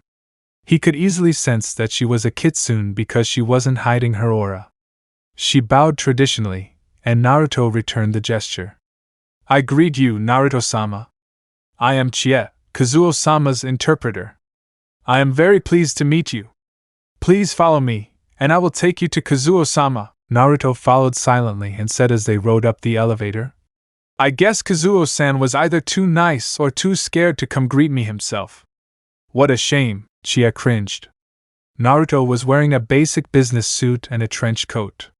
He was dressed for a casual meeting, and Kazuo-sama was dressed in formal Japanese robes. It was obvious from their appearance and demeanor that Naruto thought very little of Kazuo-sama. Normally I would have said that Naruto-sama was being very disrespectful, but even with his hidden power, Naruto-sama's aura is overwhelming. The little vixen thought, I hope he doesn't get angry. Even without studying Naruto-sama's brutal background, I would find him very frightening. How strong is he? As they entered the opulent room, Saburo bowed to Naruto and said, I am Kazuo-sama's bodyguard, Saburo. I'm afraid I will have to search your person for weapons, as I cannot allow you to threaten Kazuo-sama's safety. I'm sure you understand. Naruto pinned the younger Kitsune with a look of concentrated killing intent and said, If you touch me, I'll kill you, boy. The bodyguard feared for his life, and the look in Naruto's bright blue eyes said he was very serious. Retired Counselor Kazuo came out dressed in his finest and said, Now, Saburo, Naruto-sama is beyond reproach. There is no need to record it. Please forgive young Saburo, Naruto-sama. He is very committed to his duty to protect me, and I meant no offense. Please forgive his lack of propriety. Saburo bowed several times and said, I apologize, Naruto-sama. I meant no disrespect. In the old days, Naruto would have bounced Saburo against the wall and said, Of course I'm armed to the teeth, fool. I'm a warrior. However, Naruto decided to play along and be diplomatic about things, as he didn't yet know the full extent of the situation. There's no need to take unnecessary risks at this juncture, the blonde thought. Very well, I'll let it slide this time. Naruto growled. Wonderful! Kazuo said in a warm tone. I must say it's an honor to meet you in person. For centuries I've been of the opinion that the Inari Kitsunes should have contacted you sooner. After all, you are of the noblest blood, typical politician. Alluring me with sweet nothings and then stabbing me in the back, Naruto thought as Kazuo lavished him with praise. They were soon having a sumptuous traditional high-class Japanese meal. Naruto's thoughts on all this were summed up with, I would have liked the ramen. In truth, Naruto would have preferred to be with the girls instead of dealing with all this political garbage. Come Chez Soy restaurant. Celine pulled up to a stoplight near the restaurant in her black Jaguar and felt a presence beside her as a motorcycle pulled up. Glancing up at the biker, his eyes flashed red for a second, and the biker raised his visor, revealing identical eyes. Then both eyes faded back to brown and hazel. Ildi lowered her visor again, and the pair parked at the Come Chez Soy in adjacent spots. Ildi hopped off her bike and took off her helmet, which revealed her hair tied back with a simple band. She was wearing a new black leather biker jacket she got with her Ducati and a black helmet her father gave her. He had been very interested in meeting Naruto. I hope Dad doesn't try to intimidate Naruto with his bad boy image, she thought worriedly.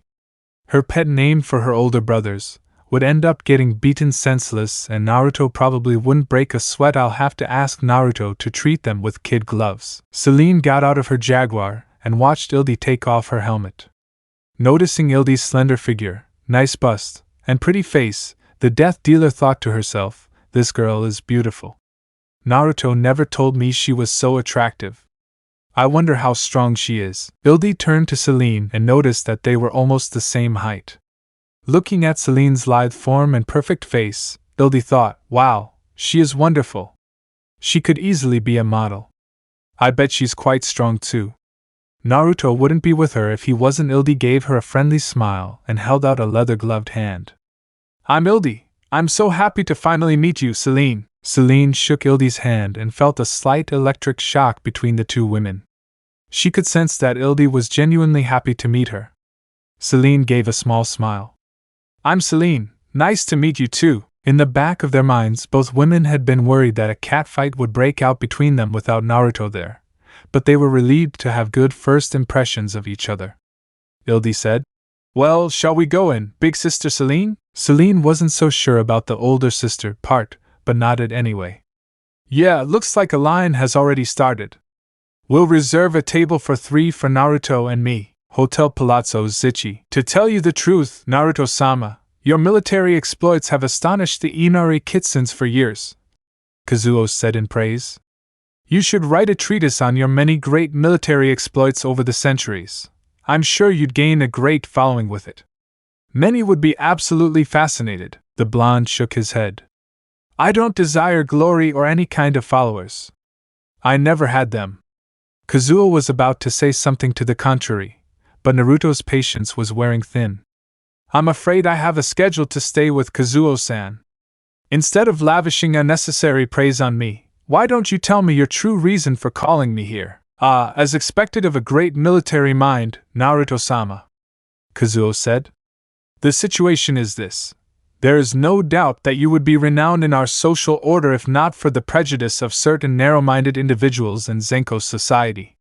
You were ostracized since birth, and yet you have mastered your powers in a way even the exalted Kurama-sama himself would be proud of. After much discussion amongst the Inari Kitsune Celestial Council of 50, it was decided that you were to be respected as a true lord in our society. The only objection was that some considered your blood to be tainted by your half-human heritage. However, the Enlightened Council found a brilliant solution so that your future children would be eligible to take their own places on the council. Naruto wanted to yawn but kept a straight face. So, what's this brilliant solution your Zenko Council came up with? Naruto asked in a bored tone. Kazuo gestured to Chie. Chie, my dear, please make her look like your beautiful lover Himiko-sama in her finest clothes. Chie looked very confused and said, Kazuo-sama, it wouldn't be appropriate for me to imitate Himiko-sama's form. She is my lover. Kazuo smiled and said, and I know that, as a result, you know Himiko-sama's beauty best. Would you prefer it if we did it, Saburo or me? Only you could display the true grace and poise of your beautiful lover. I'll do this, Kazuo-sama, but I know you don't approve of this, Chie said. Kazuo nodded indulgently, and Chie transformed into the dazzling beauty of his lover, Himiko. Naruto raised an eyebrow, and Saburo looked smitten. Is this celestial creature not the divine Naruto-sama? Kazuo asked with a slight blush. Chie is in the image of his lover, next in line to be Inari-sama's high priestess. She is not only virtuous and beautiful, she is a nine-tailed being of immense power. The Inari Kitsune Celestial Council of the 50 has arranged for you to have her as your wife. Her status would ensure that none of your undoubtedly many children would be cleansed of any taint or prejudice against them through Inari-sama's blessings. Chie returned to her normal appearance with this proposal. She whispered loudly, What? You wish to give Himiko-sama to Naruto-sama as his wife? Kazuo chuckled. Your lover Himiko-sama has made it very clear that she will only accept a mate as strong as her, and none have lived up to the challenge. Naruto-sama's power is even greater than Himiko-sama's. She would be given the respect and lordship she deserves, and at last Himiko-sama would finally continue the line to be the future high priestesses of Inari. Chie was dumbfounded, and Naruto said, So you want to use me as breeding stock for this line of Inari priestesses? Naruto-sama, it would be a small price to pay to obtain all the wealth and respect you deserve, Kazuo said. Besides, there are men who would give a limb to have such a divine creature as their mate and the mother for their offspring. The blond man stood up and shook his head. This was a complete waste of time. I've lived without wealth and respect from the Zenko all this time. I don't need it now, and beauty is only skin deep, Kazuo gasped. Naruto-sama, think about what you're saying. Naruto's eyes turned red and the temperature seemed to drop below freezing in the room. The Zenko took my mother from me and has hated me for 1,400 years. Do you really think that would change if I was forced into a loveless marriage to a shrew of a priestess? I'd laugh at the concept if I wasn't. I'm so angry. Consider yourself blessed that you didn't take your life for this insult, Kazuo. You're a child compared to me. Tell your so-called Enlightened Council that if they plan any attacks on me or those I hold dear, then I will raze Tora Palace and everyone in it to the ground for what they've done to my family. Kazuo tried to say something, but he was paralyzed with terror, and Naruto disappeared in a whirlwind of blue fox fire. Several minutes later, Chie woke up with a start. She was lying on the couch. What happened? I remember Naruto-sama was very angry and rejected Himiko-sama's hand. He even called her a vixen. Kazuo looked at her and said, Don't worry, my dear. Both you and Saburo fainted from Naruto-sama's sheer killing intent. I am a four-tailed and I nearly fainted. You and Saburo are only one and two-tailed respectively. It was simply too much for your mental defenses to handle. I'm afraid I totally underestimated Naruto-sama and enraged him greatly. His killing intent was so overwhelming that I feared death would take me. This mission was a total failure, and I am to blame. I felt I could manipulate him through flattery, and it backfired horribly. He saw right through me and the Council's plans. He is as powerful and wise as his 1,400 years indicate. I never stood a chance. His power is on a completely different level than mine, Chia said. Naruto-sama said that the Zenko took his mother away from him. Kazuo nodded.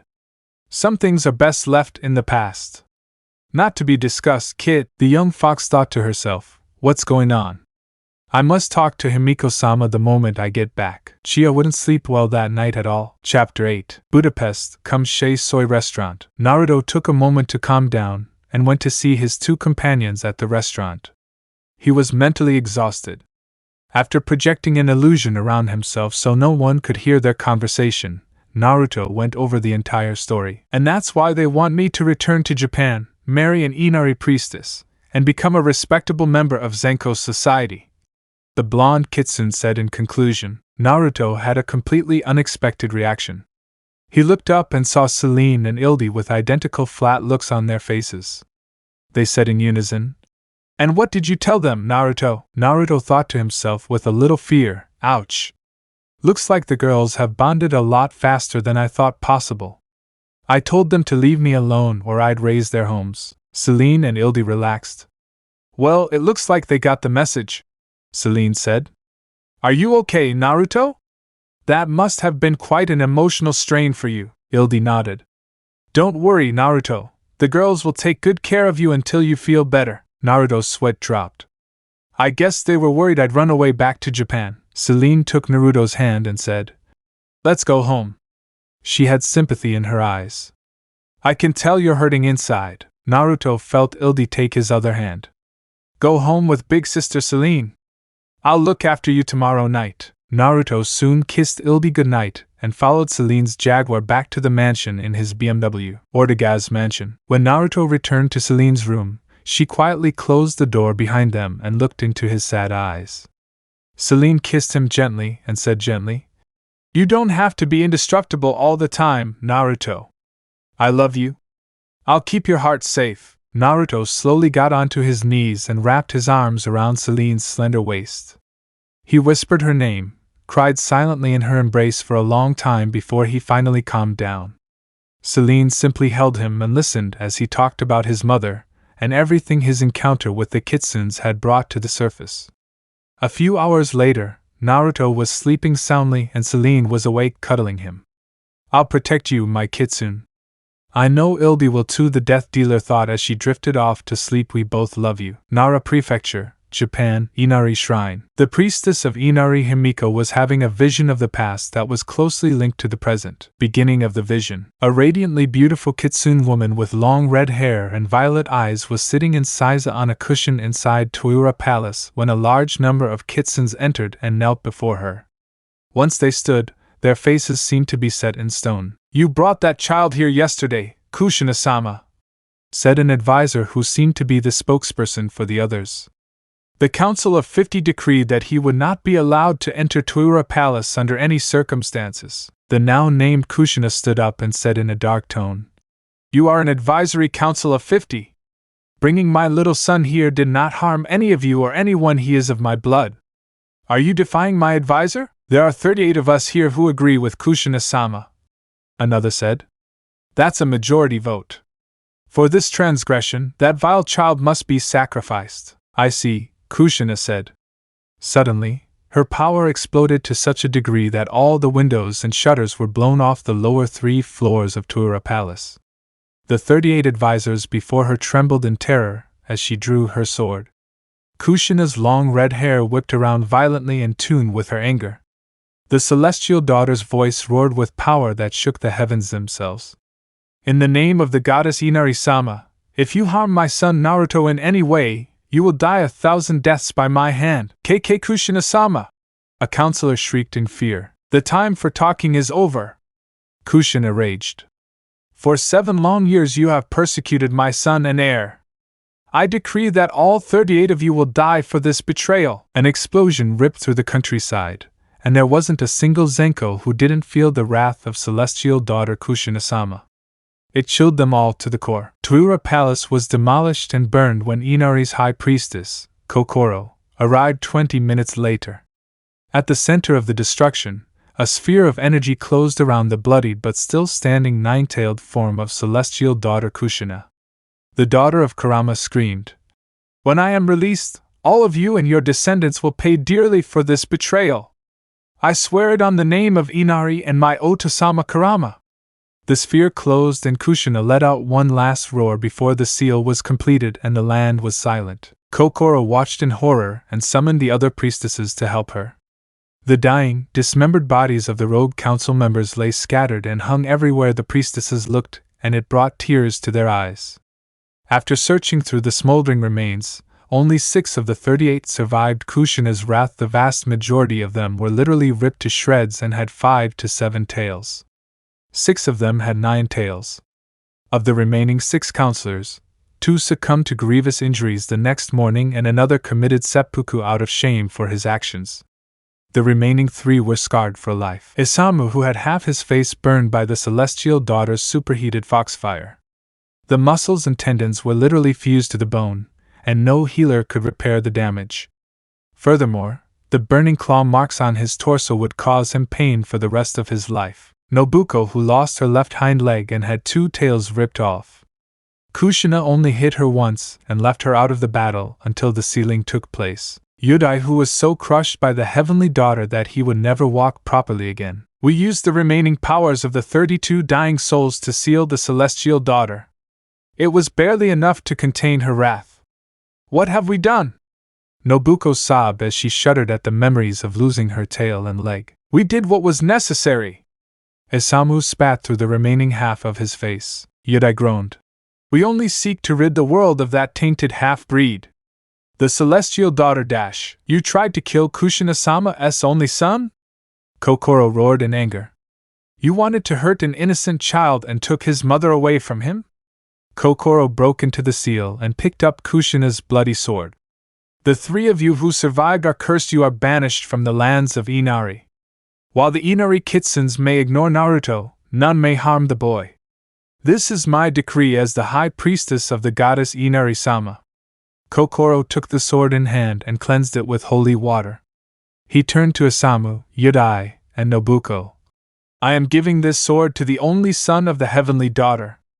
I foresee that she will hunger for your blood and her son will finish what his mother started in the distant future. When she takes your cursed lives, Kushina-sama will be free once again and all her efforts against Inari's rule will be thwarted. Yudai cried out. My body is broken and crushed, High Priestesses Kokoro. Have mercy!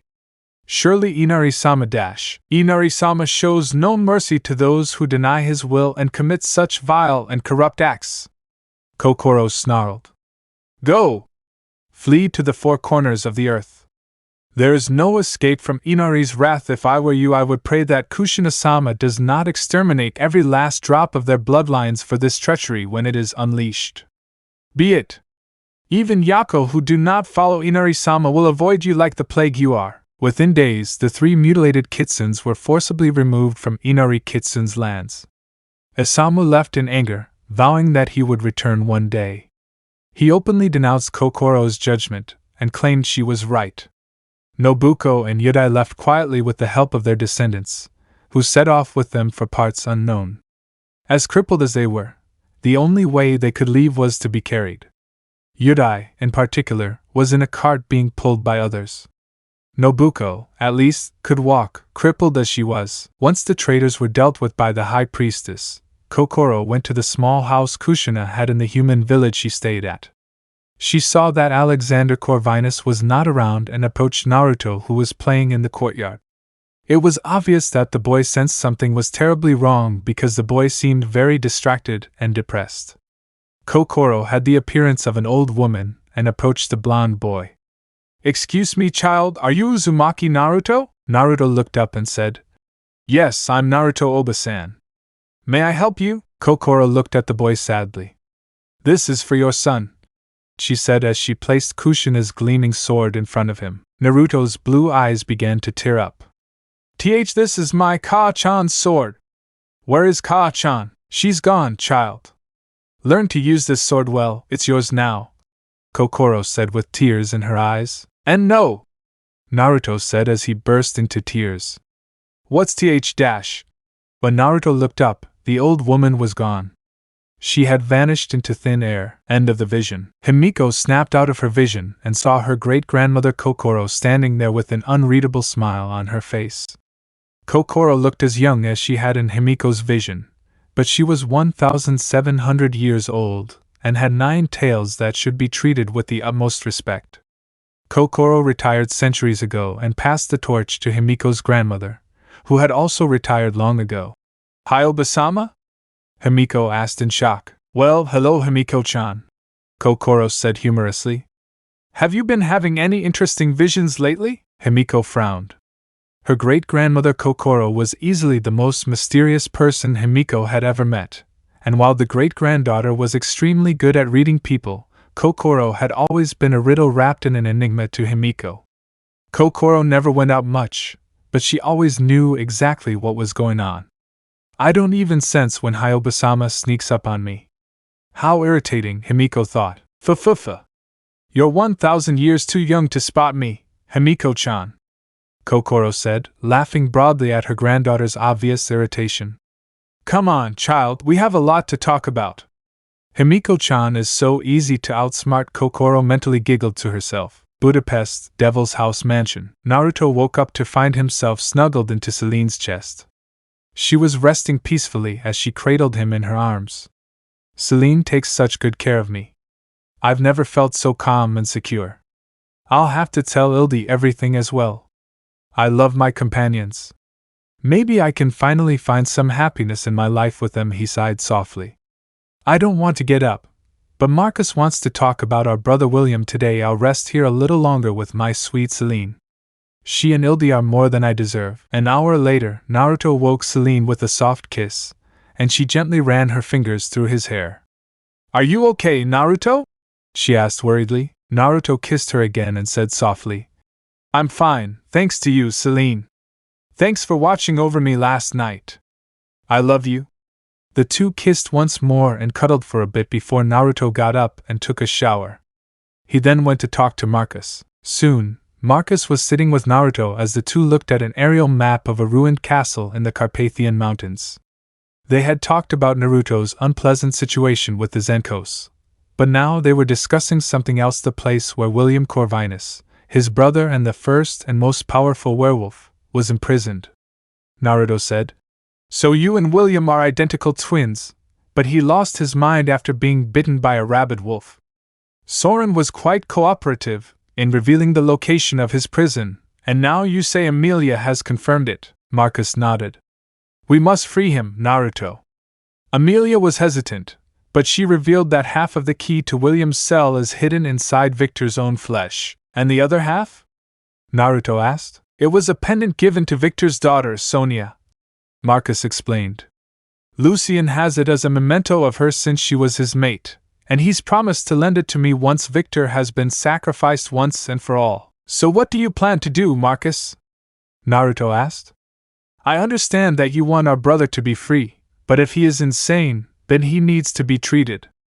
We need to find a way to cure him so he can assume a human form again with his mental facilities intact amongst werewolves and vampires. A lot of research has been done on the Corvinus strain. I bet the old man's people know a lot as well. If we want to truly free William, we need to develop a serum of some sort to turn him into a werewolf, or at least restore him to sanity. Marcus thought for a few minutes. A serum? Do you think it's possible? Naruto nodded. It will take time and patience, but you know as well as I do that everyone would help. We can't afford another werewolf infestation, and the Lycans consider them family. I think Lucian will help. Freeing our brother only to see him become madly possessed isn't the way to go. Even the old man would agree. Naruto grabbed Marcus's shoulder. I know he's your twin, and you care about him more than anyone, but you have to use logic in this situation. Let's end the vampire/Leakin conflict for good, and then pool our resources to save William. I would be all for this, Amelia said as she entered the office. If William Corvinus can be cured, then I would fully support his release. Marcus raised an eyebrow and said, I never thought you would support such an action, Amelia said. Ever since Naruto arrived here, things have happened that I thought would never be possible. The fact that we have a ceasefire and are negotiating a peace with the werewolves alone is something I find incredibly baffling. Technically, we're all family if you think about it, Naruto said. It'll take centuries to heal the wounds, but this is a start, Marcus nodded. I'm undecided, but I'll call my dad and see if he's willing to lend his support. Nara Prefecture, Japan, Inari Shrine. Kokoro and Himiko returned to Kokoro's cottage that she shared with her husband of 16 centuries, Eiji. At the moment, he was out. Your Hyojai-sama Eiji is fishing with some of your uncles, Himiko-chan, so we can talk privately, Kokoro said as she began to make some tea for them to share. Himiko was always amazed by her great-grandfather's house. It looked like a small cottage on the outside, but on the inside, it was a massive mansion. Himiko often wondered how many Kitsune illusions were spun around the place. But Kokoro and Eiji were extremely cunning and playful with their many children and grandchildren, and would never tell. Kokoro soon set down some tea to share with her great-grandson and said, Tell me what you saw in your vision, Himiko-chan. Don't skimp on the details as it is very important. Himiko spent the next hour describing what she had seen and the horrors of Kushina-sama being sealed away. Kokoro nodded noncommittally, recalling things from memory as her grandson described them. Finally, Kokoro said, You saw the 3 I banished, Himiko-chan. Did you hear their names? The youngest Inari priestess tilted her head to one side in confusion. Of course I heard them, Hyoba-sama. Their names were Yudai, Nobuko, and Isamu. Why do you ask? Because Inari-sama herself banished those names, and no one has spoken of them for 1,400 years, Kokoro said gravely. The goddess would only allow someone with the power to seek out those 3 traitors to hear those names. Your duty has been commanded since Kushina-sama's horrific sealing. You are to lead Naruto-sama to hunt down those 3 traitors and help him finish them off for good in order to free Kushina-sama from her imprisonment. I thought it was you, but it wasn't until today that I had proof. Can you tell me what happened to Naruto-sama after you gave him Kushina-sama's sword? Himiko asked. Did he learn to use it? Kokoro smiled again. I think you may have heard of a Ronin warlord Kitsune who was never a Yako or a Zenko. He was known as the Bloody Red Tide, Himiko gasped. The Bloody Red Tide? Ever since I was little, I heard it was unstoppable, and the council fears it, his grandmother chuckled. And they should. He is Kushina-sama's son and Kurama-sama's grandson. Over the centuries, he led a terribly difficult life, but it has made him stronger than any of us.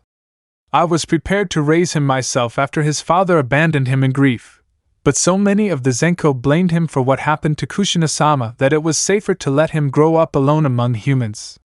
As I had foreseen, he has eclipsed Kushina-sama in strength, and it is time to hunt down those 3 traitors and fulfill Inari-sama's will, Himiko asked. So Naruto-sama is good or bad? Kokoro poured them more tea. That depends on your point of view. I suppose let me tell you some of Naruto-sama's history. I've been keeping an eye on him through visions for a long time. Budapest, Leekenden. 1 week later, Naruto was spending the day with his companion Ildi. She also comforted him a lot along with Celine, and over the past week the 3 of them ate together several times. Naruto was very happy that Ildi and Celine seemed to get along so well. The pair often ate together when he was busy relaying messages between Lucien and Marcus. The only problem he encountered was that they tended to make plans first and inform Naruto later. Anyway, my dad's really interested in meeting you, Naruto. He said so when he dropped off my new Ducati, Ildi said. He'll want to meet Celine too, but right now it's still too tense to bring a vampire/Kitsune hybrid into a Leekenden. It wouldn't be a good idea for her to go at this point, especially given that older sister Celine is a death traitor by trade. She was all for it. Do you want me to meet your parents, Ildi? Naruto asked. It was a foreign concept to him. Ildi smiled. Of course I do. After all, you're my partner. I've met your dad, you don't have to be nervous, Naruto. I'm sure Mom, Dad, and my 6 siblings, idiots, will all like you very well. How far away do they live? Naruto asked. Mom and Dad's den is in Vienna, Austria, Ildi said excitedly. There's a whole neighborhood of werewolves, believe it or not. Big sister Celine and I discussed it on the phone and in person while you were helping Lucian and Marcus figure things out. You need a break, Naruto. We can go to Vienna for the weekend. It's only 2.5 hours from here. It'll be fun. Have you ever been to Vienna? Naruto nodded. Yes, but not since before World War I, when this entire area was the Austro-Hungarian Empire. Great! We can go biking together, Ildi said excitedly. Then she got a look of utter horror on her face. You can ride a motorcycle, can't you, Naruto? She asked in a frightened tone. It's very important in my family. Naruto smiled softly. I have a bike in Japan. Of course I can ride a motorcycle. Why is that such a big deal? Ildi sighed in relief. Dad and my brothers are all motorcycle mechanics. They live and breathe bikes. I grew up helping out in a bike shop. What kind of motorcycle do you have in Japan? Please, not a scooter. It's a customized gunmetal Honda Goldwing Valkyrie, Naruto said, pulling out his phone. Here's a picture. Oh, thank God! Ildi said with relief as she looked at the photo with excitement. I just knew my partner would have good taste in bikes. A big, powerful, dangerous-looking cruiser. Daddy will totally approve, Naruto smiled as Ildi spilled onto his bike. Ildi's family sure has some interesting priorities. It's a shame you don't have a bike here, Naruto, Ildi said. It would be great if we could travel to Vienna together. It would make a big impression on the whole studio. With Celine, Naruto called Celine on the phone. She was in the Death Dealer's armory repairing her weapons when Naruto called with a strange question. Do I like motorcycles? I used to ride one in the 60s, why? Asked the dark-haired beauty. Ildi's family thinks motorcycles are more important than souls, apparently, so I'm going to buy one for this trip to Vienna, Naruto said. Do you want a Celine? Ildi loves her Ducati, so she doesn't want another one. Celine put down the gun she'd been cleaning. Well, I thought you didn't want to spend a lot. You're always so frugal. I'm frugal with my money. This time I'm spending the old man's money, not mine, Naruto said. A couple of motorcycles aren't going to make a dent in his billions. Celine had to cover her laughter with a cough. She couldn't be seen laughing around her fellow death dealers. Celine had a reputation to uphold. I'll pick something out when you get back from Vienna. Is Ildi there? Wait and I'll put it on, Naruto said. Ildi answered the line. Hello, big sister. What's up? You and Naruto are going shopping on a motorcycle, right? Celine asked. Hearing Ildi hum in agreement, Celine said. While you're at it, get him some biker-appropriate clothing. Preferably black leather. That trench coat and suit he always wears is so boring. Get him something stylish, Ildi laughed. I like your way of thinking, sister. I'll dress him. Are you sure you don't want to come? There's too much to do here in Ortegaz today. I'll trust your judgment, Celine said. Okay, sister. We'll stop by later, Ildi said, a little too cheerfully for Naruto's liking. He didn't know what was happening, but he felt a chill run down his spine. Nara Prefecture, Japan, Inari Shrine. Himiko and Tsukiko were listening to Chie's shaky report about what had happened on her disastrous trip with Kuzuo-sama. Kokoro was also there out of curiosity. Is beauty only skin deep? Forced into a loveless marriage with a shrew of a priestess? Himiko screamed at the top of her lungs. How dare that ingrate! He's never even met me! That scoundrel is in no place to judge me, Kokoro chuckled. It seems Naruto-sama has grown to be quite interesting. To think he gazed upon your beauty and found you lusting after Himiko-chan. Fufufa, Himiko practically had steam coming out of her ears. To think I actually felt sorry for that ruffian. To think I was planning to help that buffoon. I'm so angry I could spit fire, Tsukiko, always the voice of reason, said. Obasama, please don't make fun of Himiko. Himiko, calm down, you're scaring young Chie. Himiko looked at the trembling Chie and suppressed her anger a little. I'm sorry I scared you, Chie-chan, I'm just so angry. But I'm not angry at you, I'm angry at him, Kokoro asked. Did you get a good look at Naruto-sama, Chie-chan? Could you show us what she looks like? Chie nodded and said. I did, Kokoro-sama, but well then show us what he looks like. Kokoro laughed. I want to see what Himiko-chan's future husband will look like. I wouldn't marry him if he was the last Kitsune on the face of the earth. Himiko screamed, her face flushed. Kokoro continued to laugh. Don't be shy about your feelings, Himiko-chan. Tell us how you really feel, arf. Himiko roared, stamping her foot angrily before teleporting away in a swirl of fox fire. Chie was hiding behind Tsukiko at this point, and Tsukiko was sweating. Was that really necessary, Obasama? Himiko-chan was already coiled like a spring. Himiko-chan is so easy to tease, Kokoro said cheerfully. I can't help it. Besides, Himiko-chan is too spoiled to have everything her way. Then Kokoro added with a bit of disapproval in her tone. You've let her get a little arrogant, Tsukiko-chan. If she's ever going to become High Priestess of Inari, then she needs to show some humility. Himiko-chan is incredibly talented and powerful, but that's no excuse for her to be selfish.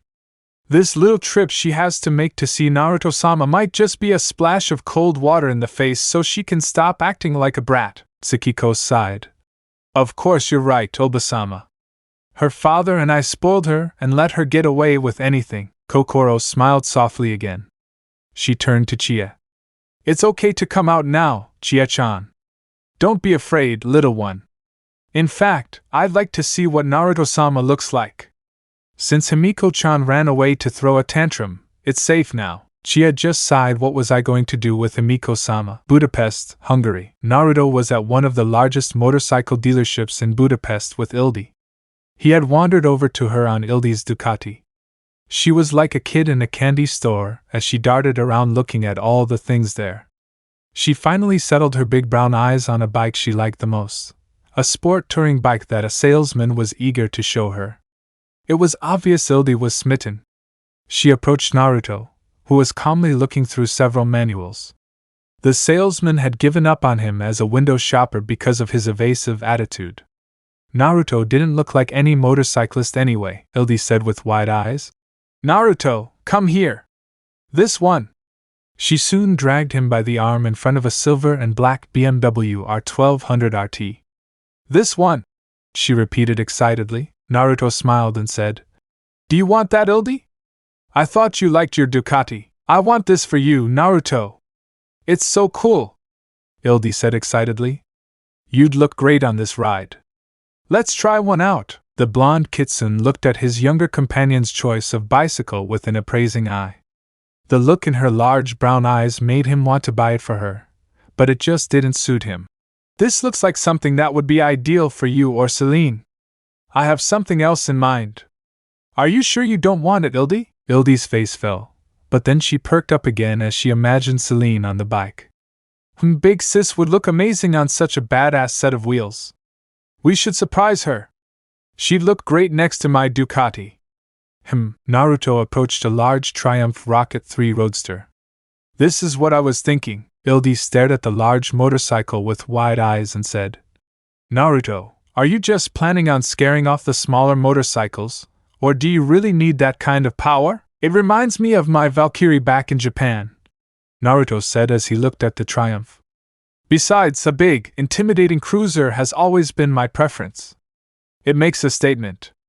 Naruto placed his hand on the seat and used his psychometer to feel the machine. No, not this one. In the room below, he said. This is the one, I think. After checking the rest with psychometer, he returned to the room and said, Yeah, this is definitely the one. Why is it big and black? Ildi asked with a smile. No, this one feels fine, Naruto said. He walked up to the counter and told the manager, I want to try the black Triumph. The manager leaned a little closer to Naruto. Naruto didn't look particularly rich or poor, and the man asked, Are you sure you can afford or handle a bike like that, son?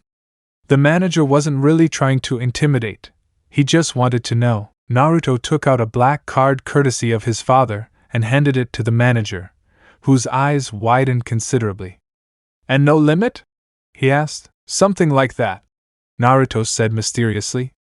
So, can I take that one for a test drive, or do I have to take my business elsewhere? Naruto and Ildi hit the road in record time. An hour later. I can't believe I'm dressed like this. I normally just wear jeans and a t-shirt when I'm riding, Naruto said as he looked at himself in the mirror. His clothes looked like a mix between Ildi and Celine's choices for gear. Black leather, black boots, a black helmet. All I need now is Celine and Ildi's pack of guns. I look like a death dealer or someone out of a Mad Max movie.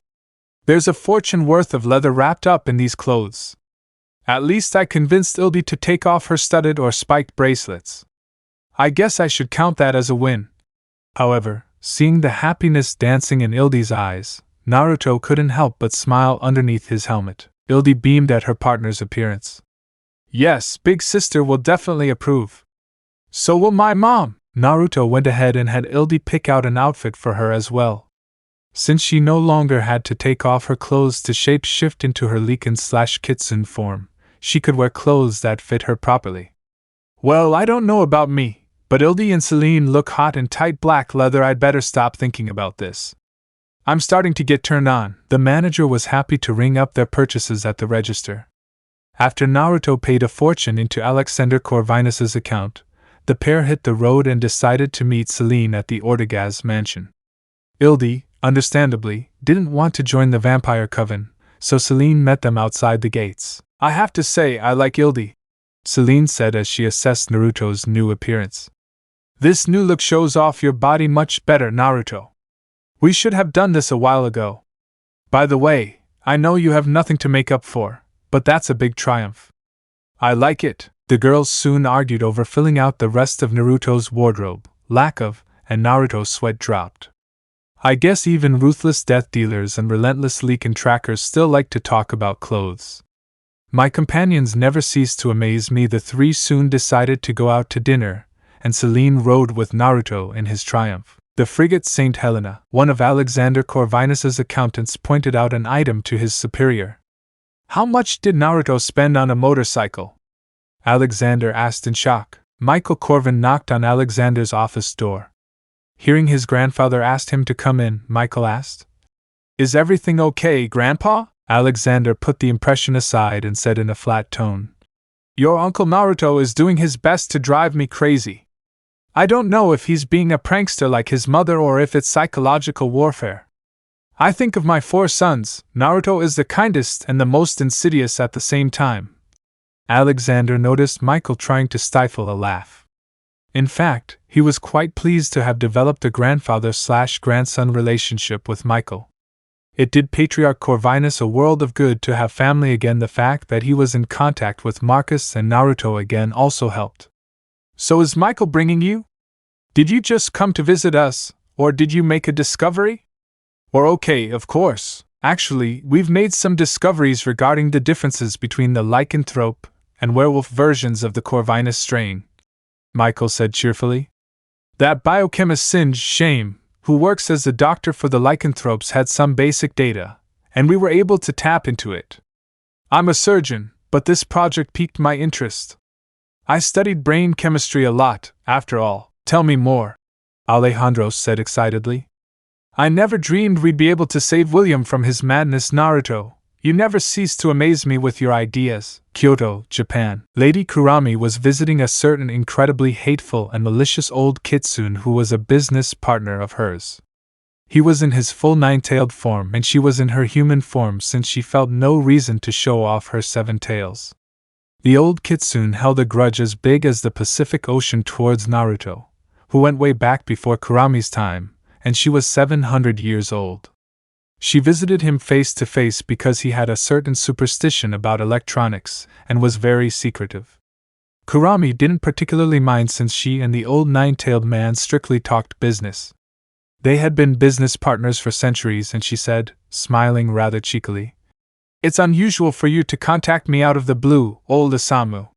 What reason do you have for calling me unannounced? Naruto, The old Kitsune, half of his face missing, snarled under an illusion. We're allies, and I want you to help me destroy him once and for all, Kurama laughed. I told you a long time ago that I intend to have Naruto-sama as my partner. You threatened to withdraw your money, but without my protection network and connections, your opium dens and other drug networks will collapse overnight. I still don't see why you hate me so much. Did he damage the left half of your face that you always hide under an illusion? Isamu snarled. That half-blood demon will collapse the Zenko. He is a threat to Inari-sama's will, and a hateful, drug-peddling old relic like you is the rightful bearer of Inari's will? Kurama asked sarcastically. I find that very hard to believe. I'm not even a follower of Inari, so the collapse of the Zenko wouldn't mean anything to me. I'm a Yako, remember the old man? Blasphemous woman! The old Kitsune growled half-heartedly. You, Yako, only live by Inari-sama's grace. You simply refuse to acknowledge his authority, preach to someone who doesn't give a damn about an old man. Lady Kurama said cynically. It's true that I'm no saint, but considering how many human lives you've destroyed through your drugs and other contraband, you're far more corrupt than I could ever hope to be, Isamu snarled. You will never see the pure land of Inari. I have done what I must to counter Naruto's threat. Time is running out quickly, don't you understand? Kurami's purple eyes flashed. Is that fear I detect in your voice, old? Isamu swung at her, but she easily dodged it and laughed. How did I not see this before, you scheming old man? You're not on a crusade for Inari or anyone else. You're afraid for yourself. Shut up, bitch! Isamu roared angrily. You don't know anything. I trust my instincts, old man. They've kept me alive for a long time. Lady Kurama hissed. I know cornered prey when I see it. If I have to choose between saving your former skin and Naruto-sama, I'll take his side in a heartbeat. Trouble me on this subject again, and you'll regret it exceedingly, old relic. I can take the financial loss of your money, but you won't survive without my protection. Don't you ever forget that.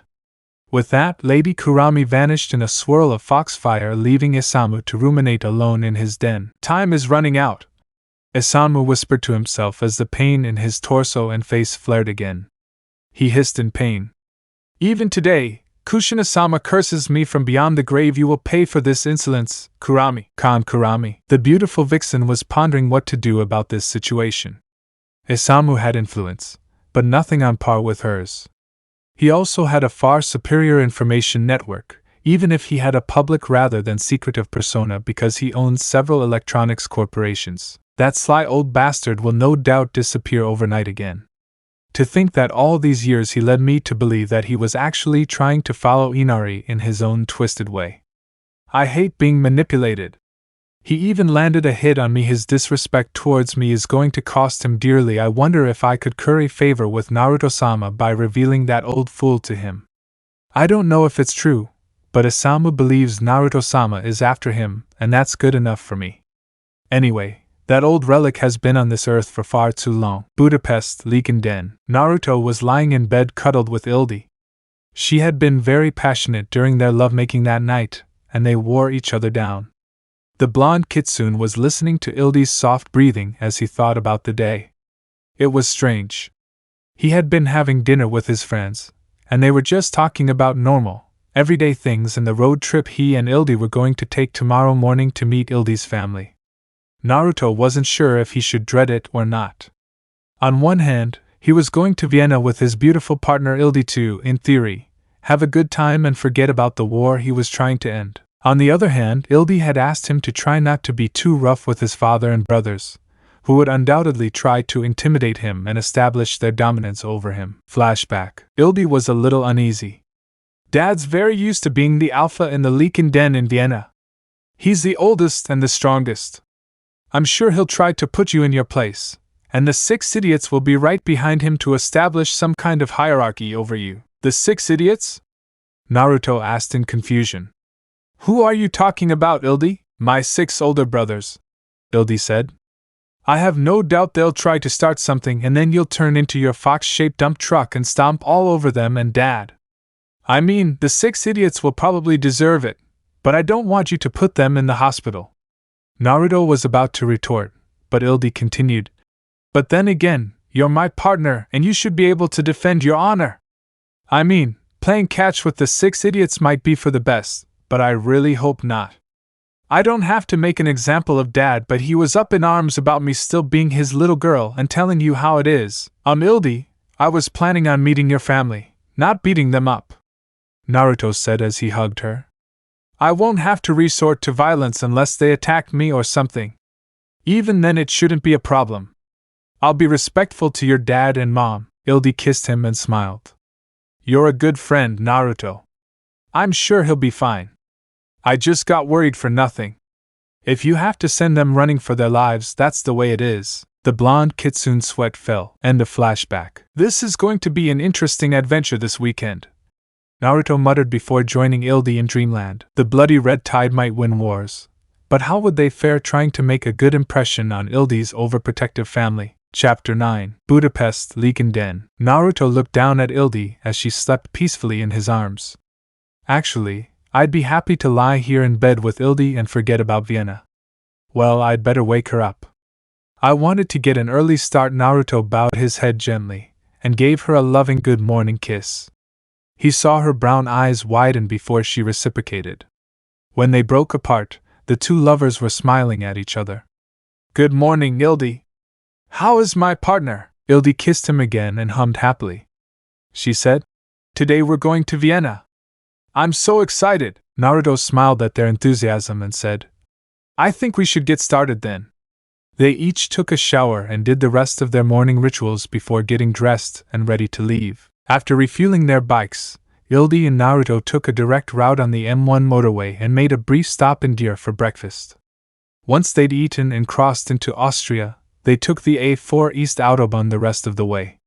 Overall, the weather was pleasant and the ride was enjoyable. Ildi thoroughly enjoyed riding his new Ducati on the road. They soon reached their destination, the outskirts of Vienna, Austria. As they rode toward the part of town where Ildi grew up, Naruto could feel the energies of the werewolves living in the area. To an ordinary human, the area appeared to be a normal subdivision on the edge of the industrial district. It looked like a lively area with many children playing there, all of them werewolves. Ildi was leading the way as she entered a lot that had a rather old-looking shop that simply had Emporium written on its sign. Ildi pulled up in front of the place, parked her Ducati, and took off her helmet. She tossed her hair and smiled at Naruto as he approached her on his Triumph. Knowing this wasn't the right place, Naruto took off his helmet and said, What's up, Ildi? Do you know the owner of this place well? Ildi shook her head. Not really, that's why I stopped. Mom and Dad's house and the store are 2 blocks over. This building hasn't had a business since the 1950s. Let's go check it out. When they entered the Emporium, they found the place covered in prayer beads and all sorts of semi-religious paraphernalia. It also reeked of burning incense, which bothered Ildi's sensitive nose. Naruto wasn't too keen on that either. An old woman wearing clothes from the 1960s came out and said, Welcome to my humble shop, the Emporium. If you were brought here, it must have been by a higher power, because here you will find a mecca of items to protect you from the supernatural, such as the dreaded demon dogs that roam the streets every full moon. Ildi's eyebrows rose and he asked in disbelief. Demon dogs? The old woman nodded.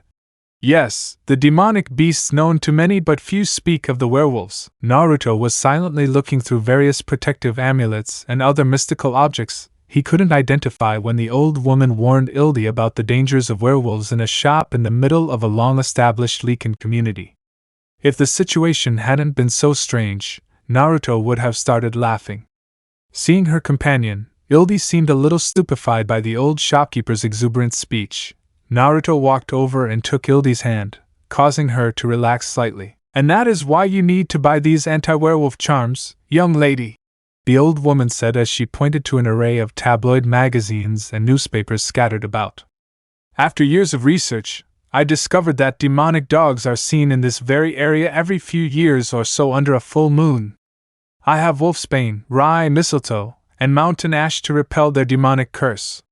Your beloved late husband, bless his soul, was a lifelong werewolf whistle crafter, and countless people owe their lives to the ones he handcrafted. We took it a step further and had a priest bless them. Werewolf hisses? Naruto asked with a raised eyebrow.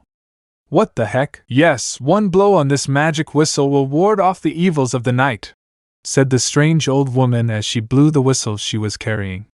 Now we are protected, she proclaimed. I didn't hear anything both Ildi and Naruto thought. That's very interesting, Ildi added. The old woman nodded and said conspiratorially. But keep in mind that they won't work against normal dogs, only demonic beasts. Some people have made that mistake. Only evil can hear this sacred sound and recoil in fear. Naruto's sweat dropped. There isn't a single bit of mystical energy in the vicinity of this shop, whether good or evil. Wow, what can I say to that? The merchant nodded. Look at this image on the web. It shows one of the evil beasts under the light of the full moon. The old woman showed a printout that was so obviously photographed that Naruto was fighting a losing battle to keep a straight face. Ildi wasn't faring any better. That looks like something the Leakin kids around here probably made, Ildi thought, covering her smile with a hand. I think the bottom half is from a movie poster. I also have crucifixes, holy water, wooden stakes, garlic cloves, and mystical mirrors that are also very effective against werewolves. The old woman ranted. I thought that was supposed to keep vampires away, Ildi said with a flat look on her face. She turned to Naruto with a smile. Does Big Sister like garlic? Honestly, I have no idea. Naruto shrugged. I never thought to ask. And I have nickel-plated axes to behead beasts. Why nickel, you ask? Years of research have proven that silver is just a scam to make more money. Really? Ildi asked, smiling. I had no idea the silver part was such a scandal. You should spread the word. The old woman nodded emphatically. Naruto asked. Just out of curiosity, wouldn't decapitation kill almost anything regardless? The old woman leaned forward and said softly. You'd think so. But when you've been dealing with the supernatural as long as I have, you know the truth. You have to decapitate them with a 5-penny axe and then burn them to a crisp, or they'll rise from the bowels of the earth. Don't feel bad about your mistake, son. You obviously don't know werewolves like I do. Naruto squeezed Ildi's hand in his own. Yeah, obviously. The couple smiled at each other. I guess being married to a werewolf hybrid doesn't count. Well, that was an experience, Naruto said as they left the store. Ildi laughed. I feel so deprived that you didn't buy me a 5-cent crucifix. How am I going to ward off evil? I also had tin and plastic ones, Naruto said. I couldn't decide with such a large selection. Speaking of evil, I smell my older brother Anton nearby, Ildi said softly. She subtly looked upwind and saw her older brother peering from behind some bushes. He was obviously sizing Naruto up. Ildi whispered. Stay here, Naruto. I'll be right back. There was a gleam in her eyes as she lunged. Naruto smiled, wondering what mischief his young companion was up to. He approved, of course. Kitsunes are naturals at mischief, after all. Anton was a tall werewolf who was quite handsome. He looked a lot like his little sister Ildi, who had the same auburn hair and chocolate brown eyes. He was carefully monitoring a certain blonde kitsune. I'm glad I heard my little sister's Ducati from home. Now I can do some reconnaissance. He noticed Ildi and Naruto were smiling a lot and holding hands. However, is this Naruto character worthy of a little sister? He might be a complete idiot taking advantage of her innocence. After all, Ildi is only 70. I have Friedrich checking her motorcycle with binoculars and Gustav telling the others she's here. Let's go have a talk with this guy so he knows his place. The older brother soon found himself in a brutal rear-naked chokehold. He struggled to free himself to no avail. His eyes were as wide as saucers when Ildi whispered in his ear. You know I inherited the best nose in the pack.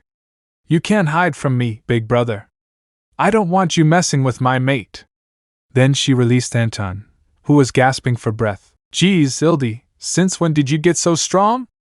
Anton said hoarsely as he rubbed his neck. Ildi smiled. I smell Friedrich and Gustav here. You probably set them up to do something. I don't know what you're talking about, Anton said, sounding as if he was trying to convince himself as much as Ildi. Don't make me tell Mom, Ildi said in a wicked tone.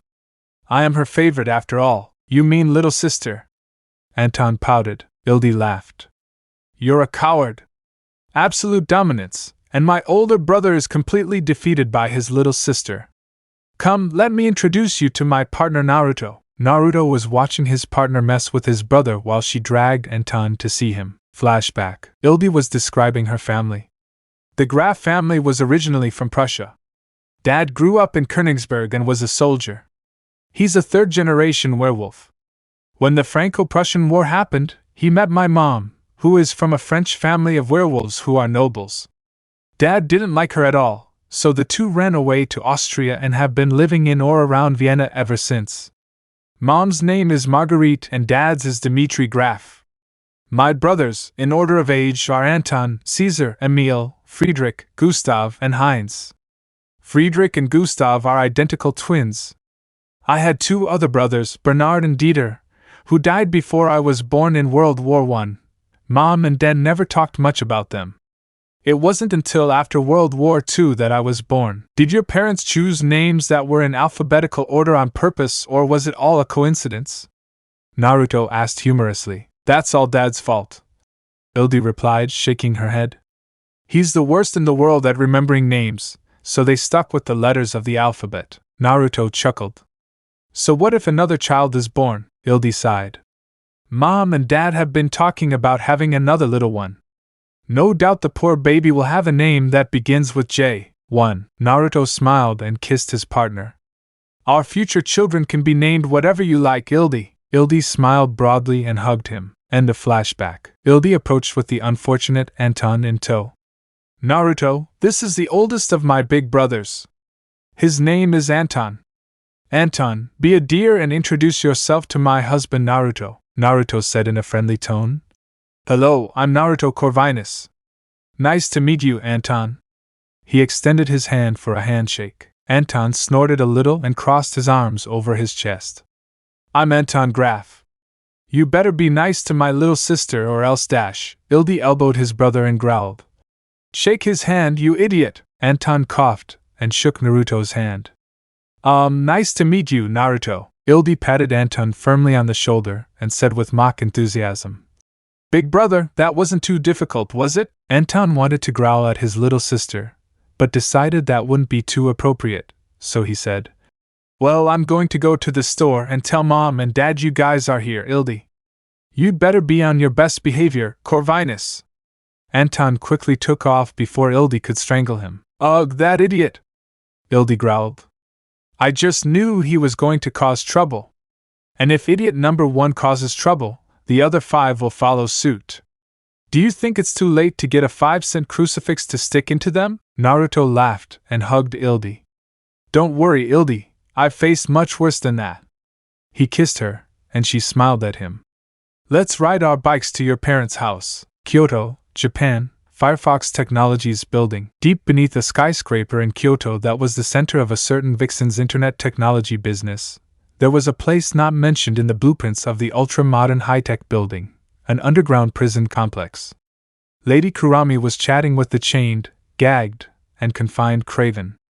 She said gently, It is nothing personal, my dear vampire. It is simply a matter of using my assets to maximum effect.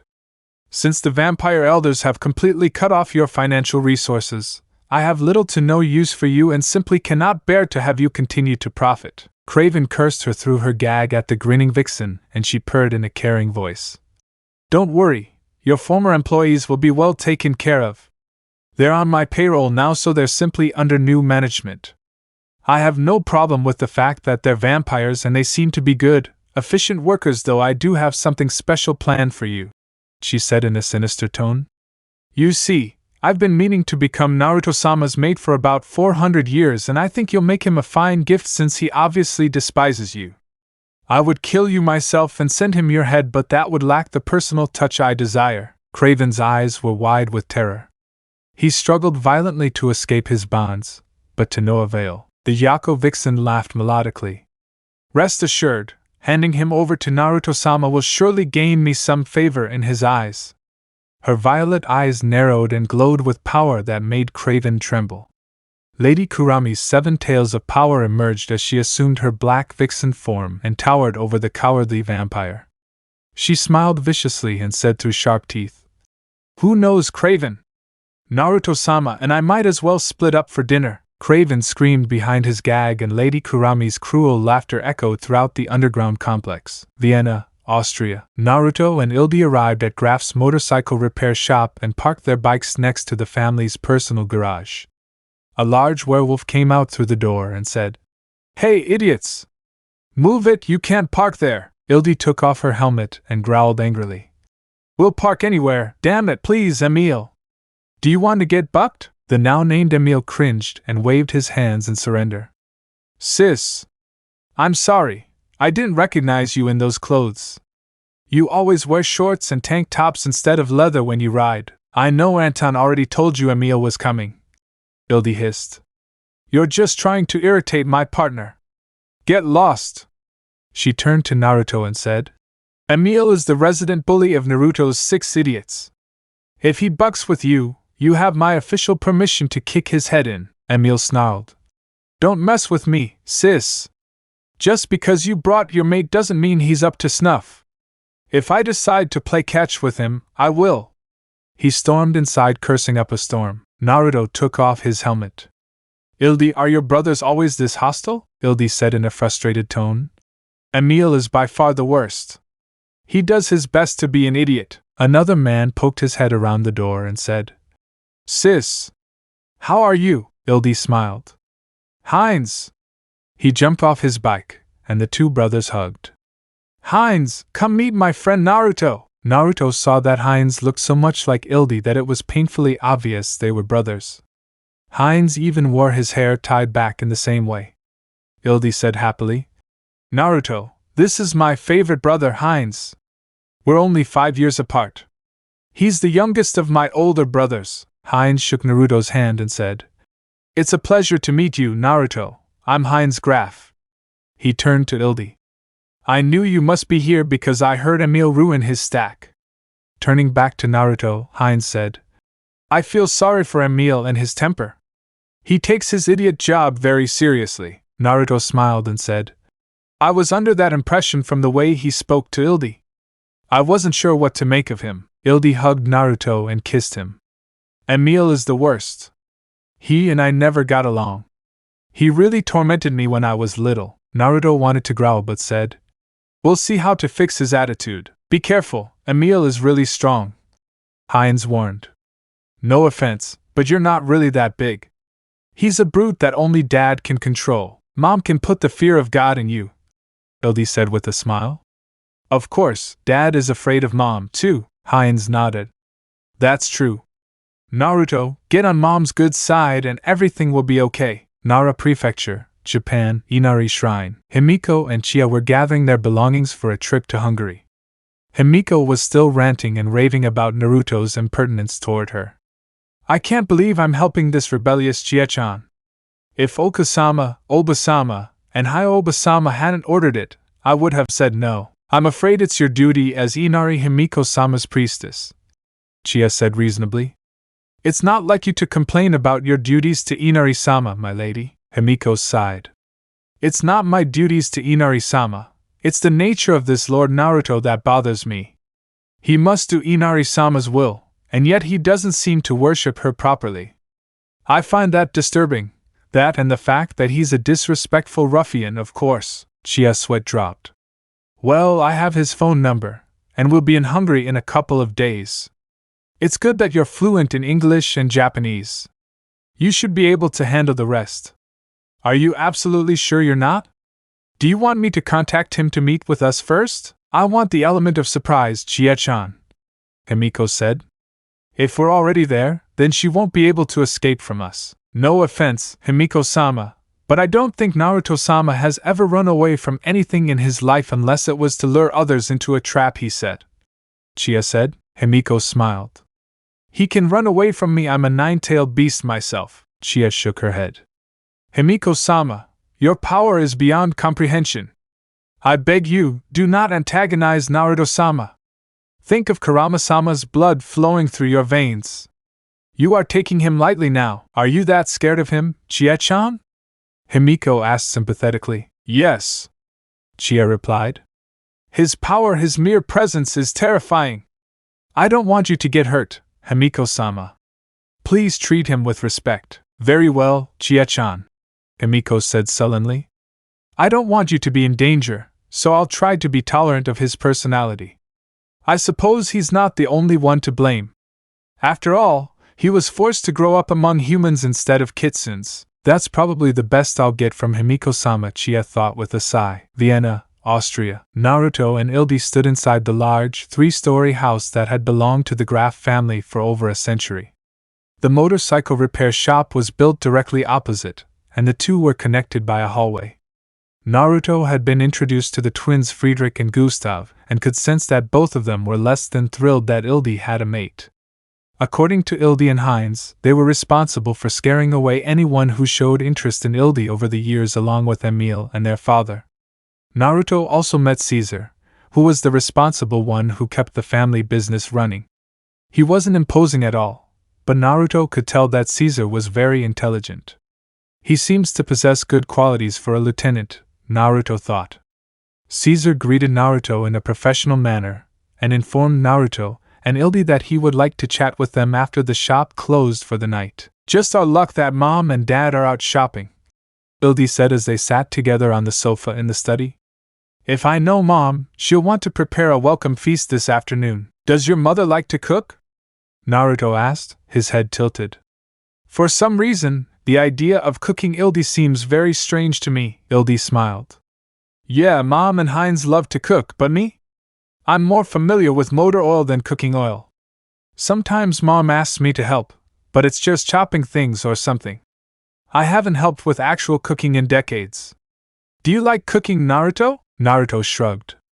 I can cook, but nothing fancy. Years in the military taught me to eat whatever's available. I'm not too picky. I prefer ramen noodles. It must be strange eating all that human food, Ildi joked. The blonde man smiled at his partner. Being flexible is better. In some places where I've lived and worked, fresh meat was so rare that only the nobility could afford it. On the other hand, I do enjoy a good steak every now and then. Suddenly, they heard a loud bang and a male voice hurling a string of curses before a thump was heard and a female voice said, Dimitri Graf! You know Ildi is here with his mate. Stop swearing like a junkyard dog and show some dignity, a sullen male voice said. Yes, dear. However, I'm not too keen on this guy stealing our little girl. There'll be a reckoning if he doesn't treat her like a princess. Why do I smell like a fox anyway? Ildi was about to go to her parents when Naruto asked her in a low voice. You're telling them I'm a kitsune, right? I told Mom, but I don't know if she told Dad, Ildi said. Don't worry though. Ildi quickly went outside and greeted her parents happily. Naruto followed her, and somehow ended up carrying the groceries Dimitri had been carrying for his wife. Dimitri immediately began loudly conversing with his daughter, and went out of his way to ignore Naruto. Naruto decided to stay quiet and obediently followed Marguerite into the kitchen where she unloaded the groceries, which were 90% meats of various kinds. The things I do to be nice, Naruto mentally grumbled. Marguerite was a stunning Leakin woman, and it was obvious to Naruto where Ildi got her looks from. Marguerite resembled Ildi, with longer jet black hair. She also didn't seem to have the wild look Naruto liked about Ildi. Marguerite seemed more civilized. The Graf matriarch smiled and said in a friendly tone, Thank you for helping with the food. I'm Marguerite Graf, and I'm happy to meet you, Naruto. They shook hands. It's a pleasure to meet you too, Lady Graf. It seems Heinz inherited his manners from you, Lady Graf? Marguerite said. It's been a long time since anyone greeted me with a title. Sit while I put these things away. Naruto sat down at the table and said, Ildi said you were from a noble house? I felt it was appropriate, she chuckled. I was expecting someone wild and rude, but my daughter would bring someone home with manners. That's unheard of. I must say, I was a little curious about you being a kitsune and all. I never knew a war fox existed until Ildi explained it to me. I hope we get along, as do I, Lady Graf, Naruto said. I see where Ildi got her looks, but not her personality, he thought distractedly. So, the little runt can fight Ildi? Dimitri asked rudely. I'm not going to stand by and let some weakling be my little girl's mate. Your mom told me he's a werfox and that doesn't sit well with my little girl. Foxes are little creatures that wolves kick. I hope your brothers don't decide to play ball with him because I'm not going to save his mangy hide, Ildi grunted and said in a forced tone. Daddy, Naruto won't need anyone's help if they try to tangle with him. He can take care of himself. I already told him to kick Emil's head in if that idiot gets out of line. Dimitri's eyebrows rose comically. Do you think your partner can hook up with Emil and get away with it? Are you drunk, kid? Just you wait and see, Dad. Ildi growled. Naruto's my partner, and you know I'd never settle for a weakling. Besides, Heinz really likes him. Heinz gets along with everyone, Ildi, Dimitri said. He's too kind, just like your mom. Ildi glared at him and said, Don't say I didn't tell you. I've gotten stronger too. Dimitri laughed and hugged his daughter. Of course you have a girl. I'm so proud of you, Ildi. Then he said grimly, I just hope your partner lives up to it. Ildi hugged her father back and thought mutinously, I'm going to tell Naruto tonight to drop the nice act and beat up idiots that I can do some of that myself. Things remained semi-civilized in the Graf household until the family sat down to have coffee together. Naruto was surprised that the werewolves loved their coffee so much for a group of carnivores, but the Graf family liked it just as much as the humans apparently did. However, the peace wasn't meant to last. Gustav decided that accidentally spilling steaming coffee on his new brother-in-law as a little joke was a good way to start. Careful, Gustav said too late. Naruto used his superior speed to grab Friedrich by the neck and used him as a meat shield for the hot coffee heading towards his face. Friedrich howled and said, Gustav, you idiot!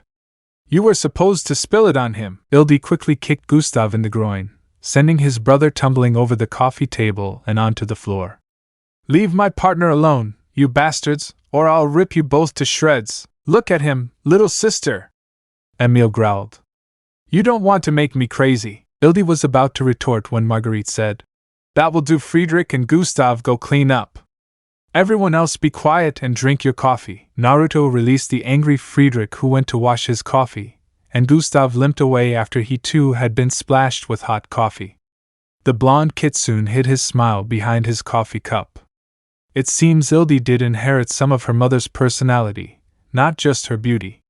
Lady Graf doesn't waste any time. The conversation quickly turned to motorcycles, and Dimitri tacitly gave his approval to Naruto's great triumph. Of course, that didn't mean he approved of Naruto desecrating his baby. Naruto just took it all with a grain of salt. Dimitri was around 160 years old, and as far as Naruto was concerned, the Graf patriarch was a total brat. However, Naruto was still making an effort to be polite. Friedrich and Gustav returned, and soon insults and innuendos were being thrown at each other, and Ildi was starting to lose her temper. Then Emil crossed the line with Naruto. You always were a stupid little bitch, Ildi. You should pack that little fox back into its cage and run back to Budapest with your tail between your legs. Before Emil could react, a blonde, nine-tailed fox that stood 6 feet tall at the shoulder tackled him off the couch and pinned him to the floor with its sharp claws digging into Emil's shoulders. Emil groaned as the temperature dropped and even the sunlight in the room seemed to fade. You have insulted my comrade for the last time, you sniveling coward! Naruto snarled through razor-like teeth. It was as if the Kitsune was breathing hot steam onto the terrified Leakin. Naruto's red eyes flashed as he swung enough killing intent at Emil to make the Leakin soil himself. The blonde hissed. If I hear the slightest peep from you the rest of my stay here, I will slowly dismember you in ways your arrogant little mind cannot imagine. The entire Graf family, except Ildi, was terrified of the shining blonde Kitsune whose 9 tails swished back and forth erratically in grievance. He humbly said to the terrified Emil, I have been mercilessly slaughtering my enemies for 1,400 years. Marcus and William Corvinus are my older brothers. 100 of you wouldn't stand a chance against me on the battlefield. Don't think I'll kill you in an instant. Remember that, insect. He then stomped on Emil's head hard enough to knock the werewolf out. Before anyone knew what had happened, the room returned to normal and Naruto was sitting on the couch with his arms around Ildi. Ildi's eyes were wide and red like Naruto's and she said to her father, My partner is much stronger than you, Dad. He's more than worthy of being my partner. Marguerite summed things up by saying, Oh my god! Naruto was soon in Ildi's room on the 3rd floor, which had walls decorated with posters of heavy metal bands and lots of motorcycles. Ildi kissed Naruto and pulled him onto the bed with her. She hummed happily. Naruto, I'm surprised you didn't step on Emil before. She laughed. It takes a lot for my dad to hesitate. Naruto pulled his younger companion onto his lap and said, I can only be nice for so long, Ildi. Anyway, no one insults you when I'm around. Ildi kissed her partner again and began removing his shirt. She whispered, I need you, my partner. Naruto didn't need to be told anymore. Emil woke up from his concussion in the middle of the night and smelled dinner cooking. He had a terrible headache and heard his father Dimitri say, I see you're awake, son. Emil looked at his father and said, What happened, Dad? Don't you remember? Dimitri asked. All I remember is red eyes, the younger Lycan said with a shudder. Those were Naruto's before he stomped you unconscious. Dimitri said, I'm afraid he's out of our league. He's William Corvinus' younger brother. Don't you dare anger him. You mean the legendary first werewolf? Emil asked, his eyes wide. Wouldn't that make him really old? Ildi said he's 1,400 years old, Emil, Marguerite said as she walked in. Even Lord Lucian treats him with the utmost respect. He's the one who makes peace between the werewolves and the vampires. I didn't tell you because I expected everyone to get along, but I underestimated your ego. I don't want you picking a fight with him. Naruto would kill you, and for God's sake, don't insult Ildi. That's what made Naruto angry enough to stomp on him. Friedrich poked his head into the room. Are you alive, Emil? I mean, you were scared shitless. I really thought you'd rather be dead than live with that shame. Did I do what? Emil screamed in horror. Ildi woke up to the sound of Emil squealing in embarrassment. She had one eye open lazily, then closed it and snuggled a little closer to Naruto, whom she was using as a pillow.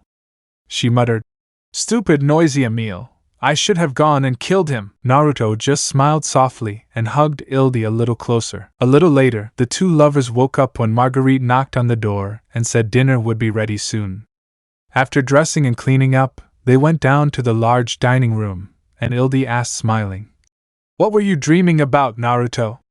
I kept hearing little grunts when you were sleeping. It was nice. Naruto blushed slightly and replied, I was dreaming when I served the Kangxi Emperor in 1696 at the Battle of Jeomodo. I served on the Qing side as a general and was always shouting orders to my troops. It seems you were always a general, Ildi said, smiling. Where was that? It was in China, Naruto said. That was the first time I crossed swords with Shoei. He was serving in the Dzungar Mongol army under Galdan Bashag Tukan. It was a great battle. The Mongols had 30,000 men and the Qing had 50,000. Naruto described the battle in detail to his companion, and how the terrain, tactics, and supplies forced parts of the battle to swing one way or another. Wow, a male voice said in amazement. Both Ildi and Naruto turned around and saw all their siblings, except Emil, who was still lying down, all listening with rapt attention and stars in their eyes. So, what happened next?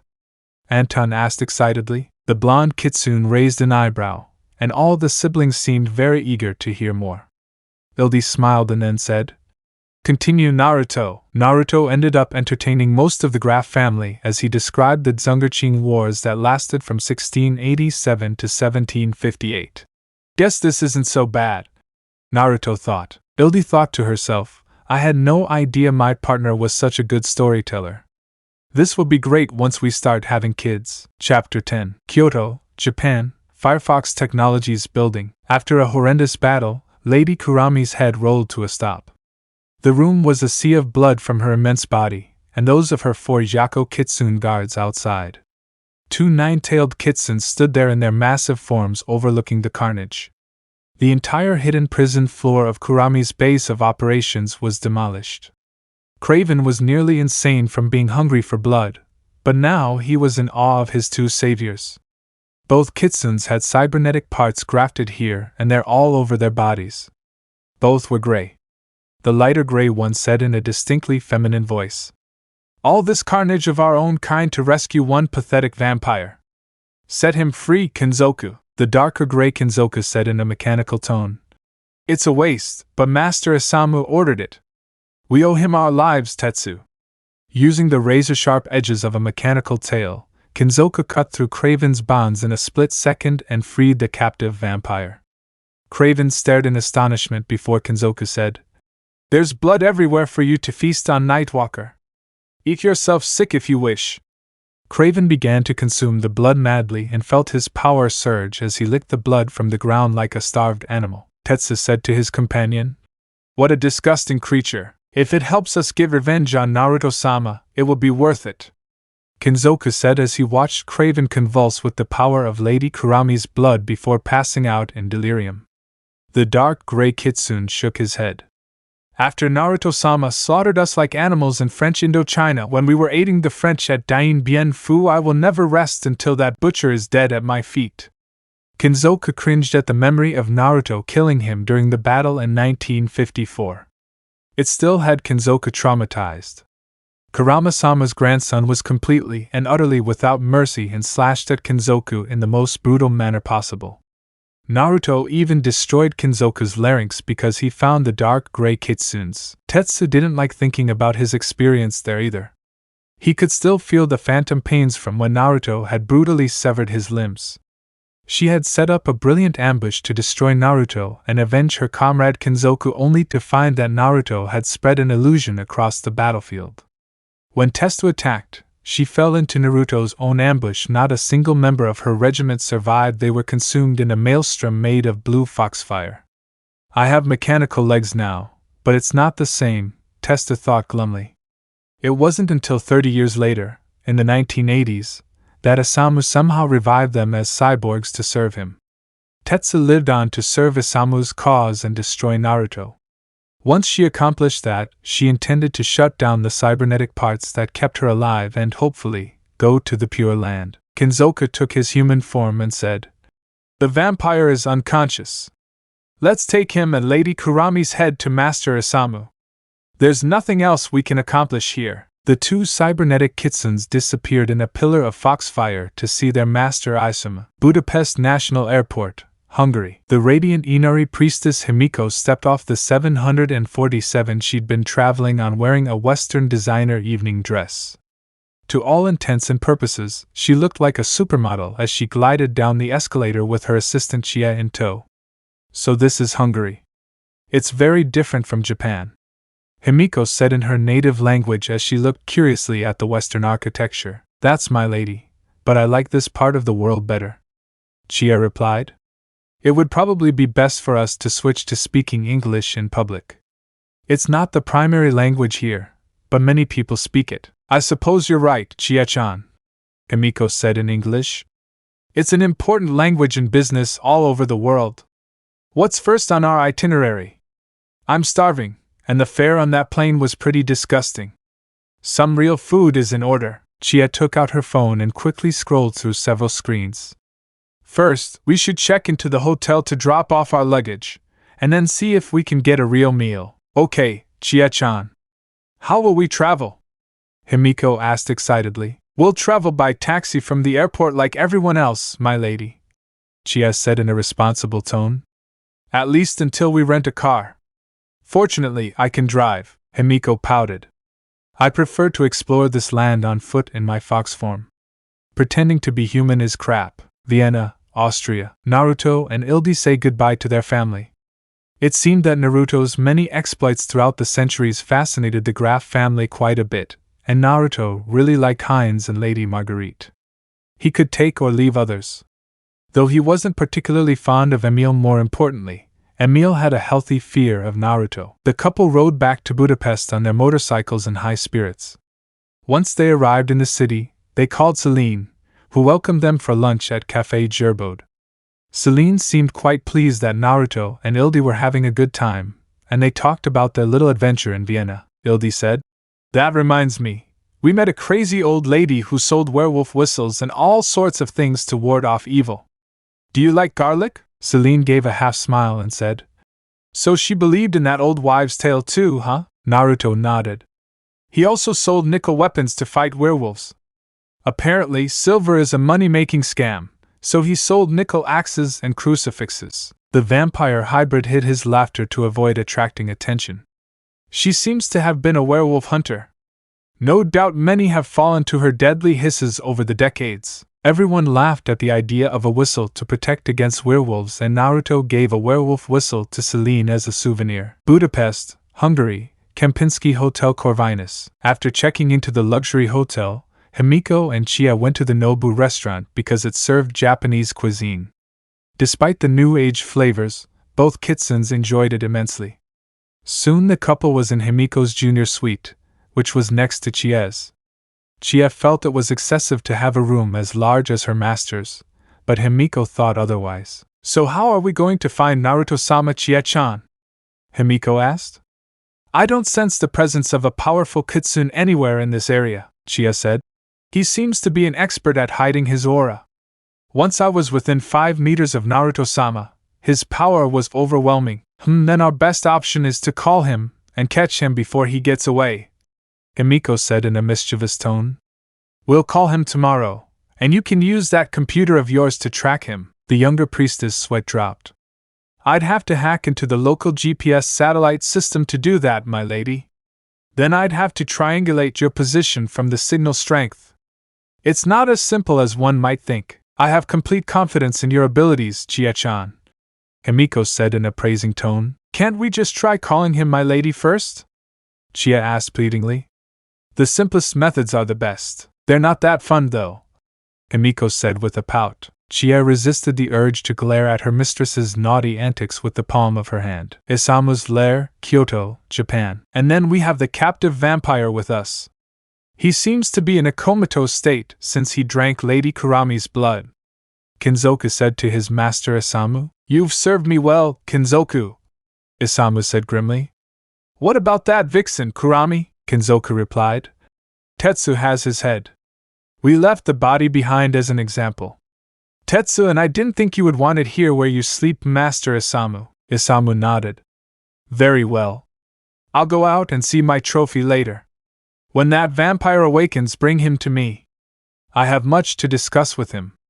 If Naruto hates him enough to chase him across the world, he must have something dangerous on his mind. Naruto, what is the Nightwalker's name? It's Craven, my lord. Apparently he was the ruler of the vampires in Europe before running away from Naruto-sama. The dark gray cyborg replied in his usual monotone. That's it, Craven, Isamu said. This is a good day. You and Tetsu have done extremely well. That rogue bitch Kurami has paid with her life for defying me, and we have a new ally against Naruto. You're fired, Kinzoku. Kinzoku bowed and apologized. Nursing later, Tetsu was furious. The bloodsucker hasn't woken up yet, he said, staring at Craven's motionless body. His vitals are elevated. What the hell? It's little more than rehydration. We'll have to inform Master Isamu of the situation regardless, and it's your turn, Tetsu, Kinzoku said. Even with his monotone, mechanical voice, it was obvious that Kinzoku was frustrated with the situation. And I ask 1,000 times why Master Isamu doesn't have a damn phone or intercom we can call him on. The light gray female grumbled. You know he despises electronics and possibly being spied on or detected, Kinzoku said. He's extremely paranoid. However, he wasn't afraid to fill us both with electronic devices, as well as his squad of human assassins he controls with drugs, Tetsu said. I have one camera per eye for Inari's sake. It's a double standard I stopped understanding a long time ago, Tetsu, Kinzoku said wearily. Sometimes I feel like more of me is machine than flesh. Let's not dwell on that. We need to update Master Isamu on Craven's condition. Tetsu nodded and headed for the rabbit hole Isamu used as a hideout. She could only fit into an 8-foot form, which was a pain considering the distance involved. As her metallic legs clicked through the darkened hallways, she wondered how her master had discovered the technology that could shrink, grow, and shape-shift with her. It was just another thing she didn't understand about her half-master. Budapest, Hungary, Ortegaz Mansion. Naruto followed Celine back to the Ortegaz Mansion. After spending some free time with his two companions, Ildi kissed him goodnight and told him to go home with Celine. When they returned to their room, Celine gave Naruto one of her rare smiles and kissed him eagerly. "I've missed you, my love," said the dark-haired beauty. Naruto kissed her back and said, "I missed you too, my angel." Naruto spent the night making love to his vampire princess. It wasn't until well into the morning that they snuggled in each other's arms, feeling sated and happy. Naruto eventually fell asleep, dreaming of the two women who held his heart. Naruto woke up in the morning, and he and Celine decided to meet Ildi for breakfast. He was trying to find a good place to eat on his phone when it suddenly rang, and he almost dropped it. The blonde Kitsune recovered from his shock and answered, "Naruto Corvinus here." It was then that he heard Chie's voice. "Ah, good morning, Naruto-sama. This is Kitsune Chie. I hope I caught you in a good mood." Naruto grimaced and said, "What can I do for you, Miss Chie? I hope you're not calling on behalf of that idiot Kazuo-san. You should keep better company." Chie sighed in relief. "He's not angry." "No, Naruto-sama, I'm in the company of my lady Himiko-sama, and what do I care, Miss Chie?" Naruto asked in a flat tone. The young priestess took a deep breath. "My mistress has information about your mother Kushina-sama. She has traveled all the way to Budapest to pass it on. I assure you that this has nothing to do with Kazuo-sama or his proposals.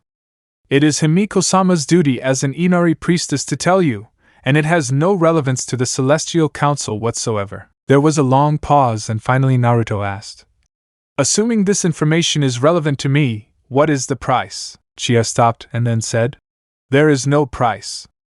It is Himiko-sama's sworn duty to help you avenge Kushina-sama against her enemies.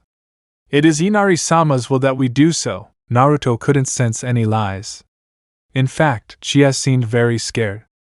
Naruto finally said, "Call me at noon. I have to talk to my classmates. Then I'll give you an answer." Then he turned off his phone. Naruto looked over his shoulder at his beautiful companion Celine standing there looking worried. She was wearing a bathrobe and her hair was still damp. Celine looked at him with compassion in her hazel eyes. "What's wrong, Naruto? I could feel your discomfort from inside the bathroom." Naruto kissed Celine's forehead. "I just received some disturbing news from the angel Inari Kitsunes. I want to speak with you and Ildi before deciding how to act." Celine seemed very anxious but said, "Let me put on my combat gear and you can teleport us to Ildi." Naruto nodded, and Celine kissed him passionately. He hugged her tightly and said, "I'll call Ildi, and the three of us will decide what to do together." The blonde Kitsune called Ildi while Celine was dressing. Ildi had been expecting a call from her companion, but not one with such ominous news. Ildi agreed to meet them in Heroes Square at the statue of Matthias Corvinus in an hour. Gundo Pastry Shop. The three companions were soon having an early dinner at Gundo Patisserie, which was a short walk from Heroes Square. After they were served, Naruto created an illusion around them so they could talk freely. "Is this the girl they wanted you to marry?" Ildi asked suspiciously. "Eldest sister, and I will definitely go with you," she declared. "I completely agree with Ildi," Celine said in an ironic tone. "What's the supposed reason she wants to meet you?" Naruto sighed. "Her assistant claims that the priestess of Inari has information about my mother and her enemies." Both Celine and Ildi felt a chill at the vehemence in their partner's voice. Celine asked, "What do you plan to do with this information, Naruto?" Naruto said, "Until I know what the information is, there's no way to determine what actions are necessary." He then added, "I won't do anything without you girls' approval." Ildi relaxed a little. "Then we'll all decide together as a pack, okay?" Naruto approached and took his two companions by the hand. "Yes, we'll decide as a family." He felt the tension in his two companions ease a little. "We'll wait until noon and then go meet the priestess and her assistant once we know their location." "What should we do after breakfast?"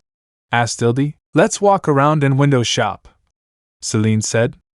"I've never seen the area in sunlight before." Naruto smiled and said, "Then we'll do a little sightseeing, just the three of us." Kempinski Hotel Corvinus. Himiko was talking to Chie after the younger priestess hung up the phone.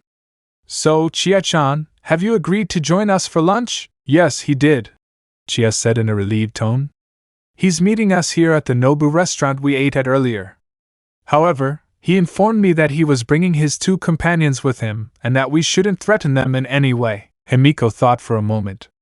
So he has a family. I wonder if they're kitsunes. This might be a good thing, Chia. I had the impression he didn't care about anyone but himself, Chia said. They seemed very adamant about their safety. Maybe they're human. Well, his mother mated with a human, so maybe he did the same, Himiko said. Perhaps this will get me out of the Celestial Council's ridiculous arranged marriage plans. It's a perfectly reasonable excuse. Chia looked at her master as Himiko calculated all the different angles on this new information. Chia's sweat dropped. What are you doing now, Himiko-sama? Himiko was a very intelligent but extremely mischievous vixen. If Chia didn't know her so well, she would have missed the sparkle in Himiko's eyes. Isamu's lair, Kyoto, Japan. Craven was wide awake and a little disturbed. He felt powerful. As a matter of fact, he felt stronger than he had ever felt in his entire life. The 2 cyborg kitsunes, Tetsu and Kinzoku, had determined that somehow the kitsune blood had restored him, but they didn't know how or why. Now the pair were leading him through the labyrinth that Lord Isamu called home. Kinzoku said, "You must be absolutely respectful to Master Isamu, vampire. Any sign of disrespect, and you will be struck down. He spent valuable resources to rescue you, and you owe him your life. Do not take this lightly. If you do, it will not end well." "I understand, Kinzoku-san," Craven said respectfully. "You have my eternal gratitude," Tetsu snarled. "We had to sacrifice 5 of our own to get your fat away from the fire vampire. Whether it was worth it or not remains to be seen." She was obviously none too happy about the situation. "I assure you I will prove to be a valuable ally," Craven replied. He was sweating profusely. "That is for Master Isamu to decide," said Kinzoku. "Isamu's personal cameras." Craven stood there trembling at the massive form of Isamu towering over him. The former kitsune had already dismissed Tetsu and Kinzoku so he could speak with Craven alone. "So let me get this straight," the kitsune roared half-heartedly. "You were attempting to establish a coven here in Japan under the aegis of the late Lady Kurama. Naruto came all the way to your home in Budapest and kicked you out. Then you moved to Kyoto, and Kurama betrayed your trust. Am I correct? This far?" "Yes, Lord Isamu," Craven said. "I know now that trusting Lady Kurama was a mistake. I'm thankful she's dead. She was a Yako Kitsune." Isamu growled in disgust. "They shouldn't be trusted, as they don't follow Inari's will. Only Zenko like myself are completely trustworthy." "So the ones who serve you are also Zenko?" Craven asked. Isamu nodded. "They are followers of Inari like myself. Naruto's existence is an affront to Inari-sama, and it is our rightful duty to remove his stain from this earth.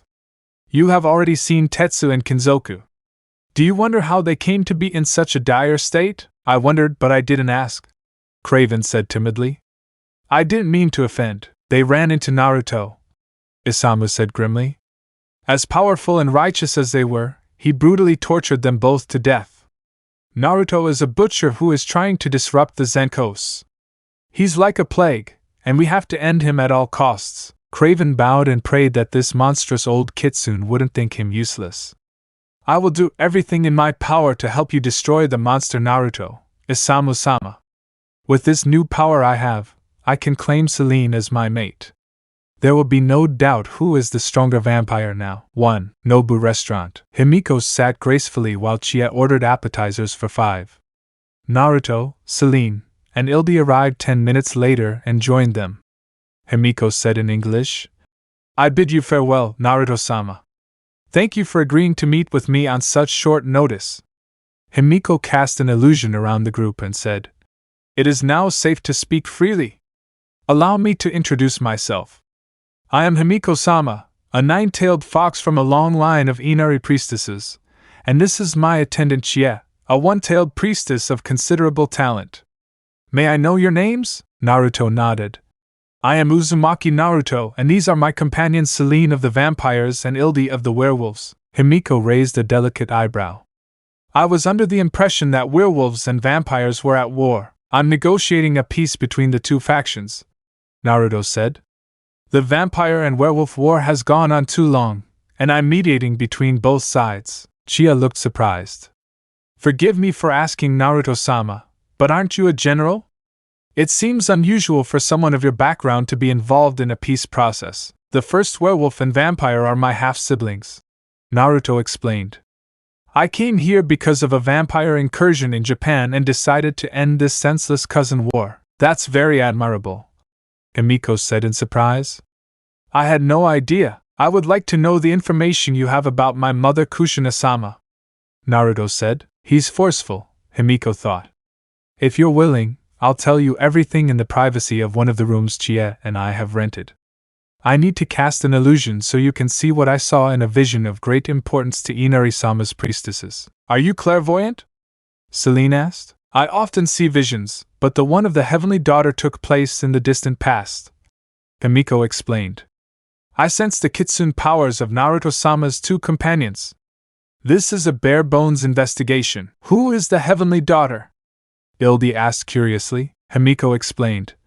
Heavenly Daughter was one of the many titles held by Naruto-sama's revered mother Kushina-sama. She ruled the Kitsunes of Inari-sama justly for many centuries until she was betrayed by her council. Chia and I have come to set things right just as Inari-sama wishes. I will explain everything in detail once we are in private. Naruto-sama seems much calmer, Chia thought, relieved. I'm glad. Of course we don't have an agenda like Kazuo-sama had. I'm glad Himiko-sama is behaving herself too. After all, she can be very volatile. Kempinski Hotel Corvinus. Lunch was quite pleasant. Naruto's mood seemed determined, and Celine and Ildi were glued to him. This Himiko woman is beautiful, thought Ildi. At least she's not trying to seduce Naruto or anything. Himiko was leading the way to her suite. She wondered about Naruto. He doesn't seem too bad. I wonder how he'll react to the vision I had of Kushina-sama. Once they arrived at Himiko's room, the priestess explained. My vision showed me that the original council of advisors betrayed Kushina-sama and sealed her away. They were not strong enough to kill her, and it is Inari-sama's will that she be freed from her prison. Naruto's eyes widened. Ka-chan, he whispered. Himiko sat down and said, I'm going to share the vision I had with all of you by projecting an illusion to immerse us in the vision. Chia, you need to see this too. Everyone, please take a seat, Naruto said. Before we dive, I'm going to drop a mental anchor. The nine-tailed priestess looked surprised, her indigo eyes wide. How do you even know that technique, let alone be able to cast it? Chia said. I've never heard of this technique, Himiko-sama. What is it? Himiko explained. When one is immersed in a powerful vision, it can be difficult or impossible to escape back to reality if the caster has ill intentions. A mental anchor allows one to break the illusion at will, but only the priestesses of my line know the technique. It was said that my ancestors learned it from Inari-sama. Himiko's indigo eyes narrowed angrily at Naruto, and she said, Tell me how you know my family's technique, Naruto-sama. Naruto's eyes reddened and he said mysteriously, I am a descendant of Kurama-sama. Of course I know that. Don't be so arrogant as to claim that ability as just your family, Himiko blinked and said. However, you were a child when Kushina-sama was sealed. It's too advanced for a child to learn. Kushina-sama couldn't have taught it to you, and Kurama-sama is asleep. My grandfather sleeps but he also dreams, Naruto said. The priestess's eyes widened. So Kurama-sama taught you the ways of the Kitsune through your dream, Naruto nodded. When Kurama-sama lost contact with my Ka-chan, she came to me in my dreams. None of the priestesses can repeat this. Chia looked conflicted at this revelation, but Himiko nodded and said in a resigned tone, As you wish, Naruto-sama. Please drop anchor, and then I will share my vision with you and your companions. 2 hours later, Naruto sat silently, tears streaming down his face. Seeing his mother again was heartwarming. Both Celine and Ildi hugged him as he cried. The names of Isamu, Nobuko, and Yudai were revealed to Naruto, and Kushina's sons swore bloody revenge on them so he could finally free his lost mother. Isamu's lair, Kyoto, Japan. In Kyoto, Isamu shuddered although he didn't know why. Is something wrong, Master Isamu? Kenzoku asked. Isamu shook his head. For a second I saw the image of Kushina-sama before she destroyed half of my face. What a terrifying sight. I'll never be rid of that horrible memory. I'm fine, Kinzoku. Take me to Lady Kurami's head so I can decide what to do with my latest trophy. If it's intact, it might be stuffed and mounted, he said a little too gleefully for Kinzoku's liking. What a macabre concept, thought Kinzoku. How disgusting. At least we owe him a proper burial. Over the past few days, Kinzoku and Tetsu had determined that Craven was little more than a bureaucrat and felt his usefulness to their cause was limited at best. They both secretly agreed that the death of Kurami and her follower was a terrible waste. However, Isamu thought otherwise given that the cowardly vampire had political influence with other vampires. Craven had already contacted all of the vampires working at Foxfire Technologies and informed them that Kurami was no longer involved with the Far East Coven project. Some of them seemed relieved, but many felt that Lady Kurami's involvement provided a safety net that the Far East Coven sorely needed. Of course, Craven never mentioned that he had nearly died and now owed his loyalty to Isamu. He couldn't afford to point that out, as it might cause unrest among his people. Now, the former regent was waiting for good news from Europe before making a move. If all went well, he could wrest control of the vampires from the elders in Budapest. Then he would turn his attention to the New World Coven in New York City. The cowardly vampire was mostly counting his blessings that Lady Kurami was already dead. Kansai International Airport. Meanwhile, the beautiful vixen Lady Kurami Hataru was boarding a business flight to picturesque Hungary. Since Naruto's last location was there, she bet that the blood-red tide hadn't left Budapest yet. Leaving that meat puppet with a tail behind when I felt like it was those two saved my life. She chuckled. I wonder how long it'll be before they find out. The magic I use will last a few weeks at best. How I'd love to be a fly on the wall when old man Isamu finally puts 2 and 2 together that I'm still alive. He'll be furious for a month. Boarding the first-class flight she had booked, the cunning vixen reflected on what she had seen on the security film, which she had digital copies of for her Naruto viewing pleasure. The security footage they gathered shows the 2 assassins definitely serve Isamu. The sneaky old bastard has crossed the line with me this time. Thankfully, they came out and said they served Isamu and lived to destroy Naruto-sama. What fools of them. This is just icing on the cake since Naruto-sama also wants Craven dead. As she settled into her seat for the long flight to Budapest, Lady Kurami concluded that keeping a low profile for a period would be in her best interest. Her company could run itself for a while without adverse effects. Kurami had taken long vacations and business trips before. She sat and wondered about Kinzoku and Tetsu. The 2 of them were cyborgs of a sort. I wonder what Isamu was doing with them given his aversion to technology. Kurami thought to herself, the only Kitsune I know of who can enhance cybernetic parts with Kitsune magic is that old woman Nobuko, who's a cyborg. I haven't been in contact with her for decades, but I'm sure those 2 are her work. No one else has that kind of ability. I wonder if she's still in Malaysia. I wouldn't be surprised if old man Isamu has had dealings with her at one time or another. I'm guessing she must run a bigger operation than the prosthetics company I knew her through all those years ago. As the plane began to taxi down the runway for takeoff, Kurami thought to herself with joy, I can't wait to see you again, Naruto-sama. Kempinski Hotel Corvinus. Naruto was discussing things with Himiko and the fiery priestess was getting irritated. What do you mean you're going to wait? Kushina-sama needs to be released now, idiot, the blonde Kitsune snarled. I'm in the process of ending a war. You have no idea where those 3 traitors are located. It's a foolish idea to run around blindly finding them without a plan, and you don't have a plan at all. This will require both intelligence and patience. You clearly have little of either. Oh, how I want to slap you! Himiko roared as she attacked Naruto with murderous intent that only a Ninetales could unleash. Chie Celine and Ildi watched from the sidelines as Naruto shrugged off Himiko's killing intent as if it were nothing. You don't scare me, priestess. Is this how Inari-sama would want his priestesses to act? Arg! You're so frustrating! Himiko squealed as she stamped her foot before disappearing in a swirl of foxfire. What a temperamental bitch! Naruto muttered. He turned to Chie, who shuddered slightly. Tell your mistress once she calms down that we need a plan and some clues. I'll start investigating myself. We can't just wait for information to fall from the sky and hit us on the head. Of course, Naruto knew nothing about Lady Kurami's impending arrival. Budapest, Hungary, Ortegaz Mansion. Deep within the bowels of Ortegaz Manor were the resting chambers of the vampire elders. Two of them always slept in a state of hibernation, while the third led the vampires along with the vampire council. This was known as the Chain. However, for the first time in centuries, all three elders were awake. 2 weeks ago, the vampire elder Victor had been awakened from his slumber by a group of vampires who were against the peace Marcus and Naruto were trying to forge between the vampires and the werewolves.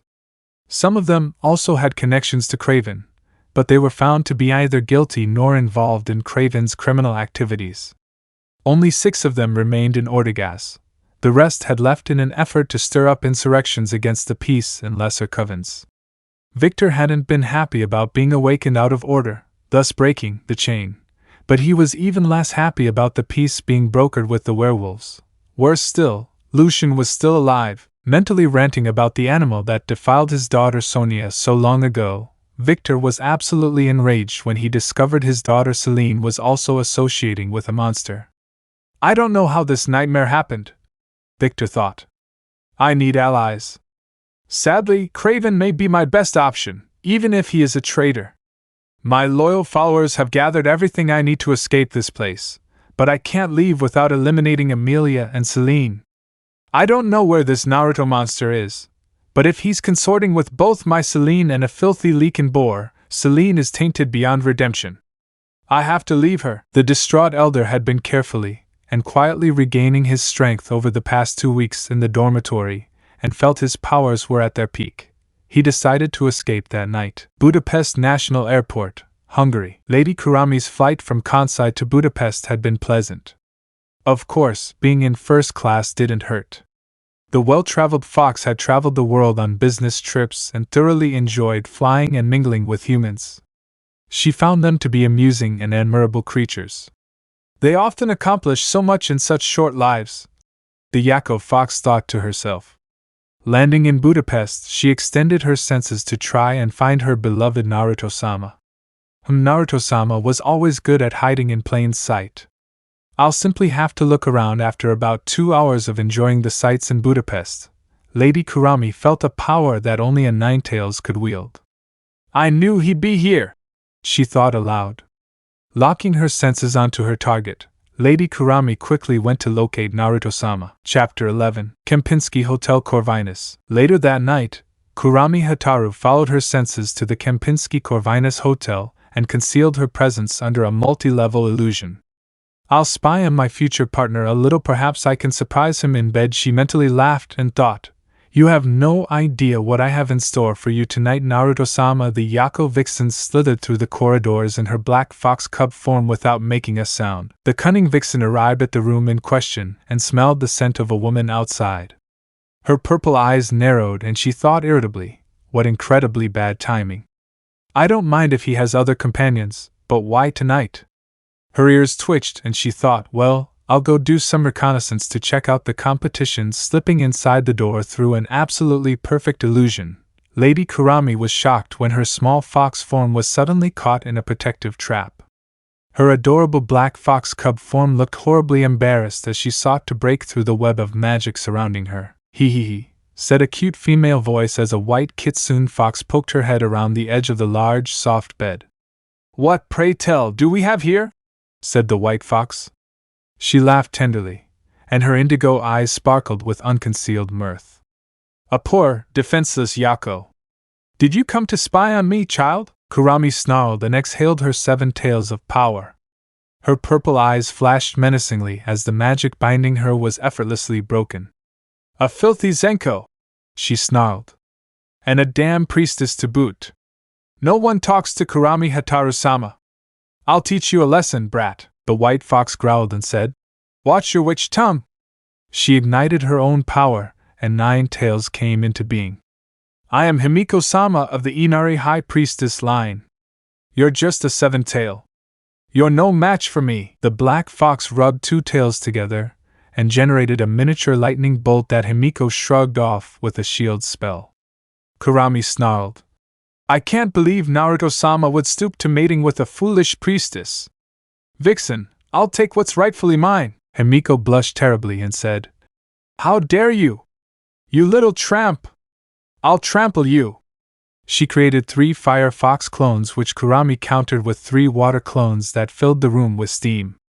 Himiko's indigo eyes lit up with heavenly power and said, A 7-tail shouldn't have that kind of ability, hee hee hee. You must be a descendant of the Black Priestesses. It will be my pleasure to take you to heel. With a savage grin, Himiko launched herself out of bed and tried to tear Kurama to pieces with her sharp teeth. Kurama spun perfectly and effortlessly knocked the white fox onto the bed and slammed her against the wall with her tail. The black fox laughed. You clearly don't have the combat experience I do. I'll be the one to take you to the heel priestess. Inari can't save your ass now, Zenko. Bitch! Himiko roared as she effortlessly blew the bed aside. I'll show you your place. She curled into a ball and shot at Kurama in the blink of an eye. Priestess Inari was covered in electrical energy, and Kurama barely avoided the attack. Himiko bounced off the wall behind Kurama and returned to the black fox, severely surprising her and making the 7 tails scream. Kurama slowly stood up and flared her tails, causing the remaining electricity arcing over her body to disperse in a gust of wind. Her violet eyes flashed wildly.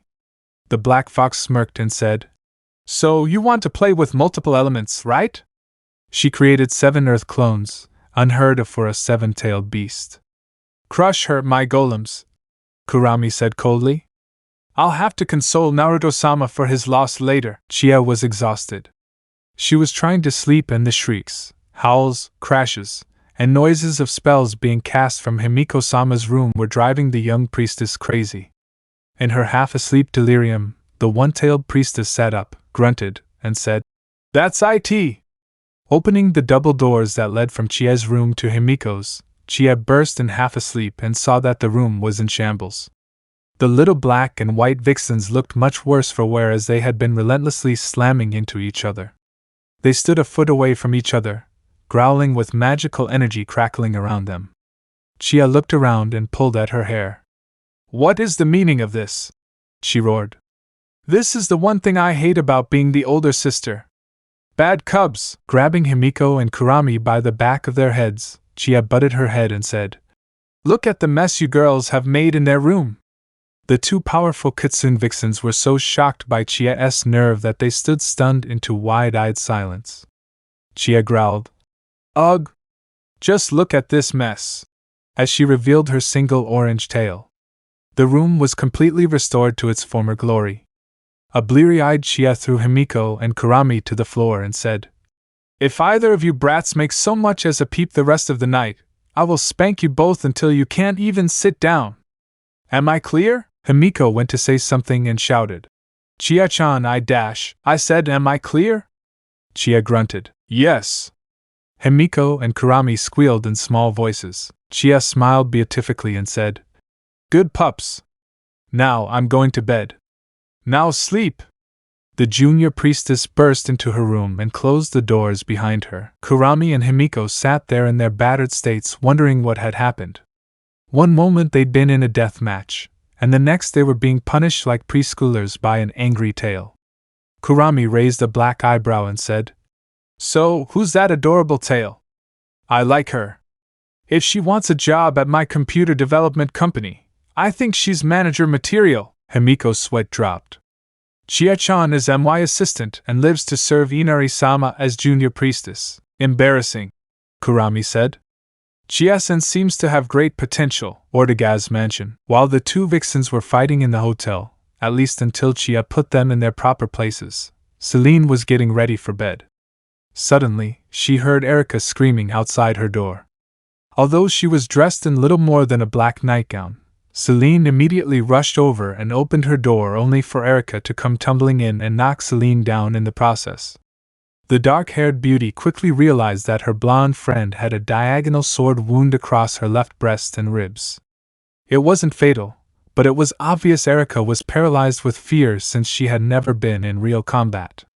The door had slammed shut again only to be ripped off its hinges by the last person Celine wanted to see in this life, her father Victor. Celine's dark eyes widened, and Victor extended his saber. Celine, my child, how could you betray me, a mindless beast? The pain you've caused me, your own father. The dark-haired death dealer pulled Erica aside and said, You murdered my family, Victor. I'll never forgive you. Victor had a maniacal look in his eyes and said, I gave you eternal life. I did it all for you, Celine. He grabbed his head with his left hand as if to ward off the pain. God has abandoned me.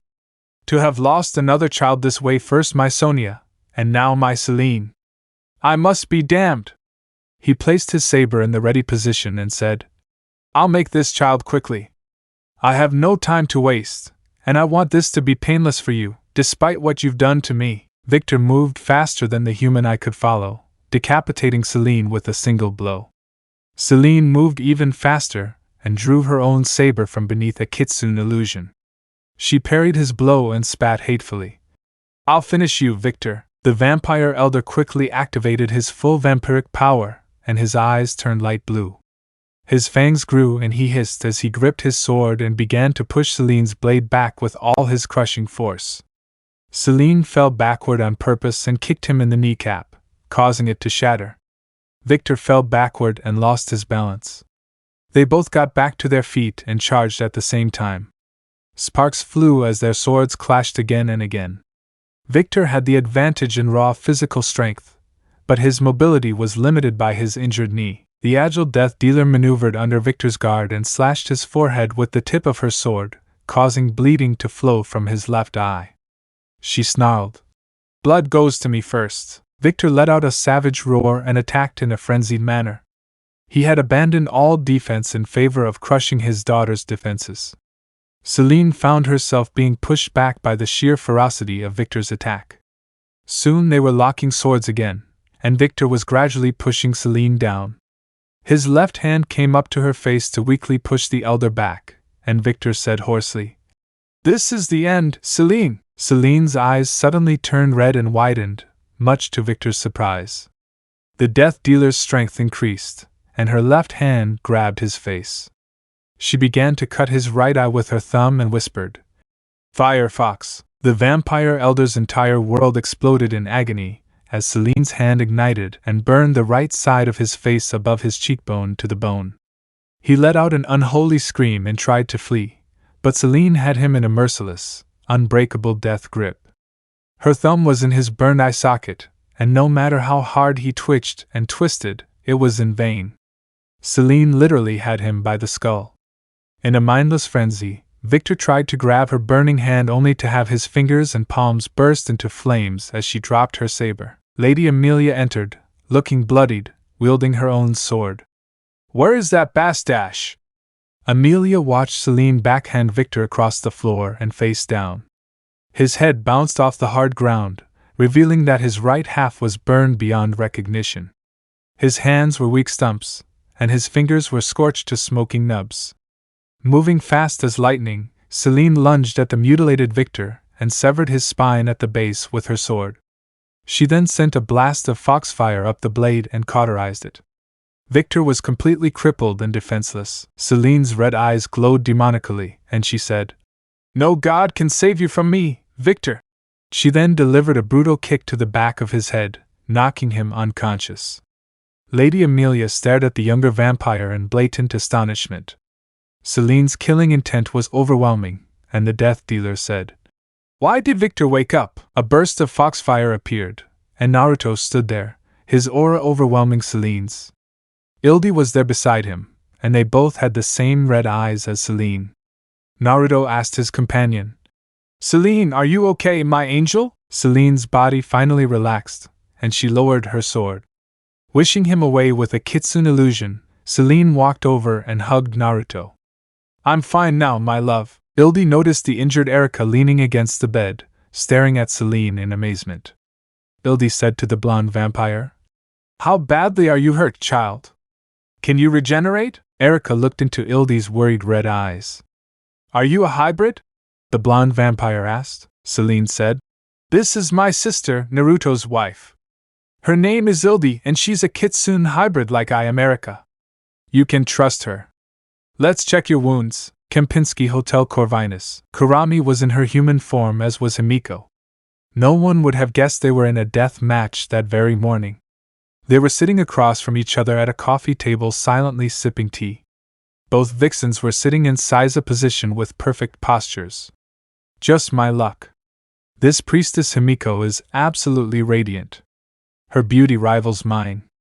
You'd imagine Naruto-sama would choose only the finest jewels for his crown. Himiko was also sizing up the Yako fox. This fox is beautiful. What is her interest in Naruto-sama?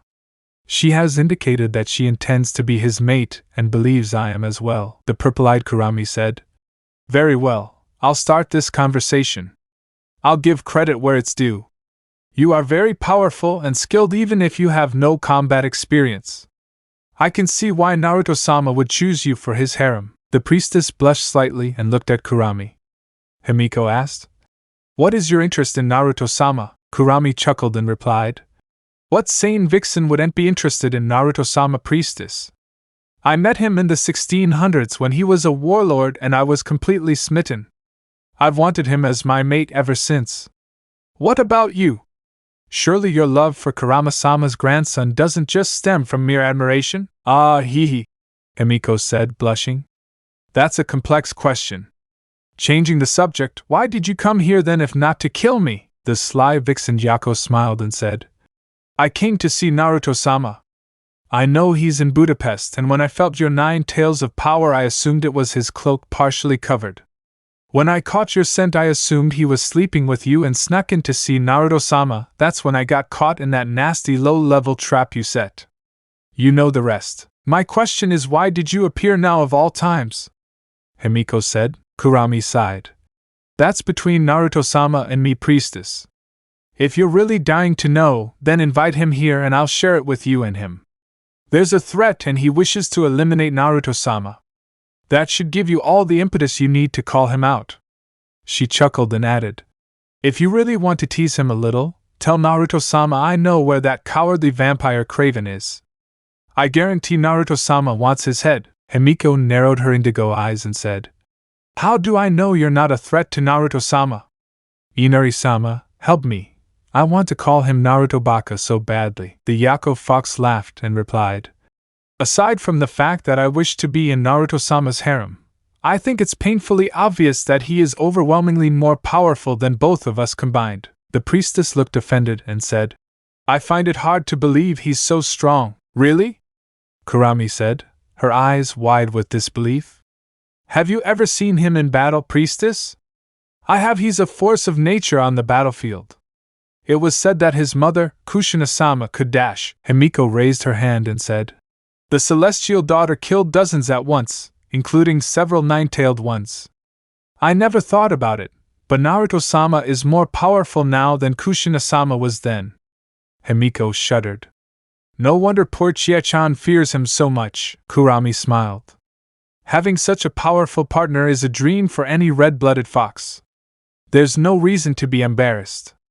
Besides, he's quite pleasing to the eye with his golden fur. Ortegaz's mansion, snow. A blizzard had erupted earlier this year, and Victor's accomplices had fled into the night once word got out that Celine had brought Victor to his knees. The entire Old World Coven was shocked by the whole situation, naturally, but Celine's victory made them clamor even harder for her to be their regent.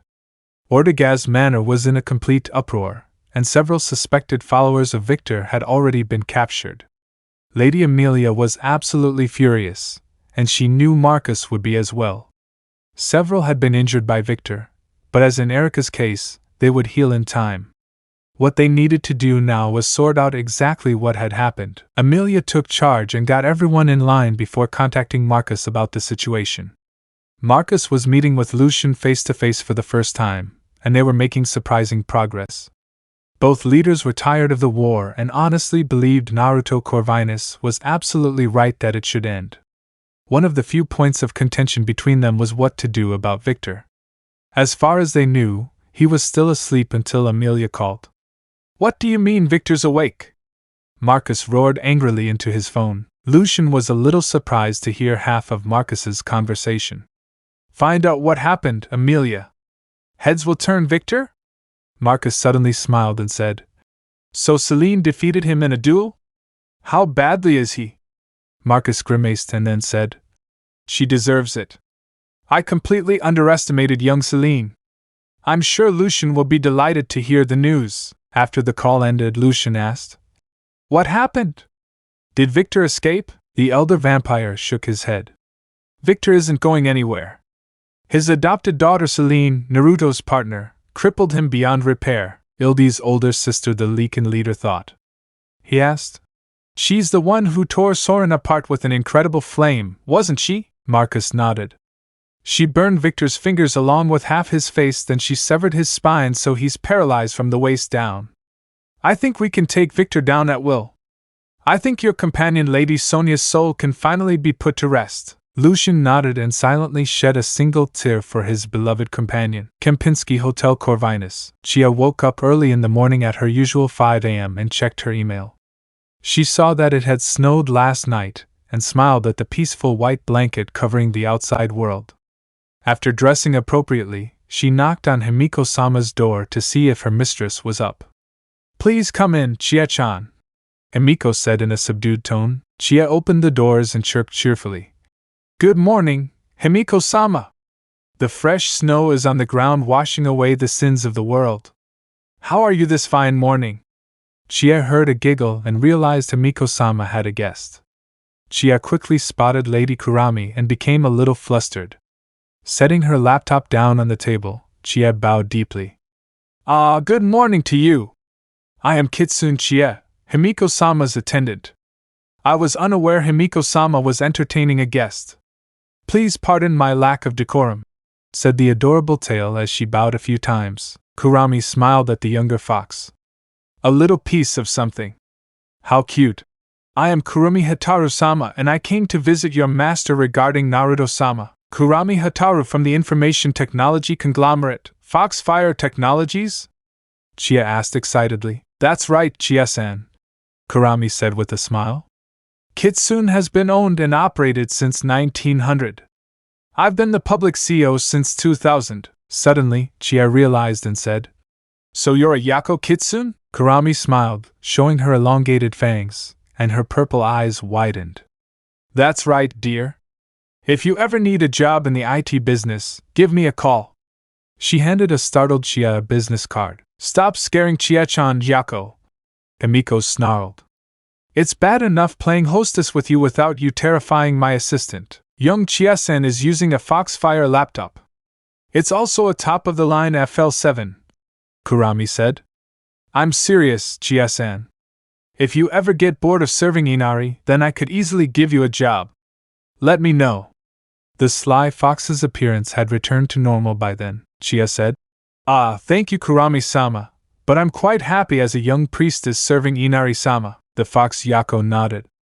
Of course, Chia-san. Do you have visions? I was wondering if you were clairvoyant, or had a dream last night. Chia shook her head and said, I'm not yet spiritually developed enough to have visions. Although I did have a nightmare last night. Kurami grinned from ear to ear and said, A nightmare? Was it something religious? Oh, tell me, the young man with the tail said. Oh, I was dreaming that I was seeing the twins. They are my lovely little sisters, but they often quarrel and have to be disciplined to go to bed. There's nothing religious about that. Himiko cringed in embarrassment, and Kurami barely contained her shrill laughter. Do you want me to contact Naruto-sama regarding a vampire named Craven he's looking for? She asked. Kurami nodded. Her master doesn't seem to trust my word, so I'm afraid the only option is to ask her to come here. I think she doesn't want to share Naruto-sama with me. Chia raised an eyebrow but saw the determined look in her lover's indigo eyes.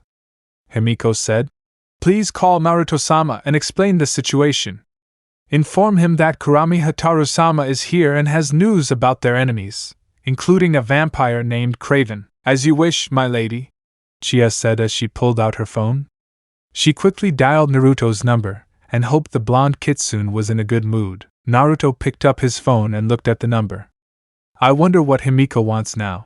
This is Naruto Corvinus. Good morning, Naruto-sama. I'm Kitsune Chia. I hope I'm not calling you at an inopportune time, said the young fox. Naruto looked at his two tired companions and said, It's okay, Chia-san. What can I do for you? Chia replied. Kamiko-sama received an unexpected guest last night. Her name is Kurami Hataru-sama. He raised a blonde eyebrow. And what does that bitch want? Naruto asked, puzzled. Chia swallowed. She claims to have information on your enemies, but she'll only reveal it to you in person. Kurami-sama also said she knows the whereabouts of a vampire named Craven, whom you've apparently been hunting. Naruto sat in silence for a few seconds and then said, Where are you? We're still at the Kempinski Hotel, Naruto-sama. Chia said. The blonde said humorously.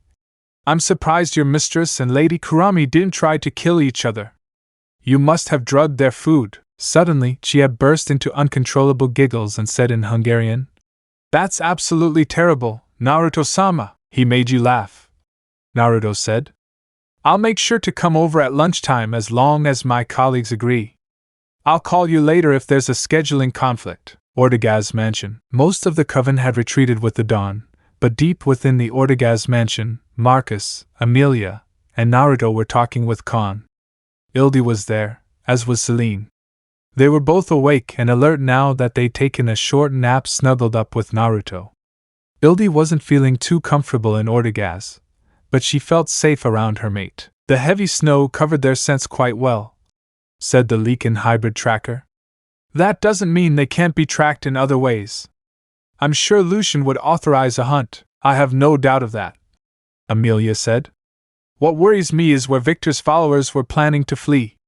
There are splinter groups on both sides that don't want peace, though I admit it seems to be more rampant on the vampire side. Since it's still snowing, it would probably be best to use our contacts at the police department, Celine said. We give them the license plate numbers and wait, Marcus nodded. Even though I hate being passive, it's probably for the best. If the police find them, perhaps Lucian would be willing to hunt them down while it's still daylight. If not, we can send our forces in at nightfall. We only know of 6 of them who escaped, after all. Nodding, the group stood up and Celine led Ildi and Naruto back to her room. When they reached the rec room, Celine sighed. Her door was shattered, and the room itself was a mess from the sword fight she'd had with Victor. We should go to a hotel, the dark-haired beauty said. My poor room is a mess. Ildi transformed into her one-tailed fox form and climbed onto the dresser. Wow, big sis, is this antique furniture? It's pretty cool if you asked me. Celine smiled softly and said, All the furniture in this room is about 300 years old. I chose it a long time ago. However, it was difficult when we had to rewire the place for modern electronics. Speaking of which, Celine sat down on her bed and picked up her laptop. Let's see what the weather looks like. After all, we have a lunch date with a bunch of Kitsune. Naruto sat next to Celine, and Ildi jumped onto his lap. You're getting quite adept at your fox form, Ildi. She complimented Naruto. Actually, now that my voice isn't so high and squeaky anymore, it's fun, Ildi said. It's also really helpful for sneaking around. Naruto smiled. Spoken like a true Ildi Kitsune. Then he chuckled. You've both grown wonderfully in your new powers. I wonder what else I'll be able to teach you, Celine said. Well, we have centuries to learn. I find these illusion skills incredibly useful. They saved my life against Victor. The foxfire didn't hurt either, she added in a lilting voice. The blonde Kitsune hugged his fellow vampire. I'm sorry we didn't get here faster, Celine.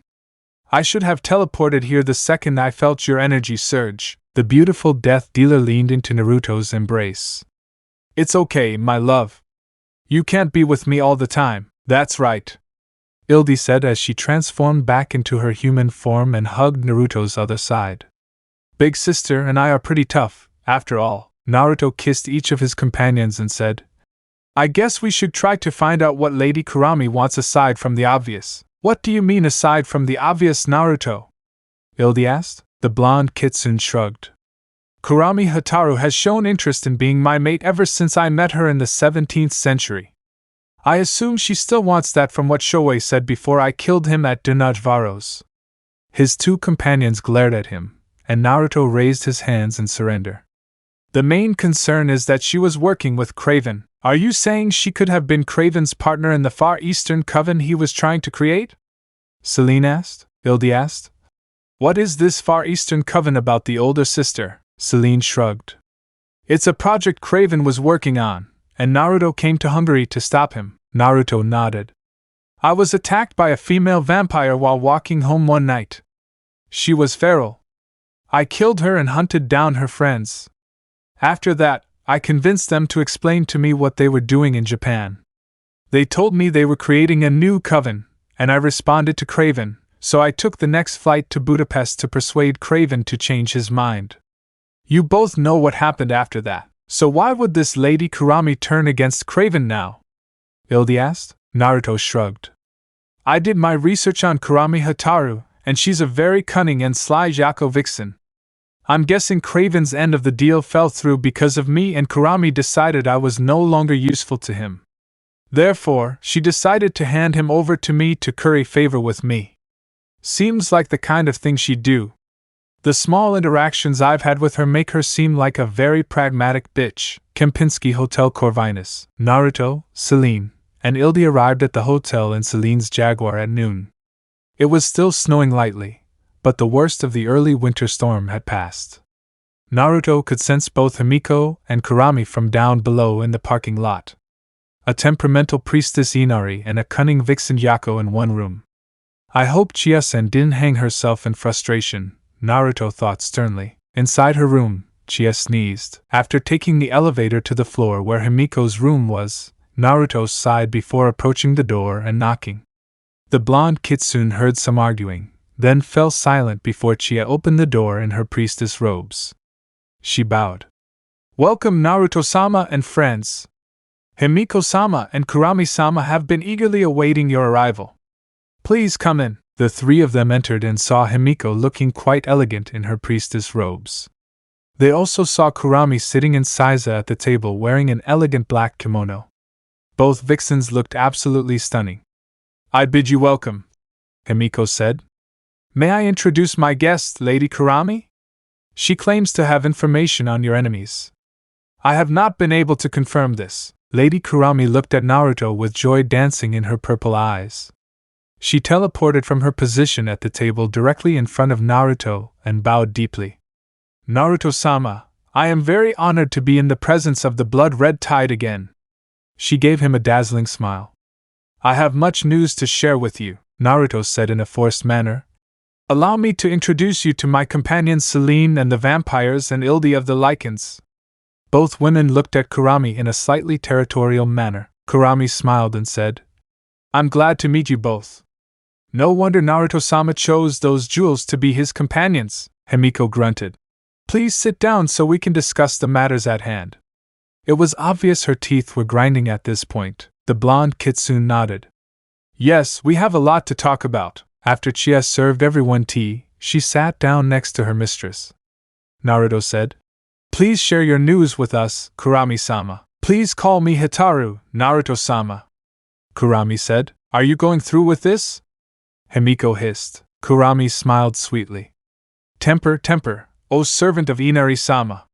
She turned to Naruto and said, There is an ancient Ninetales who wishes to destroy you. He sent assassins to eliminate me and rescue Craven from me. I had every intention of gifting Craven to you, but the two assassins were partial to the Ninetales, so it wasn't worth fighting them and losing. I have security footage of them as proof of my claim. Would you like to see it? After receiving Naruto's confirmation, it took Chie a few moments to connect the video feed to the large flat-screen television, and soon Kurami was quickly sending the video as Kenzoku and Tetsu entered the room. Naruto watched the footage with interest as the two cybernetic assassins entered amidst the bloodshed of the slain Kurami. All this slaughter of our own kind to rescue one pathetic vampire. Leave him alone, Kenzoku, said the light gray female. The dark gray male Kenzoku said, It's a waste, but Master Isamu ordered it. We owe him our lives, Tetsu. Himiko's eyes widened and she whispered, Isamu, if he will help us get revenge on Naruto-sama, then it will be worth it, Kenzoku said. After Naruto-sama slaughtered us like animals in French Indochina when we were aiding the French at Dien Bien Phu, I will never rest until that butcher is dead at my feet. After a few moments of silence, Himiko said softly, If this is the Isamu we're looking for, then it changes everything. You know old Isamu? Kurama asked. He claims to be a devoted follower of Inari but doesn't act like it. She turned to Naruto. Naruto-sama, that old relic Isamu says he wants to destroy you and is trying to gather allies to help him. He hates you with a passion and is terrified of you. Do you? I don't know? Half of his face? There was a gleam in her eyes. Naruto's eyes turned hard as steel. My Ka-san ripped off half of her face when she was a child. She wanted to kill me because I'm a half-breed. Kurami's purple eyes widened in shock. What? How old is she then? Himiko said. He was alive since Kurama-sama's reign. My own Hyoba-sama Kokoro was Inari-sama's high priestess at the time. She banished Isamu and 2 others for their crimes against Kushina-sama and branded them as traitors against Inari-sama's will. He is one of those Naruto-sama is prophesied to kill in order to free Kushina-sama. The priestess sighed. To think that a Yako vixen is helping fulfill Inari-sama's prophecies, what a world. I have no choice but to request your aid in Inari-sama's name, Kurami-sama. What about those 2 with the mechanical prosthetics? Ildi asked. Do we know anything about them? Naruto pondered for a moment and said, I killed those 2 at Dien Bien Phu when I was helping the Vietnamese against the French. I guess somehow their souls were called from the other side. That's quite disturbing. I wonder how Isamu managed that. Spells to revive the dead are considered the darkest of magic, Himiko said. I can only assume Isamu knows these spells, though I'm not familiar with them. Toyura Palace might have the information we need to put those souls to rest. There would be nothing in Inari's shrine unless it was a counterspell. Such black magic is not allowed in the temple. I wonder if my Hyoba-sama Kokoro would know. Would you know those spells, Kurami-sama? She asked. Himiko-sama said you're a descendant of the Black Priestesses. Kurami snorted. I've never been associated with the Black Priestesses. I was raised only by my father. The things the Black Priestesses are rumored to do make me sound like a saint from what I've heard. I know how to make a flesh puppet, but that's little more than a golem made of flesh. Manipulating souls is a very different matter. Then again, it sounds like something old Isamu would have his fingers in. He's destroyed countless human lives with his opium rings and other contraband over the centuries. I see no reason why he wouldn't have dabbled in the black arts as well. Do you know where Isamu is? Naruto asked. Unless he's run away again, old Isamu is probably in his lair in Kyoto. I know exactly where it is, Kurami said. He has a small army of human assassins there, and I'm guessing those 2 Kitsune cyborgs are there too. It's an underground labyrinth. The old man is paranoid about being seen. He also has a strange fear of technology for some reason. He has cyborgs and is afraid of technology? Celine asked. That doesn't make sense, Kurami nodded. I think he's gone mad in his old age. I've given up trying to understand him. After all, he was just a business partner. And what kind of bad business did you make with that traitor? Himiko snarled. Kurami smiled beatifically and said, I'm in the information business, and I have a few protective traps for his activities. Believe it or not, I had nothing to do with his criminal activities except to keep the politicians and police away. He's far more evil than he could ever hope to be. Contrary to popular belief, priestess, most of my activities are perfectly legal. Isamu's lair, Kyoto, Japan. Isamu was admiring the large severed head of the black vixen Kurami. He was in his human form and said to Craven, saving you was a coincidental bonus. This is what happens to all my vampire enemies. This Yako vixen overstepped her bounds with me and paid the ultimate price for her betrayal against Inari-sama. The beloved Naruto-sama will be joining her in my trophy case soon enough. The question is how I should display her. A wall hanging on a plaque is rather traditional, but it is fitting. Craven felt himself sweating. While he certainly had no problem betraying or murdering his own kind, the cowardly vampire was a little surprised at the idea of stuffing enemy heads as trophies. Then again, he supposed if Isamu had that kind of power, why not flaunt it a little? Master Isamu, do you have a trophy room? Perhaps it's best to make your trophy quickly. Lady Kurami's head is starting to get ripe. The ancient Kitsune chuckled. Does the smell of death offend you, boy? Get used to it. He patted Kurami's nose and felt a flash of magic. Did Kinzoku or Tetsu put a preservation spell on this head? He asked, puzzled. The old man shrugged and said, Never mind, dispel it. Before Craven's shocked eyes, the head collapsed into a pile of ground meat. There was no skull, and even the fur seemed to melt into rotten, ground animal flesh. The smell made Craven feel even more nauseous. Isamu's visible eye widened to impossible proportions and he whispered loudly, A meat puppet?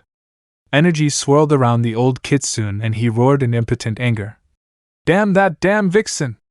Kurami is alive! Somehow, Isamu could hear Kurami Hataru laughing melodically at his expense. Chapter 12 Budapest, Hungary, Kempinski Hotel Corvinus. Naruto was looking at maps of Kyoto where Isamu was supposed to be hiding. He was also looking for information on a spell or counterspell that would free Tetsu and Kinzoku from whatever curse was preventing them from going to the Pure Land. He turned to Himiko and said, We need to contact the current High Priestess of Inari-sama and ask her if she can research this black spell anchoring those two cyborg souls to those abominations they call bodies. I doubt any of us would be able to cast such a spell to free them from their misery. Himiko, I doubt. Kurami raised an eyebrow and asked, Why couldn't any of us do it? At least you or I have that kind of mystical power. Himiko is spiritually pure, like a priestess to Inari, Naruto said. Such sacred spells are her forte, and if you or I attempt to cast it, the chances of failure are much higher. The Inari priestess strutted with praise. Himiko wanted to do the happy dance under Kurami's downcast gaze. Take that, Yako. Himiko thought happily. Then Kurami mockingly said, Of course, Naruto-sama. But wouldn't Chie-chan be a better choice? She seems to have the best qualities of a priestess with her humility and proper manners. Chie looked shocked and Himiko looked scandalized. Seeing that her mistress's face was as red as a boiled lobster, again, Chie quickly said, Oh no, no! I simply don't have the power or wisdom to cast such a spell. Only Himiko-sama or her holy ancestors have that kind of ability. Chie looked at Himiko, who had calmed down, and thought, that was close. Lady Kurami smiled and said, You're so humble, Chie-chan. You don't need to be so modest. I'm sure you could cast such a spell, just as well as your lover, in time. Chie blushed at the praise, and Himiko looked irritated. The nine-tailed Zenko priestess said, Clearly, you don't understand the intricacies of casting a spell on Kurami.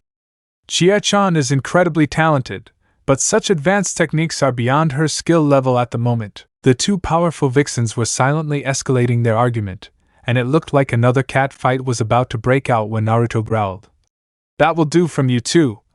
He laced his words with killing intent and Kurami and Himiko snapped their mouths shut. Naruto looked at the sly Yako vixen and said, Now then, Lady Kurami, please call me Hitaru, Naruto-sama. Kurami pleaded with puppy dog eyes. After all, you call Himiko by her first name. This bitch is something else, Naruto thought. Of course, I don't even know Himiko's clan name, assuming she even has one. Fine, Hitaru then. I need a map to Isamu's hideout if it exists. Lady Kurami perked up and said, Consider it yours, Naruto-sama. I'll have my people in Kyoto do it. She quickly pulled out her laptop and sent an email to her subordinates. Ando, Nara Prefecture, lands of Inari Kitsune. It wasn't long before Kokoro was speaking to her great-granddaughter Himiko through the private computer network the Kitsunes had created for themselves over the past 20 years. Well, hello Himiko-chan. How is my adorable granddaughter doing this fine day? Himiko quickly replied. Hyoba-sama, I have a problem. A black spell has been cast on two Kitsunes, preventing them from going to the Pure Land. They are cyborgs and followers of Isamu. Cyborgs? Kokoro asked. That's very irregular. How did this come to be? We don't have the full story, the younger priestess replied. What we do know is that Naruto-sama killed them both in French Indochina as opposing generals in the 1950s. They reappeared recently as cyborgs with mechanical parts where Naruto-sama dismembered them earlier. We believe Isamu gathered their remains and brought their souls back from the Pure Land through the black arts to serve him against Naruto-sama. Naruto-sama believes that even if we destroy their bodies, Their spirits would be anchored to this plane forever if we don't break this spell. I'm inclined to agree with him, Kokoro thought for a moment and said. That's wise. Let me go to the Tura Palace archives. It sounds like something the Black Priestesses cooked up a long time ago. I'll get back to you soon. Take care and stay safe, Himiko-chan. Himiko bowed gratefully. I will. Thank you very much, Hyoba-sama. Budapest, Kumshe Soy Restaurant. Naruto was enjoying some quality time with Celine and Ildi after a long day planning to wage a small war against Isamu and his forces. Neither girl had seen this side of their partner before, but there was no doubt in their minds that he was a dazzling tactician and strategist. Naruto was laying layer upon layer of traps and plans to counter anything the treacherous Isamu could think of. For Ildi, it was a revelation about how strategic planning worked. My partner is brilliant, the Leakin hybrid thought anxiously. That old Isamu is on a one-way trip to hell. Celine had seen how wars worked but not how Naruto worked. She smiled as she watched the wheels spinning at Mach speed in Naruto's head. Naruto, my room at Ortegaz Mansion is demolished. I was thinking it would be nice to stay in a hotel or something instead of a spare room. You need to stop overthinking things. What do you say? Naruto smiled back and said. It would be nice to take a break. After all, His phone suddenly rang and Naruto groaned softly. This is Naruto Kurivas.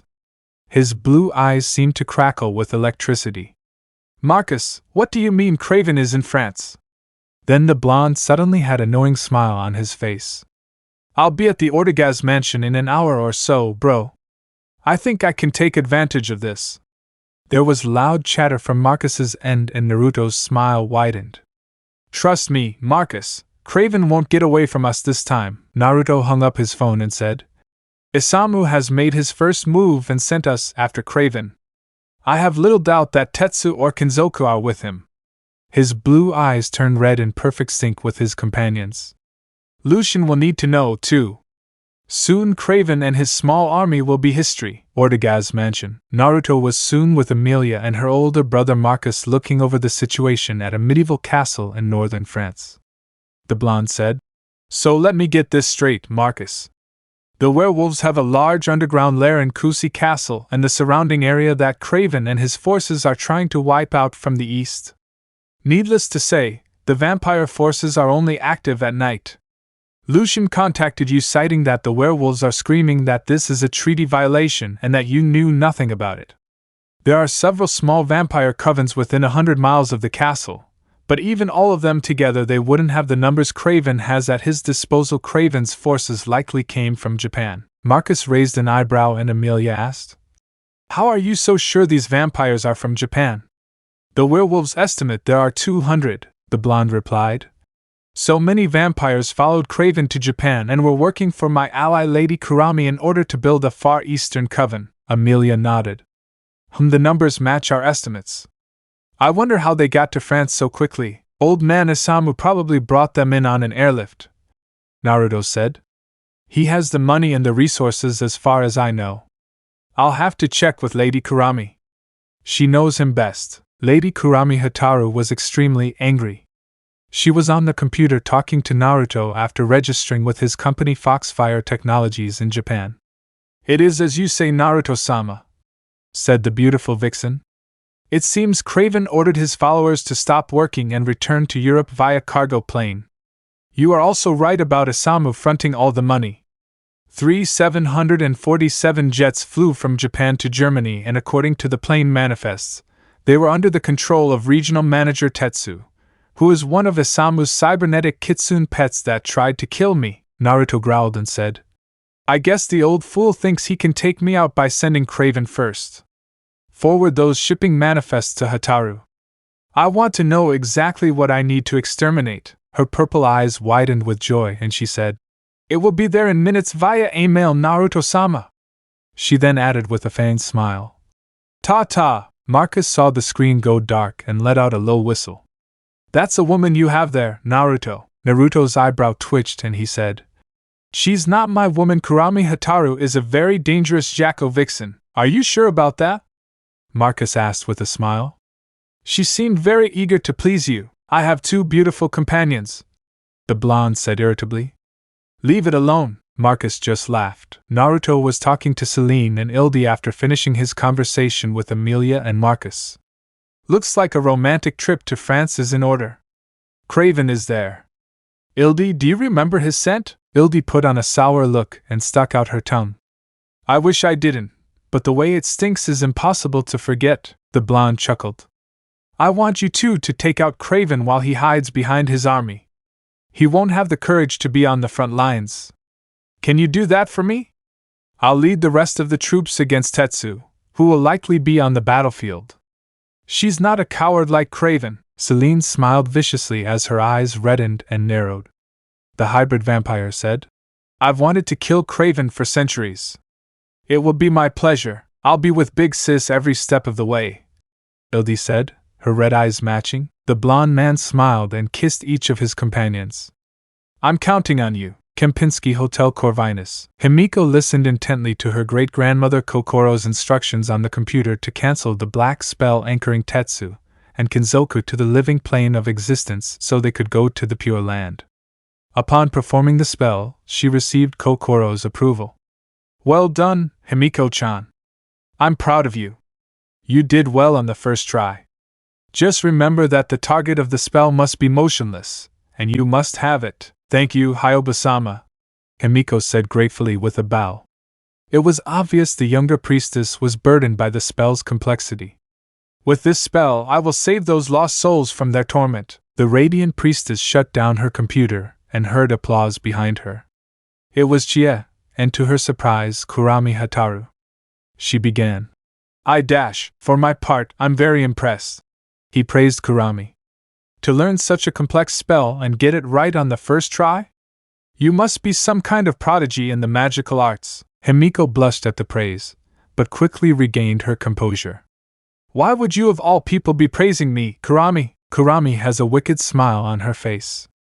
Simple. By cooperating, we can both get what we want to be in Naruto-sama's harem. All this arguing isn't getting us anywhere, so I thought I'd extend the olive branch.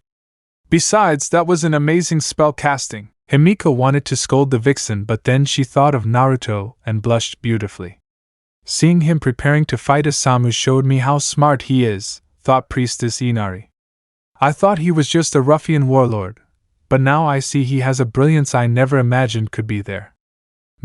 Perhaps we'll see Naruto-sama in battle soon, Lady Kurami said wistfully. It has to be seen to be believed. Naruto-sama is poetry in motion with a sword. I've seen my Hyojai-sama Eiji practice with a sword, Himiko replied. I wonder how Naruto would match up with him, considering that most of Naruto-sama's moves were learned in actual battle. I don't see how your great-grandfather could compare to Himiko, Kurami said. Himiko nodded. We'll see. Kusi Castle, France. 3 days later, Naruto arrived at Kusi Castle with Lucien.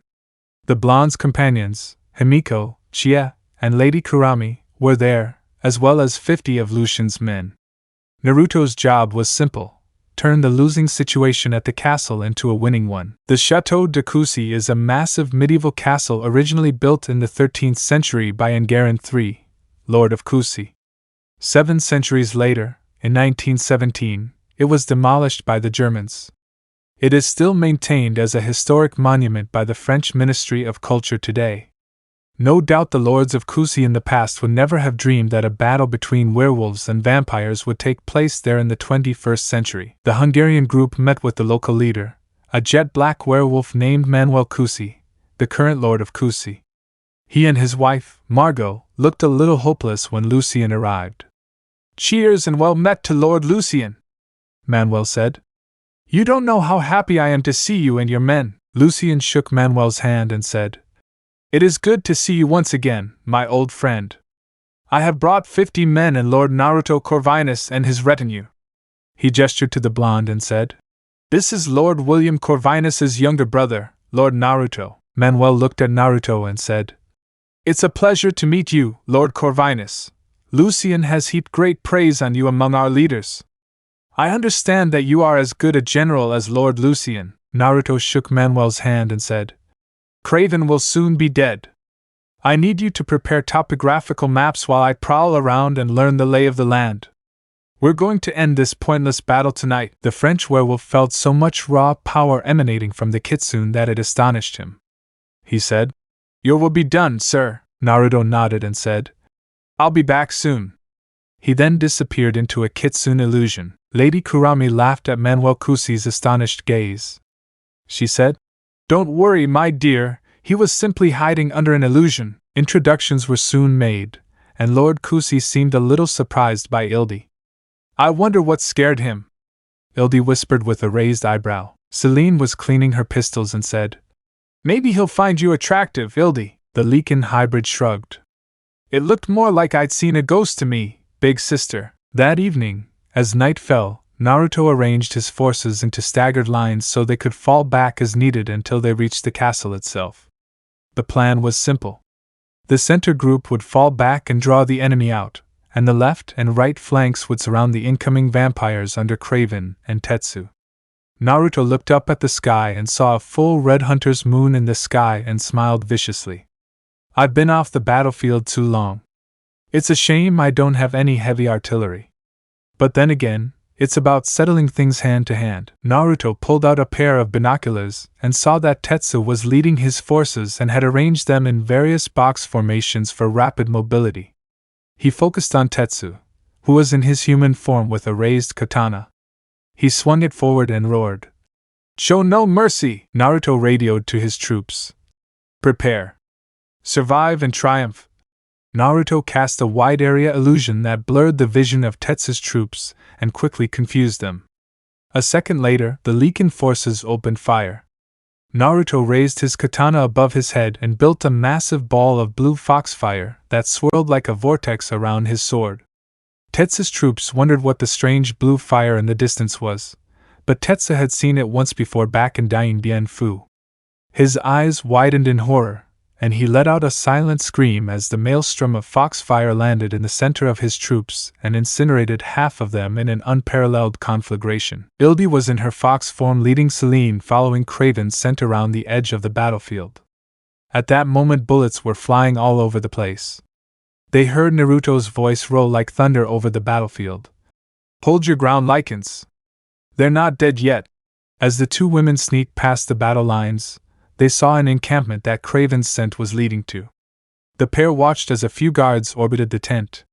Celine signaled for Ildi to stop, and the Leakin hybrid turned into his human form and pulled out a bowie knife. Celine likewise unsheathed her saber. The pair moved like death itself and took out the guards.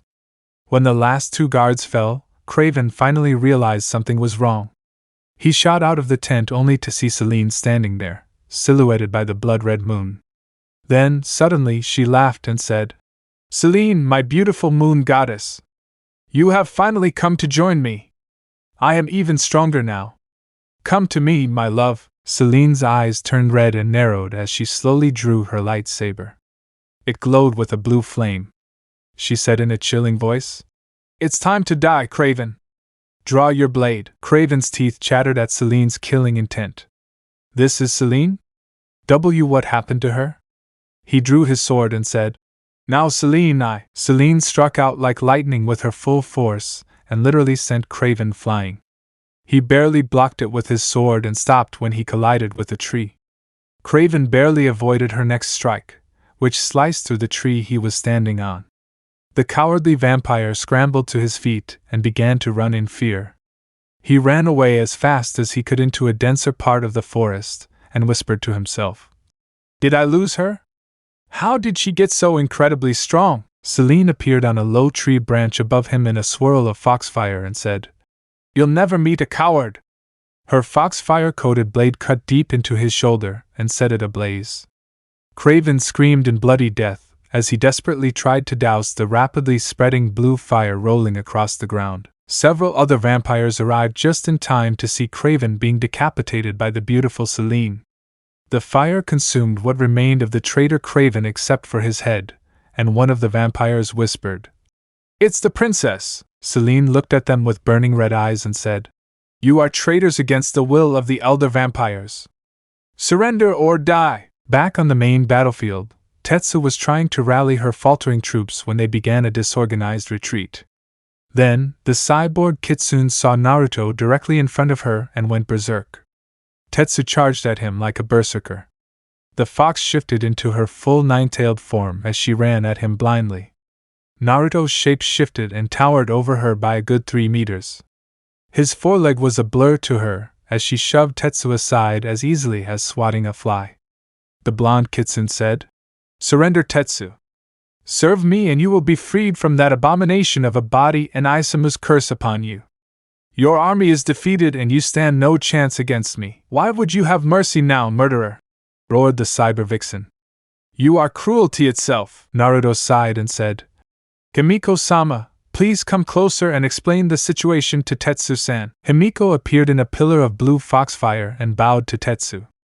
"I am Himiko, daughter of High Priestess Tsukiko-sama and next in line to be High Priestess of Inari-sama. Will you listen to what I have to say, Tetsu-san?" Tetsu saw the radiant priestess in her human form and realized that she was indeed Inari's chosen priestess. The cyborg changed back to his human form and knelt before Himiko. "Please tell me Inari-sama's will, Himiko-sama. Isamu brought you back from the Pure Land using the black arts, didn't he?" Himiko asked kindly. Tetsu nodded sadly and said, "I am in Isamu's service until I die again." Naruto took his human form and watched his troops regroup in their positions. After the all-night battle, the sun peeked over the horizon, and the remnants of the vampire army had disappeared. Himiko and Tetsu talked for almost an hour, and Tetsu agreed to go to the Pure Land and wait for Kinzoku there rather than wait and possibly fall under Isamu's rule again. The radiant Inari priestess nodded and said, "Then I shall release you." Himiko cast the spell that enveloped Tetsu in holy light and freed her from Isamu's bonds. Tetsu's last words were, "Thank you, Himiko-sama." As his body turned to dust in the wind, Kyoto Prefecture, Japan, Isamu's lair. Isamu felt Himiko's sacred power sever his connection to Tetsu and shuddered. Only High Priestess Kokoro has that kind of sacred power. It shook the ancient Kitsune to his core. His face and ribs burned where the celestial daughter had wounded him so long ago. Kinzoku felt it too. He felt an aura of peace in Tetsu when she was freed from the darkness. He heard her voice deep within his soul and Tetsu said, "I'll see you in the Pure Land soon, Kinzoku, so there is a way to escape," thought the dark gray cyborg. "Looks like I just have to hold on a little longer." Isamu tried to contact Craven without success. "It seems I've lost both Tetsu and Craven today. Tetsu is dead. As for Craven, I don't know. Naruto must have caused this. I can't think of any other explanation. How he prevented the destruction is beyond me. I thought Craven and Tetsu would be enough. Somehow he has Kokoro with him. I'll have to overrule her somehow." The half-faced Kitsune pondered his next move. Coucy Castle, France. A wild celebration was taking place in the hidden basement areas of the castle where the werewolves lived. 22 were injured in exchange for the horrendous losses Craven's vampiric forces had suffered. The remaining vampires were negotiating with Naruto and Selene about surrendering to the will of the vampire elders and agreeing to coexist peacefully with the werewolves. In fact, they were quite easily convinced when Selene brought up Craven's head as an example. Flashback. One of the vampires whispered, "It's the princess." Selene looked at them with burning red eyes and said, "You are traitors against the will of the elder vampires. Surrender or die." She picked up Craven's disembodied head and held it up in front of them. "Unless you want to end up like Craven here, you should all abandon this battle and wait to surrender as a group. Where is your base?" An vampire stepped forward and said timidly, "It's the old abandoned church about 20 miles east of Princess Selene." Selene nodded, though she was internally rolling her eyes at the title of princess. "Everyone who remains, retreat to the church and await my arrival," she growled. Ildi stepped out of the shadows and said, "Nice, if you're all in that church when the sun comes up, you'll have to surrender or Naruto will roast you all alive." Selene smiled softly at her sister and said, "I hope it doesn't reach that, Ildi. So what are you going to do with Craven's head?" the Leakin hybrid asked. "It's pretty ugly with that look of terror carved into it forever. Maybe I'll give it to Lucian," Selene said with a shrug. End of flashback. Naruto and Selene arrived at the old church and entered the room where the few remaining members of the Far Eastern Coven were hiding. The vampires led the pair to discuss things at a large table. Naruto quickly counted the 47 remaining vampires. Celine placed Craven's head on the table to begin the proceedings. Everyone staggered at the gruesome sight and Celine said, "Shall we begin negotiations?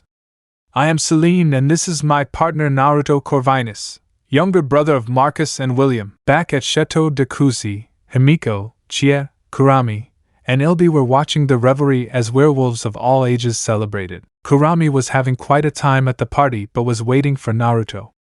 Himiko definitely wasn't enjoying the wild party herself but decided to practice her healing arts on the many injured lichens there. Chia was near her mistress to keep things organized and Ildi was talking with Lord Manuel Kusi and his stunning wife Margot. They were discussing the battle and despite her upper-class nature, the Kusis thought Ildi was quite the girl despite her wild biker attire.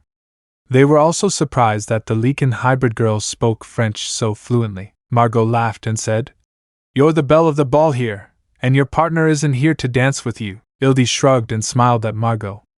"I'm happy to wait for Naruto. Being with him is great." "What do your parents think of Lord Naruto?" Manuel asked. "It must have been a big surprise for them." Ildi took a sip of wine and said, "Mom thinks Naruto is cool, but Dad is a little scared of him. It's not often you see Dimitri Graf scared of someone." "Wahaha!" Margot nearly spit out her drink and asked, "Did you say Dimitri Graf?" Seeing Ildi nod, the noblewoman asked, "What is your mother's name, son?" Ildi was a little puzzled but said, "My mom's name is Marguerite Graf." Manuel's eyes widened.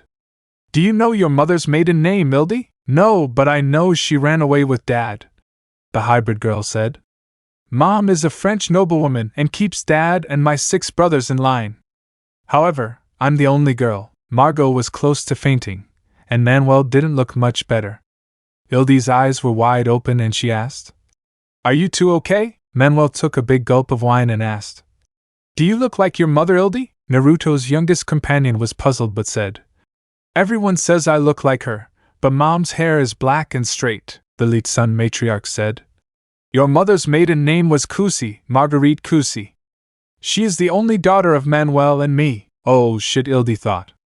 "Dad told me Mom's parents had a price on his head for running away with her. You still don't have a price on Dad's head, do you?" The Kusi couple laughed at Ildi's question, which made her feel relieved.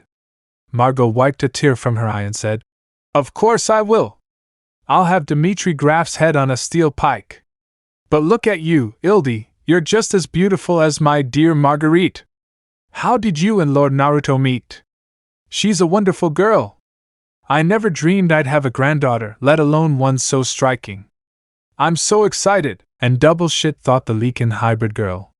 Where are Naruto and Big Sister when I need them? Naruto and Celine returned to Chateau de Kusi a few hours later and saw that the sun was high in the sky. "It's close to noon," Naruto said. "I wonder if the werewolves are still partying?" He laughed and asked, "Are you sure you want to give Craven's head to Lucian? His skull might make a good pencil holder for us later." Celine laughed at her partner's cunning and said, "I think Lord Lucian will appreciate that given how far back he and Craven go." "I guess you're right," Naruto replied. The couple was welcomed into the werewolf den beneath the castle where the Kusis were explaining to Lucian that Ildi was their granddaughter, and how proud they were of her. Ildi spotted Naruto immediately, and went to his side to give him a passionate kiss. Naruto smiled and kissed her back happily. He sensed her distress and asked softly, "What's wrong, Ildi?" Ildi told Naruto and Celine, "Lord and Lady Kusi are my grandparents. They have a price on my dad's head, and they want his head on a spike." The blonde Kitsune wanted to laugh, but he could see that Ildi was really upset and hugged her. "Do you want me to negotiate with them?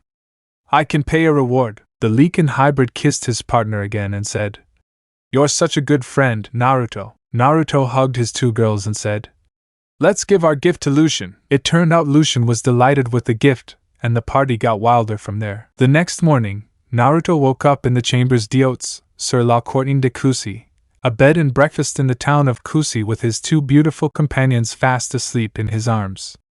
"I never thought it would ever be a good idea to share a bed with both Ildi and Celine," he thought with a slight nosebleed. I must be the luckiest Kitsune in the world. The blonde thought about the wild night of passion the three of them had had the night before, and the feelings of bliss while pleasing his girls. He heard a soft feminine sigh from Celine as she snuggled closer to his right side. Ildi also nuzzled his left side. Naruto decided to go back to sleep, enjoying the soft skin and wonderful warmth of his two angels. Several hours later, the trio awoke and each took a turn in the shower before changing into clean clothes and returning to Chateau de Kusi to visit Lord and Lady Kusi regarding the reduction of the price on Dimitri Graf's head. All three were all smiles when Ildi's grandparents welcomed them to join them for lunch. After a sumptuous lunch of many meat dishes, Naruto said, "Ildi, Celine, and I would like to arrange for the bounty to be removed from Dimitri Graf's head." Manuel smiled and said, "Mr. Naruto, such things cannot be taken lightly. I realize that Ildi loves her father, but he stole our daughter from us. We at least need to see that our daughter is happy and has not been treated badly." Naruto tapped his fingers and said, "I assure you that Lady Graf is well and rules her house with an iron fist." He kissed Ildi and added, "I'm not that fond of Dimitri Graf, but I will protect his interests and, more importantly, the interests of my mate." "Ildi and Celine mean the world to me," Margot said. "We're glad to see you put your companion's happiness before your own, Lord Naruto. I can tell how happy the three of you are together just by your sense. You're blended to such a degree that it's obvious you all share a high degree of intimacy." The three of them blushed before Celine coughed and said, "That must have been where you got your nose from, Ildi." "Oh? You're a tracker then, Ildi?" Manuel asked, impressed. "Your grandmother's own father was Lord Lucian's chief scout long ago." "That's my job for Lucian, too," Ildi said. "I have the best nose in the pack." "How wonderful! Father would be so proud," Margot said. Bed and breakfast on the Courting de Kusi. Naruto and his companions were back at the chambers d'hôtes. Sur la Courting de Kusi. Ildi was on the computer talking to her brother Heinz. The second youngest Graf brother looked alarmed and said, "They want Dad's head on a pike and have a large bounty on his head? That can't be good. Did they threaten you in some way, Ildi?" Ildi shook her head. "They're thrilled to have grandchildren and treat me like a princess. Naruto has been trying to negotiate things so they'll give up the bounty. I'm thinking Mom should talk to them." Heinz nodded worriedly. "I had no idea Mom's parents had a castle, even if it's in ruins. That's crazy. When Mom and Dad get back from the store, I'll have them call you. Maybe we can all work something out together, sis." "I hope so," said the Leakin hybrid girl. "I like them a lot, but I don't want them to kill Dad." Graf Motorcycle Shop, Vienna, Austria. Heinz watched his parents come in and drop off the supplies. After helping his mother pack them all away, Heinz said without preamble, "Ildi met Lord and Lady Kusi while on a mission." Marguerite's eyes widened and she asked, "Do they know she's your granddaughter?" His youngest son nodded. "They absolutely love her, but they have a huge price on Dad's head." "Still?" Marguerite asked. "I was hoping they'd cancel that." "How much is it?" Heinz replied. "Little sis says it's 10 million euros. Marguerite paled and said, "Oh dear." Then she roared, "Dimitri Graf, get in here." Dimitri soon came trotting up and said, "What's up, babe? You look worried," Matriarch Graf said. "My parents met Ildi and put 2 and 2 together." "She takes after me?" Dimitri, dumbfounded, asked. "Are they still after me?" "They have a 10 million euro price tag on them, so I'd say yes," Marguerite replied, frowning. "Well, shit," Dimitri said. Bed and breakfast on the Courting de Kusi, city of Kusi, France. Himiko, Chie, and Kurami Hataru were having a discussion with Naruto, Ildi, and Celine about the situation with Ildi's family. "It seems your father, Dimitri, needs to pay a significant bride price for your mother," Hataru said. Ildi replied. "The problem is that Dad doesn't have 10 million euros. Mom and Dad are doing well, but they're not multimillionaires." "How did your parents meet?" she asked. "Father was a Prussian soldier who was horribly wounded, and Mother nursed him back to health. They fell in love, and when her parents said they didn't approve of Father, they eloped," Ildi explained. "After that, they went into hiding because Europe was a mess at the time. They eventually settled in Austria. A true wartime love story," Chia said wistfully. "How romantic." Celine hugged Illiday and said, "This will all be okay, Ildi, just wait." Chapter 13. Kyoto Prefecture, Japan, Isamu's lair. Isamu was stewing. Kinzoku and Tetsu were his two most powerful pawns, and now Tetsu was lost to him. He told Kinzoku that Naruto should have killed Tetsu, but instead of flying into a rage like Isamu had hoped, the dark gray cybernetic Kitsune turned stoic and said he had to prepare. Isamu wasn't sure what Kinzoku was preparing for, but as long as the cyborg obeyed, Isamu didn't particularly care. The half-faced Kitsune hissed and thought, this must be because of Kokoro's intervention on Naruto's behalf. How did he convince an Inari priestess of such stature to help him? No one else has that kind of power. While Isamu was complaining about Kokoro, Kinzoku was keeping his own counsel. The cyborg thought to himself, Naruto-sama must have a powerful Inari priestess on his side. When I find her, I'll ask her to send me to be with Tetsu. Bed and breakfast on the Courtin de Coucy, city of Coucy, France. Himiko woke up at dawn in her room she shared with Chia at the bed and breakfast, and smelled the fresh air of the French countryside. It was autumn and the air was crisp and fresh. The early snow hadn't hit France like it had in Hungary. She got up quickly and took care of her morning rituals before going to do her meditations.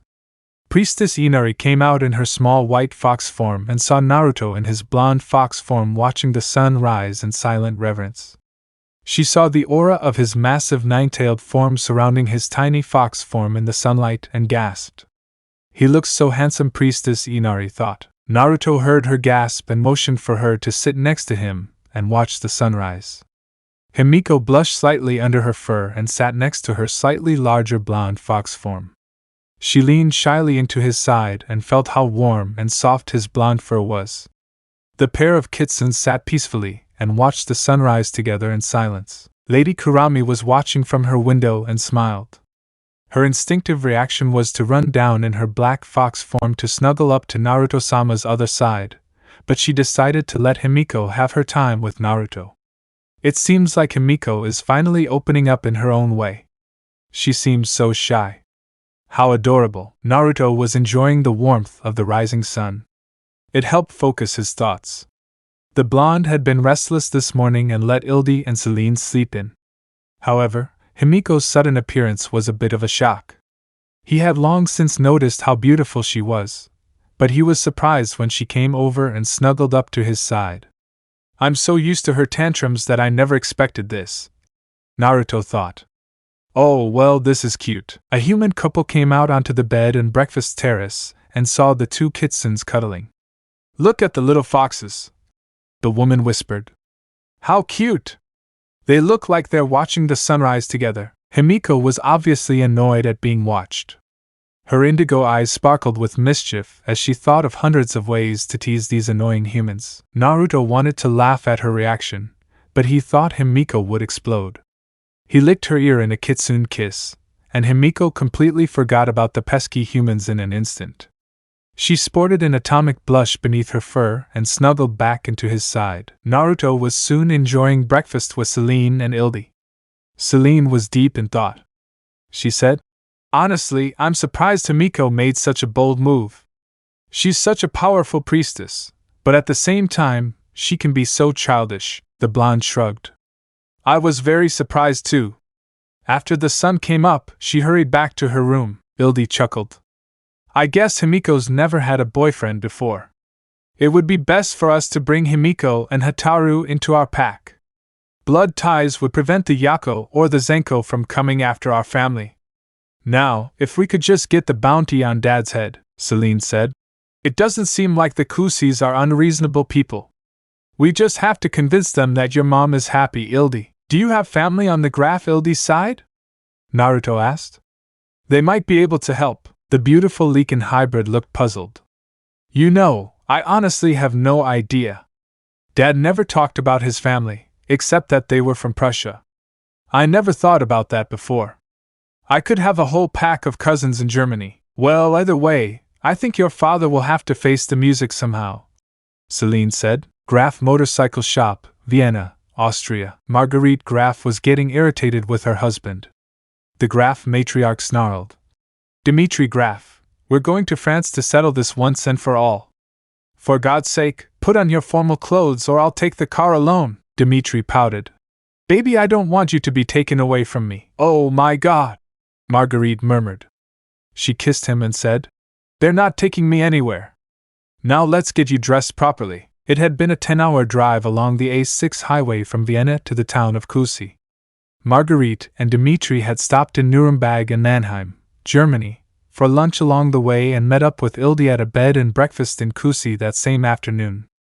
The Graf couple had never met Celine, and Ildi was eager for her parents to meet her older sister. Naruto was staying nearby in case Dimitri had something against the hybrid vampire, as she was a death dealer by trade. As it turned out, there was no need, and the introductions between the Grafs and Naruto's group went relatively smoothly. So you're half-war fox like Ildi is Miss Celine? Marguerite asked. You certainly carry a fox scent, Celine nodded. Yes, I'm a Kitsune hybrid like Ildi.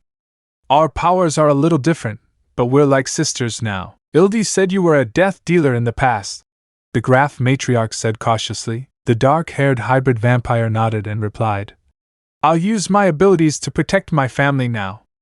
That includes Ildi. Meanwhile, Dimitri was talking to Ildi about the rather dire situation with the Kusis. If they try to take your mom away from me, I'll fight them tooth and nail, he growled. And I suppose you'll be facing off against the small army of werewolves the Kusi family commands? A voice said from the top of Dimitri's head. Naruto vanished beneath an illusion that made Dimitri jump in fear and Ildi laugh as the blonde fox landed silently in his lap. When did you get on my head? Dimitri growled. Ildi controlled his laughter and said, Naruto has been in the room above your head the whole time, Dad. I made him promise to help you if trouble arose. Dimitri snorted and said, What are you going to do, Fox? Tut tut, Naruto said. You have to handle this with diplomacy and tact. Negotiation is something I had to learn, and if I can learn it, anyone can. This is one battle you can't win by brute force. You'll have to be cunning and crafty like a fox. Naruto jumped off Ildi's lap and onto the bed she was sitting on. Ildi quickly changed into her one-tailed fox form and said playfully, It's time for the conference with General Naruto. The blonde Kitsune rubbed noses with his mate before turning to Dimitri and asked, What do the Kusi really want from Graf? They want me dead, Ildi's father exclaimed. They've put a price on my head. Naruto put a flat look on his face. What they want is their daughter's happiness. You have to show them that Lady Marguerite has a worthy husband who treats her well, Dimitri said. And how am I supposed to do that? The blonde gave her a vulpine smile and said, Well, you had an absolutely beautiful daughter who loves you both very much to begin with. If Ildi isn't proof enough that you and Lady Marguerite love each other and raised her together, then I am. I know what will. The Kusi adore Ildi like a princess. Besides, you have a Kitsune insurance. Are you sure, Kitsune? The Graf patriarch asked in disbelief. Naruto nodded and said, We Kitsunes will protect you from the illusion. As Hataru spoke, Himiko and Chia appeared beneath an illusion in their fox forms on the bed as well. As you can see, we can be anywhere at any time to ensure your safety, Dimitri sighed and asked. What do you need me to do? I'm desperate here. The black fox Hataru smiled wickedly and said, The first thing you need to do is go find your Leakin companion. Courtly manners are the arena I'm best suited for. I'll be the one to instruct you on how to conduct yourself. Her purple eyes glittering with wild amusement didn't bolster Dimitri's confidence at all. Himiko tilted her head to the side cutely and said, Unfortunately for you, Lady Kurama is telling the truth. I despise court politics, but she excels at them. I'll call Mom, Ildi squealed. This is going to be fun. She jumped out of bed and transformed into her human form. I'll be right back, Hataru laughed melodiously. I love that girl. She's got a mischievous streak a mile wide, she always did, Dimitri said in a distressed voice. All the Kitsunes laughed at his hasty tone. Even Chia wholeheartedly approved of the old-fashioned pranks. Ildi walked in and saw her mother sitting and discussing things with Celine. Mom, Hataru asked you to join us. She wants to teach Dad how to behave in front of the nobles. You should also come and look after Big Sister, she added with a smile. Marguerite got a look of pure disbelief on her face and said, Tell me you're kidding. Naruto's younger companion smiled and said, "This is going to be great." Celine covered her smile at Ildi's enthusiasm, and Marguerite cringed at the thought of teaching her biker husband Dimitri proper etiquette, or any etiquette for that matter. It was then that Ildi's sensitive nose picked up a subtle difference in her mother's scent. The Leakin hybrid's eyes widened, and she leaned closer to Marguerite. She sniffed around and whispered loudly, "Mom, you're pregnant! Well, we can't have baby Jay growing up without a father, right?" Marguerite said innocently. Kurama Hataru gave her a vulpine smile of approval. "You are quite clever, Lady Marguerite. I dare say Ildi's mischievous streak comes from your side of the family." Dimitri fainted when he found out he was going to be a father again, but when he woke up, he was overjoyed. "Baby, we're going to have a baby!" he exclaimed excitedly. Marguerite smiled broadly. "And I'm sure Mom and Dad will be delighted too. They won't be lending a hand now, Dimitri. After all, our baby needs his daddy." "Do you really think the baby is a girl, Mommy?" Ildi asked excitedly. "My intuition tells me so," the Graph matriarch said happily. "I knew you were a girl from the moment I got pregnant with you, Ildi. It seems congratulations are in order," Himiko said. "May your son receive Inari-sama's blessings." Kyoto Prefecture, Japan, Isamu's lair. Meanwhile, Isamu wondered about Kraven's whereabouts. The ancient Ninetales had lost contact with every last vampire he had any connection to through Kraven. "Is Kraven dead, or did he betray me? I should have put a tracking spell on him," Isamu thought aloud. "I was so furious at Kurami's deception that the thought crossed my mind. It seems I'll have to rely on my own power instead of just pawns. I need a larger army to face that wretch Naruto and wear him down before I deliver the finishing blow myself." Kitsune's half-face shrank back as his old wounds inflicted by Kushina-sama flared up again. "This pain is unbearable, and it's getting more frequent," he mused worriedly. "It must be a sign from Inari-sama that I need to finish off that half-blood once and for all." The hate-filled Ninetales considered his options. Yudai is a coward and Nobuko is stupid enough to feel sorry for sealing the celestial daughter. I can't trust either of them directly. Yudai lost all his fighting spirit along with his mobility when Kushina-sama crushed him with her tails. His few descendants have abandoned him and sought amnesty in the Inari land's bounties. Now he's up in the hills hiding behind others and pretending he's a wise man even though he's a complete fool. How ironic. At least Nobuko's descendants stayed with her. Unfortunately, none of them will fight even if they're trained, Isamu thought as he pondered the situation further. I've tried to win them over to my side countless times over the centuries, but they're dead set in their pacifist, weak-minded ways. Damn it! I need more power, and other than Kurama, none of the Yako have formed an alliance with me. Of course that's come to an end. Other than Kinzoku and my assassins, I'm on my own and they're just pawns in the grand scheme of things. Coucy Castle, France. As it turned out, Marguerite's planned pregnancy worked like a charm on her parents, but they were still less than thrilled that Dimitri Graf had run off with their daughter. In any case, the Coucys reluctantly agreed to remove the bounty on Dimitri's head, for which he was eternally grateful. Meanwhile, Naruto was causing something of a distraction to keep the peace. Kushina's only son was demonstrating the Uzumaki sword style with his katana for Coucy's viewing pleasure as he went through some of the more advanced kata. Truth be told, the blonde was only showing a fraction of his skill, but his goal was to put everyone in a good mood before they ate. The blonde was a blur of motion for those unused to high-speed combat. For those who were, he was a feast for the eyes. Naruto seemed to dance with his sword for his audience. Naruto-sama is truly poetry in motion, thought Kurama Hataru. There isn't a fraction of a wasted movement, and he handles the blade with such grace. Himiko was thinking along the same lines and thought, Hyoji-sama Eiji is a master of the sword, but he pales in comparison to Naruto-sama. I am amazed by the dignity and refinement he possesses. Ildi and Celine enjoyed watching their partners show off a bit. Ildi liked the fact that Naruto was being admired for his skill and planned to learn the ways of the katana under his tutelage. For her part, Celine was a very experienced swordswoman, but she was eager to learn more from her man. The Coucys and Lucien were absolutely dazzled by Naruto's swordsmanship and all cheered loudly when the blonde sheathed his katana. As the group ate, Chia said, I had no idea Naruto-sama was such a master with the katana. She had stars in her eyes. My father and I could learn a lot from him, Himiko chuckled. Sometimes I forget you're a sword lover, Chie-chan. You come from a long and distinguished line of sword masters, don't you? Chie blushed slightly and said, My father's ancestors go back many centuries. They are said to date back to the time of Kurama-sama. That's a legacy to be proud of, Chie-san, Hataru said excitedly. I have no idea about my own ancestry. I only had my Oto-san, and he never spoke of it. It's sad that you have no connection to your past, Chie said sympathetically. Is your father still alive? Hataru shook her head.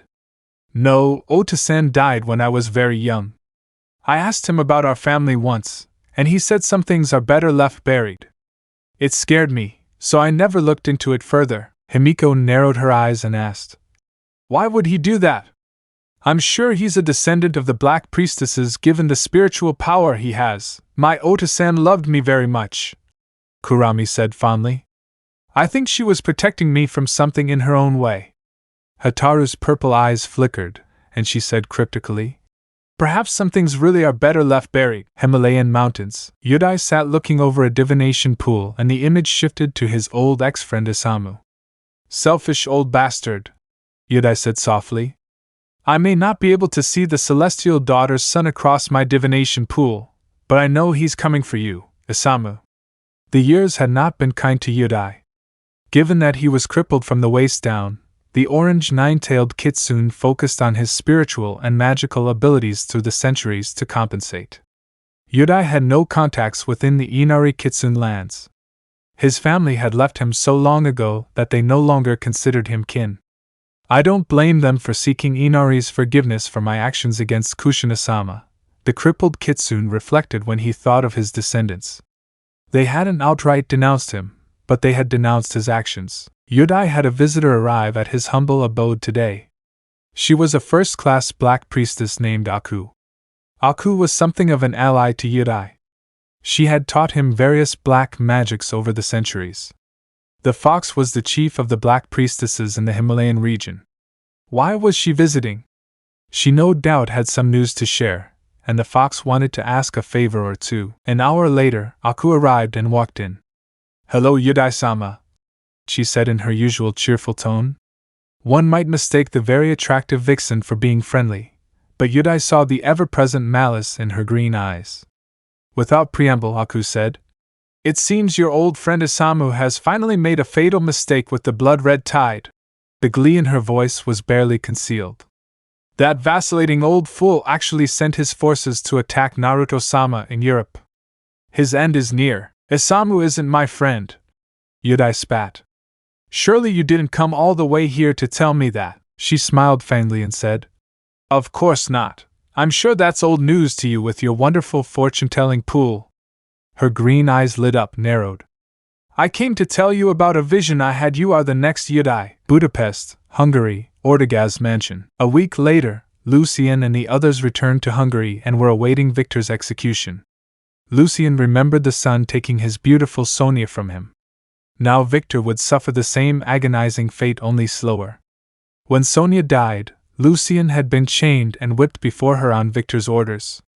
Then they had opened the chamber's roof to the daylight, and Lucien's beloved companion had wasted away in moments before his horrified eyes. It marked him forever.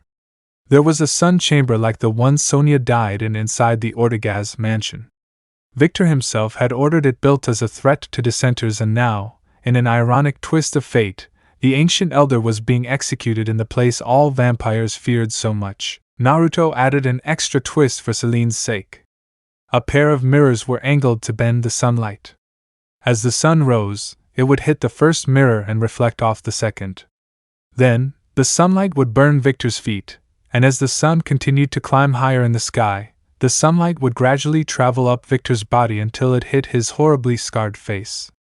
It would continue until nothing remained of the tyrant. When morning came, Lucien was there to watch as his most hated enemy finally died, the slow, agonizing death he deserved. As Victor was consumed inch by inch, the elder vampire screamed until he could scream no more. When nothing remained but ash, The enormous weight that had been on Lucien's shoulders for centuries finally lifted, and he felt his Sonia's soul could finally rest. The other werewolves, old enough to remember Sonia, held a moment of silence for their leader as he calmed down. Then Lucien approached the spot where Victor died and collected the half of the key to William Corvinus's prison that was previously hidden in Victor's own flesh. He combined it with the other half he wore as a pendant and completed the key. The roof closed, and Marcus Corvinus stepped out into the chamber where Lucien handed him the key to William's freedom. "For you and your twin, Lord Marcus," Lucien said. "May we find a cure for his madness." Marcus accepted the key reverently and replied, "For both my brother and me, I thank you, Lord Lucien. May Sonia's soul rest in peace now knowing she has been avenged." The two leaders shook hands and silently agreed that they had to preserve the fragile peace they had helped create. The frigate St. Helena. The following evening, Alexander Corvinus was sitting down to dinner with two of his sons, along with Ildi and Celine. He hadn't seen Marcus in literal centuries, and gave his vampiric son a warm welcome. It was a little awkward at first, but the father and son warmed to each other fairly quickly. They toasted the newfound peace between werewolves and vampires and generally had a pleasant reunion. The topic soon turned to Naruto's quest to free Kushina. "So you're going to Japan, Naruto?" Alexander asked. "I can provide some of my special forces to help you. All you have to do is ask." Naruto's eyes lit up the electric blue that ran in his family and said, "This is going to be a surgical strike, old man.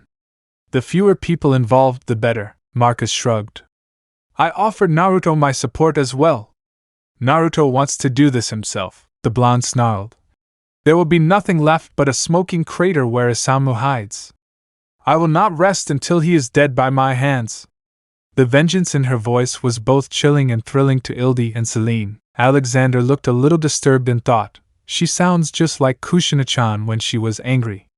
I almost feel sorry for this poor bastard Isamu almost." Kempinski Hotel Corvinus. The next day, Naruto, Ildi, and Celine spent most of the day split between the Ortegaz mansion and the Leakin Den, but at night they found themselves at the Kempinski Hotel Corvinus with Himiko, Chie, and Hataru. The blonde Kitsune was once again looking at the maps of Isamu's hideout. "So the rabbit hole he calls home was once an underground aircraft factory for Nakajima Heavy Industries at the end of World War II. Naruto mused aloud. "That means there's only one way in and out," Hataru said. "He has a small army of human soldiers there, as well as Kinzoku, you know. They're armed with handguns and, from what I remember, they seem to be controlled with drugs." Chie cringed. "That's terrible. They're slaves to their addictions." The fox Yako simply shrugged. "Humans are fragile creatures. Old Isamu has run drugs and smuggling networks for centuries. There's no telling how many lives he's destroyed. That private army of his is beyond help." Himiko sighed. "Though we should at least make an effort to save Kinzoku." Naruto nodded and said, "We will, Himiko. I'm counting on you for that. Once we get Kinzoku out and clear, you can use your magic and I'll take care of the rest." "You sound confident," Ildi said. "Do you have a trick up your sleeve?" Naruto smiled at his fellow Leakin and replied, "Always. We're going to use the terrain against them." "I plan on taking down the entire house," Celine asked. "So how are we going to get Kinzoku out?" "I'm counting on you, Edie, and Hataru for that," Naruto said. "Then Himiko and Chie will free him." Budapest International Airport. "It only costs 5,300 euros per person to fly business class to Japan," Kurama said with a mischievous smile. "A lady like me can't be expected to travel without heated seats, Wi-Fi, and USB chargers. Otherwise, the trip would simply be unbearable." Chie and Himiko's jaws hit the floor. "How do you expect the rest of us to pay for this?" Himiko squealed. Hataru said, "Now don't worry, Himiko-chan. I'll pay for Chie-san and we'll save money by putting you in a pet carrier as carry-on luggage." Himiko had steam coming out of her ears, but then she smiled wickedly. "Perhaps it would be better if we just threw you into the cargo hold or better yet out a window at 10,000 feet, Hataru-chan." "Oh, how you hurt me!" Kurama replied in a mock-horrified tone. She laughed. "Do all Inari priestesses threaten to kill each other without skydiving?" Wahahoho! Chie turned to the two older foxes with the image of the Shinigami floating above her head and said, Girls, you're making a scene. Hataru and Himiko immediately fell silent in fear, and Chie returned to her normal, kind, and sweet self. Naruto simply stood in line and said, 6 business class tickets to Japan if I'm going to run this war. I'm going to have to fund this war, Chie said. No offense, Naruto-sama, but can you afford this? Naruto smiled and said, I've been saving money for 1,400 years. Believe me, I have billions. I just don't like spending it. Billions? Chie and Himiko asked together as one. Do the words Mitsubishi and Sony mean anything to you? The blonde asked. I'm a majority shareholder in both companies. My father isn't the only one who can make a living. Kansai International Airport. Naruto and company landed in Japan a few days later. In fact, they had a rather pleasant trip despite the tension of heading into battle. Even Himiko and Hataru seemed to get along. When they landed, Naruto went into war mode and hid them all in an illusion. Traveling through Foxfire, they were soon outside Isamu's lair, looking at the semi-hidden cave entrance. Ildi was on the ground with Naruto, watching the troop movements through binoculars. Celine went down to inspect things more closely under a Kitsune illusion and discovered that the human guards were heavily dosed with multiple mind-altering drugs. The hybrid vampire was no expert on such things, but she soon concluded that Kurami's assessment was correct. Celine radioed Naruto and said, These soldiers are more zombie than human. Death is likely their only release from their addictions. Naruto radioed back. Understood, Celine. Any sign of Kinzoku, my angel? Celine smiled at Naruto's affectionate nickname for her and replied, Negative. I'm done searching the front section. I'm leaving. See you in a few. Things moved slowly for 2 days, and Himiko was getting bored. She and Chie weren't used to staying hidden for days on end. Kurami wasn't used to it either, but she'd been in difficult situations that required her to hide for days before, so she managed better. Ildi and Celine were used to this sort of thing, and Naruto could stay at the station for weeks if necessary. They finally saw Kinzoku enter the cave in his Kitsune form on the 3rd day, and Ildi and Hataru ran down in their tiny fox forms to intercept him. When Kinzoku entered the cave, the girls followed him by scent until he was away from the sentries. It was then that Kurami recklessly turned around in front of the cyborg and said, Kinzoku, we have brought a powerful Inari priestess to free you. She freed Tetsu in France. Will you join us? Kinzoku looked at the tiny black fox and asked. You're Lady Kurami, aren't you? Ildi stepped out of the shadows and hissed. Quiet! Are you in or out? Several emotions ran through the dark gray cyborg's face before he said softly, I'm in, take me to the priestess. Kinzoku shrank to the size of the other two and the 3 little foxes shot out of Isamu's base unnoticed. Naruto and Celine were waiting on a hill overlooking Isamu's headquarters when Ildi and Hataru arrived with Kinzoku. Kinzoku hissed wildly at Naruto, but the blonde silenced him with a furious glare. I brought Priestess Himiko-sama to send you to the Pure Land, Kinzoku-san. She's waiting behind this hill. Isamu is your enemy this time, not me. Kinzoku wanted to argue but said, I want to at least see Isamu dead before I go to the Pure Land to be with Tetsu. Naruto nodded and said, Understood. Do you have any information about Isamu's activities with 2 old kitsunes named Nobuko and Yudai? The cyborg looked thoughtful for a moment and said, I'll tell you what I know in exchange for freedom from this prison of a body. Then we have an agreement, Kinzoku-san, said the blonde kitsune. We'll talk in detail after Isamu is dead. Celine was looking towards Isamu's base through binoculars and asked, What are we going to do, Naruto? Kinzoku-san agreed to give us the information we need so that capturing Isamu alive is no longer necessary. Naruto gave a vulpine grin and said, I'm going to teach you girls the fine art of exaggeration. Kinzoku can watch too if he wants. The blonde then ordered, Everyone assume your full forms. I've cast a massive illusion around the area to keep us hidden. Lady Kurami and Himiko were in their full fox forms and stood almost 15 feet tall at the shoulders. Kinzoku was slightly smaller overall, and the diminutive Chie stood about 7 feet tall at the shoulder.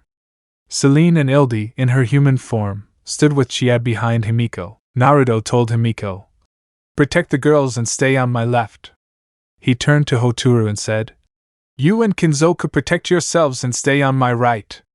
I'll cast an additional shield over all of us." The blonde and the other full-sized kitsunes formed magical shields that gave them an aura effect around them. Celine wondered if she could do the same someday. Naruto then transformed into his full form, which dwarfed all the other kitsunes combined by nearly 50 feet. Everyone was amazed by the immense size of Kushina's son. "Now then," Naruto said as he unleashed his full 9 tails into power. Within Isamu's chambers, the celestial daughter's former kitsune's wounds flared enough to make him scream in pain, and he felt Naruto's killing intent hit him with the force of a hurricane. He opened one eye and thought, "Kushina-sama? Gravity bomb!" roared Naruto as a gray sphere appeared above Isamu's underground base and spread out into a vortex. Gravity distorted over the base, and the whirlpool of energy collapsed with the force of a meteor impact. The earth itself seemed to tilt under the incredible weight, and then imploded inwards. Hotaru was absolutely astonished to see a spell she thought was only a legend performed before her eyes. The titanic implosion shook the earth for miles around before it settled. The screams of Isamu's human murderers rang out as one before being silenced forever, and Isamu screamed in agony as he was buried alive. "Isamu is dead, Naruto-sama?" Himiko asked in astonishment. "I don't see how the old monster could have survived that." Naruto looked at the white 9 tails beside him and said, "Focus your senses on the far side of Himiko crater. You'll sense it there. It's trying to hide its presence from us." Kinzoku focused into the distance and said, "Naruto-sama is right. Isamu is still alive barely." Both Hotaru and Himiko approached and felt the spark of Isamu's magic that they would have otherwise missed. Himiko was amazed, and Hotaru asked, "Are we going down to finish off that old idiot Naruto-sama?" Her excitement was palpable, filling the air. There was bloodlust in her purple eyes. The blonde kitsune replied, "No need. It will soon glide to the surface." 10 minutes later, the half-faced kitsune crawled from the wreckage of his base to the surface and realized that all of his troops were crushed into dust in the earth-shattering onslaught.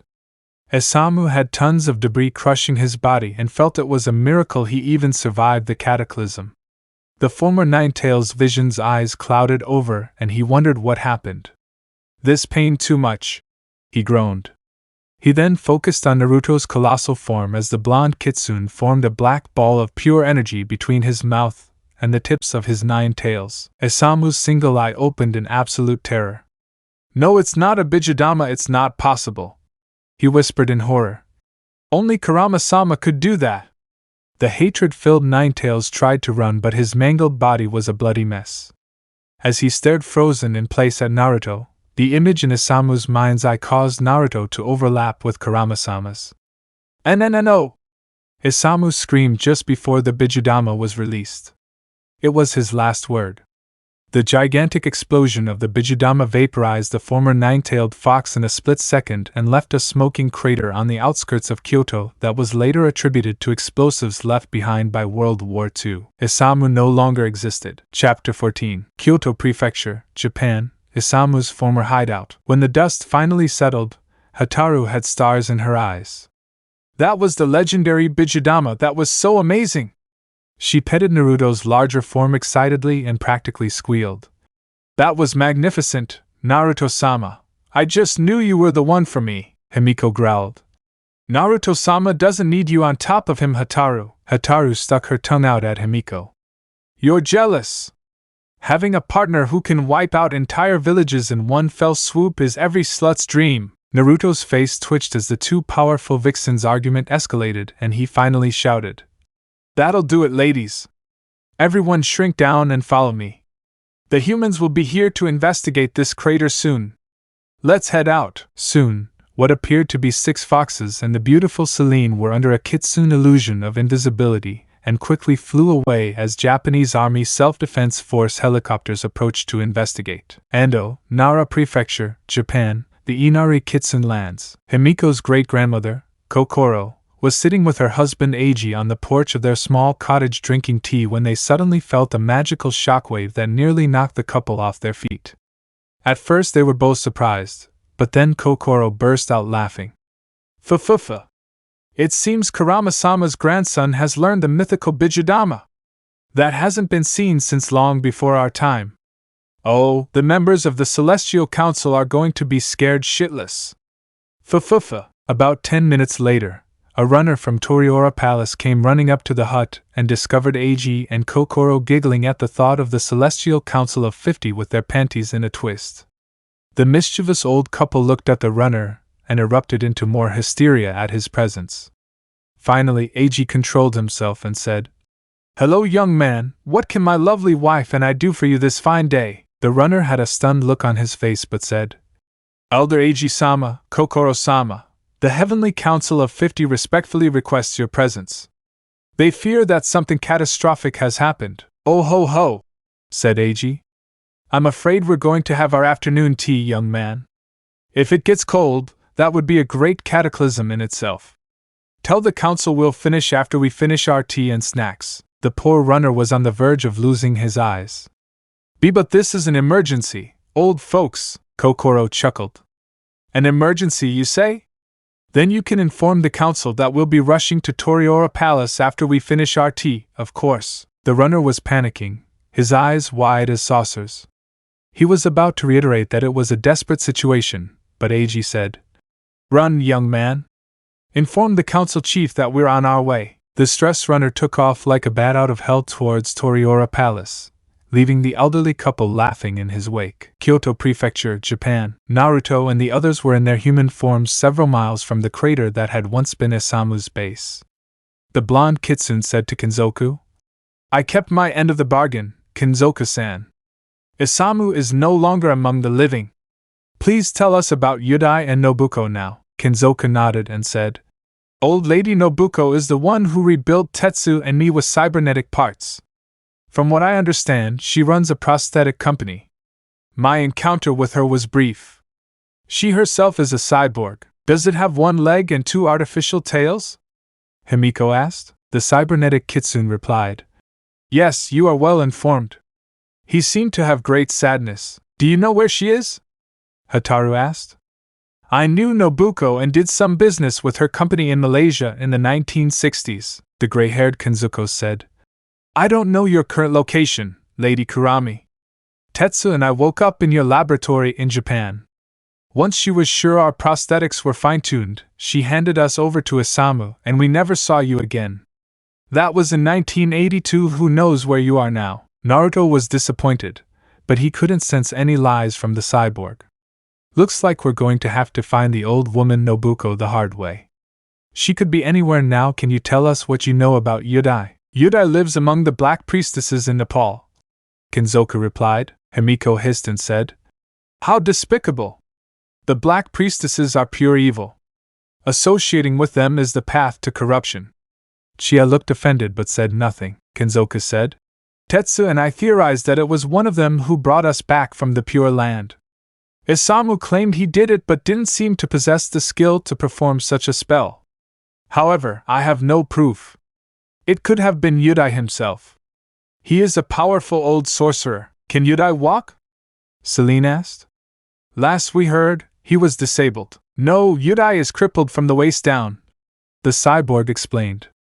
"I don't know what happened to him to cause that damage. He angered the celestial daughter and paid the price," Himiko replied. Kinzoku gasped in astonishment. Ando, Nara Prefecture, Japan, Toriora Palace. The members of the exalted Celestial Council of 50 were in a state of panic when Kokoro and Eiji walked in 2 hours later. The current council president was Yakamashi, and he was nearly as old as the two elders at 1,500. "Where have you two been?" Yakamashi shouted furiously. His loud voice thundered over the other council members. "Shut up, Yakamashi no Baka," Kokoro said. "Are you trying to make Eiji and me deaf?" The council fell silent at the way Kokoro put their leader in his place. Yakamashi gaped at the two elders. Kokoro smiled beatifically and said, "Now that you're all quiet, why, pray tell, are you all panicking like a bunch of preschoolers? You must have felt the magical shockwave, Elder Kokoro. It shook the entire Toriora Palace," said an advisor fearfully. "Fufufu." Kokoro laughed. "Is that all?" She pointed at the oldest member of the council. He flinched slightly, and Kokoro asked, "Why didn't you ask old Koro there? Surely he knows what we're all feeling unless he's in denial, of course." Koro flinched as the entire council turned and stared at him. He coughed and said weakly, "I can't be sure. I haven't felt such a thing since Kurama-sama's time. Not even Celestial Daughter Kushina could." "Spit it out, Koro!" Yakamashi shouted angrily. Looking around for a way out and not seeing one, Koro looked at Kokoro and Eiji and said, "Fine. I'll just go out and say it. It was a Bijidama. Are you happy, Priestess Kokoro?" The entire council was shocked, their jaws dropping to the floor. "Bijidama?" a younger member shouted. "That's impossible. It's a myth." Eiji and Kokoro sat back in amusement and watched the Celestial Council of 50 argue like a group of children in a schoolyard brawl until Yakamashi finally shouted over the crowd, "Silence! Let High Priestess Kokoro speak." Kokoro smiled and said, Yakamashi inner voice. She chuckled at his offended look and continued, "What Koro says is true. What we all felt was a Bijidama, but Kurama-sama is still sleeping," said a frightened counselor. "Of course Kurama-sama's still asleep, you pompous bag of wind," Eiji said. "The Bijidama impacted somewhere near Kyoto, according to my calculations. If it had been here in the Inari Kitsune lands, we would all have been completely knocked senseless by the shockwave," Koro said miserably. "Elder Eiji speaks the truth. I saw one with my own eyes when I was young, and if Kurama-sama hadn't protected us, then we would have been seriously injured by the magical backlash. Their target was completely annihilated," Yakamashi said. "Then who could?" "Not him," Kokoro smiled broadly. "Yes, Naruto-sama was the source of the Bijudama. You politicians had better behave yourselves and hope you're not on the receiving end of his wrath. Surely we could appease Naruto-sama somehow," another counselor said with a hint of fear in his voice. "Don't say we didn't warn you," Eiji said. "After what you pulled with Kazuo, you're on thin ice." Then Eiji and Kokoro disappeared in a swirl of blue fox fire. Kyoto Prefecture, Japan. Himiko finished her prayers to Inari and cast the spell to free Kinzoku from his suffering. The spell gently enveloped Kinzoku in holy light so he could return to the Pure Land. His last words were, "Thank you, Priestess Himiko, now I can be with Tetsu once more." And his body turned to dust. "Where do we go from here?" Ildi asked. "We don't know where Nobuko is, so Yudai should be our target," Naruto said. "I suppose Kathmandu would be the most logical place to start. I haven't been there since the country first became a kingdom in 1768. Were you some kind of warlord there, Naruto-sama?" Chia asked curiously. "No, I was on vacation in China, and King Prithvinaraya Shah set out to build what became modern Nepal," Naruto said. "I was just in the area as an observer. It was a pretty bloody affair.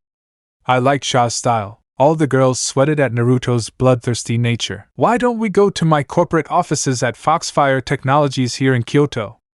Hataru asked. "My penthouse is on the roof. We can regroup and relax there. I might even give you a tour." Chia's onyx eyes lit up at the prospect of touring the Foxfire Technologies facility. She asked her lover with puppy dog eyes, "Himiko-sama, could you please go see the factory? I'd absolutely love to see it." Himiko flinched as Chia turned her own favorite attack against her. I asked Naruto-sama, Chia-chan." Ugh, I almost buckled at Chia-chan's cuteness, the senior priestess thought. The lesser priestess turned to look at the blonde Kitsune. "Naruto-sama, may we please go?" Naruto smiled and said, "I guess we can go to Chia-chan's. We need to reevaluate the situation, and it would be convenient." Chia hugged Naruto and shouted, "Thank you so much, Naruto-sama." Then she realized what she was doing and stood behind Himiko. She blushed brightly and bowed several times as she said, "I'm so sorry, Naruto-sama." Naruto chuckled and said, "It's okay, Chia-chan. Just relax."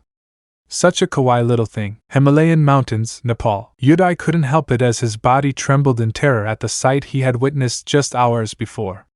The old fox watched Osamu die in his divination pool and heard the half-faced Kitsune scream that he was a Bijudama right before he ceased to exist. That was bad enough in itself. When the magical shockwave from Japan shook Yudai like an earthquake hours later, any thoughts of denial vanished completely. Kurama-sama's grandson knew his grandfather's ultimate attack and seemed to have no qualms about using it. Aku and her fellow black priestess foxes were too young to know what a Bijudama shockwave felt like, but they were wise enough to be terribly afraid. Aku herself appeared on Yudai's doorstep within the hour with fear in her green eyes, and the crippled orange Ninetails couldn't help but laugh at her expense as she fearfully described the shockwave and how it terrified her and her fellow priestesses. "What are you laughing at, old man?" Aku roared angrily. "That shockwave was like a magical tsunami. I have no idea how far away it was, but mark my words, that dash." "Ah, but I do," Yudai said haughtily. "You and your vile little cult have no idea what you're dealing with. I even know where the epicenter was. What value is that knowledge to you, Aku?" The green-eyed priestess gritted her teeth and cursed before transforming into her full, black-furred, nine-tailed form. She roared and hissed, "Tell me what I want to know, you old fool! If you don't, then I'll." Yudai smiled cruelly and said, "Do your worst, bitch.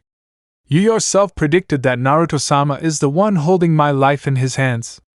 You are not allowed to touch me." The fox squealed and howled in rage before storming off, knowing she couldn't win in this situation.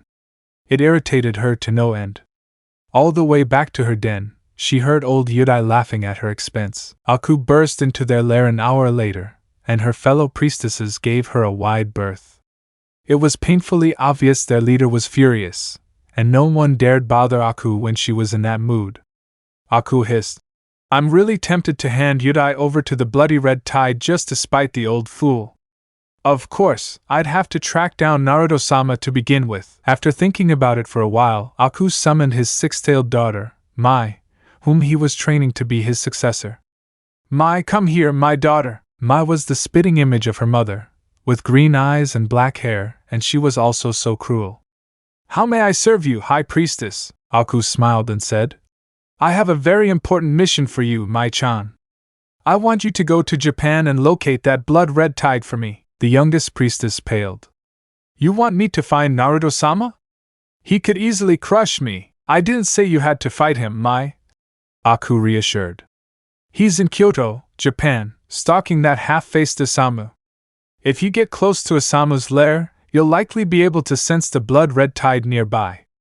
Once you find him, I want you to contact me. I intend to give him Yudai's location." Mai smiled wickedly. "So old Yudai has outlived his usefulness to our cause? It'll be good to be rid of the old idiot." Aku nodded. "Go and do my bidding, daughter." Kyoto Prefecture, Japan, headquarters of Foxfire Technologies. Chie anxiously looked around the production facilities inside Hataru's Foxfire Technologies building. The one-tailed fox was very excited, much to the annoyance of her mistress, Himiko. She was speaking in computer lingo with several of the technicians working in the labs and was having a blast. Naruto was looking over the well-laid-out and designed factory and saw that many mystical creatures worked there besides Kitsune. There were Kappa, Okami, Tengu, and even a few Yukiana in the super-cool areas. Chie was talking to a Kamaitachi who was the lead developer of the latest software technology for Foxfire. The blonde Kitsune said to Hataru, "It seems your people work in great harmony right under the noses of their fellow humans." Hataru gave him a winning smile and said, "I knew you would grasp their true forms, Naruto-sama. I have many wise and long-lived spirits here among my workers. It is a great pleasure to see my workers happy." "That's very magnanimous of you," Himiko commented. "I'm surprised." Lady Kurami nodded haughtily and said, "You can praise me more, Himiko." The priestess rolled her eyes. Ilby was busy cataloging the different scents of various creatures and Celine was memorizing their magical signatures so she could identify them later. Overall, it was very educational for Naruto's little group. Kansai International Airport. 2 days later, Black Priestess Mai stepped off her flight from Nepal into the bustling nation of Japan. She wasn't used to crowds and didn't like being around humans. "I'll just hide under an illusion and head for Osamu's lair," the six-tailed fox thought. Mai quickly checked her GPS and disappeared from the human's vision. This will be simple enough. Several hours later, Mai stood at the site of Osamu's former lair, absolutely dumbfounded at the massive crater the humans had cordoned off from the surrounding area. "This is it, isn't it?" she thought aloud. Traveling hidden under an illusion in her small black fox form, the Black Priestess sensed the massive concentration of magic slowly dissipating from the area. Her green eyes widened in shock. Just what on earth has happened here? Mai wondered fearfully. She listened intently as the humans discussed the disaster. The official story is a stockpile of old munitions left over from World War II that went underground and caused this disaster. But I don't believe it for a second. The explosion came from above, not below. The way the crater is formed clearly shows this. It's almost as if a massive object was dropped here instead of a bomb. The northern end of the crater appears vaporized, but we have no idea what could cause such a phenomenon. Do you think it could have been a meteorite impact? Your guess is as good as mine. There's no physical evidence of any kind of object or radioactivity left. Mai knew the crater had been caused by a massive magical attack, but she didn't know what kind of attack it might have been. She sensed the types of magic in the air and quickly concluded what the first type was. This was gravity magic, but it's so colossal. A 300-meter-wide gravitational well would force even Mother to her limits, but this is kilometers wide. Perhaps she knows of such a destructive spell. I'd love to learn it. The six-tailed Black Priestess moved to the northern edge of the crater where the Bijudama impacted and was shocked at the intensity of the magical pressure there. By the gods! This energy is concentrated beyond comprehension. If old Osamu was here, then nothing remains of him. Could it have been caused by Naruto-sama? Lady Kurami's penthouse. Hataru had spared no expense wining and dining her guests the past 2 days, especially Naruto. Surprisingly, she also welcomed Himiko and Chie without any undue mischief. Her servants in the attic were limited to a maid, a cook, and a butler who also doubled as a chauffeur. The place was also filled with historical artifacts from all over Asia. Lady Kurami was also only too happy to explain the significance of each piece. One that stood out to Himiko was a sacred statue of Inari that humans tried to desecrate hundreds of years prior because of the blessed jewels in its eyes. The nine-tailed priestess thought the statue had been destroyed and was quite surprised to see it intact. Himiko found it ironic that a statue of Inari would be in a Yako's home, but Hataru considered it a personal good luck charm for some unknown reason. Then Naruto noticed a weapon of Chinese origin, one he once wielded in battle when serving the Qing dynasty. A Changnao was granted to him by the Kangxi Emperor as a symbol of his promotion to full general. Naruto imbued it with foxfire so that the edge would never need to be sharpened and the blade would never break. This one cut off many heads, he thought. It's been a long time. Huyen Linghan, Soul of Fire. The blond man briefly reminisced about his service to the Kangxi Emperor of China until the emperor passed away. In 1720, Naruto led the Qing forces to victory in the Chinese expedition to Tibet. The emperor was so impressed with Naruto's performance as a general that he granted the blonde Kitsune nobility. Needless to say, Naruto didn't want to be involved in politics, and when the emperor died of old age 2 years later, Naruto vanished into thin air as he always did. Does that sword look familiar to you, Naruto-sama? Hataru asked in a pleased tone. I couldn't help but pick up that little trinket you left behind, she added with a melodious chuckle. Naruto smiled softly as the others gathered around. Is that a Chinese longsword? She asked. Hataru nodded and said grandly. This particular longsword, or Chandao as it is called in China, was once wielded by General Naruto in the late 17th and early 18th centuries while serving under Emperor Xuanye of the Qing dynasty. It was given to him by the emperor himself. I believe General Shoei may have received a nasty facial scar from this very sword in battle. Ildi's eyes widened. So you had this sword in the Battle of Jeomoto you told me and my family about in Vienna? The Leakin girl asked. Seeing Naruto nod, Ildi smiled and said, Cool. You really gave Shui that scar on her snout? Naruto smiled and said, Shoei fancied himself quite the swordsman. When I first met him in battle, he challenged me to a duel and nearly lost his nose as a result. If I had known how much trouble he was going to cause me over the centuries, I would have killed him instead of letting him escape, Himiko asked. Why didn't his scar heal? If it was such an old wound, it should have healed. I imbued this sword with blue foxfire so that it would be durable, and the scars left by it would never heal properly, Naruto explained. So I gave it the name Huiyan Linghan, or Soul of Flame. Few of those wounded survived to tell the tale. Shouwei was wounded several times by this sword before I retreated from China. He was never too smart in hindsight. His tactics and strategies were too inflexible on the battlefield. He expected his enemies to do exactly what he expected them to do. The fool was also predictable. Shouwei never learned to think outside the box. Yet he was persistent. That was the only quality he had that I honestly liked. Why did you leave such a wonderful weapon behind, Naruto-sama? Chia asked. Celine smiled softly at Chia and said, A rolling stone gathers no moss. The blonde nodded and hugged his fellow vampire. If I kept all the weapons I've owned over the centuries, I'd have to have a warehouse to store them in, Naruto said with a smile. Truthfully, it pained me to part with Huiyan Linghan. I donated it to a Qing shrine in the capital where it remained until 1912 when the Qing dynasty was overthrown. I presume that by the time the dust had settled, Hotaru must have acquired it somehow. Lady Kurama entertained her guests that evening during dinner by regaling them with the sordid tale of how Huiyan Linghan changed hands 13 times between various factions of thieves, crime lords, and politicians in China before she stole it from the black market in the 1930s.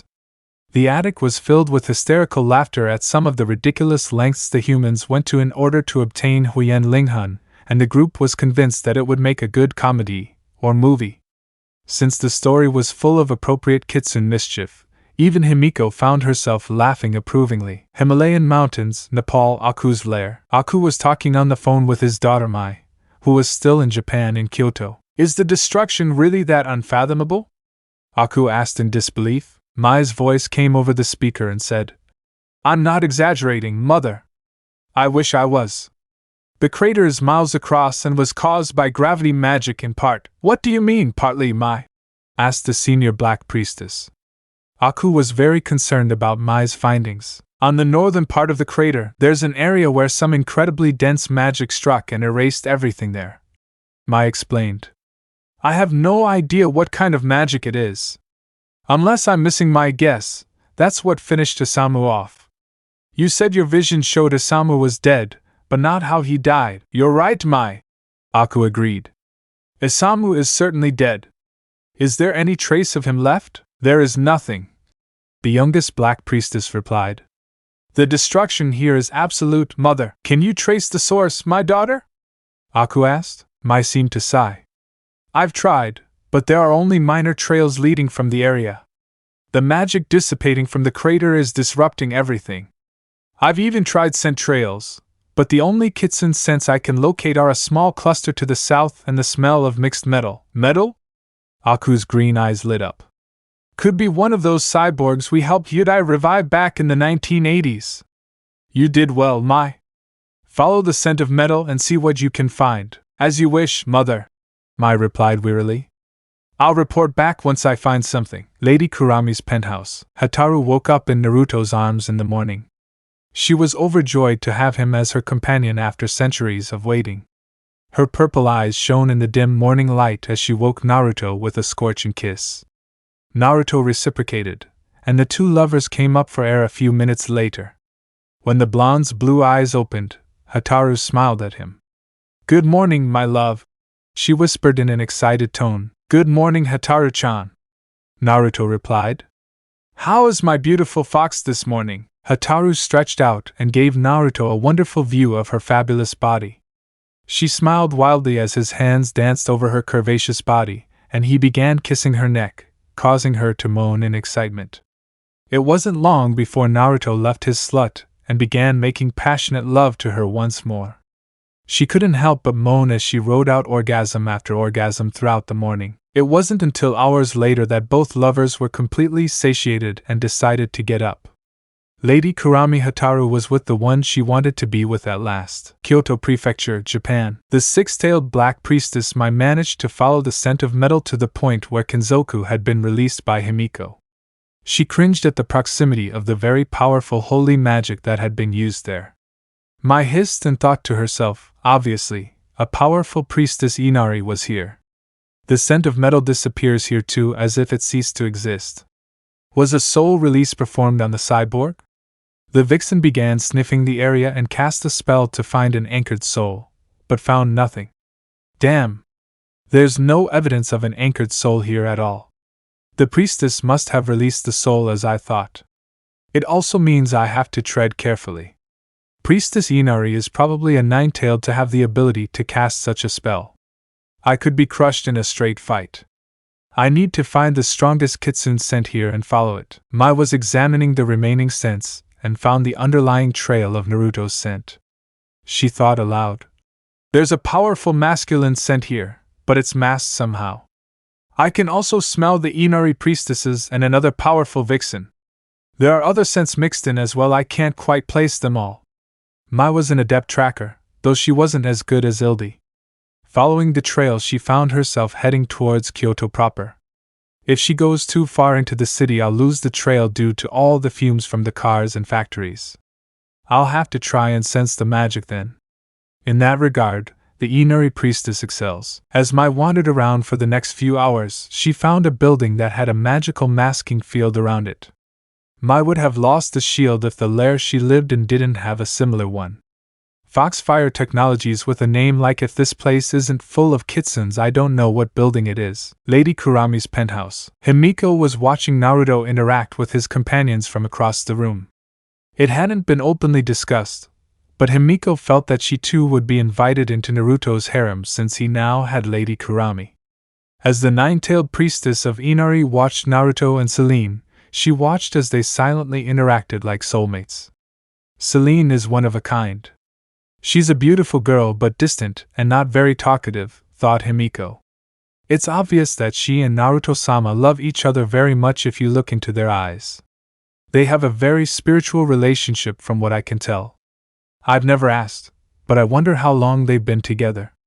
That bond is incredibly strong from what I can see. The priestess had also observed Naruto and Ildi that morning. The rough and tumble-leaking girl can always bring a smile to Naruto-sama's face. She makes a good kitsune with her playful and mischievous demeanor. Ildi seems fascinated with Naruto's past even though she doesn't talk about it often. She also seems very family-oriented. Perhaps it's her age, but Ildi seems very mature and very young at the same time. Hataru walked in and Himiko looked at her friend/rival. Kurami Hataru is the definition of a naughty vixen Yako. I find it hard to believe we could become harem sisters. She has a lot of experience with men, but at the same time Hataru seems to worship the ground Naruto-sama walks on. I have no doubt that she loves him. Naruto-sama seems happy with her but at the same time seems confused by her actions. I guess they need time to get to know each other better. I wonder if he'll be a good father, Himiko thought with a small blush. A yen for your thoughts, Himiko-sama?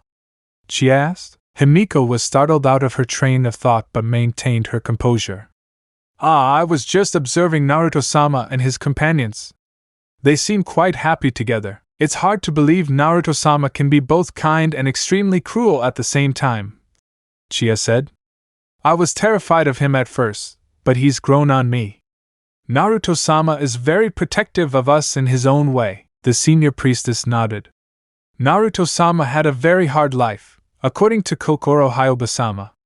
I wonder how he would have turned out if his parents had raised him properly as a kitsune in the kitsune lands of Inari, Chia smiled. He probably wouldn't be as strong as he is now if that had happened. Will you take him back home before you become his partner, Himiko-sama? Himiko sighed. Assuming I become his mate, there will be a lot of trouble to settle back home because none of his other mates are Inari kitsunes. I don't know if they'll be allowed on our lands. Naruto-sama won't be going to the kitsune lands of Inari without his companions, Chia said seriously. After seeing the Bijudama, I don't see how the Celestial Council of 50 could possibly stand against him if he decides to bring his companions with him. What tells me you'd enjoy watching all those brash bags of wind crash into Chia-chan? Himiko asked with an amused glint in her eyes. The younger Inari priestess blushed. It's not for me to say, but once the Celestial Daughter is freed, I doubt the Celestial Council will remain in power. Naruto-sama could probably take charge himself as her successor, but I don't think he has any interest in doing so. Himiko had a mischievous glint in her indigo eyes and said, You seem to admire Naruto-sama quite a lot, Chia-chan. He has many admirable qualities, Chia said. I hope to learn the way of the sword from him, she added dreamily. The nine-tailed priestess's sweat dropped. Of course, Chia-chan, Ando, Nara Prefecture, Japan, the Inari Kitsune lands. Kokoro and her husband Eiji were standing at the seal that held the celestial daughter Kushina. Eiji was studying the seal and said, "There's no doubt about it, Kokoro-chan. Isamu's soul has been destroyed just as your vision said. The other two are all that's left holding Kushina-sama. You can feel the earth tremble a little here. No doubt the changing of the seal has unsettled her." The senior high priestess of Inari looked at the nearby Toriora Palace and said, "Those politicians are terrified of Naruto-sama and don't seem to have a clue that his true purpose is to free his mother. She is the one they should fear. Kushina-sama is a great friend but a terrible enemy. I think she will do some serious house cleaning once Eiji-kun is freed." Eiji paled and said, "Kushina-sama had a terrible temper. Did you have a vision of this, Kokoro-chan?" Kokoro shook her head and laughed mischievously. "It's not a vision, Eiji-kun, it's just my instinct." Smiling, Eiji replied, "That's close enough for me, my love." Let me know in the comments below if you guys want the next part. Also check out my other video that has been shown and left. Thank you for watching. If you enjoyed this video, please like and share this video. And have a fantastic day. Bye.